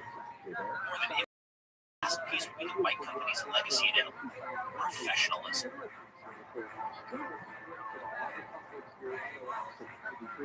At first, the White Company was a consortium of bands of mercenaries, each with its own elected captain.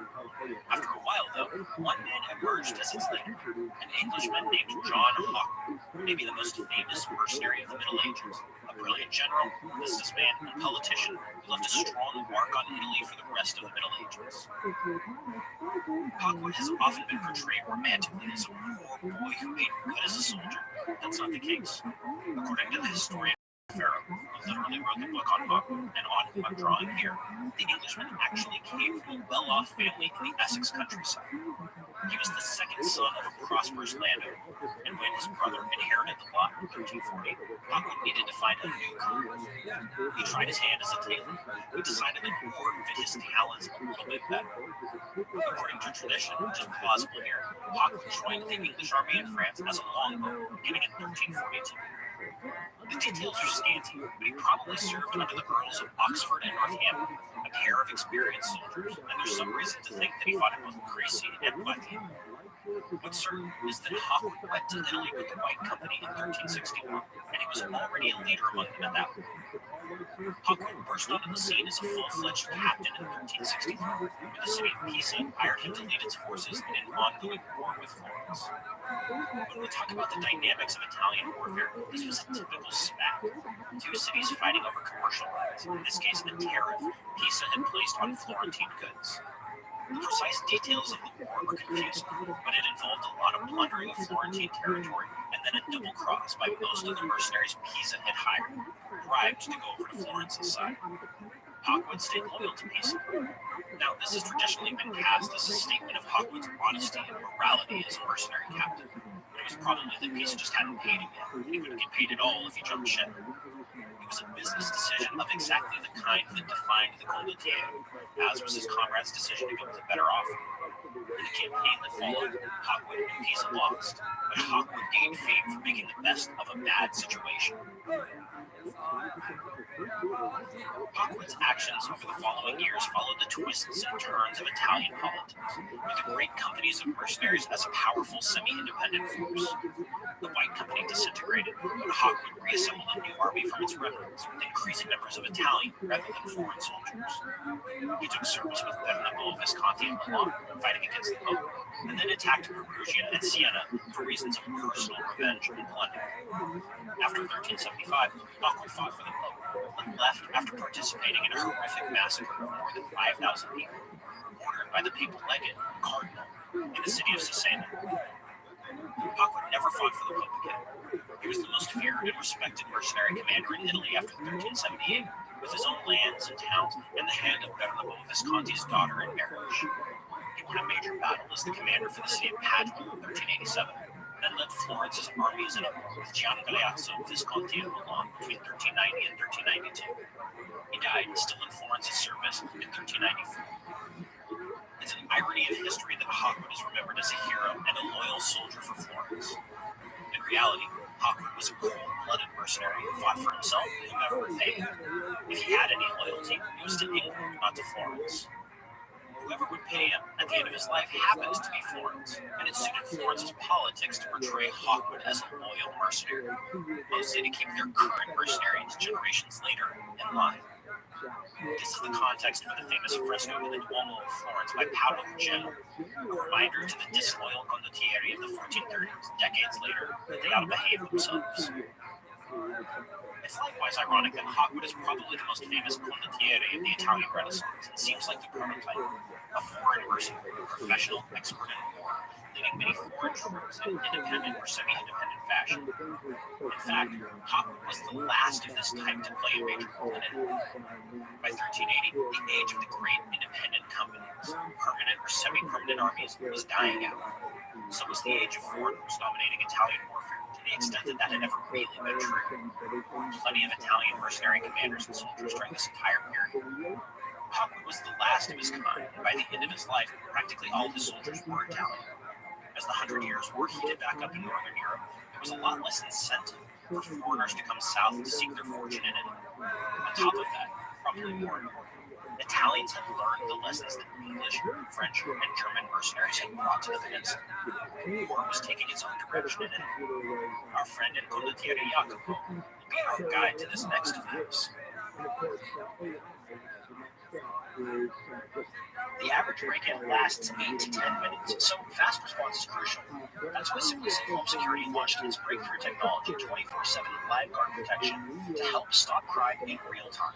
Now, Simply Safe professional monitoring agents can actually see, speak to, and deter intruders in your home through the new Smart Alarm wireless indoor camera.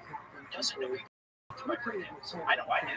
No matter how safe your neighborhood is, they still happen to think a live person speak to an intruder can easily have stopped them before they were finished. I know that would make me feel better. The new Smart Alarm indoor camera is the only indoor security camera that can trigger the alarm and instantly deter intruders with a built-in siren. With advanced motion detection and vision AI, the Smart Alarm indoor camera can sense the difference between potential intruders and pets to reduce false alarms. Right now, Tides of History listeners get a special 20% off any Simply Safe system. You sign up for a free month trial of Fast Protect monitoring. This special offer is for a limited time. Visit simplysafe.com/tides. That's simplysafe.com/tides. You know, safe like Simply Safe. You can host the best backyard barbecue. Find a professional on Angie to make your backyard the best around. Connect with skilled professionals to get all your home projects done well. Inside to outside, repairs to renovations. Get started on the Angie app or visit Angie.com today. You can do this when you Angie that.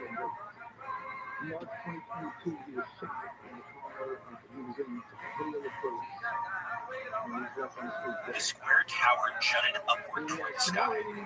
Perched on a rocky outcropping, framed against the spiky ridges of the Apennine Mountains to the west, it overlooked rolling hills covered in thin vineyards, stunted olive groves, and some dry wheat fields. Below stone walls surround a poor village, really just a cluster of dusty huts, sat at the foot of the outcrop, both literally and figuratively in the tower's shadow. Peasants out in the fields mopped sweat from their brows and startled with the sudden sound of steel clashing on steel from the castle's courtyards, echoing down off the rolling hills. Up in the courtyard, a young man in his mid-teens sparred with a grizzled older man, both of them using bludgeon swords. The steel rang mixed with the occasional thud as the older man thumped the teenager when he got careless or overreached. A third man, the lord of this humble castle, kept a watchful eye on the other two. These were rich-led, though they had been in the family for generations. Fighting was their identity, and increasingly their profession. And his son, the sparring teenager, would follow in his footsteps. The life of a condottiere awaited when he reached adulthood. This teenager is our friend Jacopo. The year is 1420. This castle lies in the eastern foothills of the Apennine Mountains, with the Adriatic Sea a few dozen miles to the east. The castle sits at the center of a small lordship, one that has belonged to the family for more than 100 years. Jacopo's great-great-grandfather had built it around the end of the 13th century, a monument to his rise from humble soldier to the ranks of the true nobility, and a base at the center of his newly granted lands. The succeeding generations had all stayed soldiers, serving their feudal overlords and taking contracts to fight for nearby cities as mercenaries. Jacopo will do the same.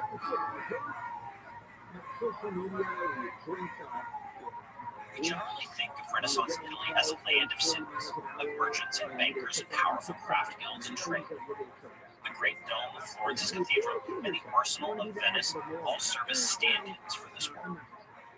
Now, I'm guilty of this. It's what I focused on last week, and it makes sense because Italy was more urban and wealthier, and it was more full of merchant bankers than the rest of Europe. Contrast with an almost entirely rural France or England, ruled by a military nobility from bases in the countryside, is what makes Italy stand out. But it's possible to push that characterization too far. Italy still had castles, a lot of them. It still had rural nobles who thought of themselves as a military class who lived in those castles. Lower lords were tied to higher lords in a chain of hierarchy and obligation, what we can see as the feudal system.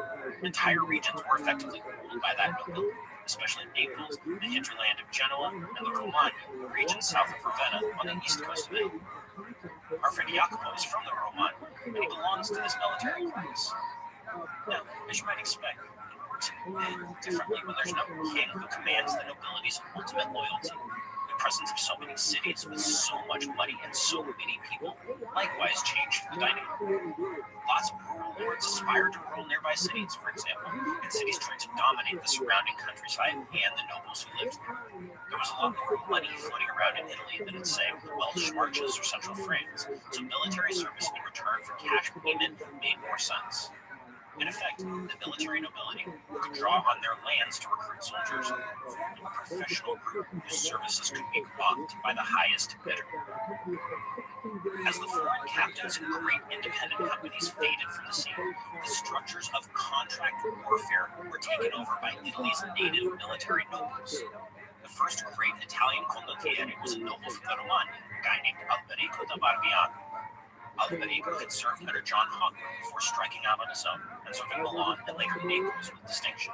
He was one of a whole generation of nobles from the Romagna to take that path, including the Dieste lords of Ferrara and the Gonzagas of Mantua, all of whom combined courtship and work as condottiere. The most famous of those nobles from the Romagna was named Muzio Attendo, who came from a family well off nobles in the small town of Cotignon, a few miles outside Ravenna. Let's say, for the sake of our story, that our friend Jacopo is a distant cousin of the Attendos. After all, Jacopo's family castle is only 15 or 20 miles away from Cotignon. Jacopo's father has fought for Muzio Attendo as a captain, recruiting and commanding a chunk of dozens or even 100 men-at-arms. It's good pay, and the work has taken Jacopo's father from Florence and Milan to Bologna and now Naples. With Jacopo coming of age, it's his turn to begin his military apprenticeship. There's no better place to learn the trade than the company of Muzio Attendo. This is Jacopo's social group. He was raised in the countryside, a member of a tight-knit extended family of nobility, who were simultaneously territorial lords with their own ambitions and professional soldiers. Crossbowmen and men-at-arms from their lands and their cousins' lands near theirs to serve under. At the same time, he was always on the lookout for another little village to add to his own lands, and he wouldn't begrudge using his little private army to enforce that. In a sense, they weren't that different from the English minor nobles who stocked the armies of Edward III and Henry V during the 100 Years' War, or who fought the Wars of the Roses so viciously a few decades later. The basic shift all across Europe was from old-school feudal warfare, where military service was carried out on a limited time in exchange for land, to a contractual basis. The English armies of the 100 Years' War were all contract armies, where individual captains recruited a set number of longbowmen and men-at-arms and were paid by the crown. These captains were generally nobles. They recruited from their own lands and the surrounding territory, signing contracts called indentures. As that war went on, French nobles did the same. There, the contracts were called lettres de revenue. The deal was pretty similar in Germany as well, with contractors recruiting a set number of soldiers for their employer. In Italy, that contract was called a condotto, hence condottiere, meaning contractor, someone who holds a contract. The big difference was that in Italy, subjects of these contracts weren't fighting for their rule. That had some serious implications that we'll come back to later. So our friend Jacopo, now around 15 years old, sets off to join the company of Muzio Attendo. Attendo's nickname is Sforza, meaning strong, and it's an epithet he'll pass to his son Francesco, and the dynasty Francesco will eventually found in the Duchy of Milan. For now, though, Muzio was just a condottiere, albeit one of the most famous and effective in Italy. On heading south to Naples, where Muzio's army is currently in the service of its queen Joanna, Jacopo immediately sees familiar faces. An uncle, a whole bunch of cousins, family friends, acquaintances from near his home, crossbow who grew up on his family's lands. Muzio Attendo draws heavily from that region, just as all major condottieri had their own bases from which to recruit. Muzio's company is the perfect training ground for a career soldier. Above all, it's a disciplined and professional organization. It's existed in some form for nearly 2 decades, since Muzio was commanding 180 lances. Basically, a lance was a squad organized around mounted men-at-arms in the service of Florence. Since then, the company has grown from the hundreds into the thousands. They fought for the Pope, the the city of Ferrara, and now the Kingdom of Naples, which has been Muzio's employer for a few years at this point. The company's numbers ebb and flow, as individual soldiers and lower-level captains come and go with their contracts, break off to join other condottieri, or leave the profession entirely. Active campaigns require more soldiers than peacetime, obviously. The core always remains around Muzio, and it's both a professional army and a political tool in its commander's hands. On a couple of occasions, the company has bailed out Muzio. He's made a bad political decision, got himself thrown into prison, or found some other trouble. That right there is one of the defining features of this particular phase of the condottieri, from about 1380 to 1425. Captains like Muzio and Nofilter had political aspirations. They could use their armies to carve out territory for themselves and act like political players. They were independent, like the foreign great companies of the previous generation had been, but they were also playing the game of Italian politics like natives for their own benefit. Jacopo was raised in a family of soldiers, so when he arrives at Muzio's camp, he already knows the basics of fighting.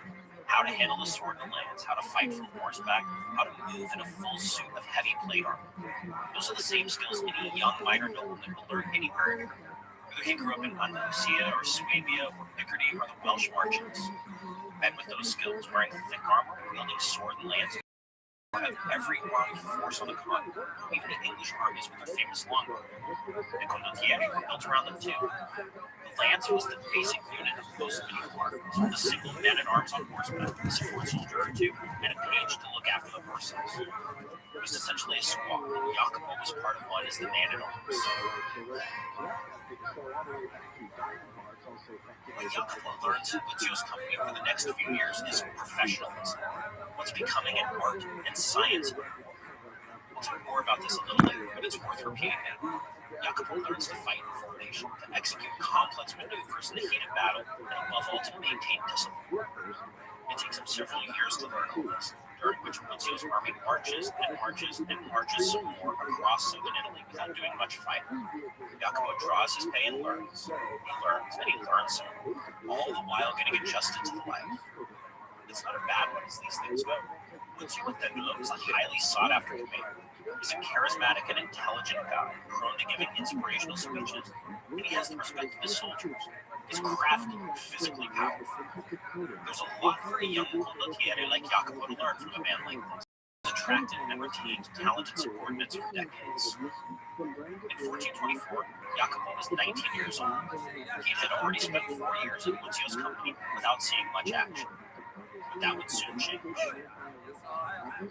Muzio's great rival for the crown of finest military commander in Italy was a condottieri named Braccio da Mandone, who was also the lord of the city of Perugia in central Italy.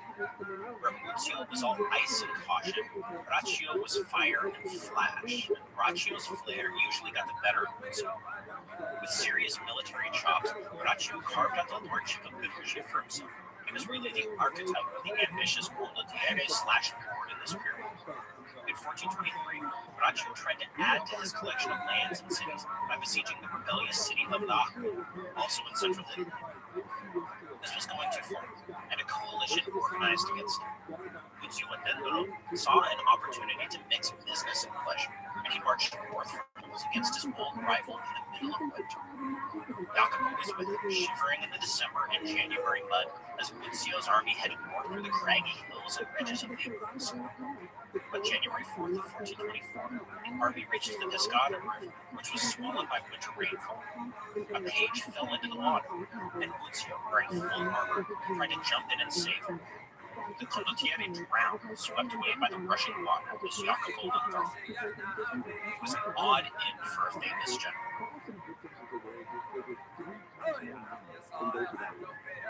Muzio's son, Francesco, soon to be Sforza, was present with the army and immediately took over. Francesco was a few years older than our friend Jacopo, who was already an experienced fighter with a keen eye for politics. He was popular with the soldiers, Jacopo included, who marveled at his feats of strength.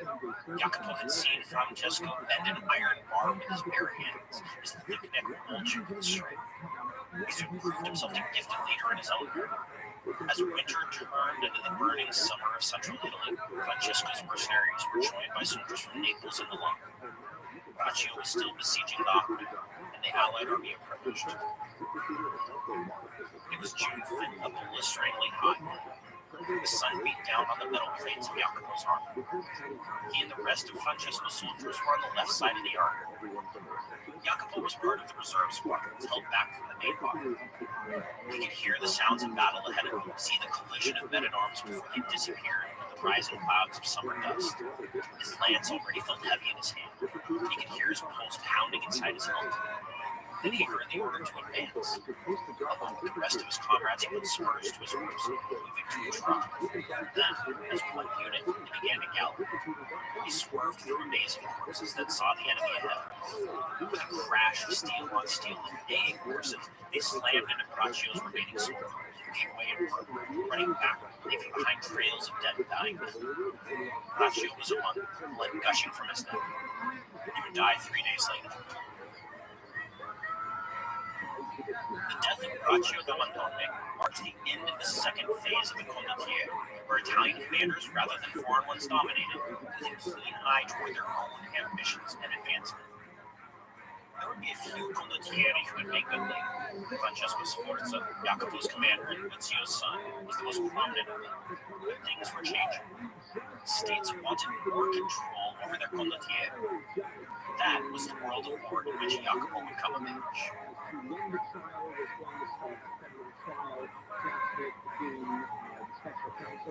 If you've been hiding your smile this summer, if you've been wanting a straighter smile, it's time to give Bite a try. Bite offers clear teeth aligners without the high cost of braces or endless trips to the dentist. With Bite, you'll be able to transform your smile from the comfort of your home. Their clear aligners are doctor-corrected and delivered straight to your doorstep. All you need to do is take an impression mold of your mouth, preview your 3D smile, and order with all-day or at-night aligners. It's truly that simple. They even accept insurance and HSA FSA dollars. Sun's out, smiles out. Get started on your smile journey this summer by visiting Bite.com and use code WONDERY at checkout to get your at-home impression kit for only $14.95. That's BYTE.com, code WONDERY.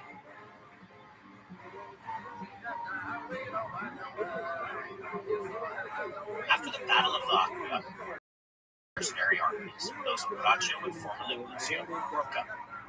Francesco Sforza retained the core of an army, and he went on to have a long, thrilling, and rewarding career, which ended his dukedom.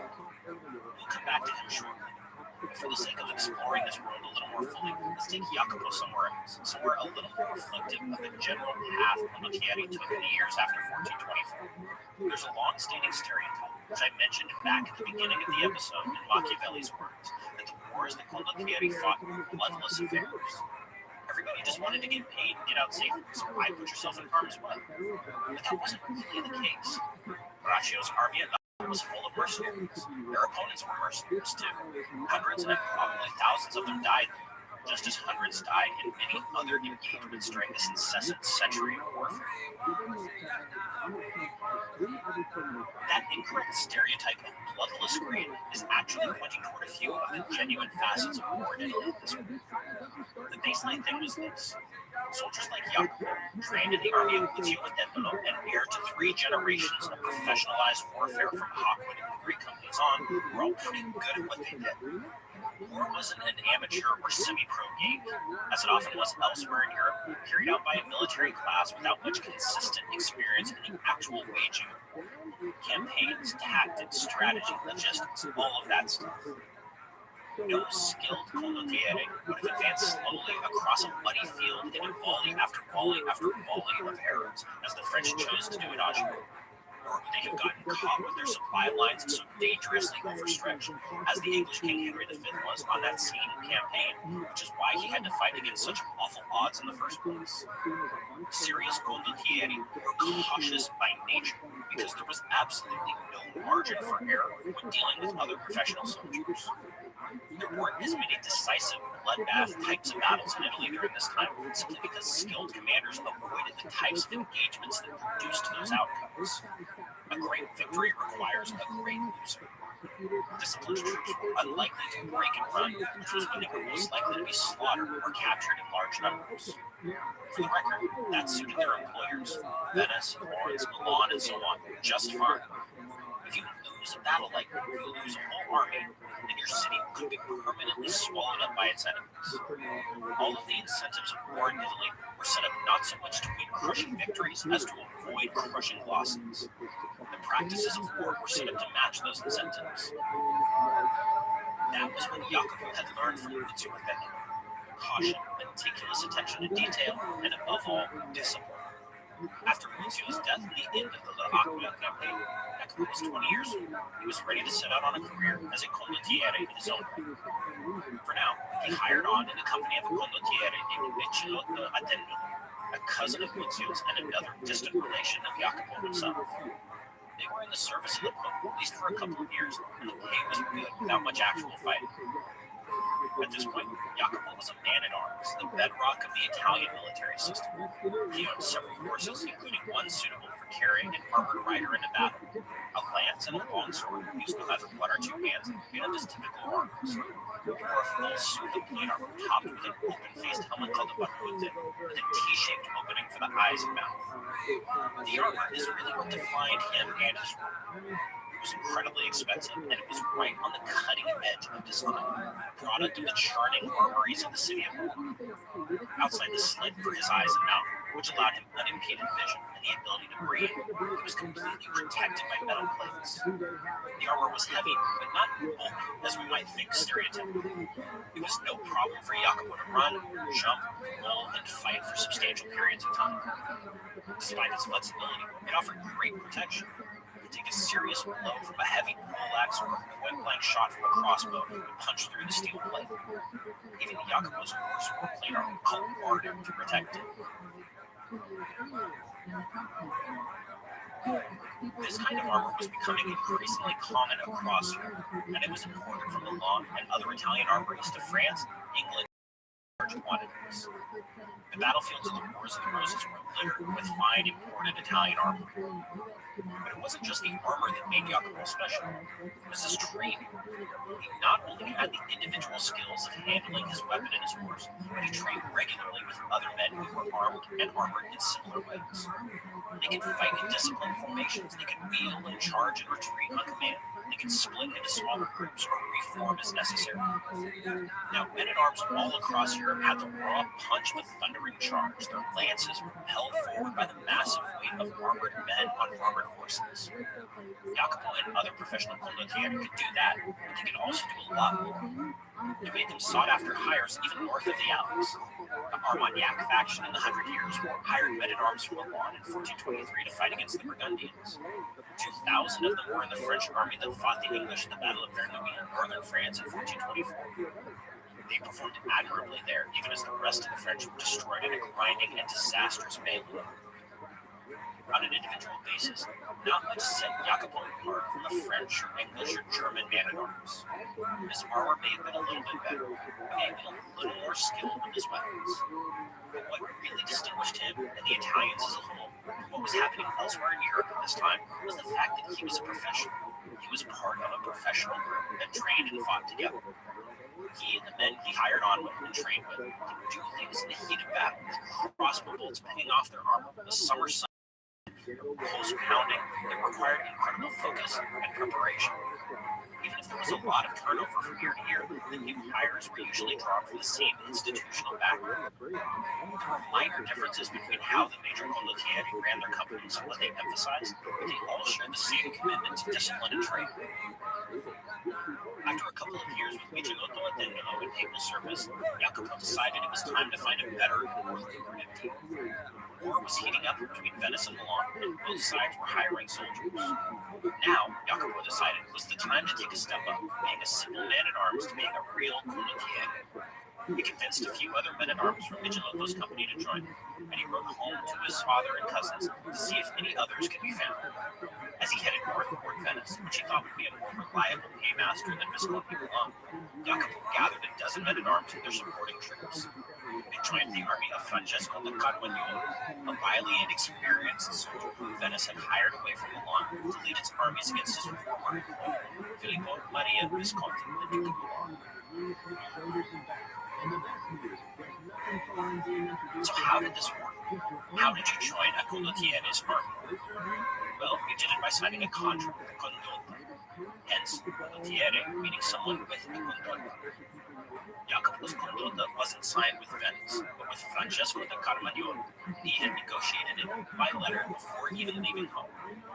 The first clause of the contract specified that Jacopo would provide a dozen lances, the basic unit of the army, each led by a man-at-arms with 2 supporting soldiers each. The second clause set out the duration, 6 months ferma, firm, plus an additional 6-month period di respiro, if the employer wished to retain the services of Jacopo and his men. The third and final clause involved pay. There would be an immediate payment upon signing the contract, called the prestanza. This amounted to a quarter of the total, and it would cover the costs for Jacopo to bring himself and his men north to meet Carmagnola's army. There was also a monthly payment and various bonuses for bravery and good service, along with provisions about how the loot acquired on campaign was to be divided. If this reminds you of the complex arrangements we talked about with the Medici Bank, it should. This was the exact same world of contracts and commerce. The condottieri lived in an environment that was half old-school feudal warfare and half cutting-edge business. So with money in hand, Jacopo and his men-at-arms joined Francesco da Carmagnola and the Venetian army. This brings us back to the scene at the beginning, with Jacopo ambushing those Milanese soldiers. They campaigned through the Po Valley in northern Italy and captured the city of Brescia from the Milanese, but Carmagnola didn't. Maybe he was just being overly cautious with the strong enemy army close, but more likely, he was trying to stretch out his contract to get maximum value for minimum effort. Finally, facing pressure from his Venetian employers, Carmagnola invaded Milanese territory. The Milanese army met them near the town of Lombardy. The result was a massive victory for Carmagnola and Jacopo along with him. More than 8,000 Milanese soldiers were captured. The aftermath of the battle says a great deal about the downsides of war in Italy, those complaints that Machiavelli and many others pointed to over the years. Carmagnola released the prisoners without their weapons and armor, or immediately rearmed from stocks created by the thriving Milanese arms industry. Carmagnola retired into winter quarters instead of immediately following up by taking the now defenseless cities of Milanese territory. A great victory turned into absolutely nothing of value for the Venetians, despite the huge amounts of money they'd spent hiring Carmagnola and men like Jacopo for a full campaign. Over the next few years, Carmagnola listened to offers from the Visconti to defect and bring his troops over to the Milanese side. This was a constant risk for the state's employing condottieri. There was always the problem that their opponents might offer them a better deal. Carmagnola finally tested Venetian patience one too many times, and he was executed in 1432. He wasn't the first or the last condottieri to suffer that fate. Many of the great condottieri were experts at dragging on campaigns to maximize their earnings and their leverage. I mentioned before that they were cautious by nature, and caution can easily become inactivity. Filippo Maria Visconti, Duke of Milan, frustrated by huge outlays of money and little return, said this in 1441. Quote, these condottieri have now reached the stage when, if they are defeated, we pay for their failures, and if victors, we must satisfy their demands and throw ourselves at their feet, even more than if they were our enemies. Must the Duke of Milan bargain for the victory of his own troops and strip himself to receive favors from them? This sums up a lot about the problems with hiring condottieri to fight for. Even if they won a major victory, there was always a risk that they might turn on you or desert you. After Carmagnola's execution, there was plenty of work to go around for Jacopo. He expanded his operation from 12 men-at-arms to 100, and hired on his old commander and distant cousin, Vigilotto Attendolo, to fight for Florence. Then it was off to Naples, then a couple of small wars in the Papal States, then north to fight in the army of Francesco Sforza for Venice. When Sforza married Filippo Maria Visconti's daughter and switched to Milan in 1441, Vigilotto induced Jacopo and his 100 men-at-arms to stay with Venice for a nice paid raise. The world of the condottieri was changing in the 1440s, just as it had changed several times over the past few generations. The states wanted more and more control over their soldiers. This made sense, right? Having to constantly weigh the odds of a condottieri switching sides, as Francesco Sforza had done many times, was a serious problem in the middle of war. Even if they stayed loyal and won, they might demand better pay, or control over a city, or a vital stretch of territory. If the pay wasn't forthcoming, Jacopo was no exception to this. He had switched sides numerous times in the middle of the war when his contract ran out. Venice had given him a small castle and an estate near the Alps as payment on one occasion when cash had been short. States had two responses to this. First, they can simply hire soldiers themselves, cutting out the powerful condottieri captain as a middleman. In cases where a captain died or retired, his troops might sign on directly with Venice or Milan or the Pope in return for fixed rates of pay. Soldiers who took this path were known as lanze spezzati, broken lances. Second, relationships between condottieri and their employers were more formalized. They edged toward permanence. Someone like Jacopo might just sign a long-term contract, perhaps at a slightly reduced rate of pay, but with much greater security over the long run.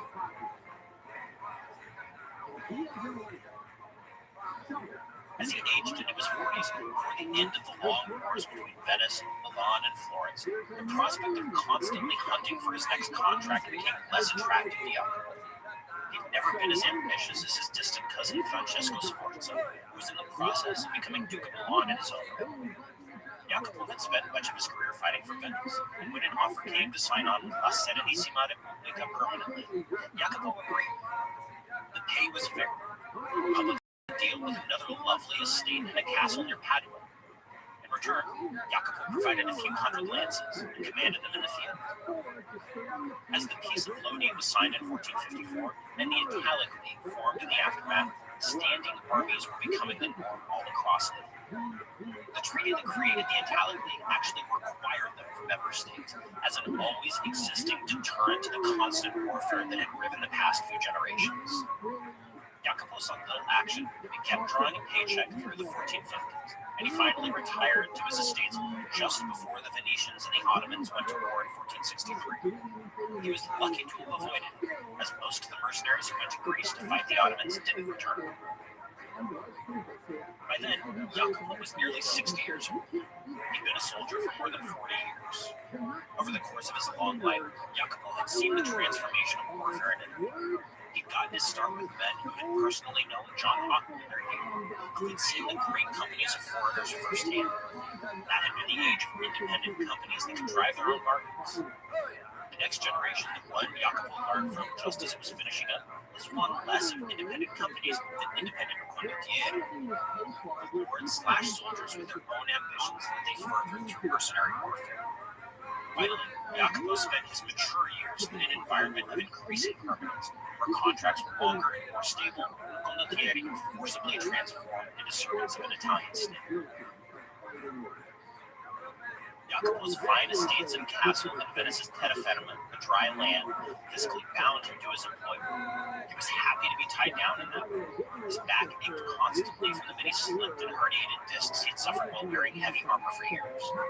He had scars, from crossbow bolts from a sliver of stone sheared off by a passing cannonball, and from that glancing sword wound that he cut across the bridge of his nose. Many shots to the head had left him with a shaky memory. But he was alive, and he was well off with land and resources to pass on to his children. He had never maneuvered himself into his employer's dungeons and never earned a dose of poison or an executioner's axe for one double cross too many. That was more than a lot of his contemporaries considered. War for profit had been good to Jacopo.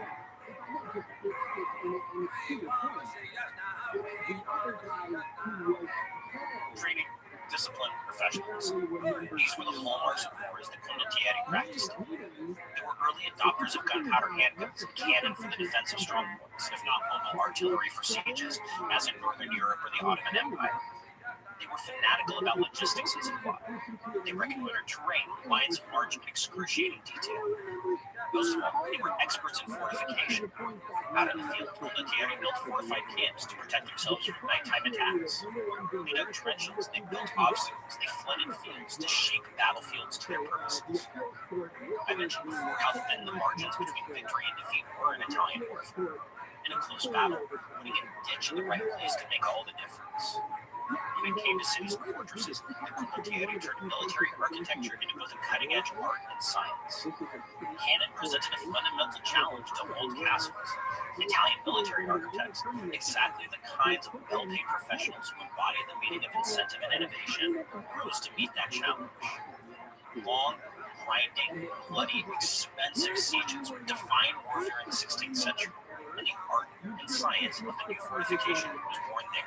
in Italy. The Great War of the coming century, the Italian Wars, were largely fought on Italian soil.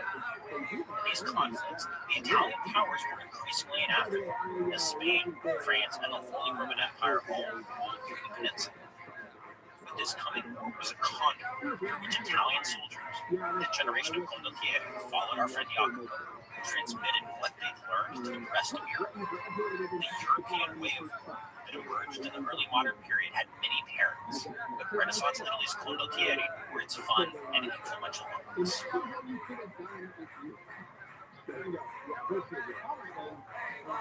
Thanks so much for joining me.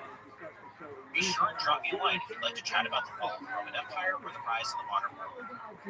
You can find me on Twitter at Patrick_Wyman or on Facebook at Patrick Wyman MMN. You can follow the show at Tides History. Tides of History is written and narrated by me, Patrick Wyman. Sound design is by Derek Behrens for Airship. The sound engineer is Sergio Enriquez. Tides of History is produced by Morgan Jaffe and Leah Sutherland. From Wondery, the executive producer is Hernan Lopez. Thanks again for listening. Until next time, from Wondery, this has been Tides of History.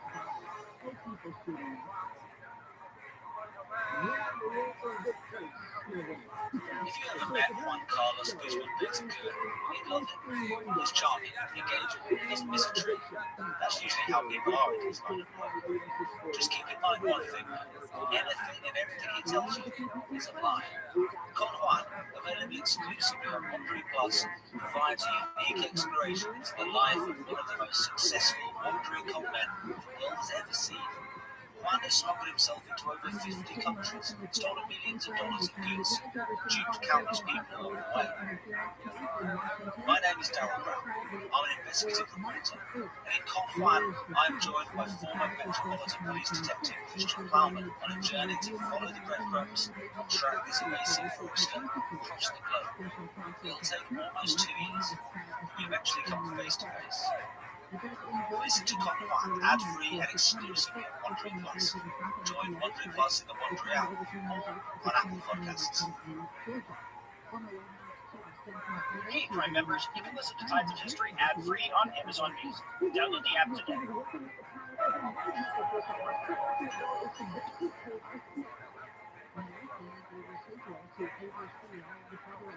Hi, everybody.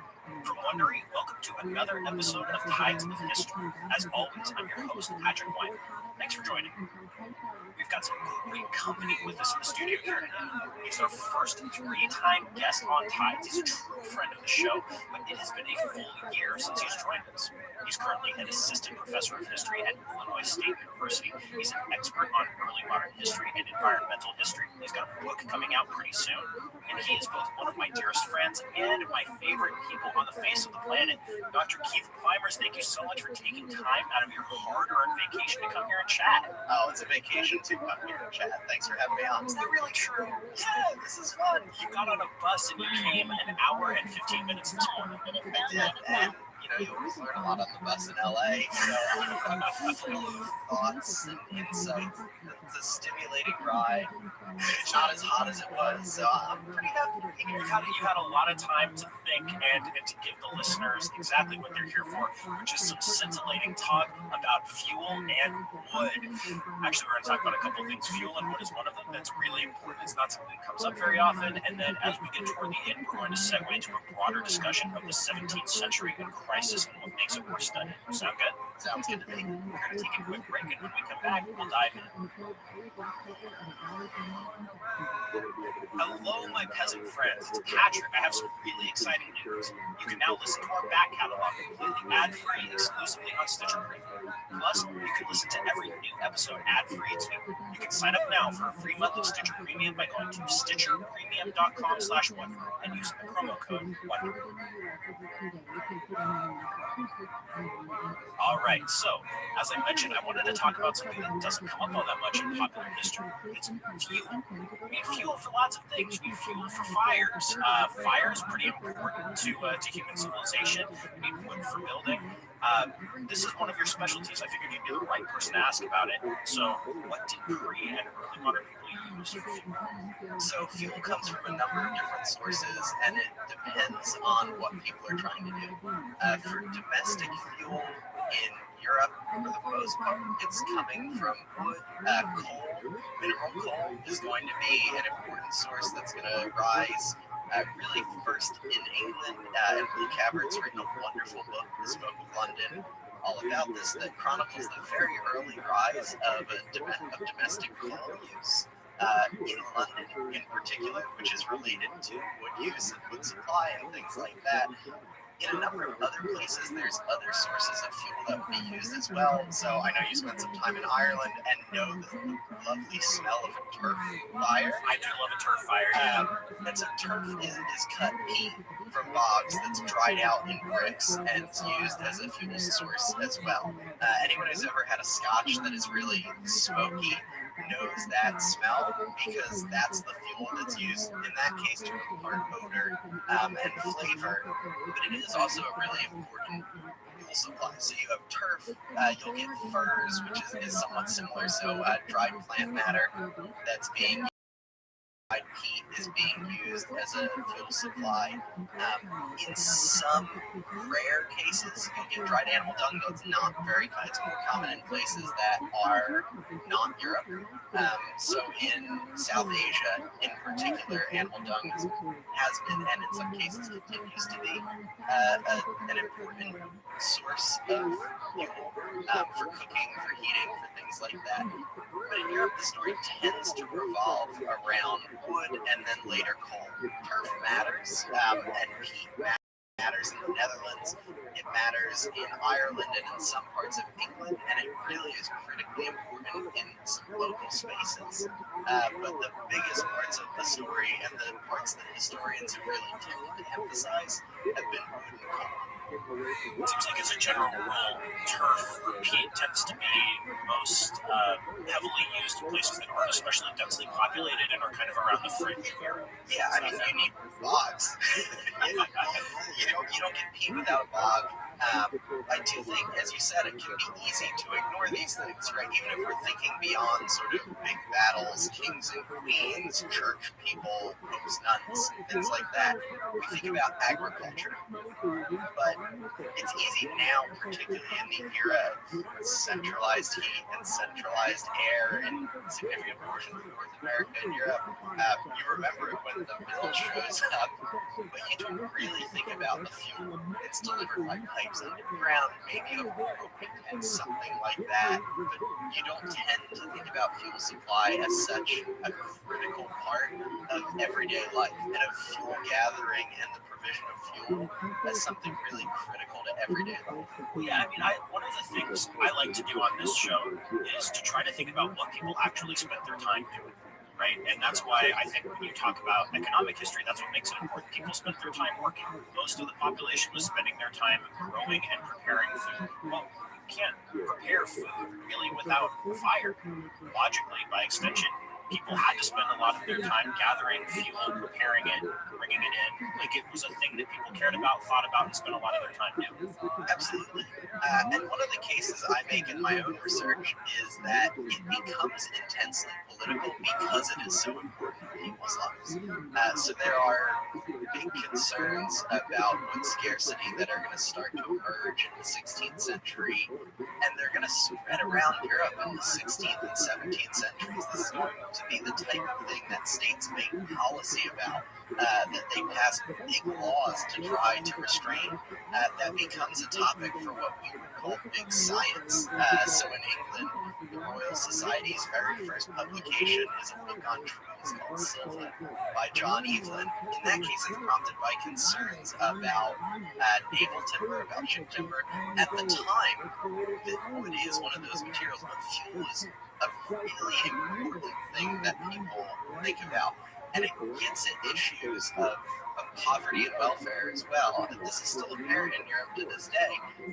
So there is a fuel allowance, and there's questions about fuel poverty that shape public policy in England and France quite notably. And as there have been issues around the welfare of pensioners, retirees in American parlance, in England in particular, the fuel allowance has been something that's been the topic of a lot of debate, but the idea of providing fuel as something incredibly politically consequential It mattered in the pre-modern and early modern period, and it continues to matter to this day, even if it doesn't animate U.S. politics with quite the same volume as it does, I think, in many places. I want to come back to the political aspects real quick, and I want to focus a little bit on the mechanics. So you've got this absolutely essential resource, whether it's turf or whether it's wood or what have you for fuel. How do you manage it? How do you ensure that you're not running short of it? Because obviously, like if you go out and you just cut down all the trees and you're going to use it all for fuel, like then there's no more trees. So how did people think about that as a resource? How did they manage it? How sustainable was it? Yes, those are really great questions. To some degree, it's the use of the fuel that's going to raise some of these questions. So if you're attempting to produce iron or copper or glass, if you're engaged in a manufacturing process, charcoal made from wood is going to be a key source of fuel up into the 17th century. So in the 17th century, there are efforts to use coal as almost call it a kind of sustainable substitute fuel, which seems quite odd at our current moment. But at the time when there are food scarcity, there is at least some sense of we can use fuel that will eliminate pressure on the forests.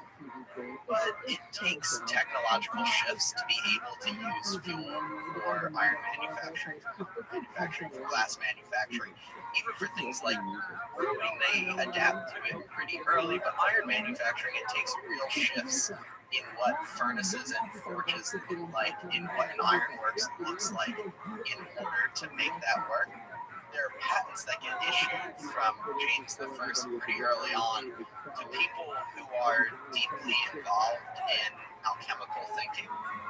This is cutting-edge science that in some cases honestly seems a little bit dubious, and in some cases it was more than a little bit dubious, it was a lot dubious. But it would really take pretty significant technological shifts in order to make coal a viable industrial fuel.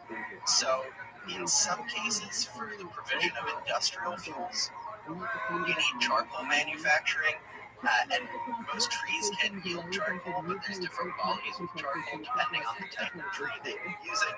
And to produce charcoal, you fell trees, you stack them together. At the time, you would usually cover it with wet clay in order to seal it, and then you would light a fire inside of this relatively airtight space, because you want to have a fire that's going to consume and reduce the wood, but you don't want to burn it all down to ash. So producing charcoal is really important for industrial uses. That would be done ideally very close to the site of manufacturing, because charcoal doesn't travel well. If you're not very careful afterwards, they can keep right on smoldering. And so there are issues with charcoal wagons catching on fire because they weren't fully out when they were loaded.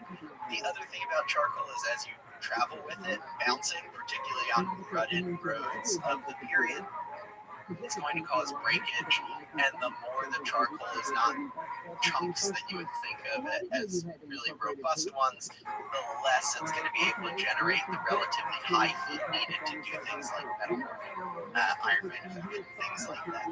So charcoal production is going to be really critical for manufacturing processes. I'm just thinking about like the massive expansion of mining and smelting in the 16th century. Like I just finished writing a book chapter on Jakob Fugger, and he's putting a copper smelting works here and more over there, and it's just this enormous rise in the scale of mining. And it wasn't just that guy; it was this whole kind of mining industry. Martin Luther's father, for example, was a mining entrepreneur.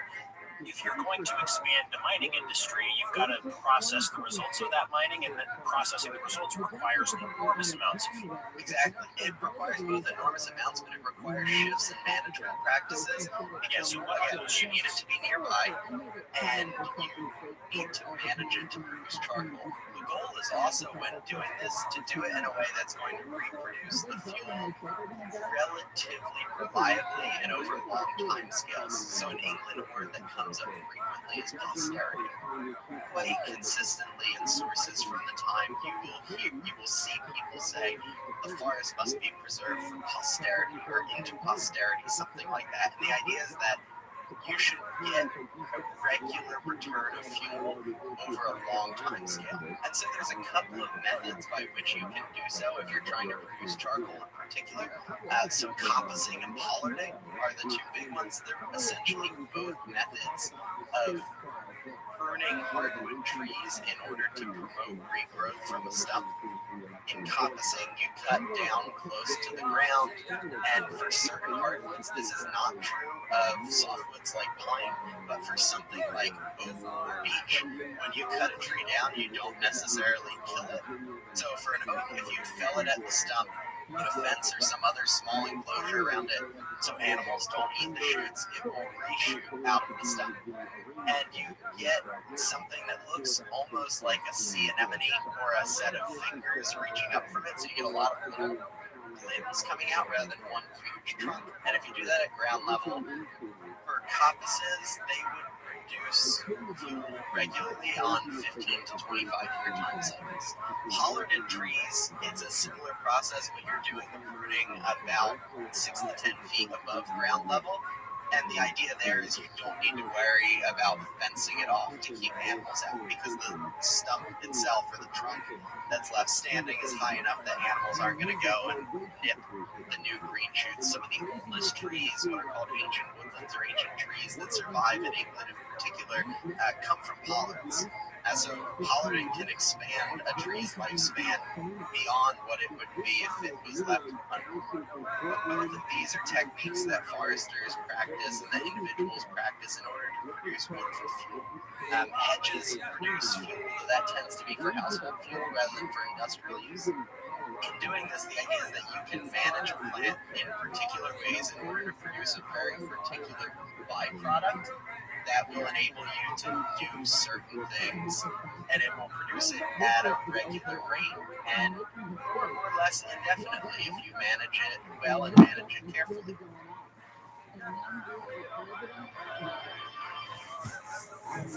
The average break-in lasts 8 to 10 minutes, so fast response is crucial.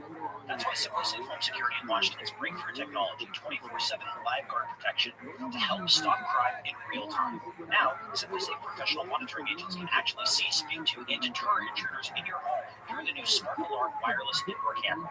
Doesn't know people who've been affected by break-ins. I know I do. No matter how safe your neighborhood is, they still happen, and having a live person speak to an intruder can easily have stopped them before they were finished. I know that will make me feel better. The new Smart Alarm indoor camera is the only indoor security camera that can trigger the alarm and instantly deter intruders with a built-in siren. With advanced motion detection and vision AI, the Smart Alarm indoor camera can sense the difference between potential intruders and adds to reduce false alarms. Right now, Tides of History listeners get a special 20% off any SimpliSafe system when you sign up for a free month trial of Fast Protect monitoring. This special offer is for a limited time only. Visit simplysafe.com/tides. That's simplysafe.com/tides. There's no safe like SimpliSafe. Ryan Reynolds here. With the price of just about everything going up during inflation, we thought we'd bring our prices down. So to help us, we brought in a reverse auctioneer, which is apparently a thing. TRUMAN wireless. I'm going to get 30, 30, I'm going to get 30, I'm going to get 20, 20, 20, I'm going to get 20, 20, I'm going to get 15, 15, 15, 15, just $15 a month. So give it a try at mintmobile.com/switch. New activation and upfront payment for 3-month plan required. Taxes and fees extra. But the shower restrictions apply. Visit mintmobile.com for full terms.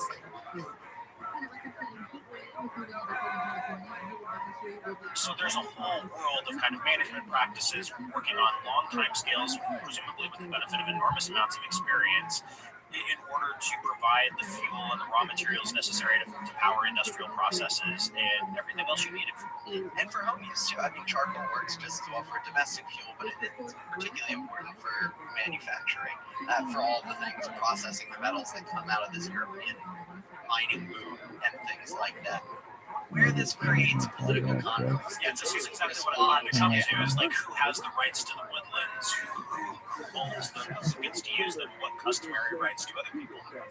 Yeah, so this is where it gets complicated. In general, there's a lot of overlapping sets of claims on what a pre-modern forest should do. In England, where you have royal forests that have a historic attachment and importance with hunting, with producing naval timber, these are multiple uses that in the sort of idealized medieval world would all coexist harmoniously.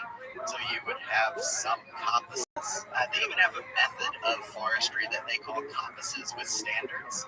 And standards are big, tall trees that are going to be used for large-scale construction timber or occasionally shipbuilding. And so the idea is you would manage the forest by having some hardwoods that are cut on these 15 to 25-year regenerative cycles of coppicing, and then you would let a few others that would get to grow to be much taller and would remain unpruned and then could serve as construction and ship timber. And that's a sort of idealized fantasy. In many cases, European peasantries have common rights in woodlands. This goes for both domestic fuel gathering, which in England is called houseboat or houseboot, or fireboat. So houseboat or houseboot is the ability to gather small bits of wood to do home maintenance and repair. Fireboot is the idea that you can gather twigs, sticks, occasionally cut the limb, though that always gets controversial, to provide fuel for your home. You have hedge boot. There's lots of these things that get appended with boot at the end that essentially allow for small-scale gathering in order to provide for or maintain a house or property. There's fencing that shows up in cases if you want to build an enclosure. So you have these common gathering rights that are administered through customary means. They are usually appended to owning property. So when we talk about commons, there's a misconception that a commons is just completely unregulated. That is not the case historically at all. Commons have all kinds of rules attached to them that are determined by the communities there. So you have common rights that are being used there. You've got fuel production for manufacturing and other uses, the coppicing and pollarding. You've got claims for construction timber, and naval timber or ship timber becomes particularly important. And ship carpenters are both a very particular group of people who are high anxiety people. They generate a lot of the discussion about wood scarcity in the 16th and 17th centuries.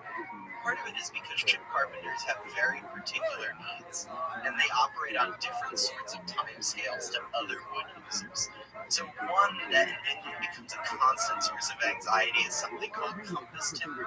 So if you're building a wooden ship prior to the capacity to start to bend wood beams with steam, and you want joints, you need to find bits of a tree that match the shape you're going for. There's some great diagrams in 17th century sources showing essentially a joint kind of diagrammed into the limb of a tree. And for compass timber, which is sometimes called knee or elbow timber because it has a bend like a knee or an elbow, it requires a very particular form of growth, and it requires a lot of time if you're building a larger ship in particular to get a limb that's exactly the right shape and size. And so ship carpenters will wander around trying to find this perfect tree. Ship carpenters have really particular needs, and they're making demands on the forest that in many cases require much longer growth cycles. The other group that's going to make demands is people managing forests for either domestic or wild animals. So there's rights to pasture animals in the forest. Pigs going and eating acorns and beech nuts or mast is a critically important tradition in much of Europe and sometimes called panage. And so if you think about all the kind of European specialty hams and things like that that are popular in grocery stores today, part of the tradition they emerge out of is this common right to let animals pasture in the forest. This can be a key source of protein for poorer households in particular, and a key source of household income. In a world in which cash was often hard currency, was often very scarce, being able to sell a pig at market could be a huge deal. Yeah, and there's a post-Black Death pig boom. Pigs require you to spend a little time on them. They need you to keep an eye on them while you take them out into the forest to do that kind of stuff. When time becomes more available after the Black Death, that's the thing. Tastes change. And pigs also require a little capital to get started. So when you have a little capital, all of a sudden you can do more pigs. Pigs are always related to this common resource of woods. Cows are involved too. There's often prohibitions against goats and sheep, which are perceived as forest destroyers. But you can start to see now where there's all of these different uses. So in the ideal setting, some animals roam. Then you have fuel production, which requires regeneration without animals getting to the regenerating shoots. You have lots of different time scales all coexisting. In the ideal world, this all works without a hitch. In the 16th century, particularly as some of these uses start to get intensified, conflict emerges. Well, yeah, and you can imagine too, because it's not just the different uses; it's who is claiming those different rights, right? Like, does the local bishop think that he has a claim on the exclusive use of a woodland at the expense of a independent community of peasants, or does the local lord think that he has a 6th century old right to use this particular woodland for this purpose? Like, who has those rights? Can you sell the rights? Those are all, you can easily see how that turns into just a recipe for conflict. Yeah, you have nobility who will fight with each other, and sometimes it'll be really fascinating. So I have a case in which one English noble is appointed as a keeper of a forest in the west of England, and then another member of the local gentry and another noble to instead take what is designated as forest land and convert it over to pasture land. And in the course of this conflict, there's a moment in which one encloses the forest to say, no animals pasturing here, we're going to preserve it and allow it to regenerate. And a group of armed men leading a bunch of sheep hack a hole through a hedge and send sheep into the breach to try to penetrate the enclosed forest. And one of the defenders of the forest on the other side is there with a sword, hacking down the sheep, charging through the breach in the fortifications. It's a wild story, and it seems kind of funny to us, but the serious thing going on there is that you have two very powerful people who are fighting over, should this be forest, should it have another type of use? You have monarchs that want to assert their privileges. In England in particular, a lot of monarchs decide to go about digging through the past and rediscovering rights to own land that they thought they had lost or that other people laid claim to. That produces a lot of controversy. In some places, the historian Paul Ward has written about this in Germany. There are efforts from communities to self-manage or manage their corporate structures, the lands they're on, the uses of them. They have a bunch of regulation that goes with it. So it's going to look different in a lot of different places. Harlan Wood has written about this in Venice, some of the management structures, and about distant state rule versus local community rule. All of those conflicts are going to emerge in part about thinking, how do people get fuel, what do people need, but the whole other set of rights that goes with a wooded landscape, which is about common versus quite private, but more private rights versus state demands versus community demands. And so all of those together to create space for conflict. A lot of those are conflicts that play out over the course of the 17th century. Keith, why should we care about the 17th century? That's a great question. There's many cases in which historians have in the past wanted to say, well, the 17th century is when a lot of these things come to a head.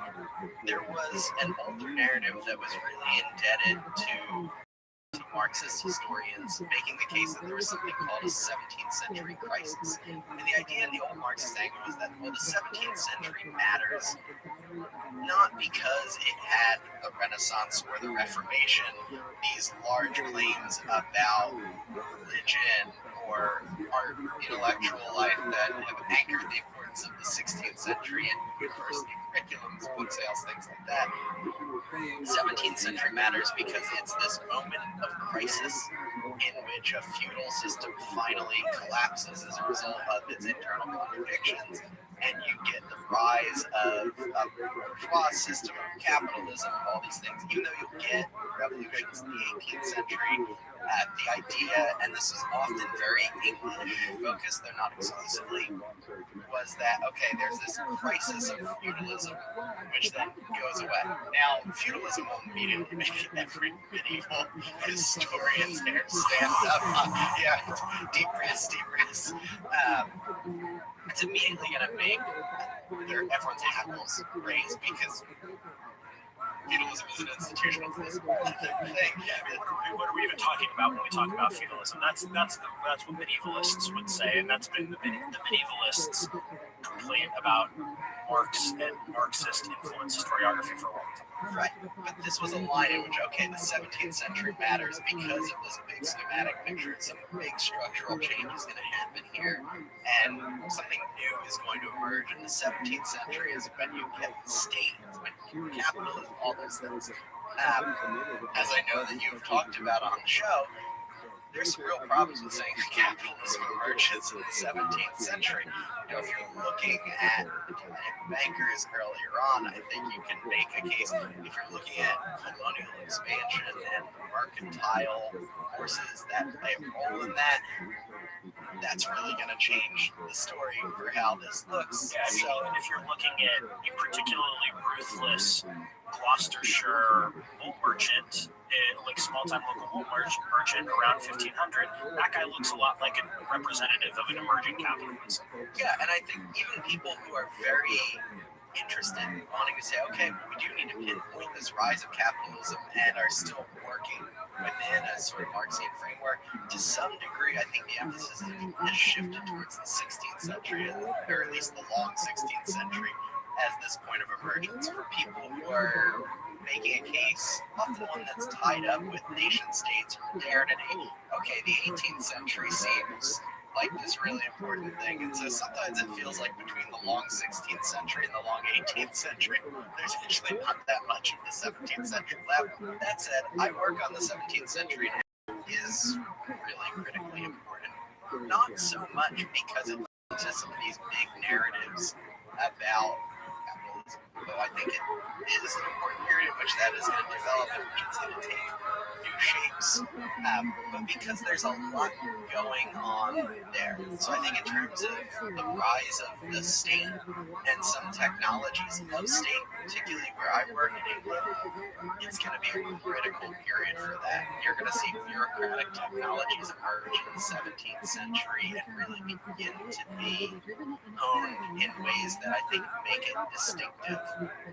There's going to be ties to numeracy, to certain forms of intellectual inquiry that historians of science have spent a lot of time on, and their role in politics. That's going to be really important. You're going to see expansion for Northern Europe, for England in particular. The 17th century is the key century for English expansion, for laying the groundwork.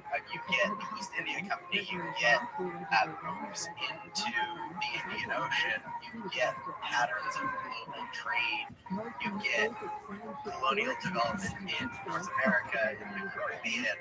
So, for England at least, I think the 17th century is the critical century. I think you can't understand what happens in the 18th century or the 19th century without thinking about these things.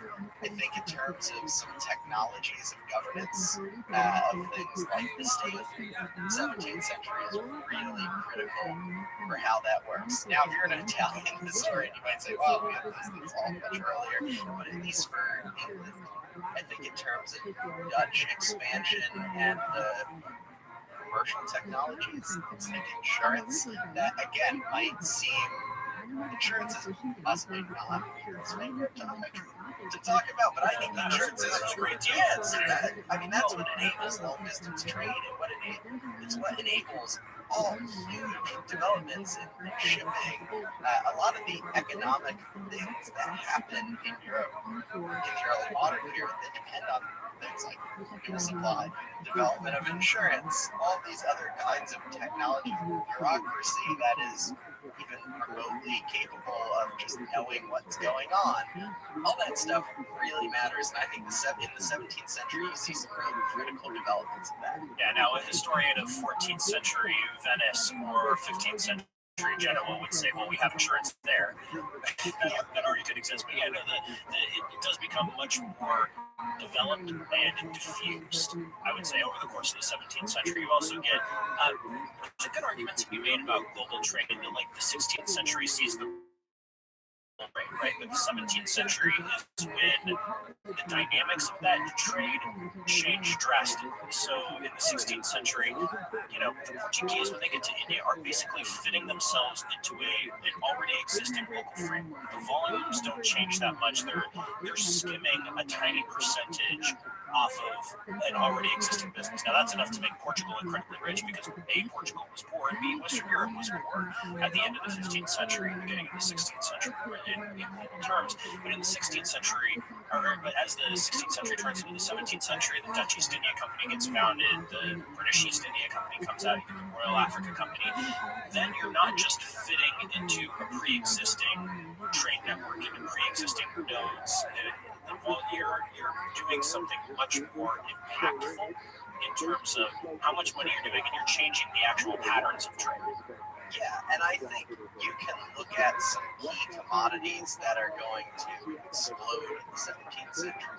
Within Spain's Atlantic Empire, sugar was something that gets cultivated really early on. It starts in the Atlantic Islands. It's part of Spanish expansion well before the 17th century. The guys who were in Columbus were paying into Columbus's little cartel that sent him off, or some of them were sugar entrepreneurs. He worked for the Genoese Centurione company, or the Centurione family, and they were invested in sugar production in the Atlantic Isles. Right, but when you see, I think if you look at Brazil in this period, and if you look at the English and French Caribbean in this period, there's a shifts in technologies that are going to make, for example, the slave regime much more brutal in a lot of cases, that are going to make it incredibly dependent upon chattel slavery to have this even work at all.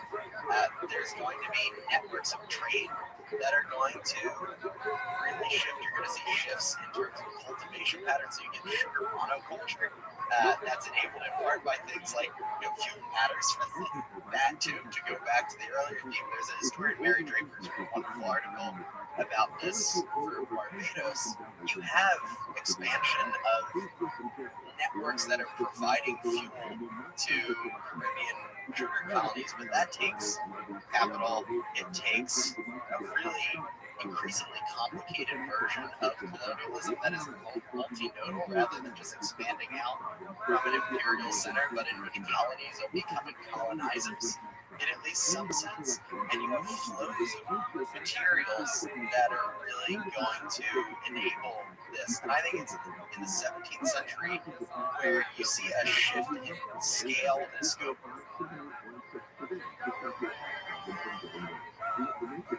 Angie's List is now Angie. We've heard a lot of theories about why. I thought it was an eco this paper. It was so you could say it faster. No, it's more iconic. Us But those aren't quite right. It's because now you can compare upfront prices, book a service instantly, and even get your project handled from start to finish. Sounds easy. It is, and it makes us so much more than just a list. Get started at Angie.com. That's ANGI, or download the app today. So let's talk a little bit about the crisis aspect of it, because I think that's probably something that most listeners will have at least a passing familiarity with, because you get the 30 Years' War, which, according to some estimates, is every bit as cataclysmic in terms of number of people involved in debt as the First World War. It devastates huge portions of Germany. Every major European power is at some point at least tangentially involved in the conflict. What was once very popular to see as the birth of the modern European state system, the Peace of Westphalia in 1648. And you have the English Civil War. You have the Fronde in France. You have what looks a lot like kind of a general crisis around the middle of the century. Do you think that's valid? Yeah, so this is an old argument that has gotten a shot of new life into it recently. The historian Jeffrey Parker, so he wants to make the case that it's not just Europe, but that across the globe there's a crisis that emerges in the 17th century. And the key thing that for him that's going to be used to make the case that this is global is going to be shifts in the Earth's climate that are called the Little Ice Age. So he was really going to emphasize the Beijing transition in China and the violence and disruption and all the nasty bits that a lot of time on Western Europe as well. So taking that Western European idea in which you get issues with currency, you have population decline, hyperinflation in some cases, or lots of nasty things, and say, okay, there is a mid-century crisis, and it's not just Europe, it's the world. So Parker is really the person who I think has been pushing this quite hard. Ever since he's made this claim, there's been people challenging it.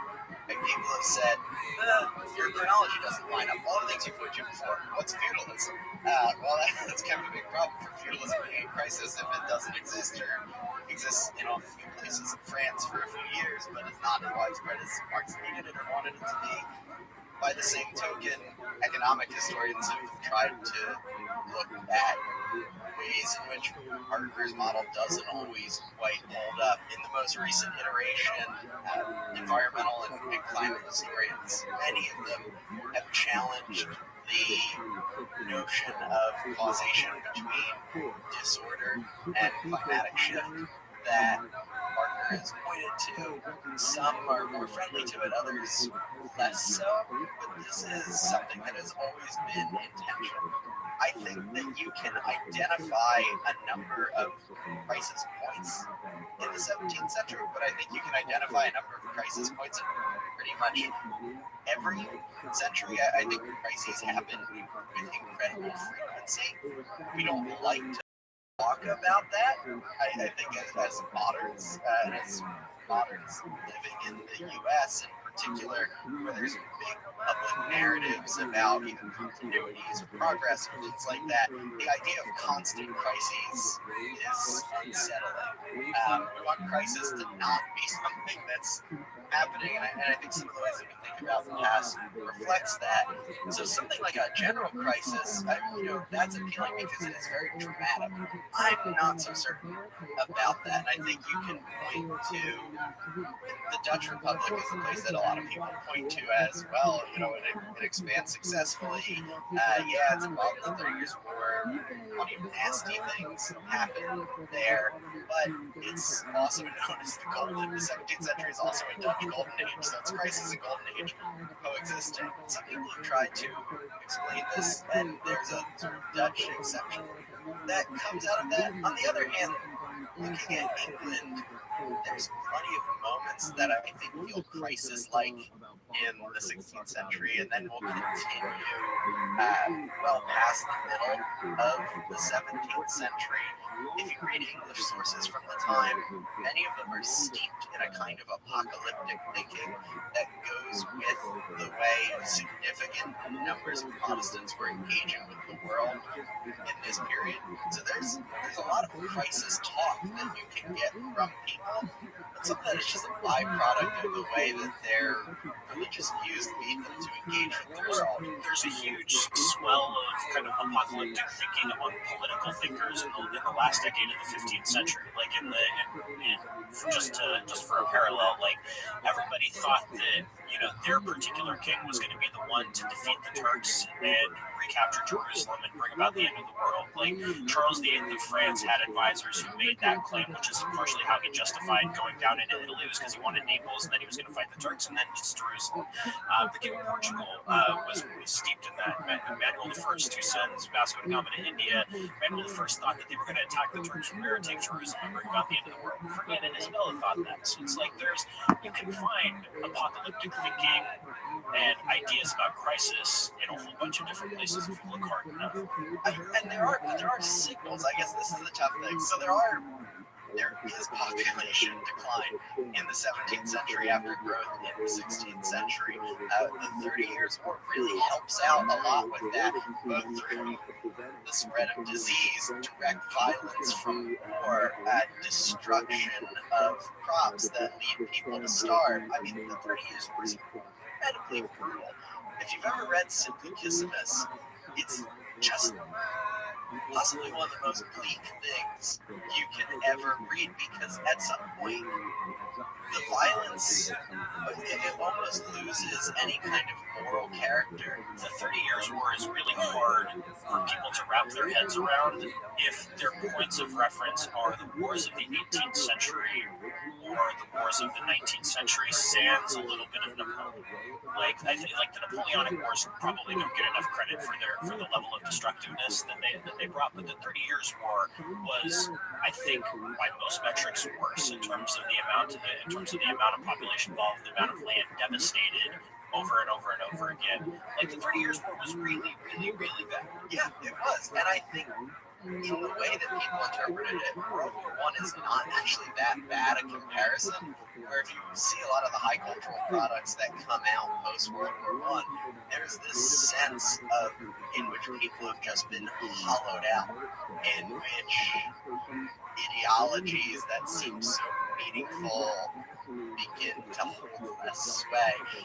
And I think if you read something like Simplicissimus, there are these moments where in the course of the war itself, there's a sense in which violence is just sort of cyclical, inevitable, and brutal. So yeah, I think if you look at something like that, wow, that's really dramatic. The question is, how do you situate it? And I think it's to some degree that conflict in the middle of the century in Europe makes it really tough to figure out what exactly you do in the century.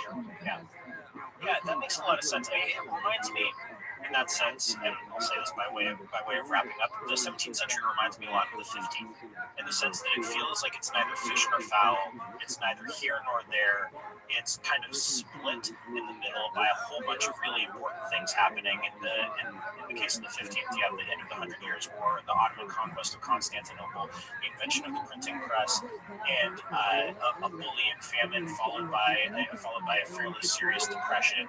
So, like, does it belong to this long century before? Does it belong to the one that follows? What do you make of it? It's not a happy century.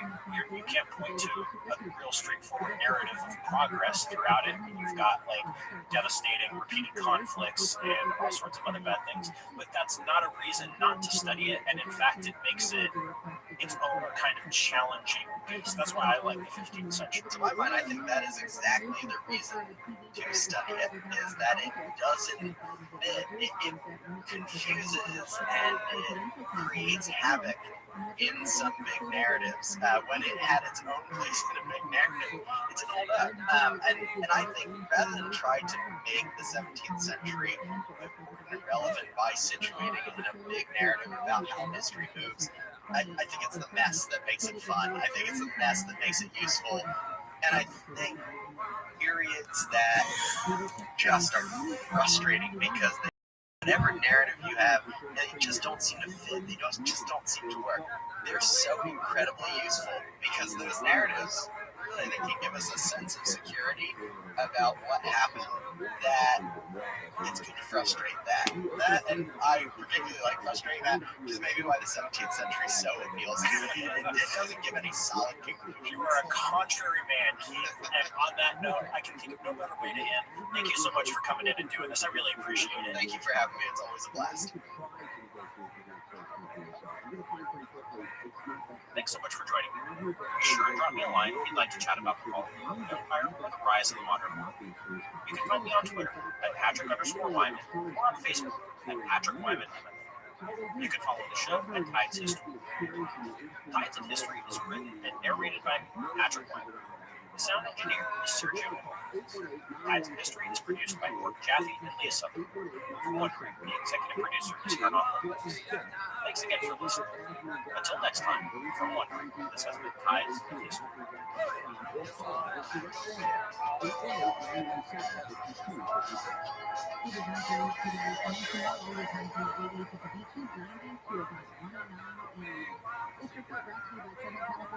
T-Mobile 5G home internet can leave you with slower speeds during its busiest hours. Why deal with that?